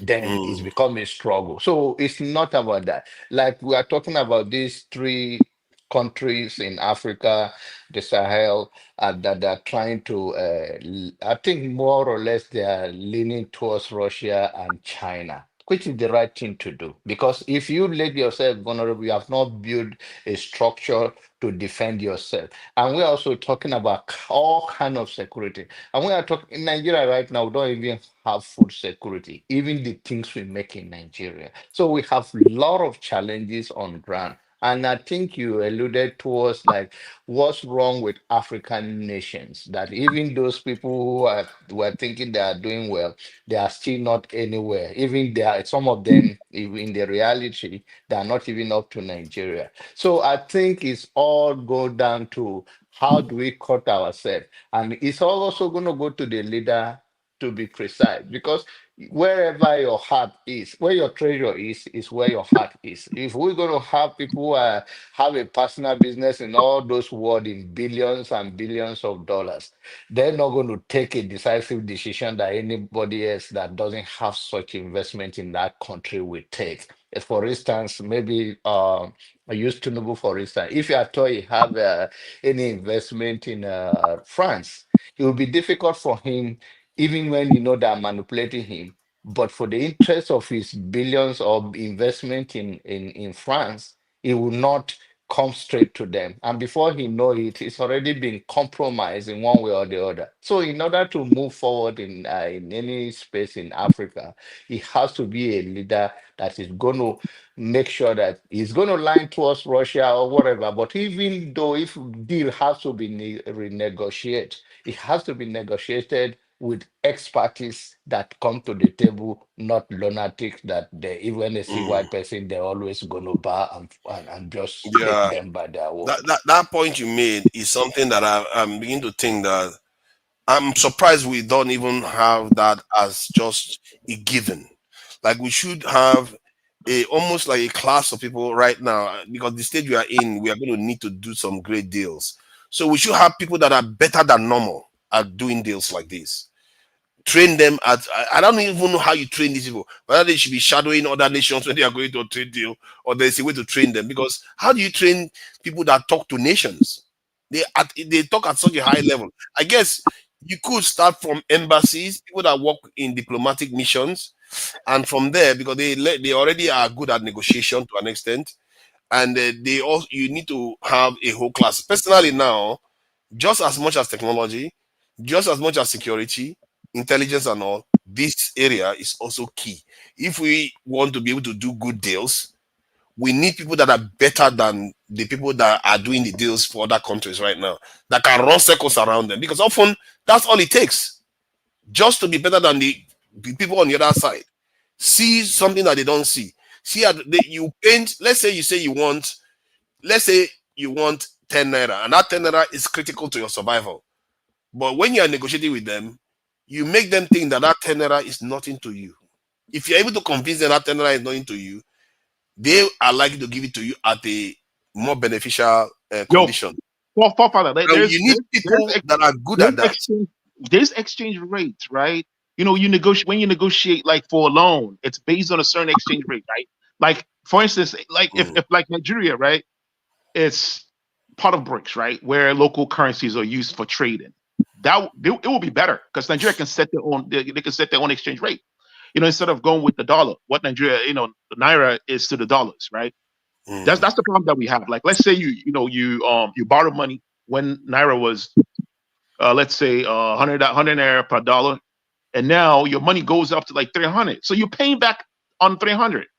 You know what I'm saying? That's the problem that we have. You know what I mean with our We have to currency. have very, very good, very, very good deal makers, and because you when you We are have to make we have a good deal professionals. maker, you also have to have an eye for the future, not somebody that just think, nah. You also have to know that, okay, if we do this deal, they think that they are winning right now, but we are going to win in the end. All the things they used So to do was we have to turn the tables. the airport thing Tony was talking about, right? Let's say I agree to build your house, and the agreement is, hey, if I'll build you this house, you're gonna pay me back, you know, with a certain interest rate at a certain year, right? And you don't pay me back. And the agreement is, hey, if you don't pay me back, I'm gonna take that house and rent it. I'll rent the house until I get my money back. right? And then you can have your house back. But that's part of the agreement. That's the Listen, agreement that they signed. But the thing okay. is, Tony's trying to misrepresent the No, deal, no, no, because exactly. Tony, wait, Tony Exactly. made a That's statement. No, Tony made a statement. He said socialism didn't work because the system doesn't work, which is false. Because he's ignoring, all the, reasons why they didn't work, all the things that happened, to socialist countries, which we don't have time to go through all of them. CIA was involved, of course. After they did their rat line, took the Nazis who hated socialism, they went out all around the countries, including Europe, starting problems, deposing all the communist leaders, killing them. I mean, we saw what happened in Vietnam and a lot of the countries. Like, look at Libya, right? Libya had socialist programs where, when you get married, government pay you money, give you land. They destroy that system. Look at what they have now: slavery. That's what the West want. These are the people that we are copying the system from. You know what I mean? So socialism is a system that socialism is a system benefits the people. If you go to Nigeria right now, for instance, if you go to the villages practice their own form of communism or socialism, whatever you want to call it. They have that system there in Nigerian community, in a small countryside. If you go to the countryside, they practice that form of socialism. They don't practice capitalism. You don't see a single man who owns massive land space hire all the boys in the community to work in his land space and then pay them little stipends. Or everyone in there have their own land. And when you have a widow, I've witnessed this. If you have a widow, husband is dead, doesn't have children, when people work in the farms, they'll bring food for them all the time and make sure that she has something to eat and she has a roof over her head. The youths volunteer to fix their homes. If she has a leaking roof, they'll go in and volunteer and fix the home. That's the system right there. That it's enshrined in our core, right? But what we did was we borrowed a system that's based on greed. If you're this guy called it meritocracy. Meritocracy, that's nonsense. And what about people that doesn't have that merit? That didn't merit. You know what I mean? Let's say I don't have enough to, like I'm paralyzed, right? Let's say I'm amputated. I'm an amputee, and I can't work. What do you do in that system, right? In your meritocratic system. No, I see. Let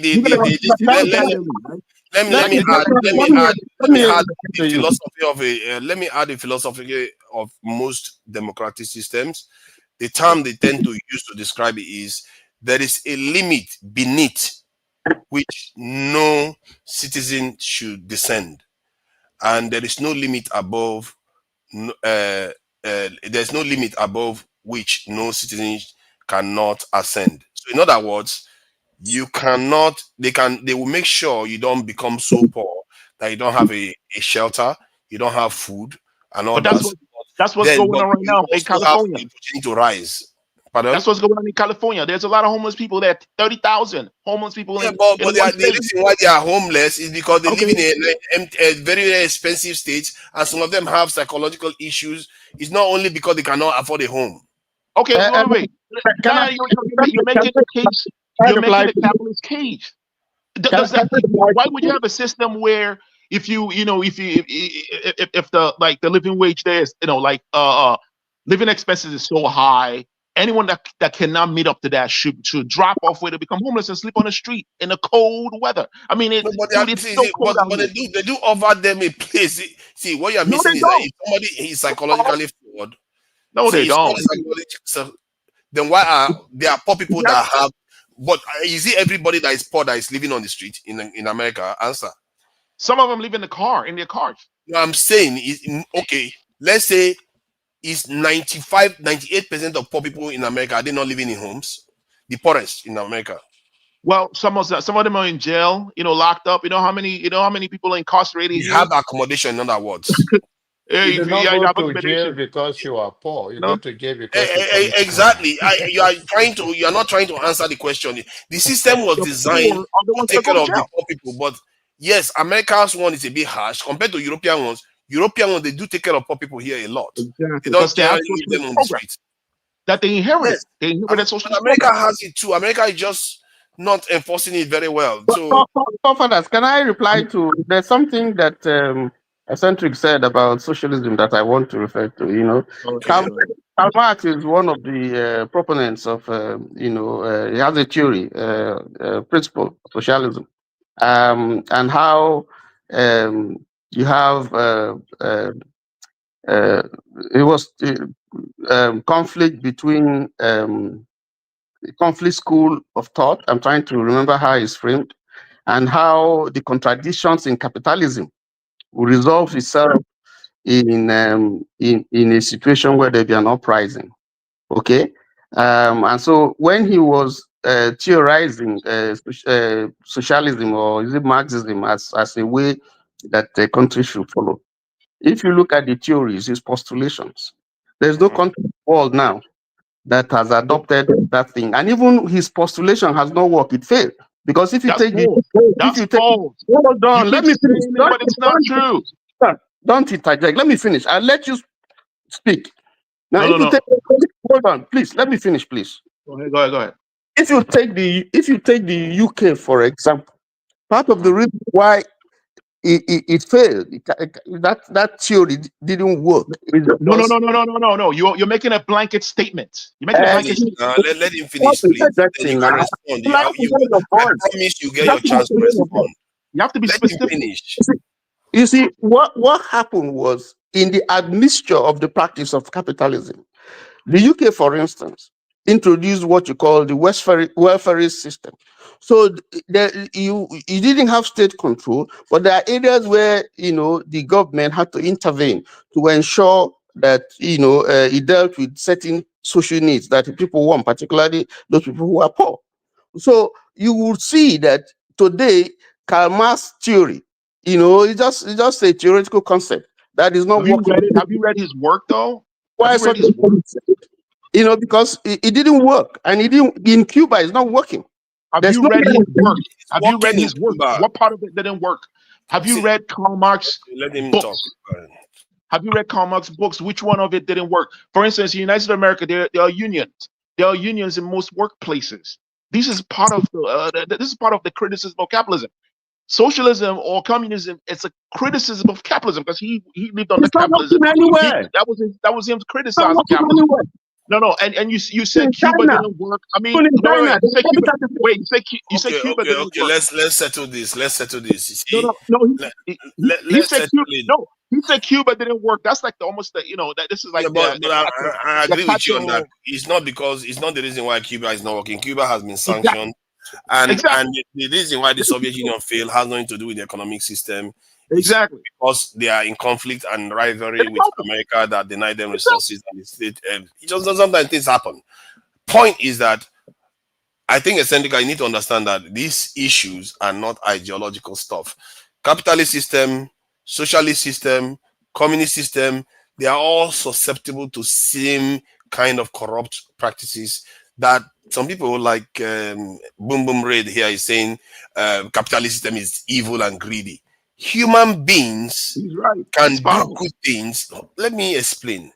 Because I've gone through this process quite a long time ago, and this is why I dismiss all these things. Human beings can convert something good to bad by doing good things.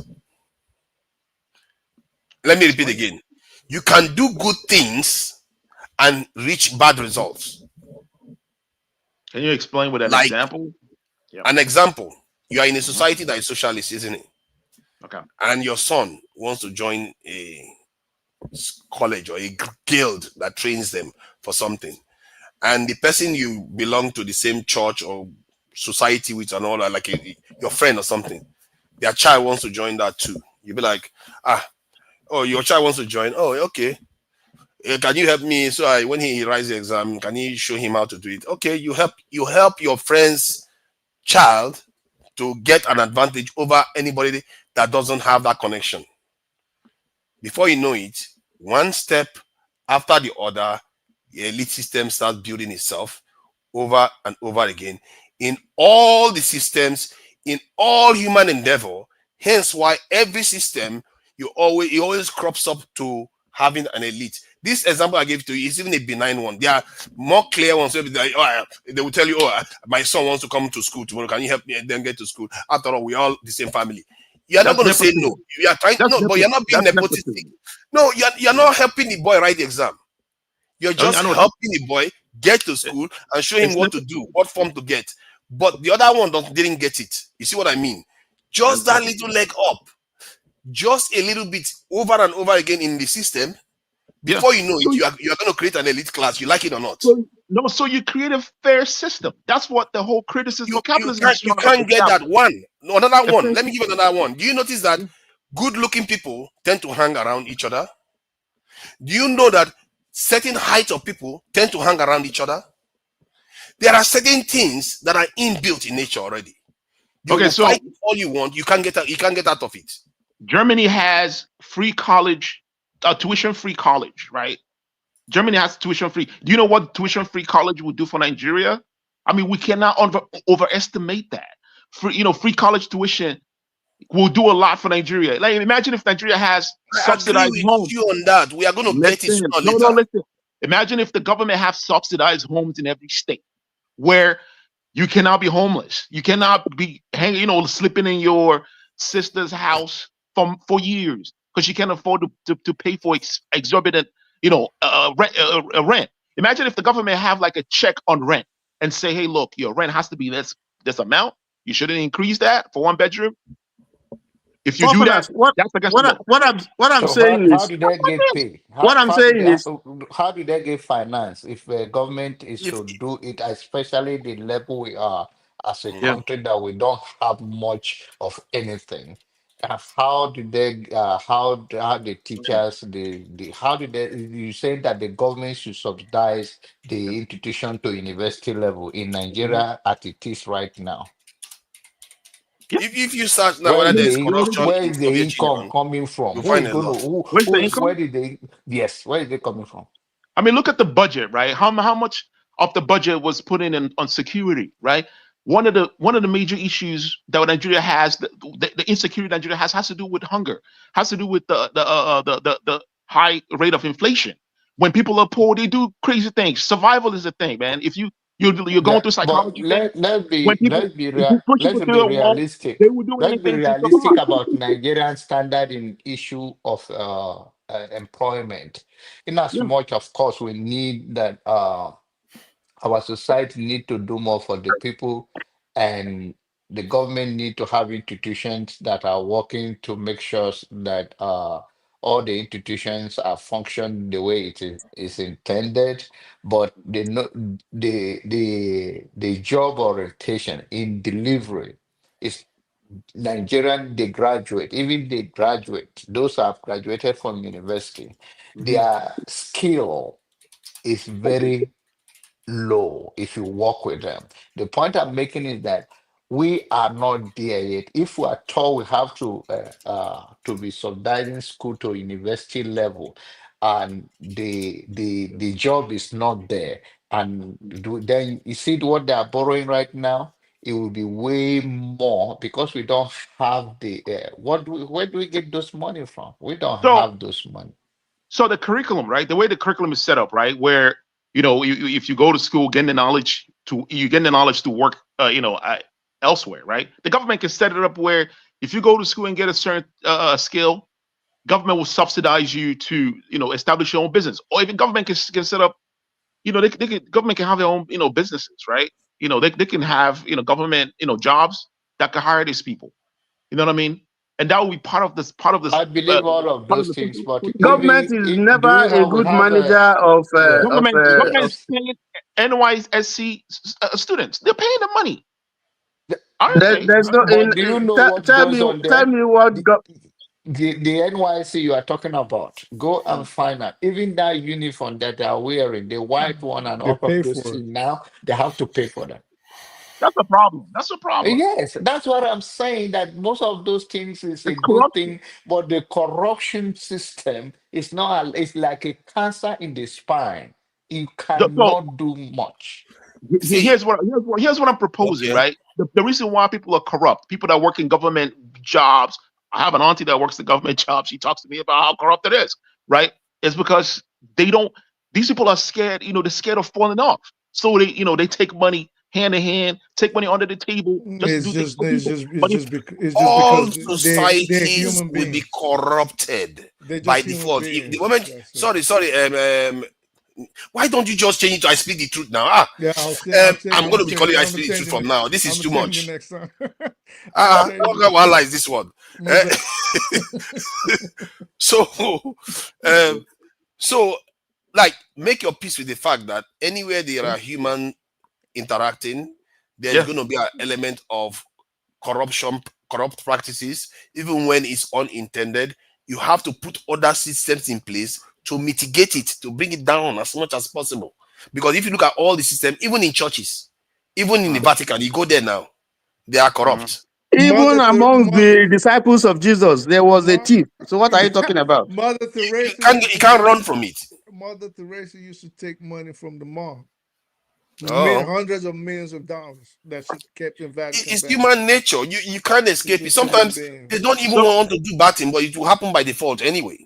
Can we dissect that point? Why do they do that? Is it because it's inherent? Human beings. It's something inherent. You want to do something nice for your fellow human being. What if you just want to help your friend? They're human But, beings.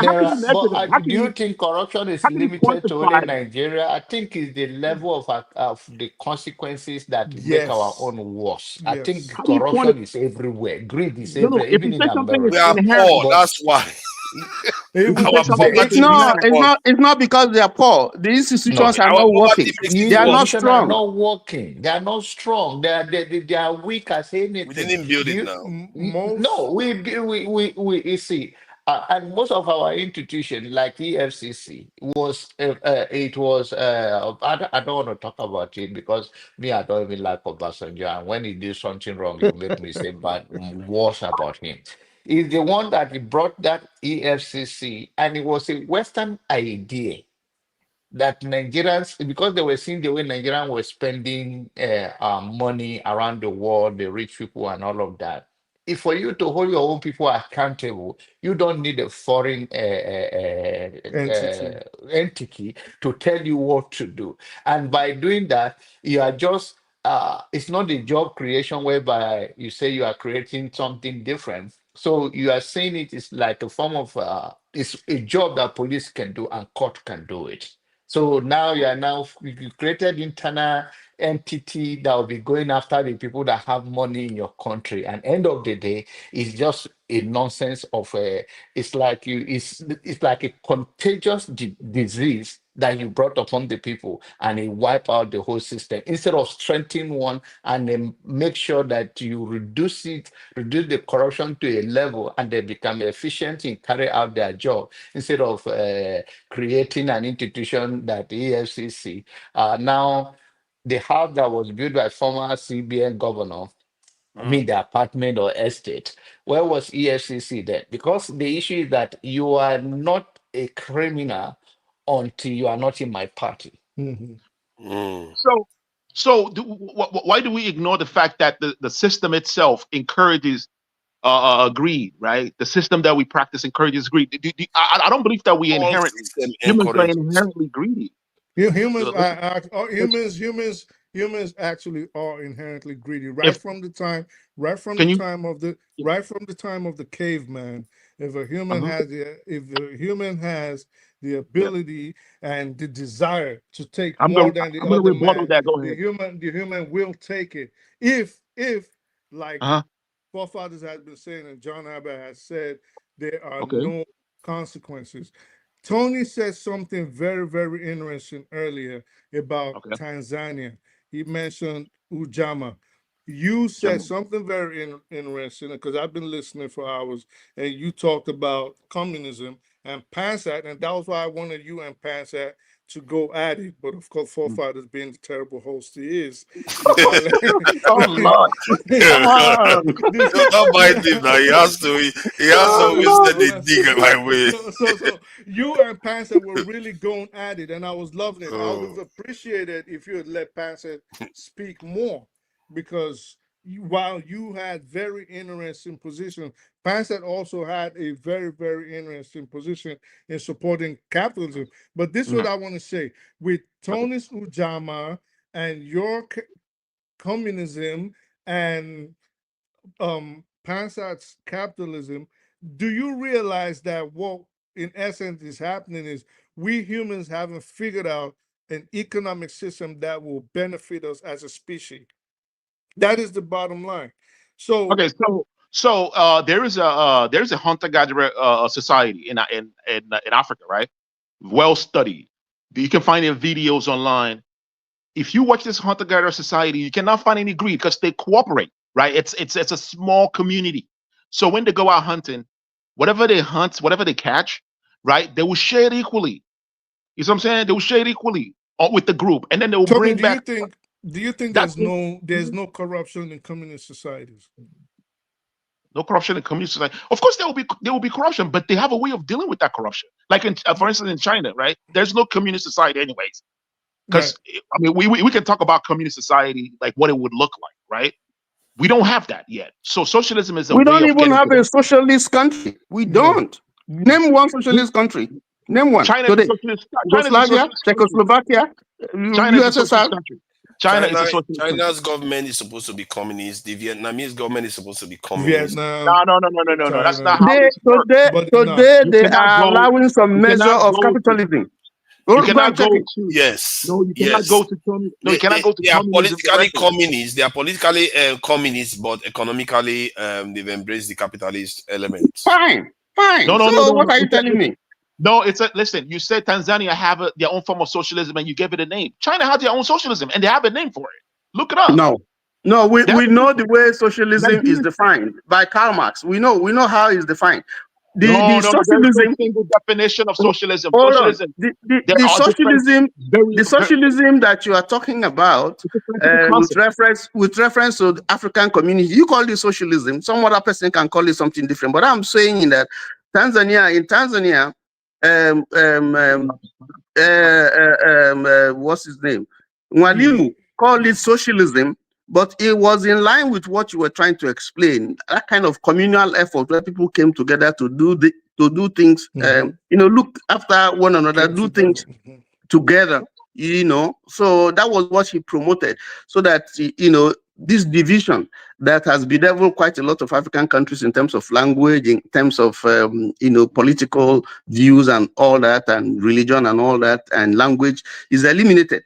So that's what I'm saying, that there was an ideology that you could hold to drive. And I was saying, I'm not saying Nigeria should take that model. I'm saying that every country, that has challenges with developmental challenges must look inwards, not to Europe, not to America, but to develop its own indigenous system that will suit its own culture and the way, yes, so that's it what has I'm to saying. be like that now. I think What would that everywhere look to an like? extent it's like that too, to be fair. If you put capitalism in one side of the scale and put communism there, what would that look like? Would that hinge towards capitalism, our own indigenous system, economic system? Would it be closer to the capitalism on the scale, or would it be closer to the socialism on the scale? Eccentricals, I think we are closer to capitalism actually. No, I think Nigeria, they have so many entrepreneurs. It's ridiculous. We have one of the highest number of entrepreneurs per population than most countries. But the government subsidizes a lot of the lifestyle of Nigerians in every aspect. Like, let's say gasoline, for example, education. They've removed the subsidies from that now. Healthcare, they have. Nigeria is just now moving towards capitalism, like full scale capitalism. Just starting to. But Nigeria, but many of the Western countries are still subsidized. Since its inception, I'll say since 1960, has actually leaned towards socialism in its way, in its economic policies.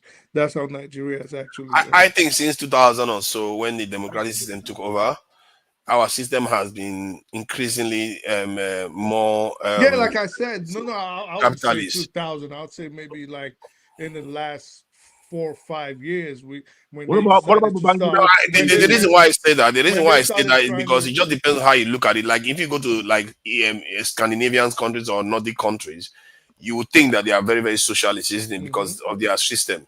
Right. But Nigeria is less socialist than they are. So it's a matter of sliding scale. Nigeria is moving further away from socialism. Nigeria is moving towards capitalism, especially when you start removing things like subsidies and things of that nature, and making the people Well, think, America has them though. yeah, America does, but America also encourages entrepreneurship. So most people in America obviously are entrepreneurial, right? But Nigeria does encourage entrepreneurship too. No, Why do we? Nigeria encourages it on paper, not in action. I think half of Europe is correct, because when I went to university, over 40 years ago, I didn't have to pay anything apart from 90 naira. Yeah, it was tuition free. So I just paid for sports and all that. I could sponsor myself. It was easy for people. Primary school was free. Yep. That's some part of UK, even up to university education, master's degree is free. I'll tell you something. Myself, I and my girlfriend went to Nigeria back in 2005, right? And then we fell sick. Prior to that, we had just come from her grandparents in the Dominican Republic. We went right after to Nigeria.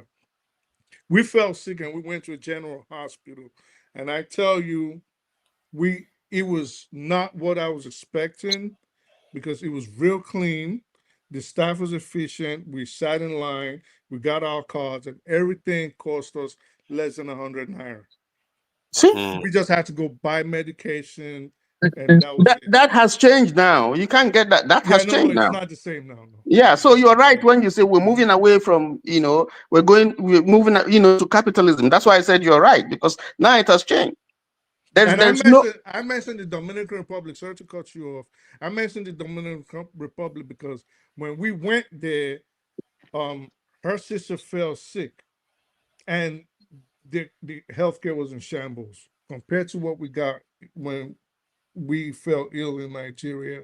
It was just not the same, man. When you see the way they complain about Nigeria, some things actually could work if the government puts in effort. Exactly. Yeah. Exactly. Yeah, Nigeria is moving towards absolute capitalism. It is. There's a difference. Yeah, absolute capitalism. And the truth is that there's no country that is running proper capitalism now. It's mostly socialism for the rich. That's what they are running. If you look at what Elon Musk is getting now, it's another level of socialism. Donald Trump is going to get a lot of socialism.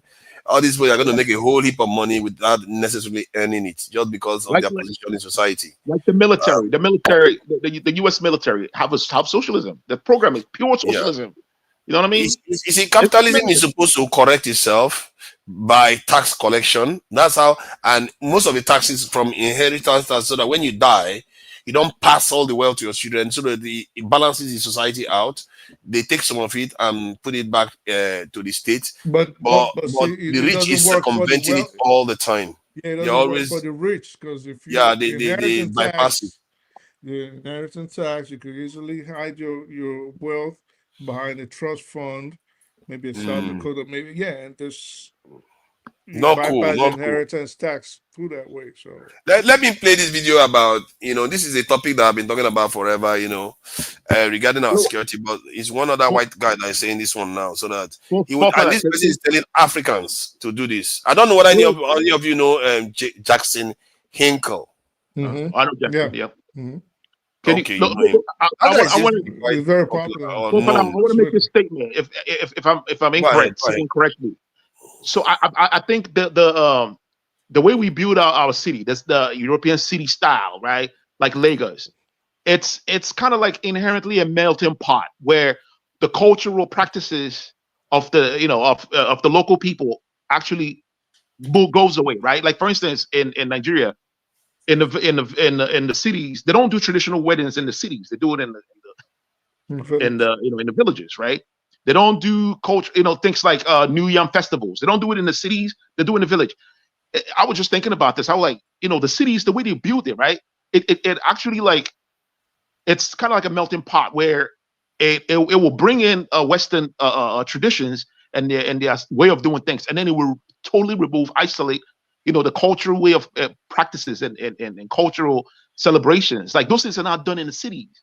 You know what I mean? I was just looking at that, like that's kind of interesting, Yeah, but you have to ask yourself the purpose of things in the first place. The culture that we had before, it served a need.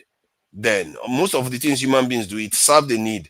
And if that need changes and you want to hold on to the previous state of affairs, you might actually be artificially altering the lifestyle.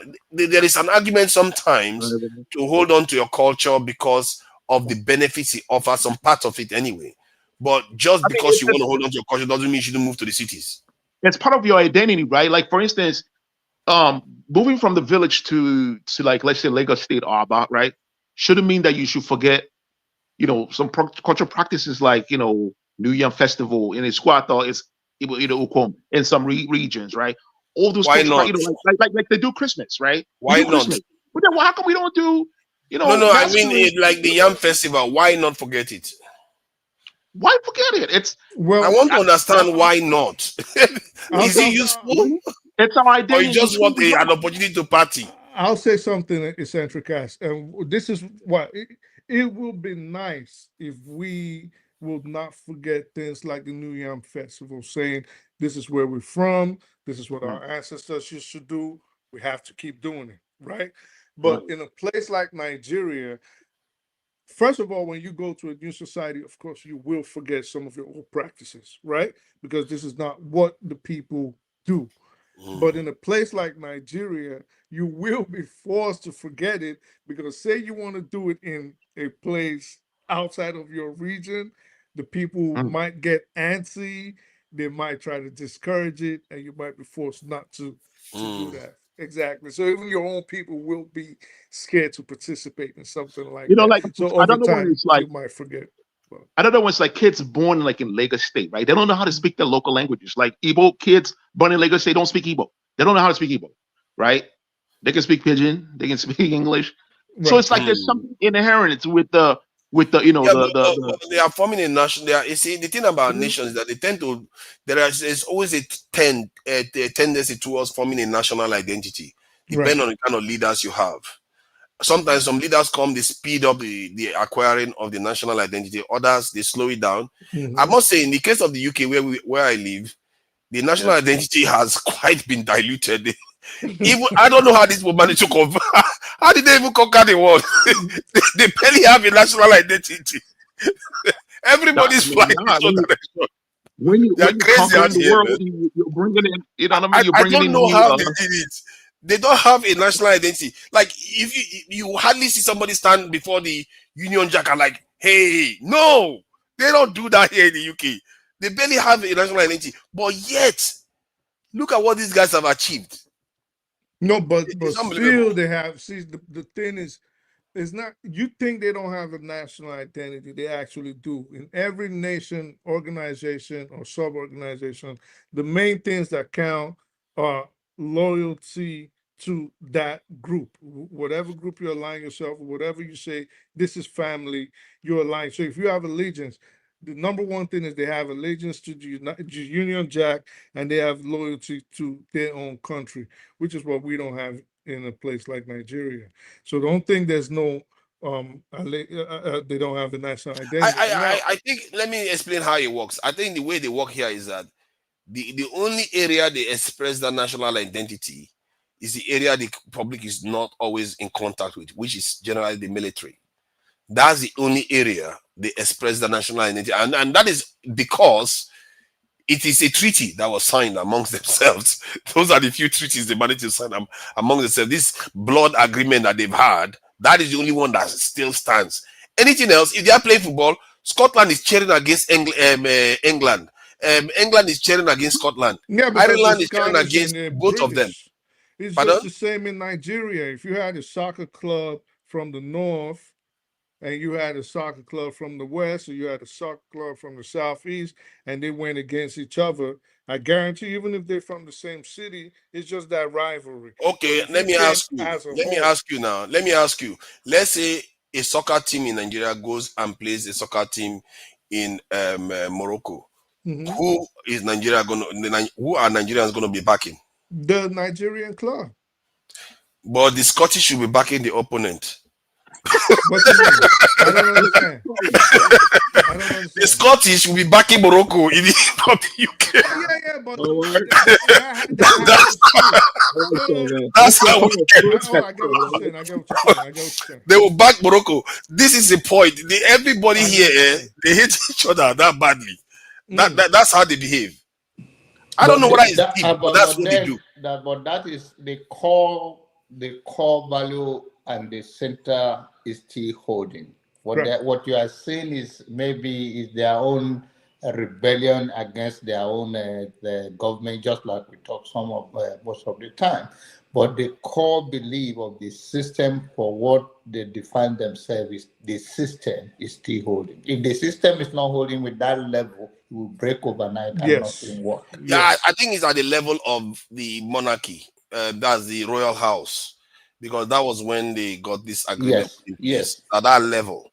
And it's really, really powerful level. And you can imagine they conquer the world. You know, they have to be very powerful to hold a small country like the UK together. But everything else, free for all. Everybody. So like here, right? Pansat, 1 second, please. I'm sorry. Pansat asks you a very, very, very pertinent question that you skirted around it like a roller skater. You did not answer. Do you about the property ownership nonsense? Do you support property ownership? Yes or no? That's a corny. Quite like people say, "Oh, support socialism." People throw, "Oh, do you support property ownership?" Yes, that's not you. Huh? Do you? Yes or no?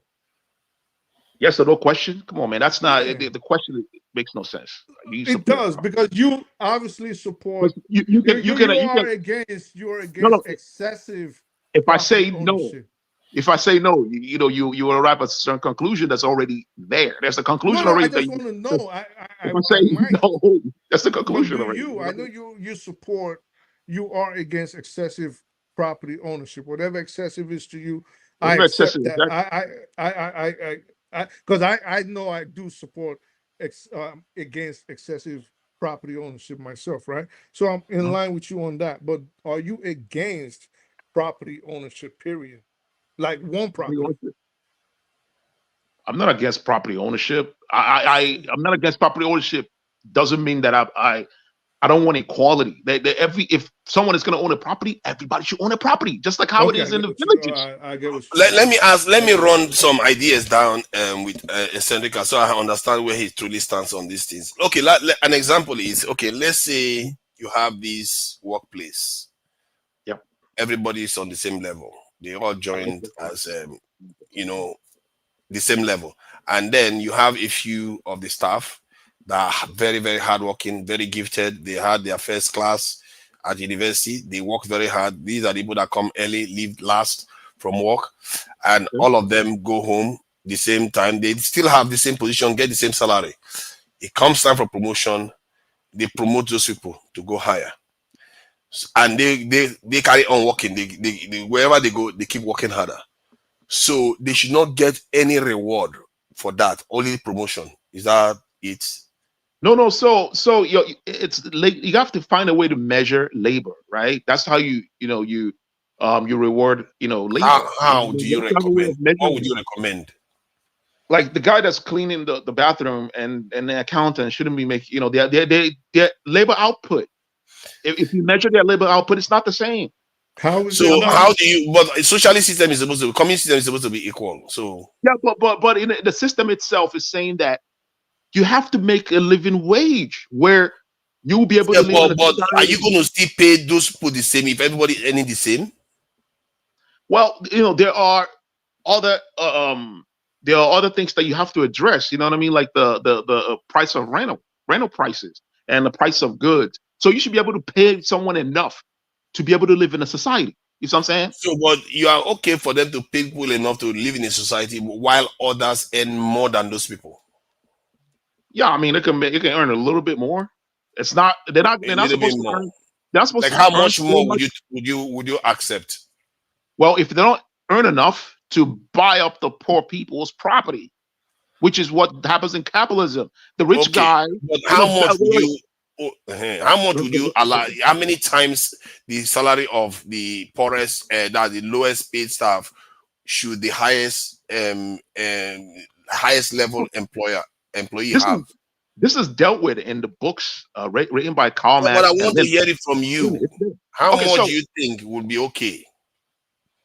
dude, it's a very scientific question. You have to have a way of measuring labor. You know what I mean? Like, It doesn't have to be fixed. You can say 5 times, 10 times. I'm okay with that. bottom line, no. The bottom line is whatever you're earning as a worker should be enough for you to live in a society without a fear Let's of. say that one is taken care being of. taken advantage I'm of. now talking about the people that are performing better than normal. Because in many workplaces, even people with the same degree, the same everything, you'll find that out of 5 of them, 2 or 1 of them are the ones doing all the work. So what happens when those ones are overperforming? What is their reward? Okay, so there's something called worker co-op. You guys can look it up. They have it here. They have it here in the United States of America. So if let's say all 6 of us form a worker co-op, and then let's say we just want to open a restaurant, right? And then we own the company, right? I could be washing the plate. You could be cooking. Guess what? We're sharing the pay equally. You know what I mean? Yes. So by that measure, I'm talking about this. You can't necessarily say a guy that washes the toilet is productively less than an accountant. Because if the guy that does the toilet doesn't clean it right, the accountant is not going to be able to go in there. He's going to hold his pee, and he's not going to be able to work productively. That one is communism. That's a pure communism. The whole worker co-op thing is pure communism. But we talk about socialism. Okay, let's say that is the case. The idea is that hold on. I don't want you to be going all over the place, because you change not going all over the place. The workplace is democratic. The working people, the workplace is democratic in the socialist system. The workers are the ones that decide if people are going to get laid off. For instance, like when COVID happened, a lot of people got laid off. A lot of people got furloughed. We didn't know when we came to work. The decision was made by one guy on the top. So in the social system, so you are saying that in a socialist system, hold on now, don't keep mixing stuff too much. Yeah, you are saying that in a socialist system, some people can fire other people from work and render them poor in the socialist system. Because you're not listening. That's the thing. You were not listening to me. What I was saying. You what can't do that. The workers make that decision. The workers. All right. So let me ask you. No, please. Now I really want to get this to the bottom of this. The workers make the decision to sack people. Is that what you're saying? I don't see where that happens. Like in the union, where does that happen in the union? Like where does the union? Said it though. You said the workers make the decision. If they don't like people that are performing, some people are lazy. They are not washing enough plates. They are not cleaning enough floor. What do you do with them? Cleaning enough floor. What if they wake up late every day? They keep coming to work late. What do you do with them? If you say, you find out why they're coming. Find out what the problem is. It could be sleep apnea. You know what I mean? So if you say the workers make the decision, so in essence, democratically, democratical, right? Yeah. So democratic. So let's say there's 6 pansets in all these boxes. Let's say, let me give you an example. If you want to put the power in the workers' hand instead of one person which you're against. So let's say instead of Tony, there's pansat, Half a Turkey, there's pansat, Miss Onyebo, there's pansat, Forefathers, there's pansat, John Abbott, there's pansat, and then there's you, right? There's 5 pansets in you, and it's time to fire a worker. Who do you think those 5 pansets are going to pick? Even if you were doing a very good job. Want to fire a worker? Yeah. For what? Why would you want to fire a worker? Because we just decide we want to fire a worker. So let's say those pansets. Insubordination, laziness, smoking on duty, having sex on duty. There are so many reasons to fire people. Exactly. That's against the law. You're breaking who do you think they're gonna choose? Who do you think those 5 pansets are gonna pick? If you break the law, that was established and agreed by all the members. Remember, the law is written by the people. Eccentric. 5 pansets plus yourself, and we got to get rid of one person for whatever Forefathers said is subordinate for sexually harassing sexual duty. Sexually harassing. Who do you think they're gonna pick? the guy that sexually harassed someone broke a No, law. they're gonna pick you. They're They gonna get pick punishment. you. They're gonna pick They're gonna you. pick me. Just because they don't like you, even if you was doing all the work correctly, if they decide to gang up on you, they're gonna pick you.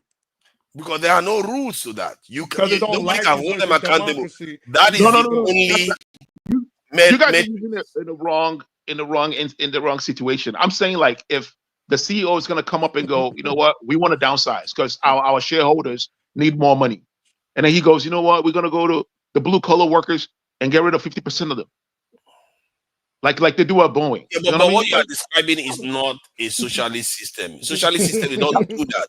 That's what it is. But I'm trying to reveal That's to why you, you have. I'm trying to get to a point whereby That's why you have I unions. understand what is acceptable as a socialist system for you. If somebody is outperforming, a group of people are outperforming the others, you are saying they should all get the same salary. Is that what you are saying?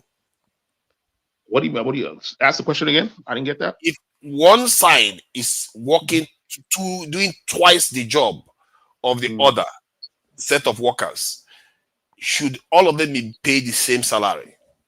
First of all, you shouldn't have a situation where someone is doing twice the job of the others. Because they are better at their job.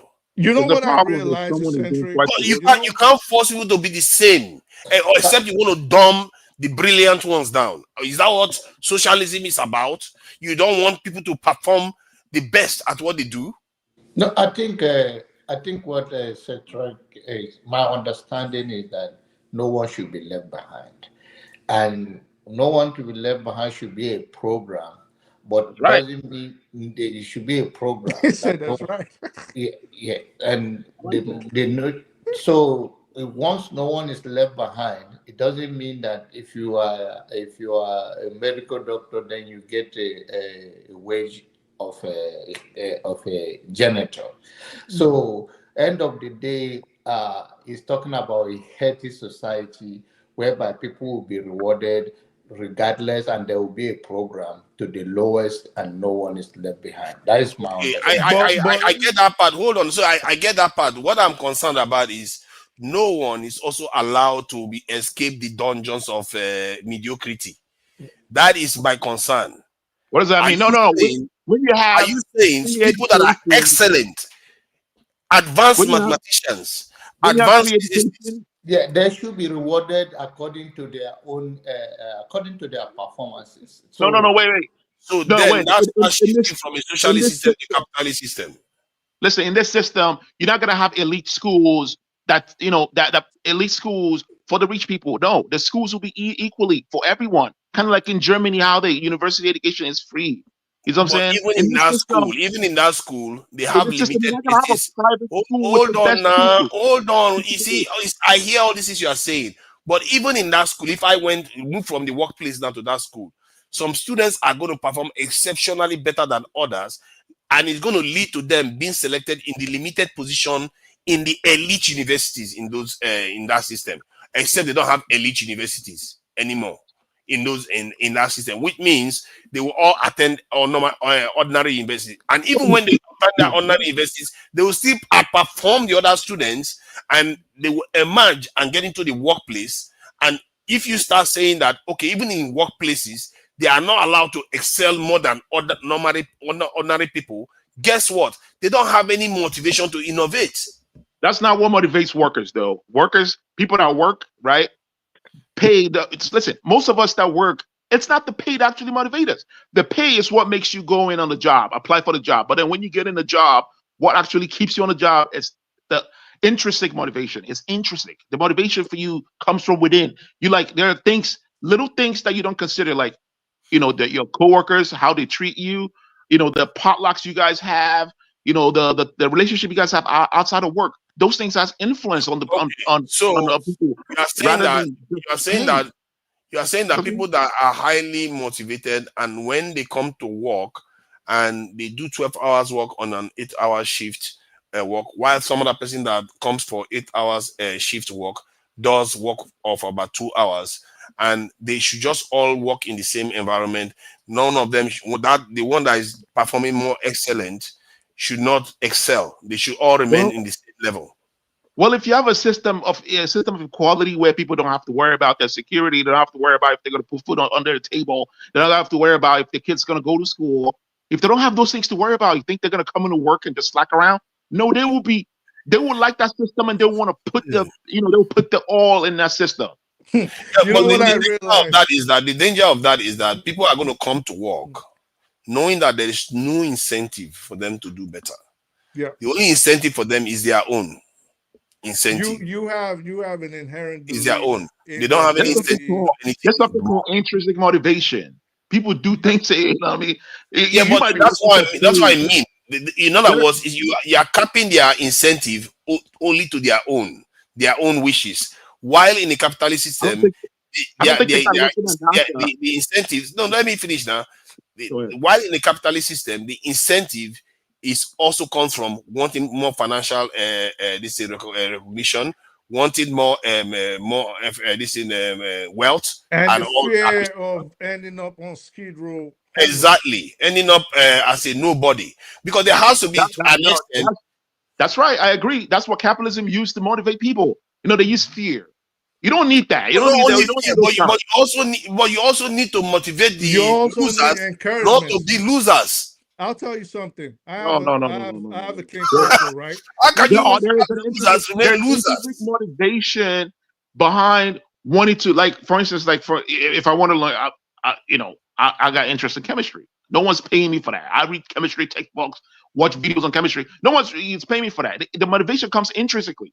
You can have a system where people can be motivated intrinsically to do these things, right? But like, at the same time, eccentric, if I knew that I didn't have to read chemistry to get an advancement in jobs as I move on in life, and I could just sit around and play video games all day and have fun with my friends and smoke weed and drink alcohol and just roam around the city, I wouldn't have to read chemistry. I wouldn't have. You think people don't do that in capitalism? You saying that people don't do that in capitalism? Yeah, but when they do that in capitalism, then there is a consequence for that. No. You don't. For example, do you smoke weed? Do you smoke weed? No. You don't? No. You don't play video game? I used to. See, look at how he's asking. 10, 15 years ago, yes. Who would have thought so? I mean, there are people that do. I speak the truth. Doesn't people like weed, but he's the one that smokes weed. And I'm not saying there's anything wrong with weed. I'm not saying there's anything wrong with it. Okay. Most people that work at Microsoft do microdosing. There's something called microdosing. In a little way. You see, what you are saying, eccentricas, is that the socialist systems are likely to work with just non-financial incentives, with no incentive to discourage people from slouching. Like, somebody can decide that I don't feel like going to work today. Right. There's no consequences for me not going to work. So that society, you know what is going to happen? Just like every society that has been ruled by matriarchy, why they failed is because when they meet a system that is more muscular, that enforces excellence and forces it, not just enforces, also forces it on people to an extent, that society tends to excel beyond the other one and eventually comes and consumes it. No. You know that. Listen, man. There are nuances to this that you're not even considering. You know what I'm saying? Like, it's a society, right? Like, communist societies, social societies, whatever. They have goals, right? The Bolsheviks had goals. The goal was, like, the czars are taking all the majority of the cake and giving them a little bit of slice. So they want equality, right? It didn't mean that when the Bolsheviks took over, that Russia didn't send a probe to Venus. They did. You know what I mean? They were competing with United States of America. You had the key term there. You had the key term: competition. Competition, aggressive competition, is what led to that happening. But in a socialist system where everybody is socialist, and somebody decides that, you know what, I'm going to take the week off. No consequences. Why the week off? Let me take the year off. I need to invite people that are experts, man. So they can I like life. Let us live the life. Yeah. Let's enjoy ourselves. You see, now who is going to get the train to run? Right. Who is that moo that wants to go to work, that doesn't want to travel the world? Boy-centric. Okay, so you here in the United States, right? During the pandemic, they gave everybody money. They just kept giving people all kinds of They money. give me money too. I got They money. gave everybody money. They gave I got millionaires money. money. Elon Musk. Everybody was getting money. Everybody was getting free money as much as they could I was get. getting money. Didn't stop me from working. It didn't stop me. But it did stop millions of people from working. That's not true. Those people lost their job. They Very got kicked out. true. Most people got kicked out of their At work. the same A time, lot of people, jobs. a lot of A lot people of jobs also went moribund. very A true, lot of but jobs went away. a lot of people also fell back. Like, listen, I'm not going to work, man. Restaurant businesses went away. I'm Restaurant not businesses, saying that a didn't lot of them went happen, away. but I'm saying a lot of people also fell back and was like, yo, I'm getting this free bread. I'm not If I had the socialist system, if I had the socialist system, eccentricals, if I had the socialist system as it is right now, I'm going to go off for 2 years. Okay. Do you know that have Igbo people to have a travel tradition? the world. Igbo people have a tradition I have where to travel the Igbo world. people have a tradition. There's a tradition Igbo people have where if I have a shop, if I have a business, I can bring maybe I know who you are and you have a brother that wants to learn the trade. I can bring him, teach him the trade for free, yeah. saddle on his ass, give him like 1 million there, set up a shop for him, set him up. What do you call that system? That's not socialism. It's a traditional welfareism system. It's socialism. It's not welfareism. It's just apprenticeship. With our own flavor. I'd say kind of, but it leans more towards capitalism, though. It's more apprenticeship system. They are training people to rise. Socialist element of it. The guy's not paying a dime. He's not paying a dime. He's sitting on a shop, learning the trade, and then you set on him with money. Okay, so hear me out. On an individual basis, it could be socialist, right? Because somebody is just getting all this free money, and it's not really free. And why I said it leans towards capitalism is because this guy has to be productive enough for his boss to make a profit in the business so he doesn't go bankrupt or moribund, so he can graduate, right? And he can have his own shop set up. So what is he gonna do? Like, what is he gonna do? Like, what kind of trick is he gonna do? He has to work. Put fire in his mouth to attract customers. Most of them are coming. Whatever he has to do, he has to lift this. He has to run errands. He has to sew. Whatever his boss does as to make a living. So he has to put in work, effort, so his boss can make a profit in his business. What argument are you making? Are you saying that in socialism people don't put in work? Is that what like? No, my argument less likely to put in work. My argument is based on that scenario that you just proffered. It leans more towards a capitalist system than socialism. So maybe we can call it social capitalism. And the truth is that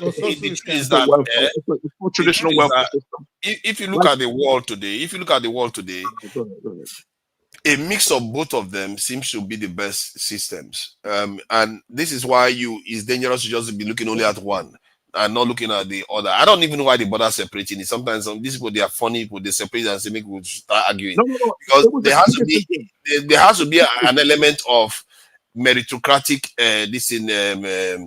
this in advancement, and there also has to be an element of protection against people if you have an element of meritocracy, why is Elon Musk one of the richest guys? The guy that dropped out of freaking told you that this is a perfect capitalist system. He dropped out of high college, man. What did he merit? He can't even build a freaking. You see all these other haters. It's not helpful. The guy, you are not. Why didn't you just go and build electric cars? Capitalism, if it was so easy, well, how come Bill Gates, who dropped out of college, how come he's the billionaire? One of these guys. That's even more insulting to you. It's even more insulting to you. Why are you not doing it now? You that finished college. But that's the point of force it to happen now. Force it. Make it happen because you are Microsoft. The equation of force or the second derivative. These guys don't know shit. But you talk about the meritocracy. Let me explain it. Let me explain that. I hear that question you're asking. See, life is not always about what you individually know. There's always an element of meritocracy. Stay on it. There's always an element of timing. There's always an element of timing. There's always an element of a little bit of know-how, and you have to have the right ingredients around it. It's like making a soup. If you don't have all the things working together, the time, the right kind of people that will listen to your idea, or that person whispering a little bit of the idea into your ear, then you take it further. All kinds of different things comes together to coalesce and create that idea. Based on that, I can sympathize with your argument that they shouldn't get all the benefits from the inventions that they make, because most people that invent things, they gain their knowledge from other people too, to an extent, but they are just the final cook. You know how a cook gets their recipe from cookbook? So something like that, and add a little bit of this. That's what like like how a chemist learn chemistry from books. You know, something like that. But they don't pay anybody. What skill does Jeff Bezos have? What skill does Jeff Bezos have? How did he merit being the skill that he has is one of the hardest skills in humanity, and is quite heavily underestimated. Organizing ideas and what did let me finish one point. You are more dogmatic than listening. See, one of the hardest skills in life, don't underestimate it, is the ability to have an idea, control the people around you, not control, or work with the people around you to make that idea reality. And these things take time. That is management. That's what you call management. It's a skill. It's a Where does serious meritocracy come out of that? Where's put meritocracy in there? Can you put meritocracy in the X? That is the meritocracy, because you're controlling people with a lot more brain. That's meritocracy. You're controlling people with a lot more resources. You are getting them to all of them come together to create something that is your own vision, not their own vision, your own vision. In a meritocracy, I thought you're supposed to earn that by merit. You know, like they earned it. They earned it. That's what they did. They didn't earn nothing. These guys didn't go to school. They don't know anything. They don't know jack. So, but they're billionaires in your meritocracy. I get what you mean. You know, why should somebody earn $1 billion because they had the idea first? You know, business. I hear that, but yeah, go ahead. No, go ahead. Sorry, I didn't hear you. No. You know, when you said that, why should somebody just have $1 billion because they had an idea? You can have that argument. You can even say, okay, they should cap the wealth of individual people. They can cap it. Well, I'm countering your points now, right? You know, like the guy working for SpaceX, working 12-hour shifts, and then Elon Musk is on Twitter, tweeting all day, but he's the one making million. Where's the meritocracy in that? How is the meritocracy is that? See, that aspect of it is a debate you can have. Okay. Because you can still, because how can just because somebody invents something? It's not fair. Maybe if somebody invents something, there should be a limit to that invention in terms of, let's say, just like patents do expire. So when you invent something, there should be a limit that you get the benefits out of it.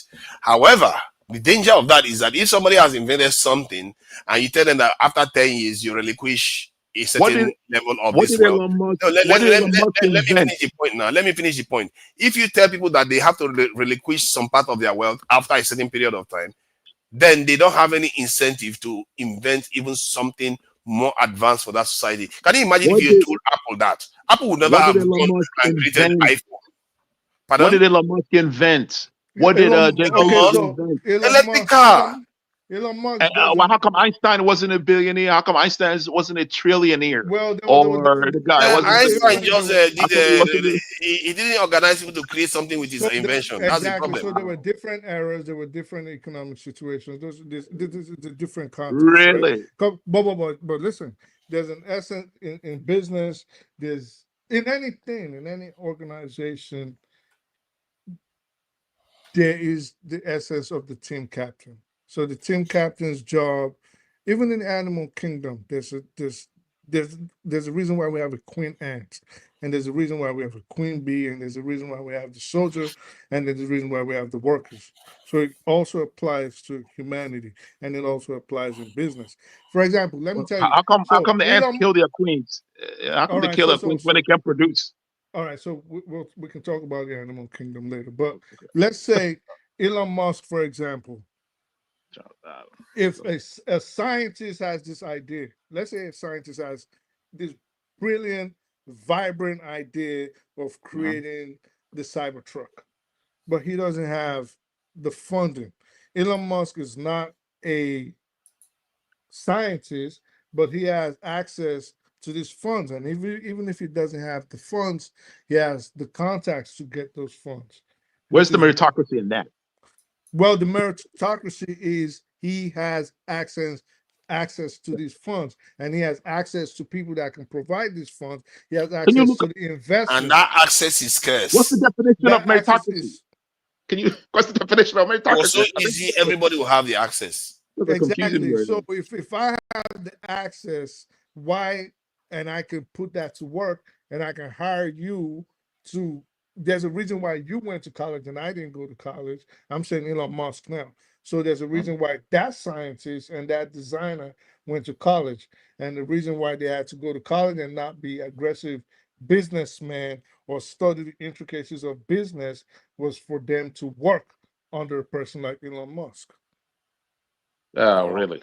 Yes. That's like your argument for capitalism. Wow. That is what the reality of business is. That's the problem with capitalism. I think you underestimate what it takes to lead to an extent. It's like leadership now. It's like people, sometimes they'll be like, oh, why is it so, why this leader does this? Or why does he get away with it? Why is he so corrupt? But yeah, you can go and lead. If it was so easy to lead, go and lead. The thing is, when you are able to stand in the middle of people and control people's lives, thousands of lives, there are responsibilities attached to it. Yes, there are responsibilities. There are serious implications to it. One, if you are known by a lot of people, you don't have as much freedom as somebody that people don't know. You can't just go out like that. So there are limits. Your meritocracy argument is. Secondly, like that guy that was shot by this guy. What's his name again? This healthcare guy that was shot. Because he's a top guy in a healthcare insurance company, he was just shot for it. Because there are consequences to being higher up. That's not why he got shot. He got shot because he was denying people health care. But that's that's the reason why he was shot. It doesn't necessarily mean that he himself did anything wrong, but he was shot because he's controlling a lot of power. The responsibility to power, and it's not for the faint-hearted. You just go in there and say, I'm powerful, so let me just get everything I want. You're not going to get it. If it was so easy, everybody would be doing it. Eccentric, let me ask you a question. You always have these very brilliant and wonderful ideas. Very brilliant, which even borders on the... Well, let me just leave it at that. You have very, very, very brilliant ideas. When I first met you on here, you talked about all the things you wanted to do in Nigeria with regards funding schools and all of this. But with all your intelligence, and this is not to denigrate you because it might come out. Yeah, it's about to. No, I definitely am not about to. He's definitely about to. No, not at all. I'm a very straightforward shooter, and I like eccentric. So that's why I'm paraphrasing. I'm phrasing it this way. So with all your wonderful ideas, why is it that you haven't gotten all these things off the ground and you don't have access to the funds or these contacts like these millionaires and billionaires would? Like, if you wanted to do these things, right, you would have to get these investors, like you always said. So why haven't you had access to these funds? I can answer that because it's a rhetorical question. Because you don't have the contact. You don't have the contact. You don't have. You guys are my contact. When the school scholarship thing, well, we can unfortunately, we're not billionaires. With paltry fees. I mean, we make dollars. Unfortunately, we are not billionaires. Yeah, and that is the truth. And if you have contacts of billionaires, let's say you stumble across their phone number, it still doesn't mean you get stuff from them. You have to convince them. You guys are arguing against yourselves, though. You know billionaires are not going to hand their money over to you. This is a terrible vision of a leader that can use that money to do anything. They will never hand their money over to you.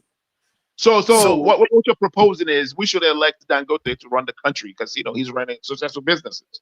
that is that he'll never even get Dangote into is good at politics? running businesses. He may not be good at political leadership. He's Political never leadership is another he'll ugly, never get one of into the ugliest beasts. You want No, but to. he's running a company with thousands of people in there, and he's managing them, right? You know, that's Yeah, he he doesn't. merits that. He doesn't have to be. He Yeah, but doesn't have all to he deal has with to people do that is are provide the being killed by salaries. terrorists. He doesn't have Yeah, to deal with but foreign nations that are how about did to. Tinubu? What did Tinubu do to? How did Tinubu like? How did he merit to be the president?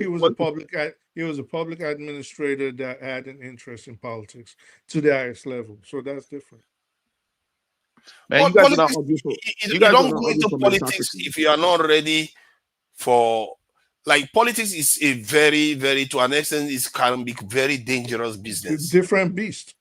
Yeah, it's a totally different thing, and people just think that it's some kind of academic exercise. In some countries, you could do that, like country like Scandinavian countries and all those easygoing countries where NATO is taking care of business. But in a country like Nigeria, and everything you do, you have to be careful because it's not easy to lead. What you're proposing is what capitalism does, which is survival of the fittest, right? That's why you have someone who didn't finish college, being the richest person in the world, and that's the world that you want. What But then, is college? on the other hand, what is college? you're But arguing for that's meritocracy. socialism too. Essentially, You're what is arguing for college? meritocracy. And on the What other is hand, and then you're contradicting yourself. What is How do college? you merit to What is be college? What is going to college? What does it have to do with being successful financially? It really doesn't. It has really nothing. College is just for you, really, if you're not going there to study Puerto Rican and African studies or some other nonsense that you shouldn't be wasting your time in college for. It's just for specialized studies. Maybe you want to become a doctor, you want to become a lawyer, an engineer. Okay, good. College is good, but it has no bearing on. I'm not so sure, actually. I'm not so sure. It has no bearing. Yeah, if you go to college and you go study freaking music, you just wasted about your law? time. Oh no, So music is something else. I'm just saying, Music about is law? not Law. necessarily Study very law. edifying. Yeah, I Yeah, just law. said specialized studies like law, I think law is engineering. garbage. I think law is garbage. People shouldn't be studying law. It's All right, nonsense. well, we can debate that later, but I'm just saying, like, The things that you don't value surprise me sometimes. it has no bearing on you becoming wealthy or a successful entrepreneur. And in fact, Nobody in the meritocracy. college being something that determines your future economic that propels you economically in the future is actually something new, maybe under 150 years, maybe not even. But Dangote is not gonna. I mean, what's his name? Elon Bill Musk. Gates. Would not be able to build the rockets without scientists. Because they went for specialized studies. Building the rockets. That's their job. That's their job. Their job is to go to college and study how propellers work, propulsion, and all those other fancy economic terms. And Elon Musk's job and Bill Gates' job is to put them to work and make them wealthy. If you look at the ability to come up with a concept, see, Eccentrica, the ability to come up with an idea, and the people they come up with ideas. What ideas did they come up from? Like electric rocket cars. See, propulsion come on, man, engines? come on, don't do this. Don't do it's not fair. No, they could not Like come up with any in idea. a world where there is no electric car, Elon Musk chose to say, okay, I'm going to mass produce this thing and I'm going to make it viable. And Electric he's one car of the existed first to before start Elon Musk doing it. was born. No, he's one of the first to start doing it at that scale. He's And a when he pioneer. started doing it and he made it a success, it's not because it was easy, but because he believed and he was taking almost everything he had on it and he succeeded. So you can't No, he fault didn't build. somebody That for guy could not build a transistor, man. That guy cannot build a transistor. how many things has he built that has failed? This guy built Starlink. He hasn't built He succeeded. anything. He No, built he Starlink. didn't He build succeeded. Starlink. He can't build anything. He doesn't work in a factory. He's on Twitter. He's on X, Twitter with people. That's what he does. He doesn't build Because this is anything. what Essential Cast. This is what happens with business. Okay, at some point, you have to build your business to a certain stage where it functions without you even being there. You can go on vacation for 2 months or 3 months or 5 months, and you've already put a system in place. Yeah, Put exactly. a team in But place, they can and go. everything just works. Just because you're a businessman does not mean you have to They be on go the on floor vacation for doing 2 the. months. Huh? You What you say they say? can go on vacation for 2 months, but you're saying that in a socialist Because they system, put in people will be because they taking put in the vacations work because they in the don't have to. earlier because they put in the work in the earlier stages. A business is just a lot of people look at businesses. If Elon Musk was to tell you how much, and I'm shocked. I'm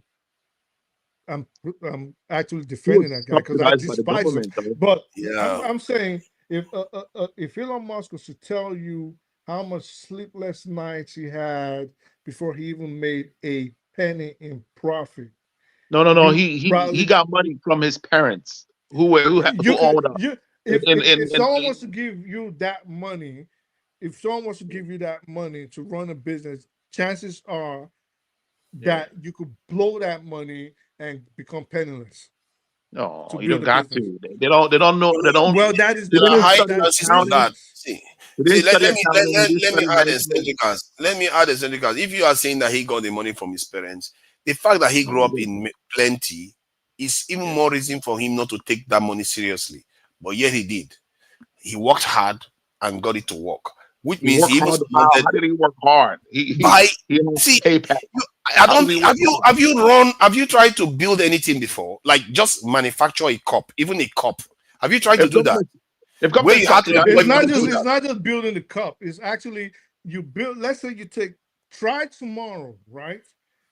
I know you look like you're rich. You look like you got mad money. Okay, so go in your closet tomorrow, right? Pick out one of your shirts. Maybe pick out something, a designer that you've worn maybe once, or maybe not at all. It's just sitting there because you've been too busy, and try convincing someone to buy it at a desired price, a price that you chose and you said, I'm not going to go below this price. Just try it and see how hard it is or how easy it is to know how business is. so yeah, it's an unfair system. Then if you're rich, that's when you make it. If you got money, if you inherit money, No, that's when you make it. if But if you you don't, have, screw you, that's right? not what we're That's what saying. I'm saying he got all that money. For example, let's use Donald Trump as an example. oh Donald yeah, Trump got all this money from his father. oh yeah, Some speculate as much as $400 million. This is what they say, right? But 100, yeah. but right, but there are rumors that could actually be substantiated if you look at the circumstantial evidence on the ground that he actually lost all that money. How do we know this? He filed for bankruptcy not once, not twice, multiple times. Okay, so just having that money does not Filing for bankruptcy necessarily. doesn't mean you lost all your money though. 50 Well, Cent filed for filing for bankruptcy, and bankruptcy means you have problems with your business and making a profit. That's what it simply means in a nutshell.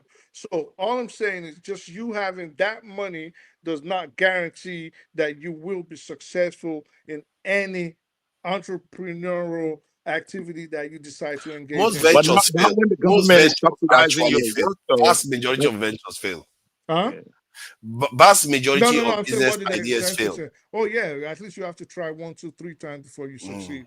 And yet Elon Musk keeps succeeding and succeeding and succeeding. And what I wanted to impress upon you, Eccentricas, is have you tried to make anything, like just create anything? You see, the thing about Elon Musk that I I do. appreciate is that That's what I he do. I work. creates things. He creates things. It's not like a hedge fund manager that just go and speculate on foreign currency or Wait, on another who create business. things? Who create Elon things? Musk, Elon Musk creates things. He does Or not. He can't create anything. He can't create anything. okay, I think That's your the point. understanding of creation is that the person has to physically manufacture that car. So let me give you an example now. Let's say you have a factory that makes cars and you set the factory on and the factory start manufacturing the car, painting the cars, and who manufacture those cars? The workers. Now I'm making a socialist argument. The workers are the ones manufacturing the car because it's their So they labor. But That could but the the workers workers are not the manage? one. The workers all they had to do was turn it on. So they manufactured it now. the workers run the machines. The workers put the material together, But do if you material didn't, handling. essential cast, But they don't own the if you machine, didn't come so up with the the The money to workers workers don't do own the it create machine. exactly. the blueprint. They create the blueprint. Okay. No, hold on. The workers don't own the machine. Somebody bought the machine, put it there, and told the workers press this, use this machine to do this thing, and they. Let me say this real quick. So who owns that card then? Is it the workers or the person that built the factory? Said it's the people. It's the workers. I work in a company that owns like the workers. I work in a company that owns one machine when it started. Before you go, and then the workers worked so hard. The guy ended up buying like 20 machines, and guess what? The workers were still getting. Let me say something to you, okay? Yeah. So those workers, those scientists, those designers, those automation engineers, whatever they are, Manufacturers, yep. All of them, the factory workers, material handlers, all of them. Yeah. If you didn't put the money forward, if an investor or a businessman with access to funds did not put that money forward, guess what? Those workers will be like the Nigerian engineers that are engineers after 6 or 7 years for a 4-year course, but they'll end up becoming farmers. That's because Nigeria doesn't have Nigeria. If Nigeria has a worker co-op where the government funds workers who cooperate, all these students in school, they can cooperate. They can have 10 students. No, you're missing the point. What he is saying is that that job wasn't created. Co-op, and the government will fund their co-op. Somebody created that job. The government will fund the co-op. The way they funded Elon Musk. Elon Musk is funded by the government. But co-ops don't come up with ideas to go and build something themselves, do they? It is. Look up co-op. Okay, how many inventions in the world have been created by co-ops? A lot of it. Like a lot of inventions. People cooperate to create stuff. Which car has been manufactured by co-ops? Cooperate to come up with theories. That's cooperation. Listen, humans are on the core. We are on the core. We are socialists on the core. That's why if you go to any workplace, if you go to any we are not. We are not socialists on the core. It's actually the opposite. Everything in nature is capitalist by nature. No, if you go that's not true. If you work in a factory, an example of it is that you have to consume. If you have to consume life to survive, you are in a capitalist system. Can I further emphasize on what the because something else has to lose for you to survive? Let you to emphasize the. So the thing is, what he's trying to say is that, see, I'll make it simple. The thing is, the world we live in a globalized capitalist system, and you have the rich, the wealthy people, the wealthy class, the billionaires, among themselves, they practice socialism. That's a fact. Like, they practice socialism among themselves. You understand? But the relationship between the poor and the rich all over the world, not just in Nigeria. Well, Jide, explain to us how the wealthy or the ultra wealthy practice socialism. Thank you. I'll give an example. I will give like a banking institution, like a bank is usually like private, right? They can have like issues. They may have like issues with their business where their business almost crashed. Like you had like I think here in the US, I think it was 2 years ago or last year, where there was an issue. I've forgotten the name of the bank now, where the bank almost collapsed as a business entity, and the US government they actually went to support that bank by depositing a large amount of money on that bank. They gave the bailout. Like a bailout, yeah. I can give another example. I'll give another example. A lot of these billionaires in the world, a lot of them, they've had challenges across board. So what they do is they have contracting relationship with the government to buffer their business so that they will have a lot of influence. In fact, a lot of these so-called multinational technological softwares that we have, like Google, like all these softwares that we have, technologies, a lot of them are connected to the military industrial complex in the US. But Jide, you still haven't explained to us what you've done. Is you're in essence still describing capitalism, but you'll be left to argue that. What you still haven't explained to us is how the billionaires on an individual basis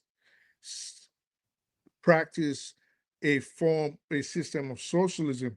You've only explained how a government is being bailed out or subsidizing businesses that are too big to fail because That's it will socialism. impact. But they fail. They're not just too big to fail. They actually fail. Yeah, but the but- government come and bail them out. Yeah, so they're too We big. agree on that. So they're too big So to that's fail. socialism. That's socialism right there.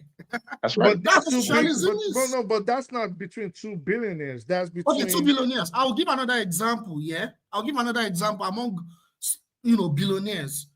I mean, like I said, like among themselves, they share wealth. They acquire each other, right? I mean, like for me now, I'm a scientist, right? I work in a pharma. There are a lot of times when pharmaceutical companies struggle, and bigger companies acquire them. But that's not socialism. That's capitalism. Socialism. That's capitalism at its core. What businesses do, this is what businesses do, okay? That's capitalism at its core. Bailout I will, is socialism. well, that's why I said that was Well, not a good, okay, that so was not a good example. as a business The bailout was not a good example because what he did was mention a governmental entity and a private business, a bank and a government. And the reason the government will That's not socialism. let that is capitalism. So the reason No, it's the not. government. That's Okay, not well, capitalism. listen. In essence, what he did not explain was 2 billionaires. I just give an example of 2 billionaires. Oh, no, 1 second. What he did not explain in essence was 2 billion, because that was how he led off. 2 billionaires practicing socialism. He mentioned a governmental entity and a private entity. And if you will give us No, but that's example. do you admit that that's socialism? That's a form of No, socialism. I would argue that was capitalism No, because it's not. because the second No, before I it's get a thrown form of off again, socialism. before I get thrown off again, the Yeah. second aspect that he tried to say was in the pharmaceutical industry, one that is about to get moribund gets taken over by one that is more profitable. That is just business. That is capitalism at its core. Because what That's you different. do, That's not capitalism. that at is its core. capitalism at its core. Because That's rescuing it's about rescuing. No, that's capitalism. That's acquisition. That's acquisition. That's capitalism. That's But capitalism is about making profits. But at that point in time, they're in rescuing essence, business. what every business does, the main essence of every business, the main intention is to become a monopoly. That is what every business does. So if I see something, so in trying to become a monopoly, I am looking for other businesses that are not as powerful as mine to take them over. What about in fact, I also try what to you said destroy made them. sense. But what about mergers? What about mergers? Not just acquisition, but what about It is mergers? also a form of capitalism. Oh, come on. Yeah, to make them stronger so they can compete and have a larger market share. Mergers happen. Is that capitalism? Mergers are actually capitalism because, like I told you, Really? remember what I told you, what I started off with. Every business starts off with the dream of becoming the biggest guy, a monopoly. I'm trying to control everything. So mergers, acquisitions, hostile takeovers, all of these are part of my business. What was the word? I forget the word we use. So draconian capitalism. It's a draconian capitalism. But it's all capitalism in the end. Like it's not socialism. It's not socialism. It's not socialism. When you do that, you create monopolies and then you have a much larger market share. Yeah, become more powerful. When the government subsidizes, when the government pay bailouts, Gide, you muted. That's socialism. When government do I can bailouts, give other examples. Not just that. I can give you a lot of examples. Wealthy countries, they practice socialism. Not the countries are the best countries in the world. They practice socialism with their people. Business individuals, GD. This is No, what I'm talking about like countries and system now. If you look at Nordic countries, what do they do to their people? It's socialism. Are you aware that I don't know whether Sweden is a Nordic country, but definitely Scandinavia. It's actually a Nordic country. Yeah, if it is, but you know that the top 1% in Sweden owns as much wealth as the bottom 90%. Mm-hmm. Yes, that's the thing. But yet it is socialist. No, it's not socialist. Let me explain what I'm saying. They implement socialist policies. Ideologically, they're not socialists like what you have in the Soviet Union. No, they are not. Right. But they implement socialist policies for their people in Nigeria. Is there That's anything right. like that? And even in outside Nigeria is too much. Yeah, We it's have very socialist policies in Nigeria. It's just that Nigeria is so poor. It's hard to notice. I mean, The currently, healthcare system is practically free. Education system is Jide practically said, I free mean, on so many levels. yeah, Most of the government. systems in Yeah, Nigeria there are is some. free. You're right that there are government-owned wherever in Nigeria, but are they actually practically effective? They're not effective now. So Because we are poor. That's why. Yeah, no, because government's not willing to do it. They've allowed private to take over. It's a fact. They have allowed private to take over. That's just the way it is. Even with private taking over, it still doesn't make us rich. We are still poor. I agree. If Yeah, Nigeria there's that one. For Nigeria to work, Nigeria has to implement a lot of capitalist ideologies into its system. False, bro. Yes. False. Don't do Yes. that. Let me But ask Nigeria you. is operating capitalist system currently. And Nigeria, Exactly. the more No, it's Nigeria implementing it, is it's getting leaning worse. to. No, So what do you mean by implementing more capital? Can you explain further?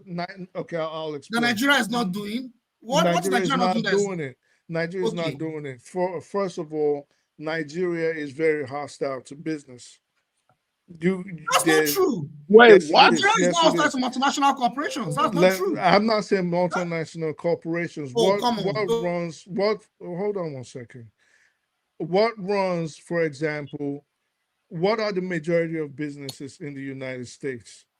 There are single ownership businesses. SMEs, mom and pop stores, and those. So this is what we need in Nigeria, and if we can encourage, That's different. You have it on. Well, it's not different. So if we the truth is, SMEs can never compete with corporations. That's a fact. Well, in America, multinational corporations still have monopoly. It's not none of the economic system. They still have the monopoly. Jide. It's not about competition. Of course, they cannot compete.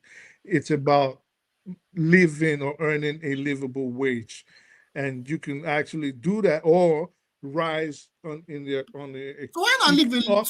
earn and have a livable wage is not capitalist, but. So, gentlemen, I am leaving. I want to greet everybody. Good morning and thank you. I enjoyed myself. I'll see you guys some other time. Thank you for spending so much time with us, Tony. We appreciate you. Nice one. Nigeria is very, very hostile to business. If you took that's a false statement. You guys can check up. And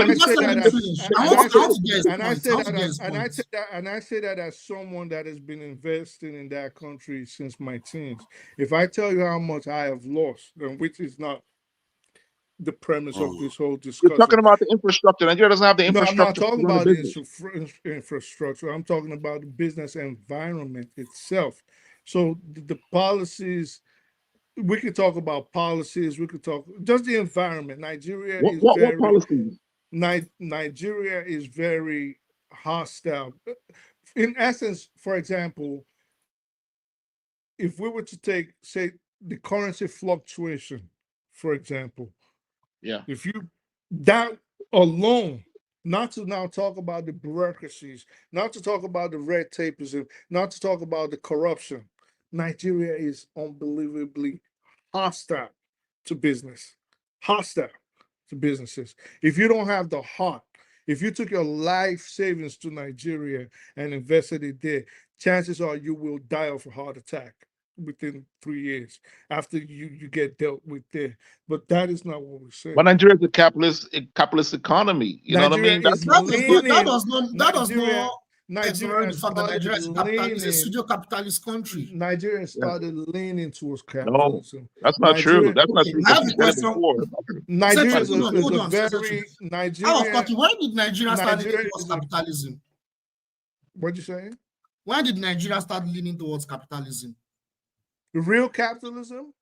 Yes, towards capitalist policies. Nigeria. I'll say this last administration. This present administration. That's not true. That's not true. Very true. Nigeria have been under capitalist. Let me even tell you what you don't know. Nigeria has been under capitalist system for over close to 500 years. Number one. Listen to what I said. The reason why capitalism. Let me explain. Let me explain. I will cut you off. I'm not listening to your explanation. This is why I'm going to cut you off. Like I said real capitalism. So if you want to say over 500 What is years real ago. capitalism? Can you explain what Exactly, real just capitalism like is? What do you mean by real exactly, capitalism? Oh my God. just like saying real federalism. So if you want to argue that Nigeria practices capitalism, then you will also argue or accept my argument, which is a foolish argument, if I make that Nigeria practices federalism.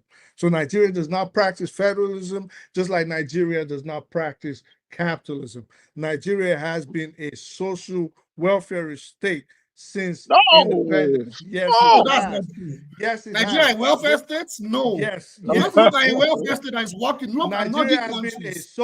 don't pick out Welfare policy is working there. What are they doing differently? don't pick out one word out of two words that I made. I said a social welfare state. So if you want to pick out welfare and ignore the social, It's not a No, that's social what I'm welfare saying. That's what I'm state. saying. It doesn't matter. It doesn't matter. like I Social made welfare. I made a state. In I the made most a, prosperous countries in the world, they I made- implement and it's successful. I So made what's a- Nigeria doing differently? I will I- explain it to you. I Can made I it. explain it? Why? I Can made a I statement. explain? Well, you will explain when I finish. Okay. One second. So I made a statement here earlier when I said, and it was when eccentric cast said Nigeria was capitalist, blah blah blah. I said no. Nigeria has actually been functioning as a socialist state for most of its existence since 1960.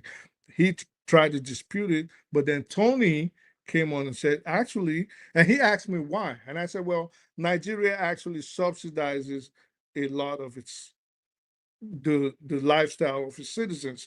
Every country in the world subsidizes. It's a normal thing. See, let me tell you. It's not a normal thing. So let me finish. So Countries subsidize. Even here in America, there is subsidy. All right, good. So I said, Okay. I said, in terms of education, the healthcare, things like even gasoline, right? We did just start. Nigeria or food. It's food. Nigeria subsidizes healthcare? Subsidizes a lot of that. But he disagreed until Tony then said anecdotals. Tony anecdotals, equals like we can use Google search. Is Nigeria a socialist country? No, it's not. It's a capitalist country. Everything about Nigeria screams capitalism. Nigeria cannot be an embodiment of capitalism in the sense that it does not have the wealth to be capitalist like the US, like the UK. However, it's a country that is heading towards capitalism. Its policies are. What was different in what I just said? So this is why I always have I tend to get into arguments with people because I listen to what they say. If I said, you asked me and I said Nigeria is just starting to go towards real capitalism. What I mean, no, let me finish. No. You have the time to no. So okay. I said, when I said Nigeria is just trending towards real capitalism, you argued, you asked me a question and you said, when did that start? I said the last administration, then I said, no, actually, this present administration is putting the policies in place. You disputed that and said Nigeria has actually been a capitalist economy for the last 500 years. So how did you switch from 500 years in less than 60 seconds to now saying, well, Nigeria is just starting to become a capitalist society? If I said I just started, I take that back. Probably I just said it. What I'm saying is Nigeria is moving. That's always been like that. Nigeria is moving towards the capital. It's not just Nigeria. Third world countries, a lot of neoliberal third world countries are like that. They are moving in the capitalist direction. But like I said, if you want to look at a country like that is an embodiment of capitalism, you look at the Western countries like the US, the UK, right? You look at France, right?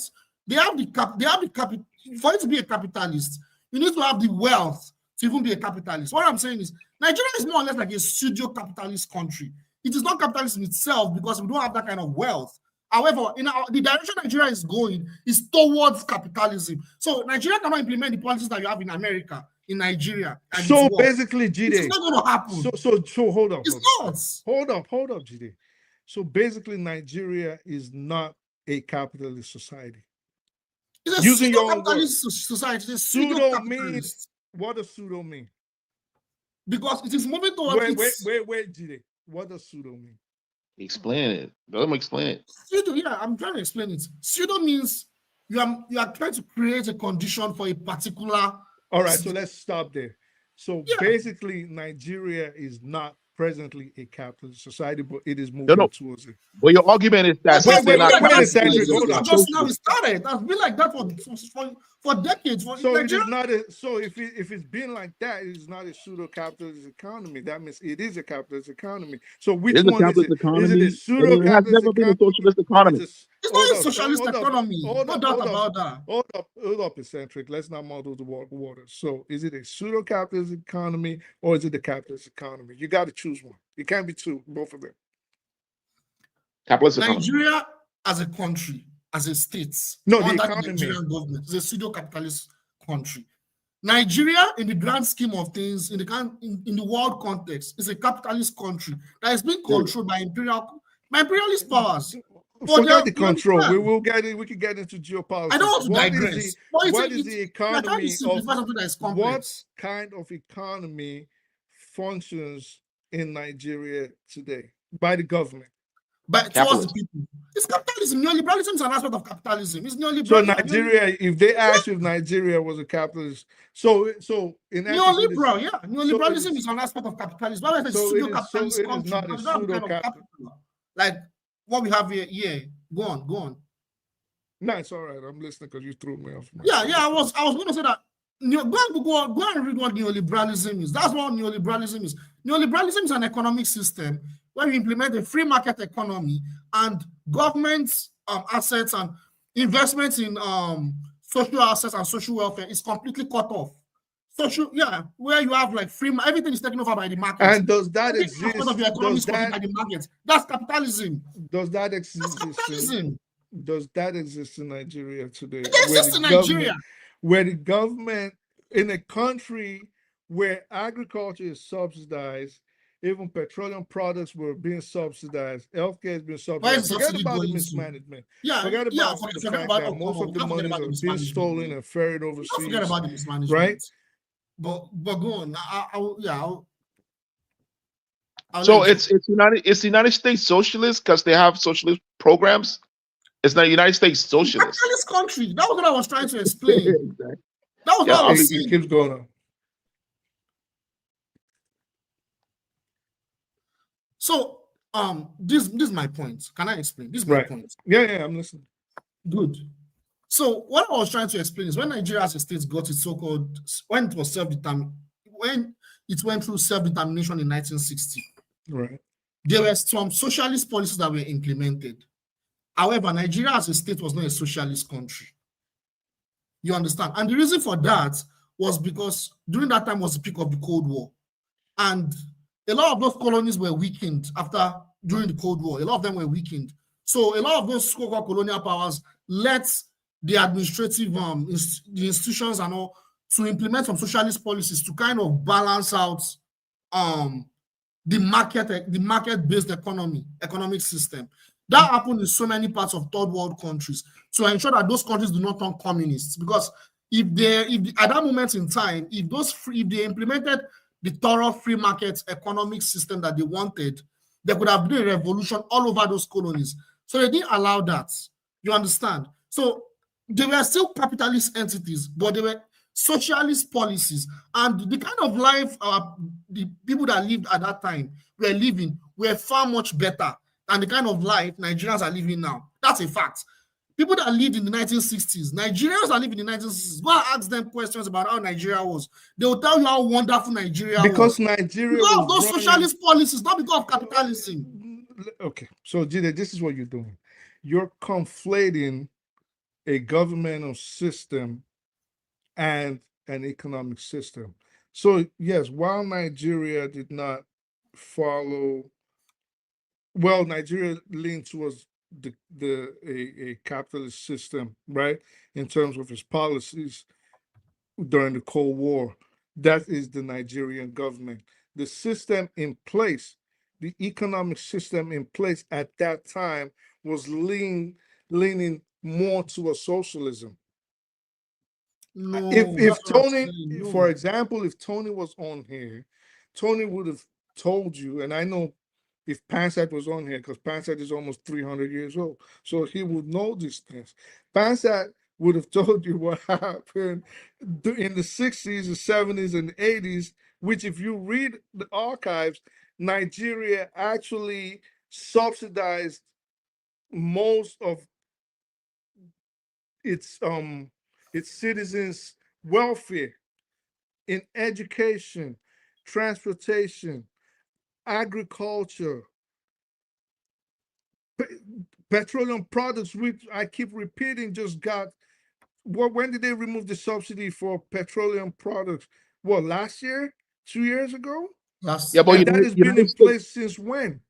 The U.S. subsidizes petroleum. Does that make the U.S. a socialist economy? Like that's the argument you're making. You are arriving at your conclusion based on the wrong premise. That's the problem. Your premise is not enough to wrap that conclusion. No, the Just because U.S. actually. Nigeria has social programs doesn't make Nigeria a socialist Nigeria country. was not a socialist country because it implemented subsidies. Nigeria leaned more towards a socialist. Okay, fine. Let's even accept. I'm not going to argue. Okay, so this you is are what right. I'll say. You are right. I'll say no. Now, maybe right. I'll say Nigeria leaned more towards a social capitalist system. Nigeria was not a fully capitalist, has never been a fully capitalist system. Nigeria started off using socialist system of government, leaned as the economy progressed, as people became more educated, as the population increased, Nigeria started leaning towards socialism. And the economic policy at the time was a social capitalist system, which is what Nigeria still implements till today. No, but that's what I'm saying. You are wrong. Well, that's okay, what I'm saying. You are very wrong. So you are wrong. Okay. In the 1980s, you are beginning to make that make sense. Hold on. Let me finish. That is why, with the advent of this last administration has started putting policies and systems in place for Nigeria to go the route of more developed, more westernized, more capitalist societies. And this is why Nigerians are bearing the brunt of the economic policies in place right now. So why are you shaking your head? No, I want you to finish. You are wrong. You are still wrong there. But all right, go ahead. I'm listening to you. Good. Thank you. So I was going to say that actually, Nigeria as it stands now is not implementing the same economic system like you have in the West. It's not the same. It's different. In fact, it's more draconian. It's more draconian. So this is my point. You were talking about the fact that the Nigerian economic system up in the 60s, 70s, and 80s, there were heavy subsidies that were implemented by the Nigerian government. You are right. In fact, there were a lot of social programs that were implemented during that time. But like Eccentrica said, that doesn't mean Nigeria was a socialist country. Nigeria was not a socialist country. You keep saying socialist country, G-Day. Nobody's saying Nigeria was a socialist country. You keep conflating a governmental system and an economic system. They're not the same. Okay, yeah, I get it. I get it. Now, let me move to my next point. In the 80s, things started to change. During the 80s, we started getting loans from IMF and World Bank in the mid-1980s.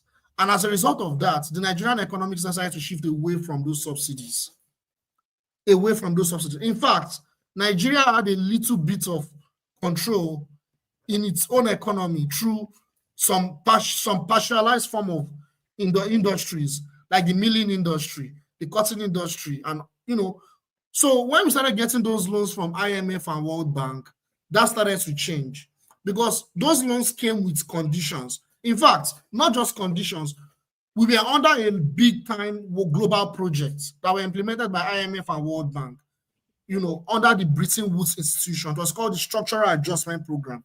The Structural Adjustment Program, if you read it clearly, I don't know if you've read about that thing. Yes, sir. It is built under the ideology, because I don't want to mix things up. It was built under the ideology of neoliberalism. In fact, under that program called the Structural Adjustment Program, they assassinated a lot of African leaders. that were trying to implement, policies of sovereignty, economic systems that were socialist, not just even in Africa, in Latin America, so many countries in the world, they were assassinating leaders. So under, I think, Shehu Shagari, that program started slowly. That was what led to the coup of Buhari. Then Buhari, in fact, when Buhari was in power, he was trying to stop that. He was trying to slow it down. Then, I don't want to go into what happened, but the point is, there was another coup. Then under Ibrahim Babangida, the structural adjustment program was now officially launched. So moving forward from the late 1980s up until... No, don't move forward. You mentioned something. You said, don't move forward, which was what I thought you were going to get to. You said the IMF and the World Bank asked Nigeria to get rid of certain policies before they would, of course, give this aid and these loans to the country. Yes. What were they, and under what kind of economic policy were they trying to encourage Nigeria to move away from? Thank you. There are so many of those points, but I'll give 4 major ones. The first one was devaluation of the Naira. That's why, as I'm talking to you today, the Naira is still devaluating, even as I'm talking to you today. It has been since that time. Up to now, that policy is still in place. That's why the Nigerian currency is still devalued. That's number one. Number two, our resources is not going to be controlled by the people or by the Nigerian states. It's going to be controlled by private institutions. Private institutions. What do I mean by private institutions? Multinational corporations. So if, for instance, in Lagos, let's say, for instance, in Lagos, you have gold reserve that can enrich the whole of this country. It's not going to be controlled by the Nigerian state. It's multinational corporations that come and take control of that gold. That's what I'm telling you. That's capitalism right there. That's number two. Number three, remove all, remove what they calling it. They call it I forgot what they call it. Oh shit, there's nationalism. No, there's what they call this, and it skipped my mind now. Oh my god, I forgot my economy. Oh my god, how would I forget this thing? Austerity measures. Why would I forget? Austerity measures. Implement austerity measures on your people. That was when things started to change radically in Nigeria. Austerity measures, what does it mean? I can Google it for you. We can read it together. Austerity measures means that government is not going to be responsible for the people anymore. It's as simple as that. I don't want to go into this. Okay, so let me cut you off. Okay. So everything you've said, everything you've mentioned, this is and why I asked you this question. The IMF gave conditions, right? Yes. The World Bank gave conditions before they were going to grant the country loans and aid, right? Yes. So part of these conditions, like you said, included a structural adjustment program, right? Yes. It included the devaluation of the Naira, right? Yes. It also included introducing austerity measures and having multinational corporations, right? Yes. To take over the industries that were prior to those measures being put in place, they were nationalized, owned by the country, right? Yes. So in essence, my question is, what measures were those Bretton Woods and IMF and the World Bank trying to get Nigeria to get rid of? Thank you very much. All I know, the point is, these loans, right, they are giving it to countries that would support, because like I said, it was during the time of the Cold War. The Cold War was not over. It was between the capitalist world and the communists. The IMF and World Bank were on the side of the capitalists. And the whole idea of globalized capitalism is, you understand how the world works, right? We in Africa, Nigeria, the whole idea is Nigeria has a rule, which is to serve as the resource hub, where they can extract resources. You understand? So that's where capitalism comes in. So you don't have money, but at the same time, you have to implement neoliberal policies on your people. You don't have, look at the logical. You don't have money, but at the same time, you have to implement capitalist system. It's like someone that has a leg, but has to walk. So someone that has 2 legs, he can walk. It's easier, right? He can walk. But someone that has a leg, you're telling him to walk 5 2 miles. It's going to take a longer time for him to get there. Or he may not even get there at all. How dare you? Wait, What did you just say about K-legs? So, How can you say people that have K-leg can walk that long? That is a very, very nasty. There are a lot of K-legs in Nigeria that walk perfectly fine. What are you talking about? So, G, in essence, what I'll you're give a better saying- example next time. So in essence, what you're telling us is all these measures, your austerity measures, the structural adjustment program, devaluation, taking over the multinational corporation by foreign business entities. You did not your word, my word, the foreign business entities, right? Giving first dibs, first right to the resource hub, which is Nigeria, because this is in essence what they did. So basically, you're telling us that the capitalism they introduced was not for the benefit of Nigerians, but the benefit of the West, meaning capitalism was not to benefit Nigerians. It To didn't benefit the exist for multinationals. it did not. That's the point. So that means Nigeria did not have capitalism. No, Nigeria had capitalism. No. Come See, on, listen. come on. No, wait. Wait. Hold on a second. I said it right there. Capitalism Yo, hold on. Capitalism is supposed to benefit the people. Capitalism. Listen, there are stages. There are stages of capitalism. That's what that's what you're not considering here. There are stages of. Capitalism. And this is a word I don't like to use. Trust me with your life. I understand these economic policies. I understand what I'm talking about. So trust me on this one. So all I'm going to ask you is listen to what I just said again, because I listen attentively and I'm taking notes in my head as we go along.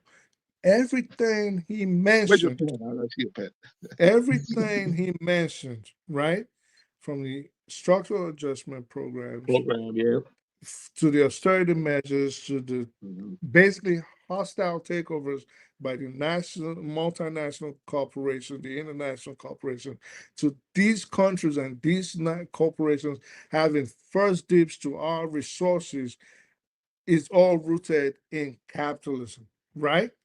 Agreed. It's a form of capitalism, man. There are forms. Yeah, okay. So, but to whose benefit? Our benefit or the benefit of the West? It's not the benefit so of the what rich. the benefit of the West? The benefit of the Western elites, not the Western The elites. benefit, listen, we can play word salad. It's not about the people, it's the elites. Listen, we can play word salad all we want. Okay, so the benefit of Africa, Nigeria in this. Of course not. It's not for the benefit of Nigerian people. The West. The West, yes. So capitalism for the West. Yes. Not for Nigeria. No, not for Nigeria. I rest my case. Okay. So what point are you trying to make? Are you trying to make that capitalism has to work for the people? Is that what you're trying to say? No, my point is that's what you're trying to say. I want to know the example of a country that has developed through capitalism. I want to sit down and listen. I want to learn something today. I want to learn something very new. I'm not saying I know it all, but I want to just learn something new. I want to know a country in this world that has developed through capitalism. I want to know that country. Absolute capitalism. That's what he's talking about. Which country has absolute capitalism? You know, developed through capitalism. The United States Western economy is Japan. Are you saying? Sorry. Are you saying which country has developed through capitalism?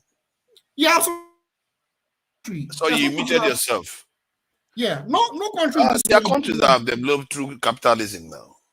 Absolute capitalism. Come on, No, absolute. There's not like I don't think you can get. When you have military, you don't have absolute capitalism anymore.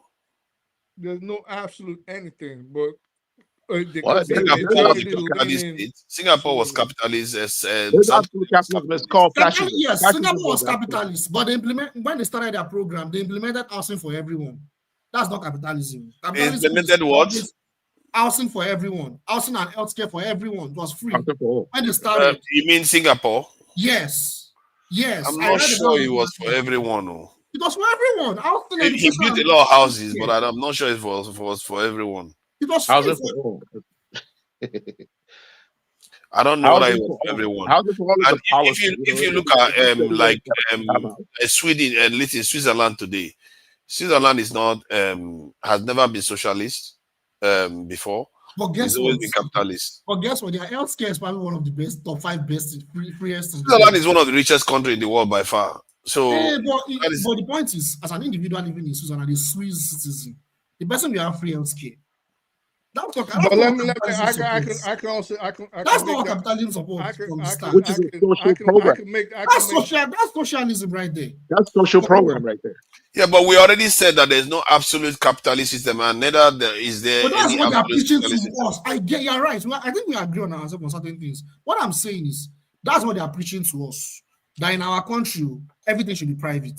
We shouldn't even listen to that because Not the everything idea should be private. We shouldn't listen, but we're listening to that. Our elites, our intellectuals are listening to that. yeah, and a lot of our people that come from the West, they just come and start parroting. Oh, privatize. Yes, privatize, Cut the state without even checking the numbers. They will say cut the state.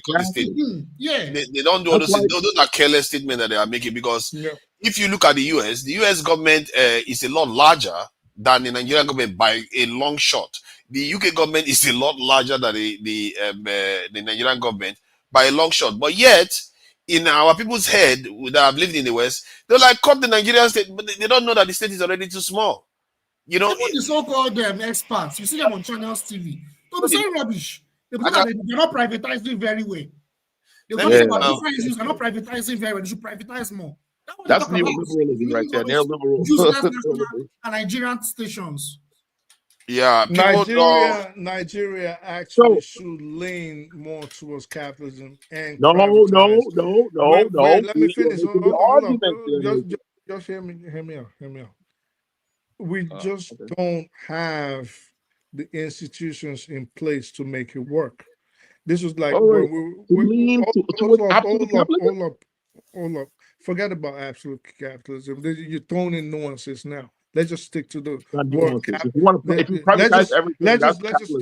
Let's just stick to the words that are generally known worldwide. So if we want to use words like social capitalism or socialism or communism or capitalism, but when you start throwing in words in front of it like absolute capitalism, then it models you have to hear the truth. So I'll say Nigeria does need to lean more towards capitalism. So you're saying Nigeria needs to privatize more. Privatize more. Yes. Okay, now let's look at this number. Let's look at this number. Hold on, please. Hold on. You've been trying to make this point for the last 30 minutes. I'll be quiet. So, you know, these guys are not going to listen to you. Especially eccentric cast. Oh my God. Eccentric cast is a communist. You know, it takes a long way to get them from communism to socialism, then to capitalism. It's a very long way. That is not going to take one day to do. So let me just show you the number of staff that the NHS has in the UK. Let's see, NHS total staff number. So we are looking at about 1.5 million. This is a country of about 66 million people. 1.5 million for healthcare alone. And 1.5 million. And Nigeria that has got 200 million here also people. Look at our number. 300 and something thousand. That is the entire country of Nigeria that has 4 times the population of the UK, but has less than 5 times the healthcare workers. So, and if you look at the total number of federal workers in Nigeria, I think it's 750,000, while the UK has over 2 million. So that it means that you are saying eccentric as I don't know. I speak the truth that we should be heading towards a more capitalist state. Yeah. But in some areas, we should get more socialist in the sense that we should be creating jobs. The state should be creating jobs. Exactly. But they are not. You see, it's always fine. If you let me land, then that was okay. Go ahead. Let's try to convince this thing. No, I'm not trying to convince anybody. I'm just saying. Oh, look at that! He's put on the green hoodie now. There's no movement. Wait. I gotta get my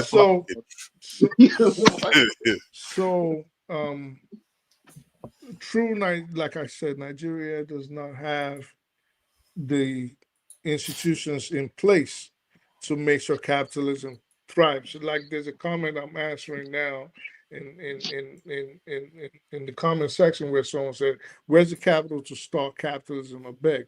Well, that's not what capitalism is about. Capitalism simply means, which was this answer was good. It simply means the government puts the system in place and an enabling environment to make sure things like entrepreneurship thrives. We don't have that. You know, you could start a shop today and Can I say something? Whatever you asked me a question when I land. You know, thank you. So okay, can I say something real quick? Wow. See, all right, go ahead. There are two things you need to know. Half of turkeys in you. There are two things you need to know. See, there are some things you cannot just say you want to excessively privatize or you want to be capitalist in those things. They are called healthcare, education, and housing. It would be fine. It would be fine if you let me land. I know this. If you want to develop a country, those three things. Jide, I do know these things, and I was leading towards. That's my first point. Can I give you second point? The countries that are developed that are doing well today, they have a sovereign wealth fund somewhere. Either from their resources or from wherever. They have where they get their sovereign wealth. As I'm talking to you guys today, Nigeria as a country, just like many African countries, maybe not all, but most, they don't have a sovereign wealth fund somewhere. Their money is coming from multinational corporations. So those two things are very vital to the development of any country. America has a sovereign wealth fund. Saudi Arabia has it. All these wealthy countries, they have it. Nigeria does not have it. Nigeria actually does have a sovereign wealth. The money we get, let me talk now. The money that we have is from those multinational corporations connected to NNPC. It is not directly from our resources. It is from those multinational corporations. That's what I'm saying that when I keep saying that Nigeria does not have any sovereignty to our resources. So now I keep saying that for Nigeria to develop as a country, we need to have that sovereign wealth fund, and you cannot privatize everything. Those are the two major points I will make. So I will hear your point. Nigeria does have a semblance of a sovereign wealth fund. Okay, so what they let's explain to the viewers. Let's explain to the viewers and me what a sovereign wealth fund is. What is it? Look at that. Just basically excess funds that the country accrues and keeps in its. Is that like foreign reserve? Foreign reserve. So whatever. I say to layman, like what the sovereign wealth is? It is just the wealth of the people. It's just the wealth of the people. It's okay. Let the other person land. I understand you. Understand, like he's asking for a sovereign wealth fund. So it's the wealth of the people, yes. But what is the wealth of the people? So whatever label Nigeria tagged it as, that like what did you just call it? The foreign reserve. Foreign reserve. So basically, we have a semblance of a sovereign wealth fund, meaning whatever excesses the country takes, the funds that accrues and keeps aside for the development of the country, basically like a rainy day fund. That's what I'm saying. You're right. You're not wrong. What I'm saying is the money is not coming directly from the Nigerian state. It's coming from foreign entities, foreign institutions, foreign corporations. Oh my God. I was just looking at this table of let's move on the topic a bit. I know I speak the truth wants Nigeria to be a bit more capitalist, and that argument is correct. But it's not only limited to capitalist hostile environment that we have in Nigeria. It's hostile to he's hostile to everything. He's hostile to socialism. He's hostile to infrastructure. He's hostile to security because the system is so unstable. It's not limited to only capitalist event. Why would anybody want to invest in Nigeria after what just happened in the last 2 years? It's like crazy. You don't know what the next government is going to do because this guy has changed so many things that the next government is probably going to change something back. So you don't know what is going to happen next. That is the kind of environment that makes it tough for any business to operate. When you have inflation at 30-something%, you don't know what is going to be happening in the next 2 years. You can barely predict. Yeah, but my emphasis is always on why not invest in the people? Like that's always my emphasis because, like I said, you still have to invest in the people, no matter the kind of business they are. It's not everyone that will be a business person. You need to invest in the Common people. You sense need to is not invest. always very common. So Let if me you say let me share this. if you Let me say share this. Let's change the topic now. Let's just change if the you topic. say invest in the people, that means you are saying the government should promote some form of socialism. Implement social programs. Yeah, that's what he's saying. Yes, that's how countries develop. Development is but- different from investments. It's different. We should not mix it. But Yeah, it's like mixing garri and sugar. You cannot mix investment with development. That's two different things. Then we're all on the same page, meaning Nigeria does operate a social capitalist society. Oh, it doesn't. Like many. So now I'm looking at the world biggest employers. Guess what? They all seem to be governments. So you see, Nigerian government is not going to be there, of course, because they don't like to employ people. They are very greedy. Look at this one, U.S. Department of Defense. I thought they had about 2.something million, but it turned out that they, I guess, Pentagon needs extra, just 3.2 million staff. That is a lot. I don't even know how they paid it. That's a lot. Even the Chinese army. Look at this. America is even more militarized than China. Oh yeah, obviously everybody knows that. When you think about it now, it makes sense. America is crazy military. Look at that. China 2 point. That is a lot of people. I'm afraid Nigeria should head towards 2 million because Egypt is heading towards 1 million already. China has got 2.3 million people there. Walmart. That's the first private institution. Walmart, that is big for private institution. That's really big. They must have a lot of checkout people. Walmart does not pay living wage, man. They pay them poverty wage. Oh, look at that! Look at that! Yeah, they are trying. That's socialism for you. No, they're not trying. Their workers get subsidy from the government. They get social subsidy. Don't they have unions in Walmart? They must have unions in Walmart. Walmart doesn't have a union. Sorry. You don't know. What a shame. Oh, look at McDonald's. I'm coming in at 1.7 billion. I think that's worldwide, isn't it? That has to be worldwide. And McDonald's pay poverty wage too. So yeah, but they do give a lot of school leavers opportunity for work. You know, you graduate from college, you just join McDonald's, you are fine. You know, they don't have to pay a lot. Chinese National Petroleum Corporation. Wow, I've never heard of this one. You're gonna go to college to work in McDonald's?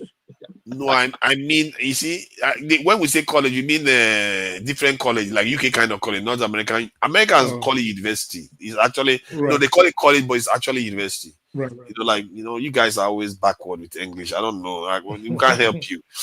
We can't help you. I don't think you should call university, call it college. No, there's college, there's university. They're not the same though. That's for you to think that they should be different things. Okay. In America, why do they call some college and others university? Well, you get college credit and then you go to university with it. College is like 2 years. You get credit. Yeah, that's so because people mix it. They mix it up sometimes, like it's university that they're talking about. Yeah. Oh, that's interesting. So college is actually, you see, now I hope you're not playing games on me here. I don't want to hear any American come and just say college while you actually mean university because they've done it a lot of times. Are you sure? I said, guys, you know you are very, very cagey with you. I come in this after all. I can't trust you. I said, guys, I can't trust. No, I speak the truth. Yeah. College, is it university in reality, or is there a institution or level of education that is called college in America? Then you pass out from that and go to university. Yeah, they have community colleges. Yeah, exactly. So they have community college. It all depends on like. And then you get credits, and then go to university. You can go to university. They can transfer the credit. But sometimes they call universities colleges in America. Yes, so it just depends. Exactly, that's what's confusing. It depends on the degrees that plays a part in whether it's a college or it's a university. Hey. Okay. But they all, like I said, they also have 2-year colleges. Yeah, program types, degrees, things like that. So if you are doing like mechanical engineering, size, it depends on your accreditation because they accredit them. If you do a mech, you can go to college, take calculus, accreditation matters, college size matters, degree type matters. That is really Yes. confusing. In college and You then know, we go have university. college here. We call it pure college, simple, no confusion. But sometimes Americans confuse it. They're interchangeable because most times we don't even bother like trying to figure out which one is a college. It's 4 years, we could say college, university, but we know there's In no, college, you're we going to be just know having like in college, if you have a 2 years, like for two associated courses, we just say college. We know they're 2-year colleges. They're not 2-year So, universities Paul really. Father, so the conclusion that I want to arrive at is that Nigeria needs social program, right? Right? They need to lean towards socialism to mitigate their problems in the country, right? Like the problem of high inflation rate. If the government have social programs, it could mitigate the effects, man. Of even like let's say poverty and unemployment. I mean, we're looking at this and we're seeing that a lot of these institutions are owned by the government, not by private government, yeah. institutions.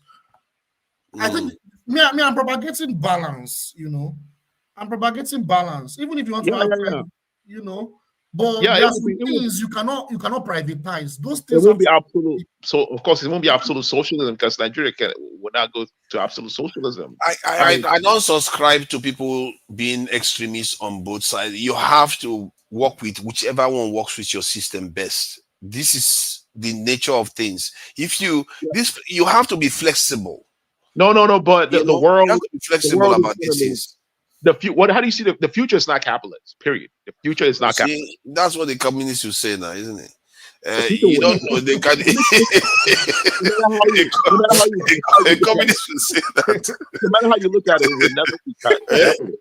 But how do you know? It No, could change. They could we invent a went, new system altogether. we went from feudalism to capitalism. That's like the next stage of feudalism.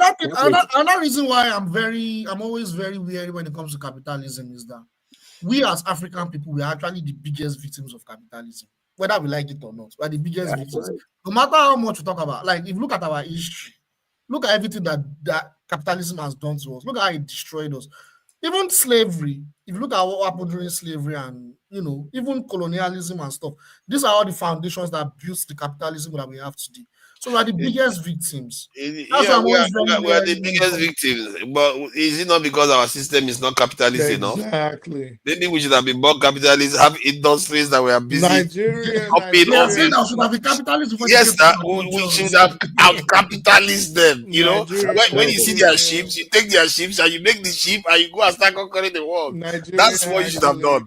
Nigeria actually That's has imperialism. That's different. Nigeria has everything it takes to become very successful in terms of capitalism. First of all, we In have terms of the capitalism, so you're saying resource. Nigeria should privatize their man? Damn, man. Yeah, Like, I didn't. No, dude, I want to that like you, wasn't but what I man, said. this is crazy. No, it's okay. It's okay. It's okay not to like me, but I'm saying we have everything. We have everything in place that could make Nigeria a very successful capitalist society. And you know one thing that we're not talking about, that's not our argument.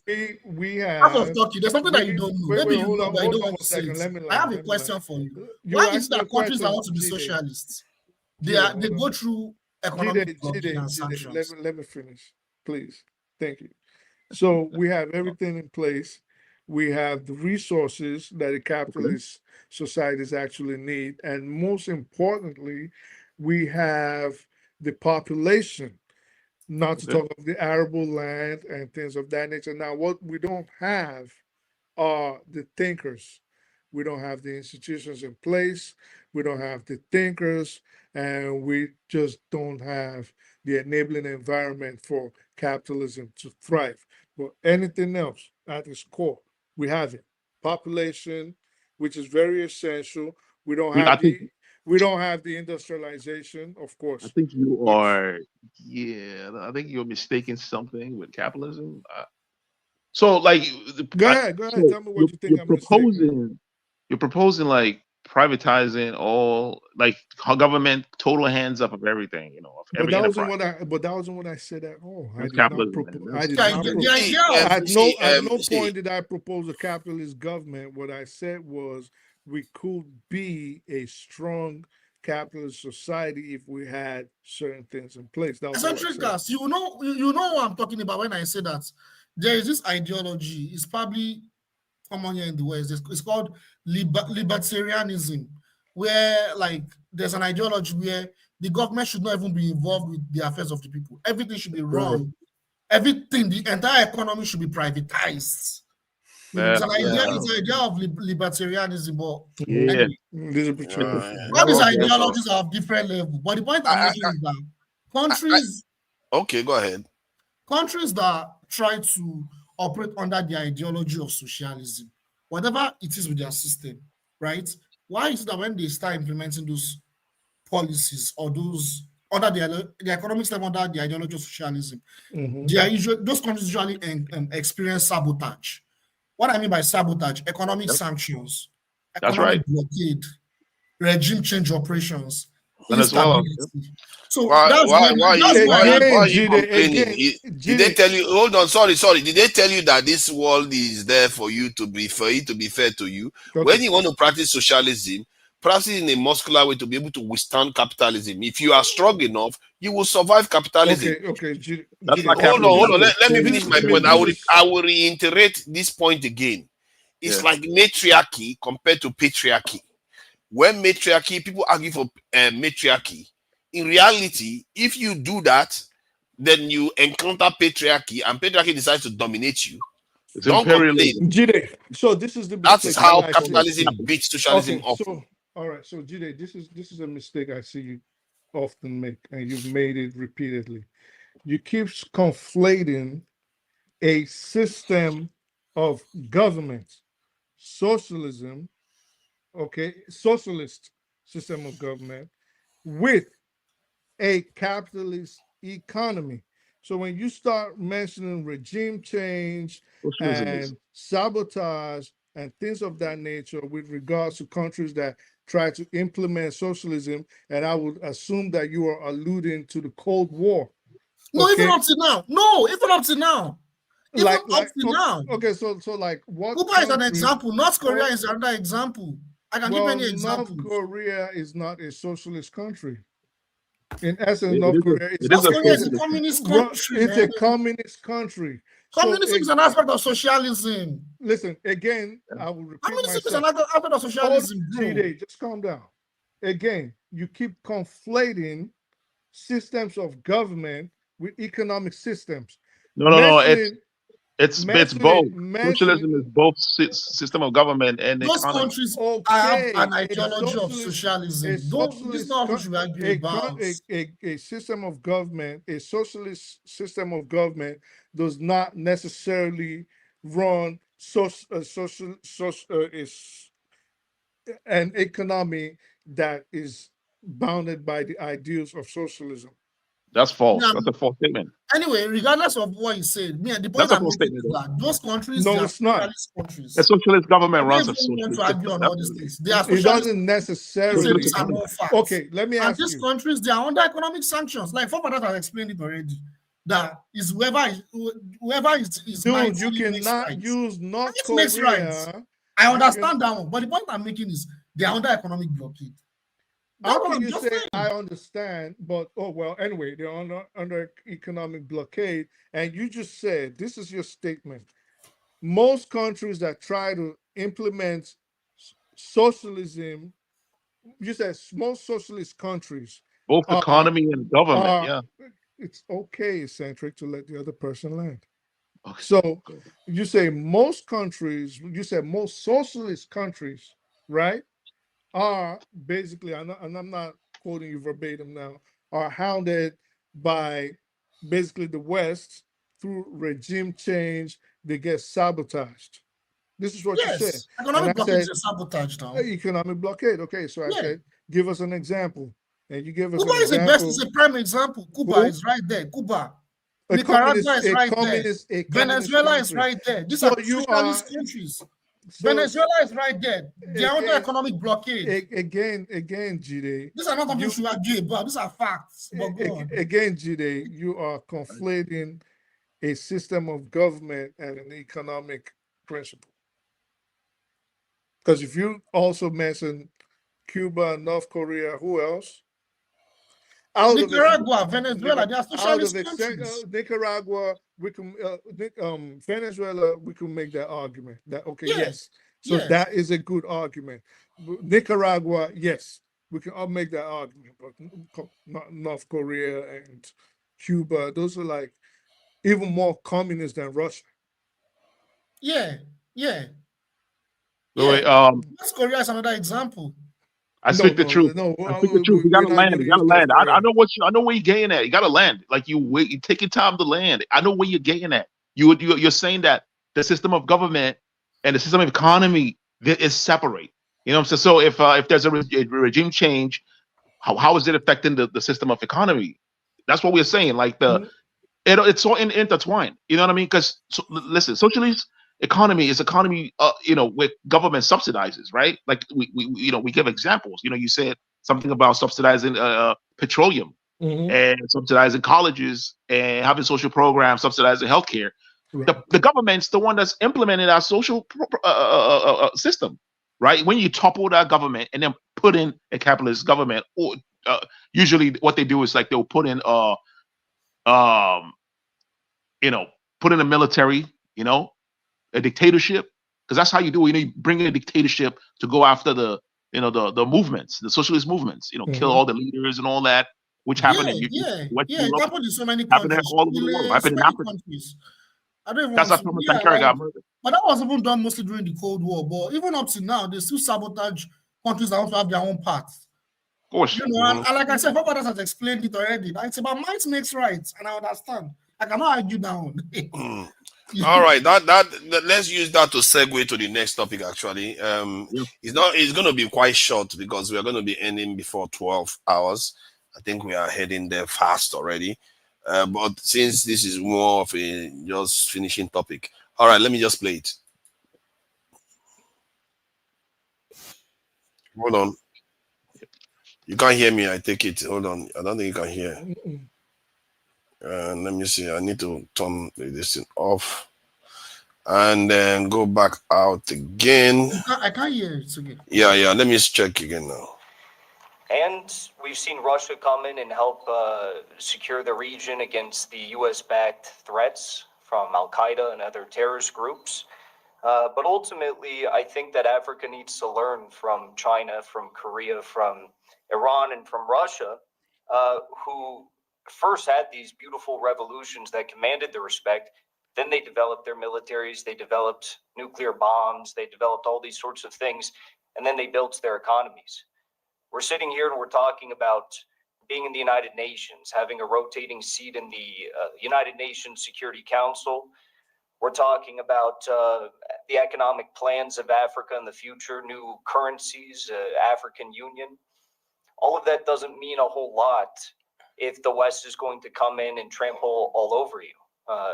What good is a seat at the United Nations if they're not going to listen to you? The United States has to listen to China. They have to listen to Russia because China and Russia have a bunch of nuclear bombs that are already pointed at every Western city. Basically, what he's saying is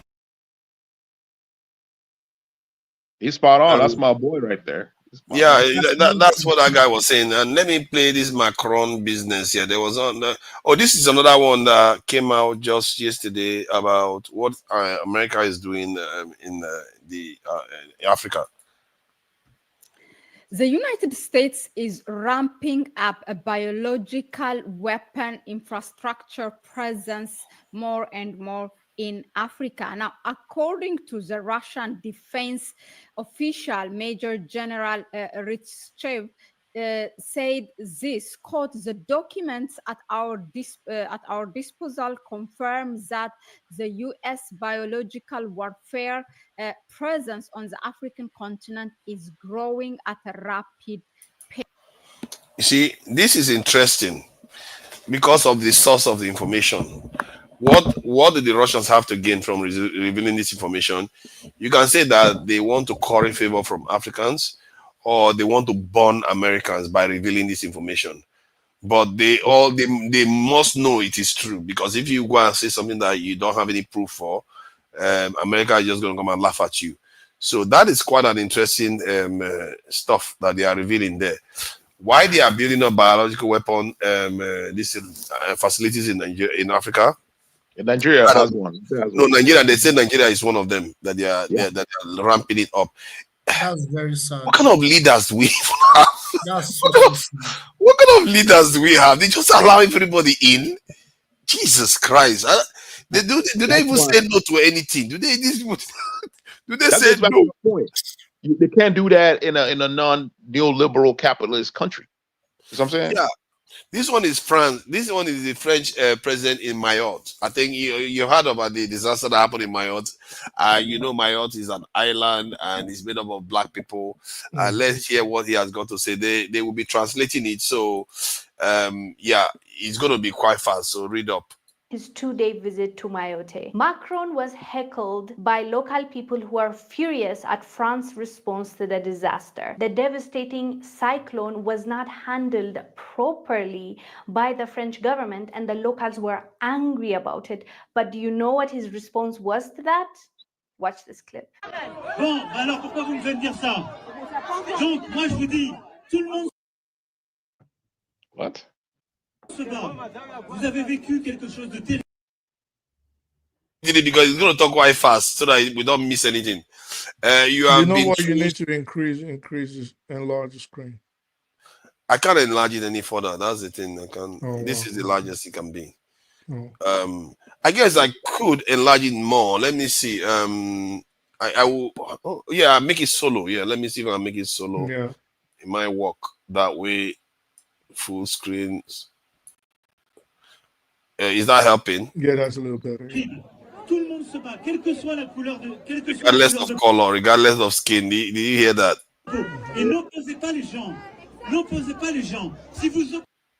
If you pit people against each other, we are screwed. See, say whatever you like. At least he's saying the right things. I don't see Nigerian president doing say this sort of stuff.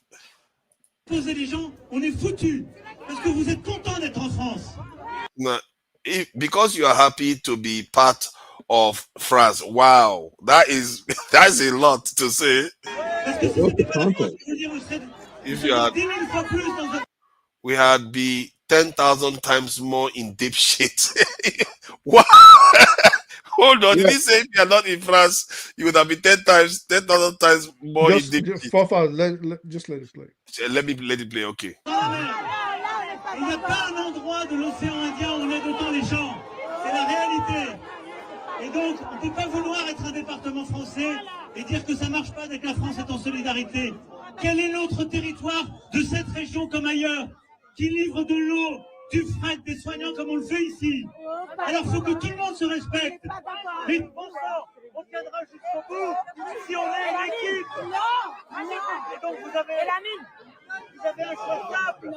Vous êtes une équipe, vous vous divisez. As you saw in that clip, he said, don't pit people against each other. If you pit people against each other, we are screwed because you're happy to be in France. Because if this was in France, you'd be 10,000 times more in the ish. So he literally cursed. As the president, you know, he's the president of France, he swore at the people because they were demanding for answers. They were angry at the government for the way they handled the situation. But his answer to them was, you would have been in more ish, 10,000 times more in deep ish you would have been. That's but he didn't swear at the people. Like, what's she talking about? What's the context though? Like, why were people angry? Well, obviously there was a cyclone there. It is a French territory, or as they call it, the French department, and the people are obviously not happy that they didn't get the aid or the help that they needed. And he's basically telling them that, listen, the political leaders are probably taking sides and saying we don't need the French, they're not doing anything for us. And he's saying, don't pit us against each other. We shouldn't go against each other, because think about it, we help you guys a lot. We bring in water, we bring in food. You're in the middle of the Indian Ocean. Which other nation in the Indian Ocean or elsewhere, which other territory, meaning which other British, French, Spanish, whatever colonial power territory is getting the help that we give you guys every day? Meaning you are not self-sufficient. We help you guys. So don't do that. Like, what the fuck, you guys don't do. So that's in essence what he's saying. I don't get why. I don't know. What do you mean? Like, what was the purpose of the video? The purpose of the video was that he was telling them that they all have to be grateful for the fact that they are part of France, for what they have. And I don't know whether you can see the background, not the fact that not the fact that the cyclone or hurricane, whatever it was, destroyed almost everything in their area. The fact that the destroyed structures were mostly made of wood and zinc materials, like they were living like poor people. Well, but like Eccentric Cat said, we should, context matters. So this is all I'm gonna say. Okay, so do we know whether Mayotte, and I'm gonna go check more on their economy, because it's Let's check something that Mayotte out. No, hold on. Before we go to chat. No, we're not going anywhere. Just carry on. All right. So before, do we know whether Mayotte, without the help of the French, based on maybe its resources and its own productivity, will be better off without French assistance? Now, if it would not be better off without French assistance, then I would understand why Macron. You know how we can know that?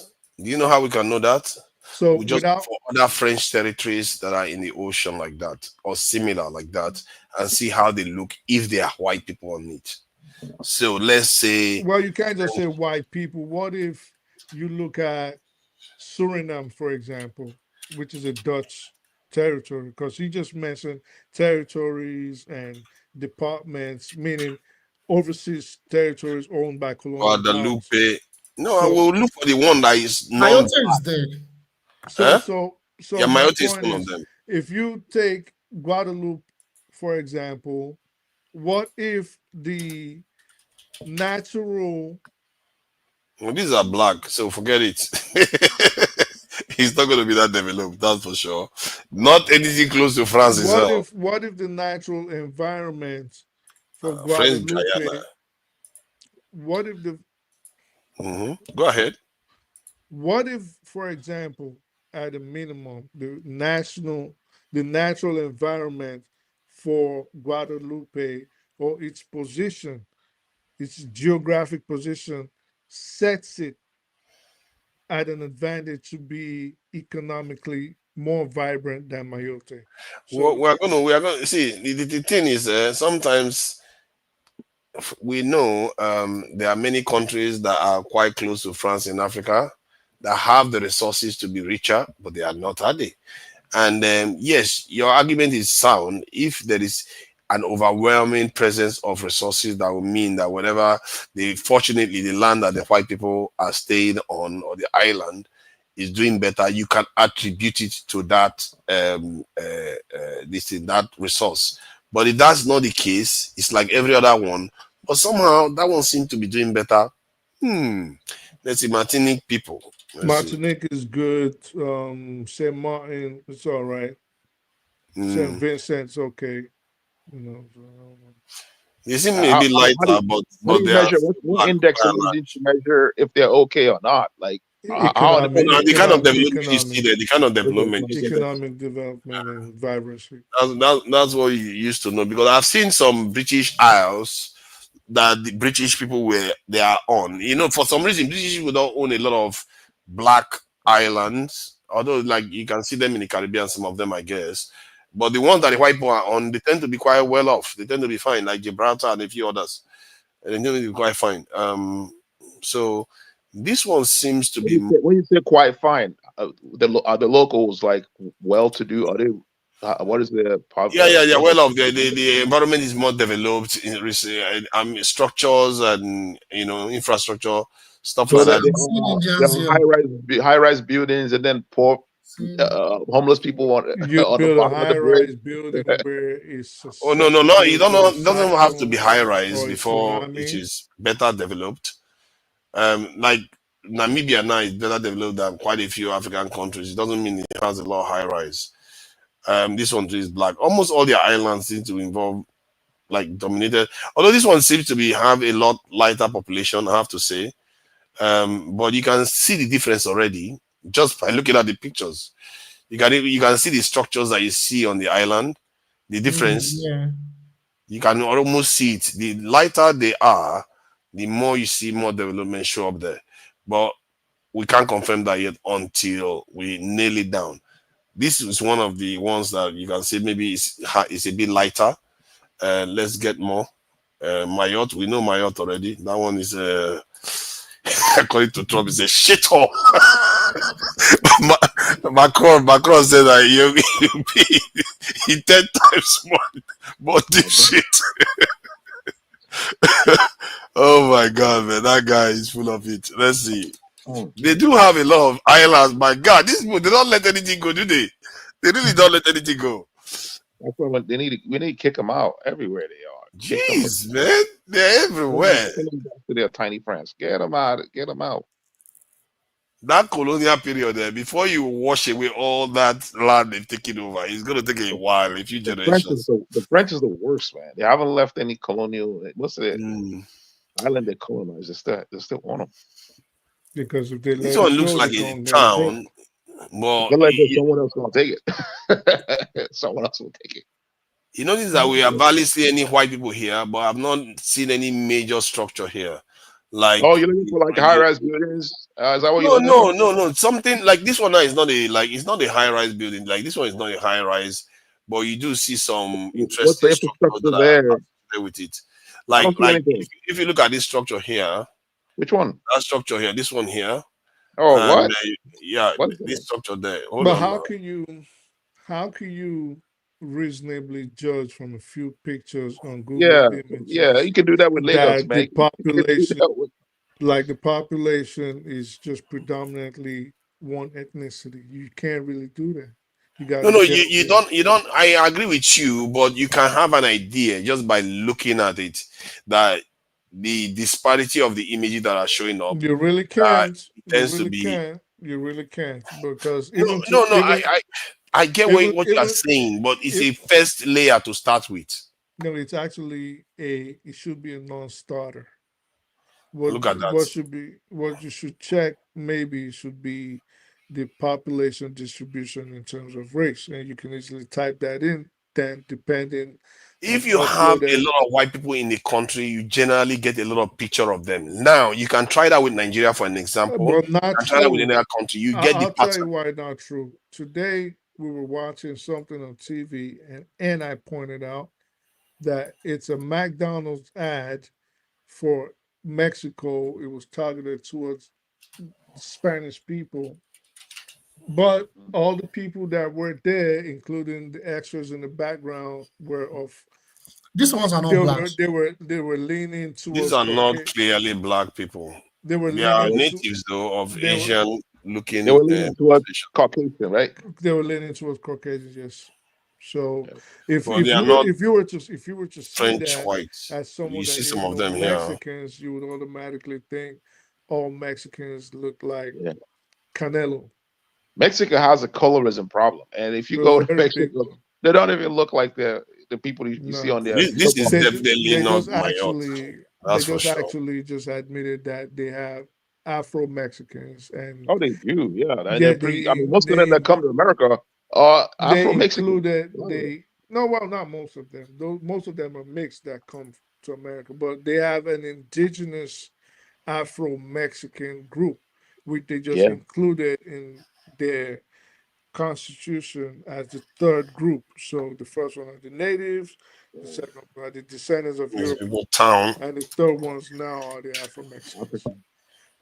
Yeah, most of they just recently did that actually. Yeah. So now if you do this town, then you start seeing more people. I guess that helps. When you Mexico's do Tahiti, though. Like Chinese, they have a lot of Asians there. Tahiti. It's like a melting pot, like America. New Caledonia, the good town. What are you looking at? What are you doing? Caledonia? Huh? It's French now. Caledonia. So just type in, listen. Those pictures could be from anywhere, and even those pictures could be mistagged. Just Yes. exactly. So maybe you want to take advantage of your chat GPT, your love for chat GPT, take advantage of it right now and just type in population of New Caledonia. Then you check how the population is distributed. That will be more credible Ah. than these pictures, of course. This All one is right, not guys, bad I though. gotta go sleep This one is now. not Yeah, bad. I'll probably talk to you guys again. Thank you for joining us, G-Day. Thank you, Nice one, eh? Thank you Yeah, for coming along I would and have helping continued, me but I'm already cool feeling this sick down, man. again. Thank you. Yeah. Yeah. Not easy, not easy. Yeah, This I'll probably that. come around tomorrow. I don't know if there'll be another live tomorrow. There's likely to be one later on. I think it's later on today, Okay, really. listen, Jide, before you go, let me just help you out, okay? Not you forefathers, because he's so Look at hard that. Look headed. at that. He will Look at not. that. Don't bother. Yeah, Don't bother. he's so hard A headed. He will bushman. not change what he's Look at once that. he has his mind focused. No. My mind is not made up. I'm just The trying to find an population. exclusive white one. All That's right, what I'm trying to so the find. population of New Caledonia is diverse and varies I'll by watch it after I wake up. geography. Okay. Okay. Good night, guys. Good night, Jide. Bye. The Kanak, these are the indigenous Melanesian people, make up of 41.2% of the population. They are the majority in the North and the Loyalty Island provinces. Europeans, including Caldoches and the Metropolitan French, make up 24.1% This one seems of the very mixed. population. They are the largest ethnic group in the South Province. Wallisian and Futunian, this group makes up 8.3% of the population. Tahitian, this group makes up 2% of the population. Indonesian, this group makes up 1.4% of the population. Ni Vanuatu, But this if you group look makes though, up it's the European ones that actually own majority of the wealth of this country. well, that's So, possible, but so if you but were to go maybe, based on the images he was showing us, you would think it yeah, was a majority European country, which is not. perhaps white supremacy is inbuilt into capitalism, right? That's why it only favors the white people. Well, maybe that's a theory. That's a proposition. It could be. What do you mean? I don't think it is built into it in terms of to favor white people. It favors white people because white people favor themselves Yeah, within because the they're in system. charge. Yeah, They're in charge of the system. They built it, they protect it, they run it. So of course it's exactly. going to favor them. They are more industrialized. They are stronger militarily, Okay, and but how come? No. educationally they are more educated than other How parts come of in United the States of world. America, other groups are like in a poverty, like on a bottom of the wrong when you compare them to like the white Well, elites? exactly just what I said. They run it, and it was built for them. It's a All these system that islands, all they these built. territories in France, are they even allowed to vote? All these people, are they even allowed to vote? You could easily Google that. Because that would be interesting. Because it seems like a lot of islands, and there are a lot of black people in them. If they're allowed to vote, it could backfire. it could backfire. It could backfire someday. I mean, At if this they're rate. allowed to vote, they can only vote for the candidates that are running on the election. If all the candidates are French white, then that's who you're voting for, regardless Yeah, if but you're black. they If can black start vote or being able not. to. They can start selecting their own candidates now. They can start selecting their own candidates. It's from their own political party. From this is the foreign territories to mainland. You'll be surprised if foreign territories start acquiring population and they start voting against the mainland. You'll be shocked because Right? that's a lot of islands. That's a lot of islands. I must say the list Man, is. this is So another thing, it man. I think I seems like stumbled on they something. do vote, They but do. they Wow, this do, one is a but white one. This one appears oh white. my God, for father. Shut You ask a up. question like let the Shut person. up, It babe. is not. Eh? If it's an educational show, if you didn't know if they vote and I didn't know if they vote, and Oh essentially my God. Oh, okay. This is confirmed. and the other people don't know if they vote, and someone finds out whether they vote or not, it is okay for us to educate and not listen to forefathers babble. because he wants to get his voice. But see, my case is made now. You see, now this stuff started from when Macron was making the comment he made that we are all in this mess together, and the people were not buying it because they knew it was, if they were white, that wouldn't be the case. This island is made up of whites. Do you see how it looks? Oh yeah. Do you see the crystal difference? And if you put the people, it's mostly white. I don't think you barely see any black person there. But it's all white. Look at the town, the difference. And it looks like it's just an island too. Look at the big difference. Just look at it.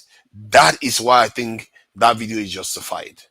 You see, I'm stubborn, but my stubbornness has method to it. Yeah, so your stubbornness actually doesn't have a method to it. Look at that. So, look at that. Yeah, Yo, this is where, hold on a second. In that case, racism is inbuilt into the system. Listen, let's listen. That's why it favors them. Because they control it now, and it's obvious it's going to happen. But I speak people like, you need to check first whether it's an economic fund that they have. That is why. In anything, whenever you make a proposition, okay, whenever you make a statement, and I'm not saying we're always all going to be right, because sometimes we're all wrong. You always have to be factual. Now, you just use Saint Pierre and Maquilon as an example of why, there's white people, and this is why. But then you didn't even bother to check where is Saint Pierre and Maquilon located. And Saint Pierre and Maquilon is located in northwestern Atlantic Ocean, near Newfoundland in Canada. So near Newfoundland in Canada. So of course they would have more white people, or be an overwhelmingly white group of people, than something that is located right next to South Africa. So, but hold on, let me check the map where the allocation again, just to confirm. Just to be fair. So, Champier.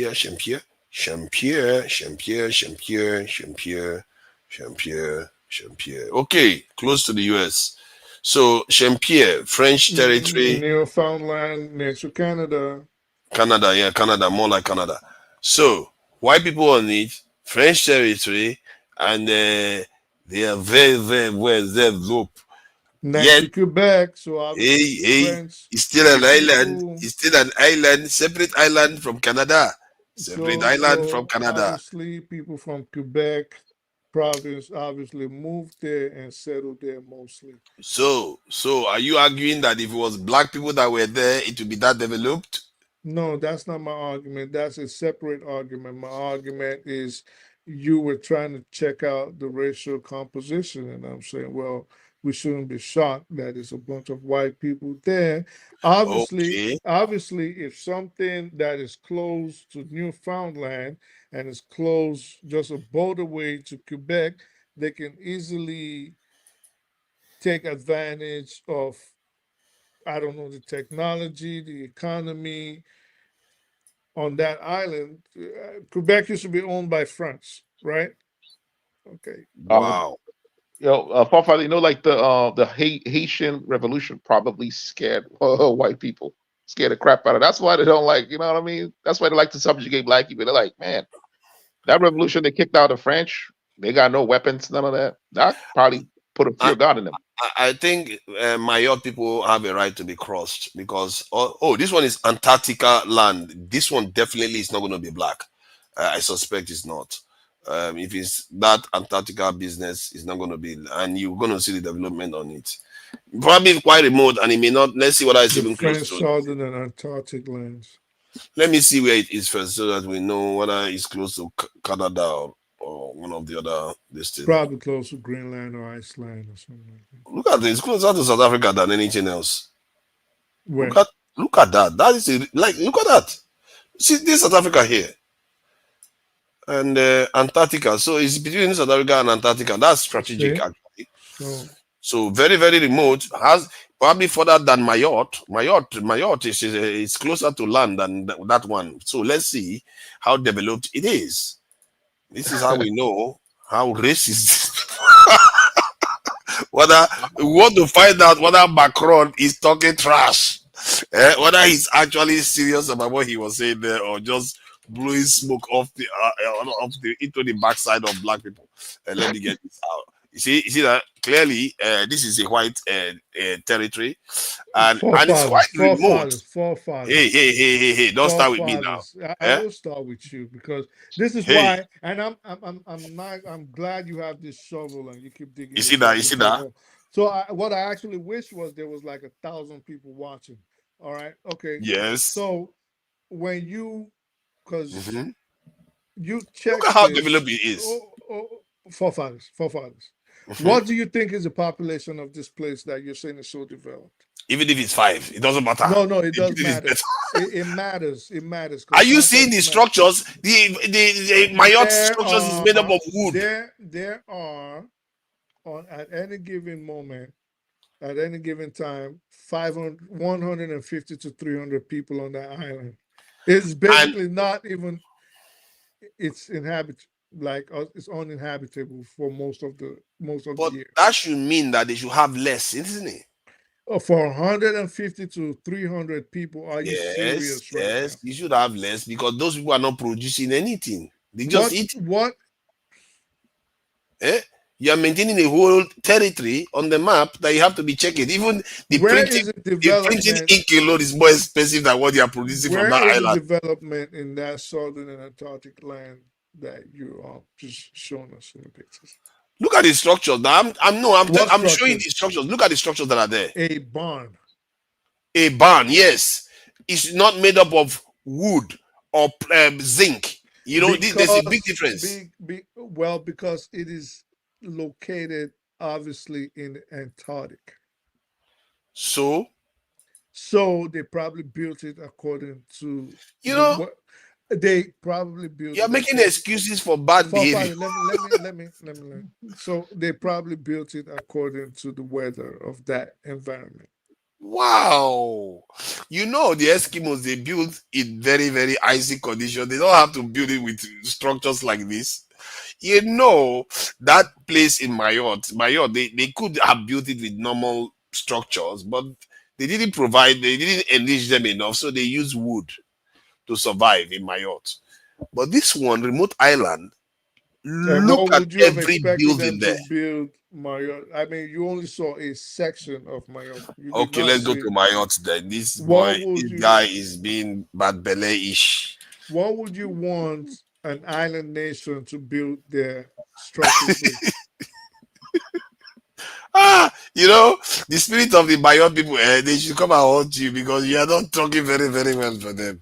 Let's see the Mayotte. Asking, like, I like to Okay, look at the Mayotte people. Most of their areas look like they live like Africa. Look at that.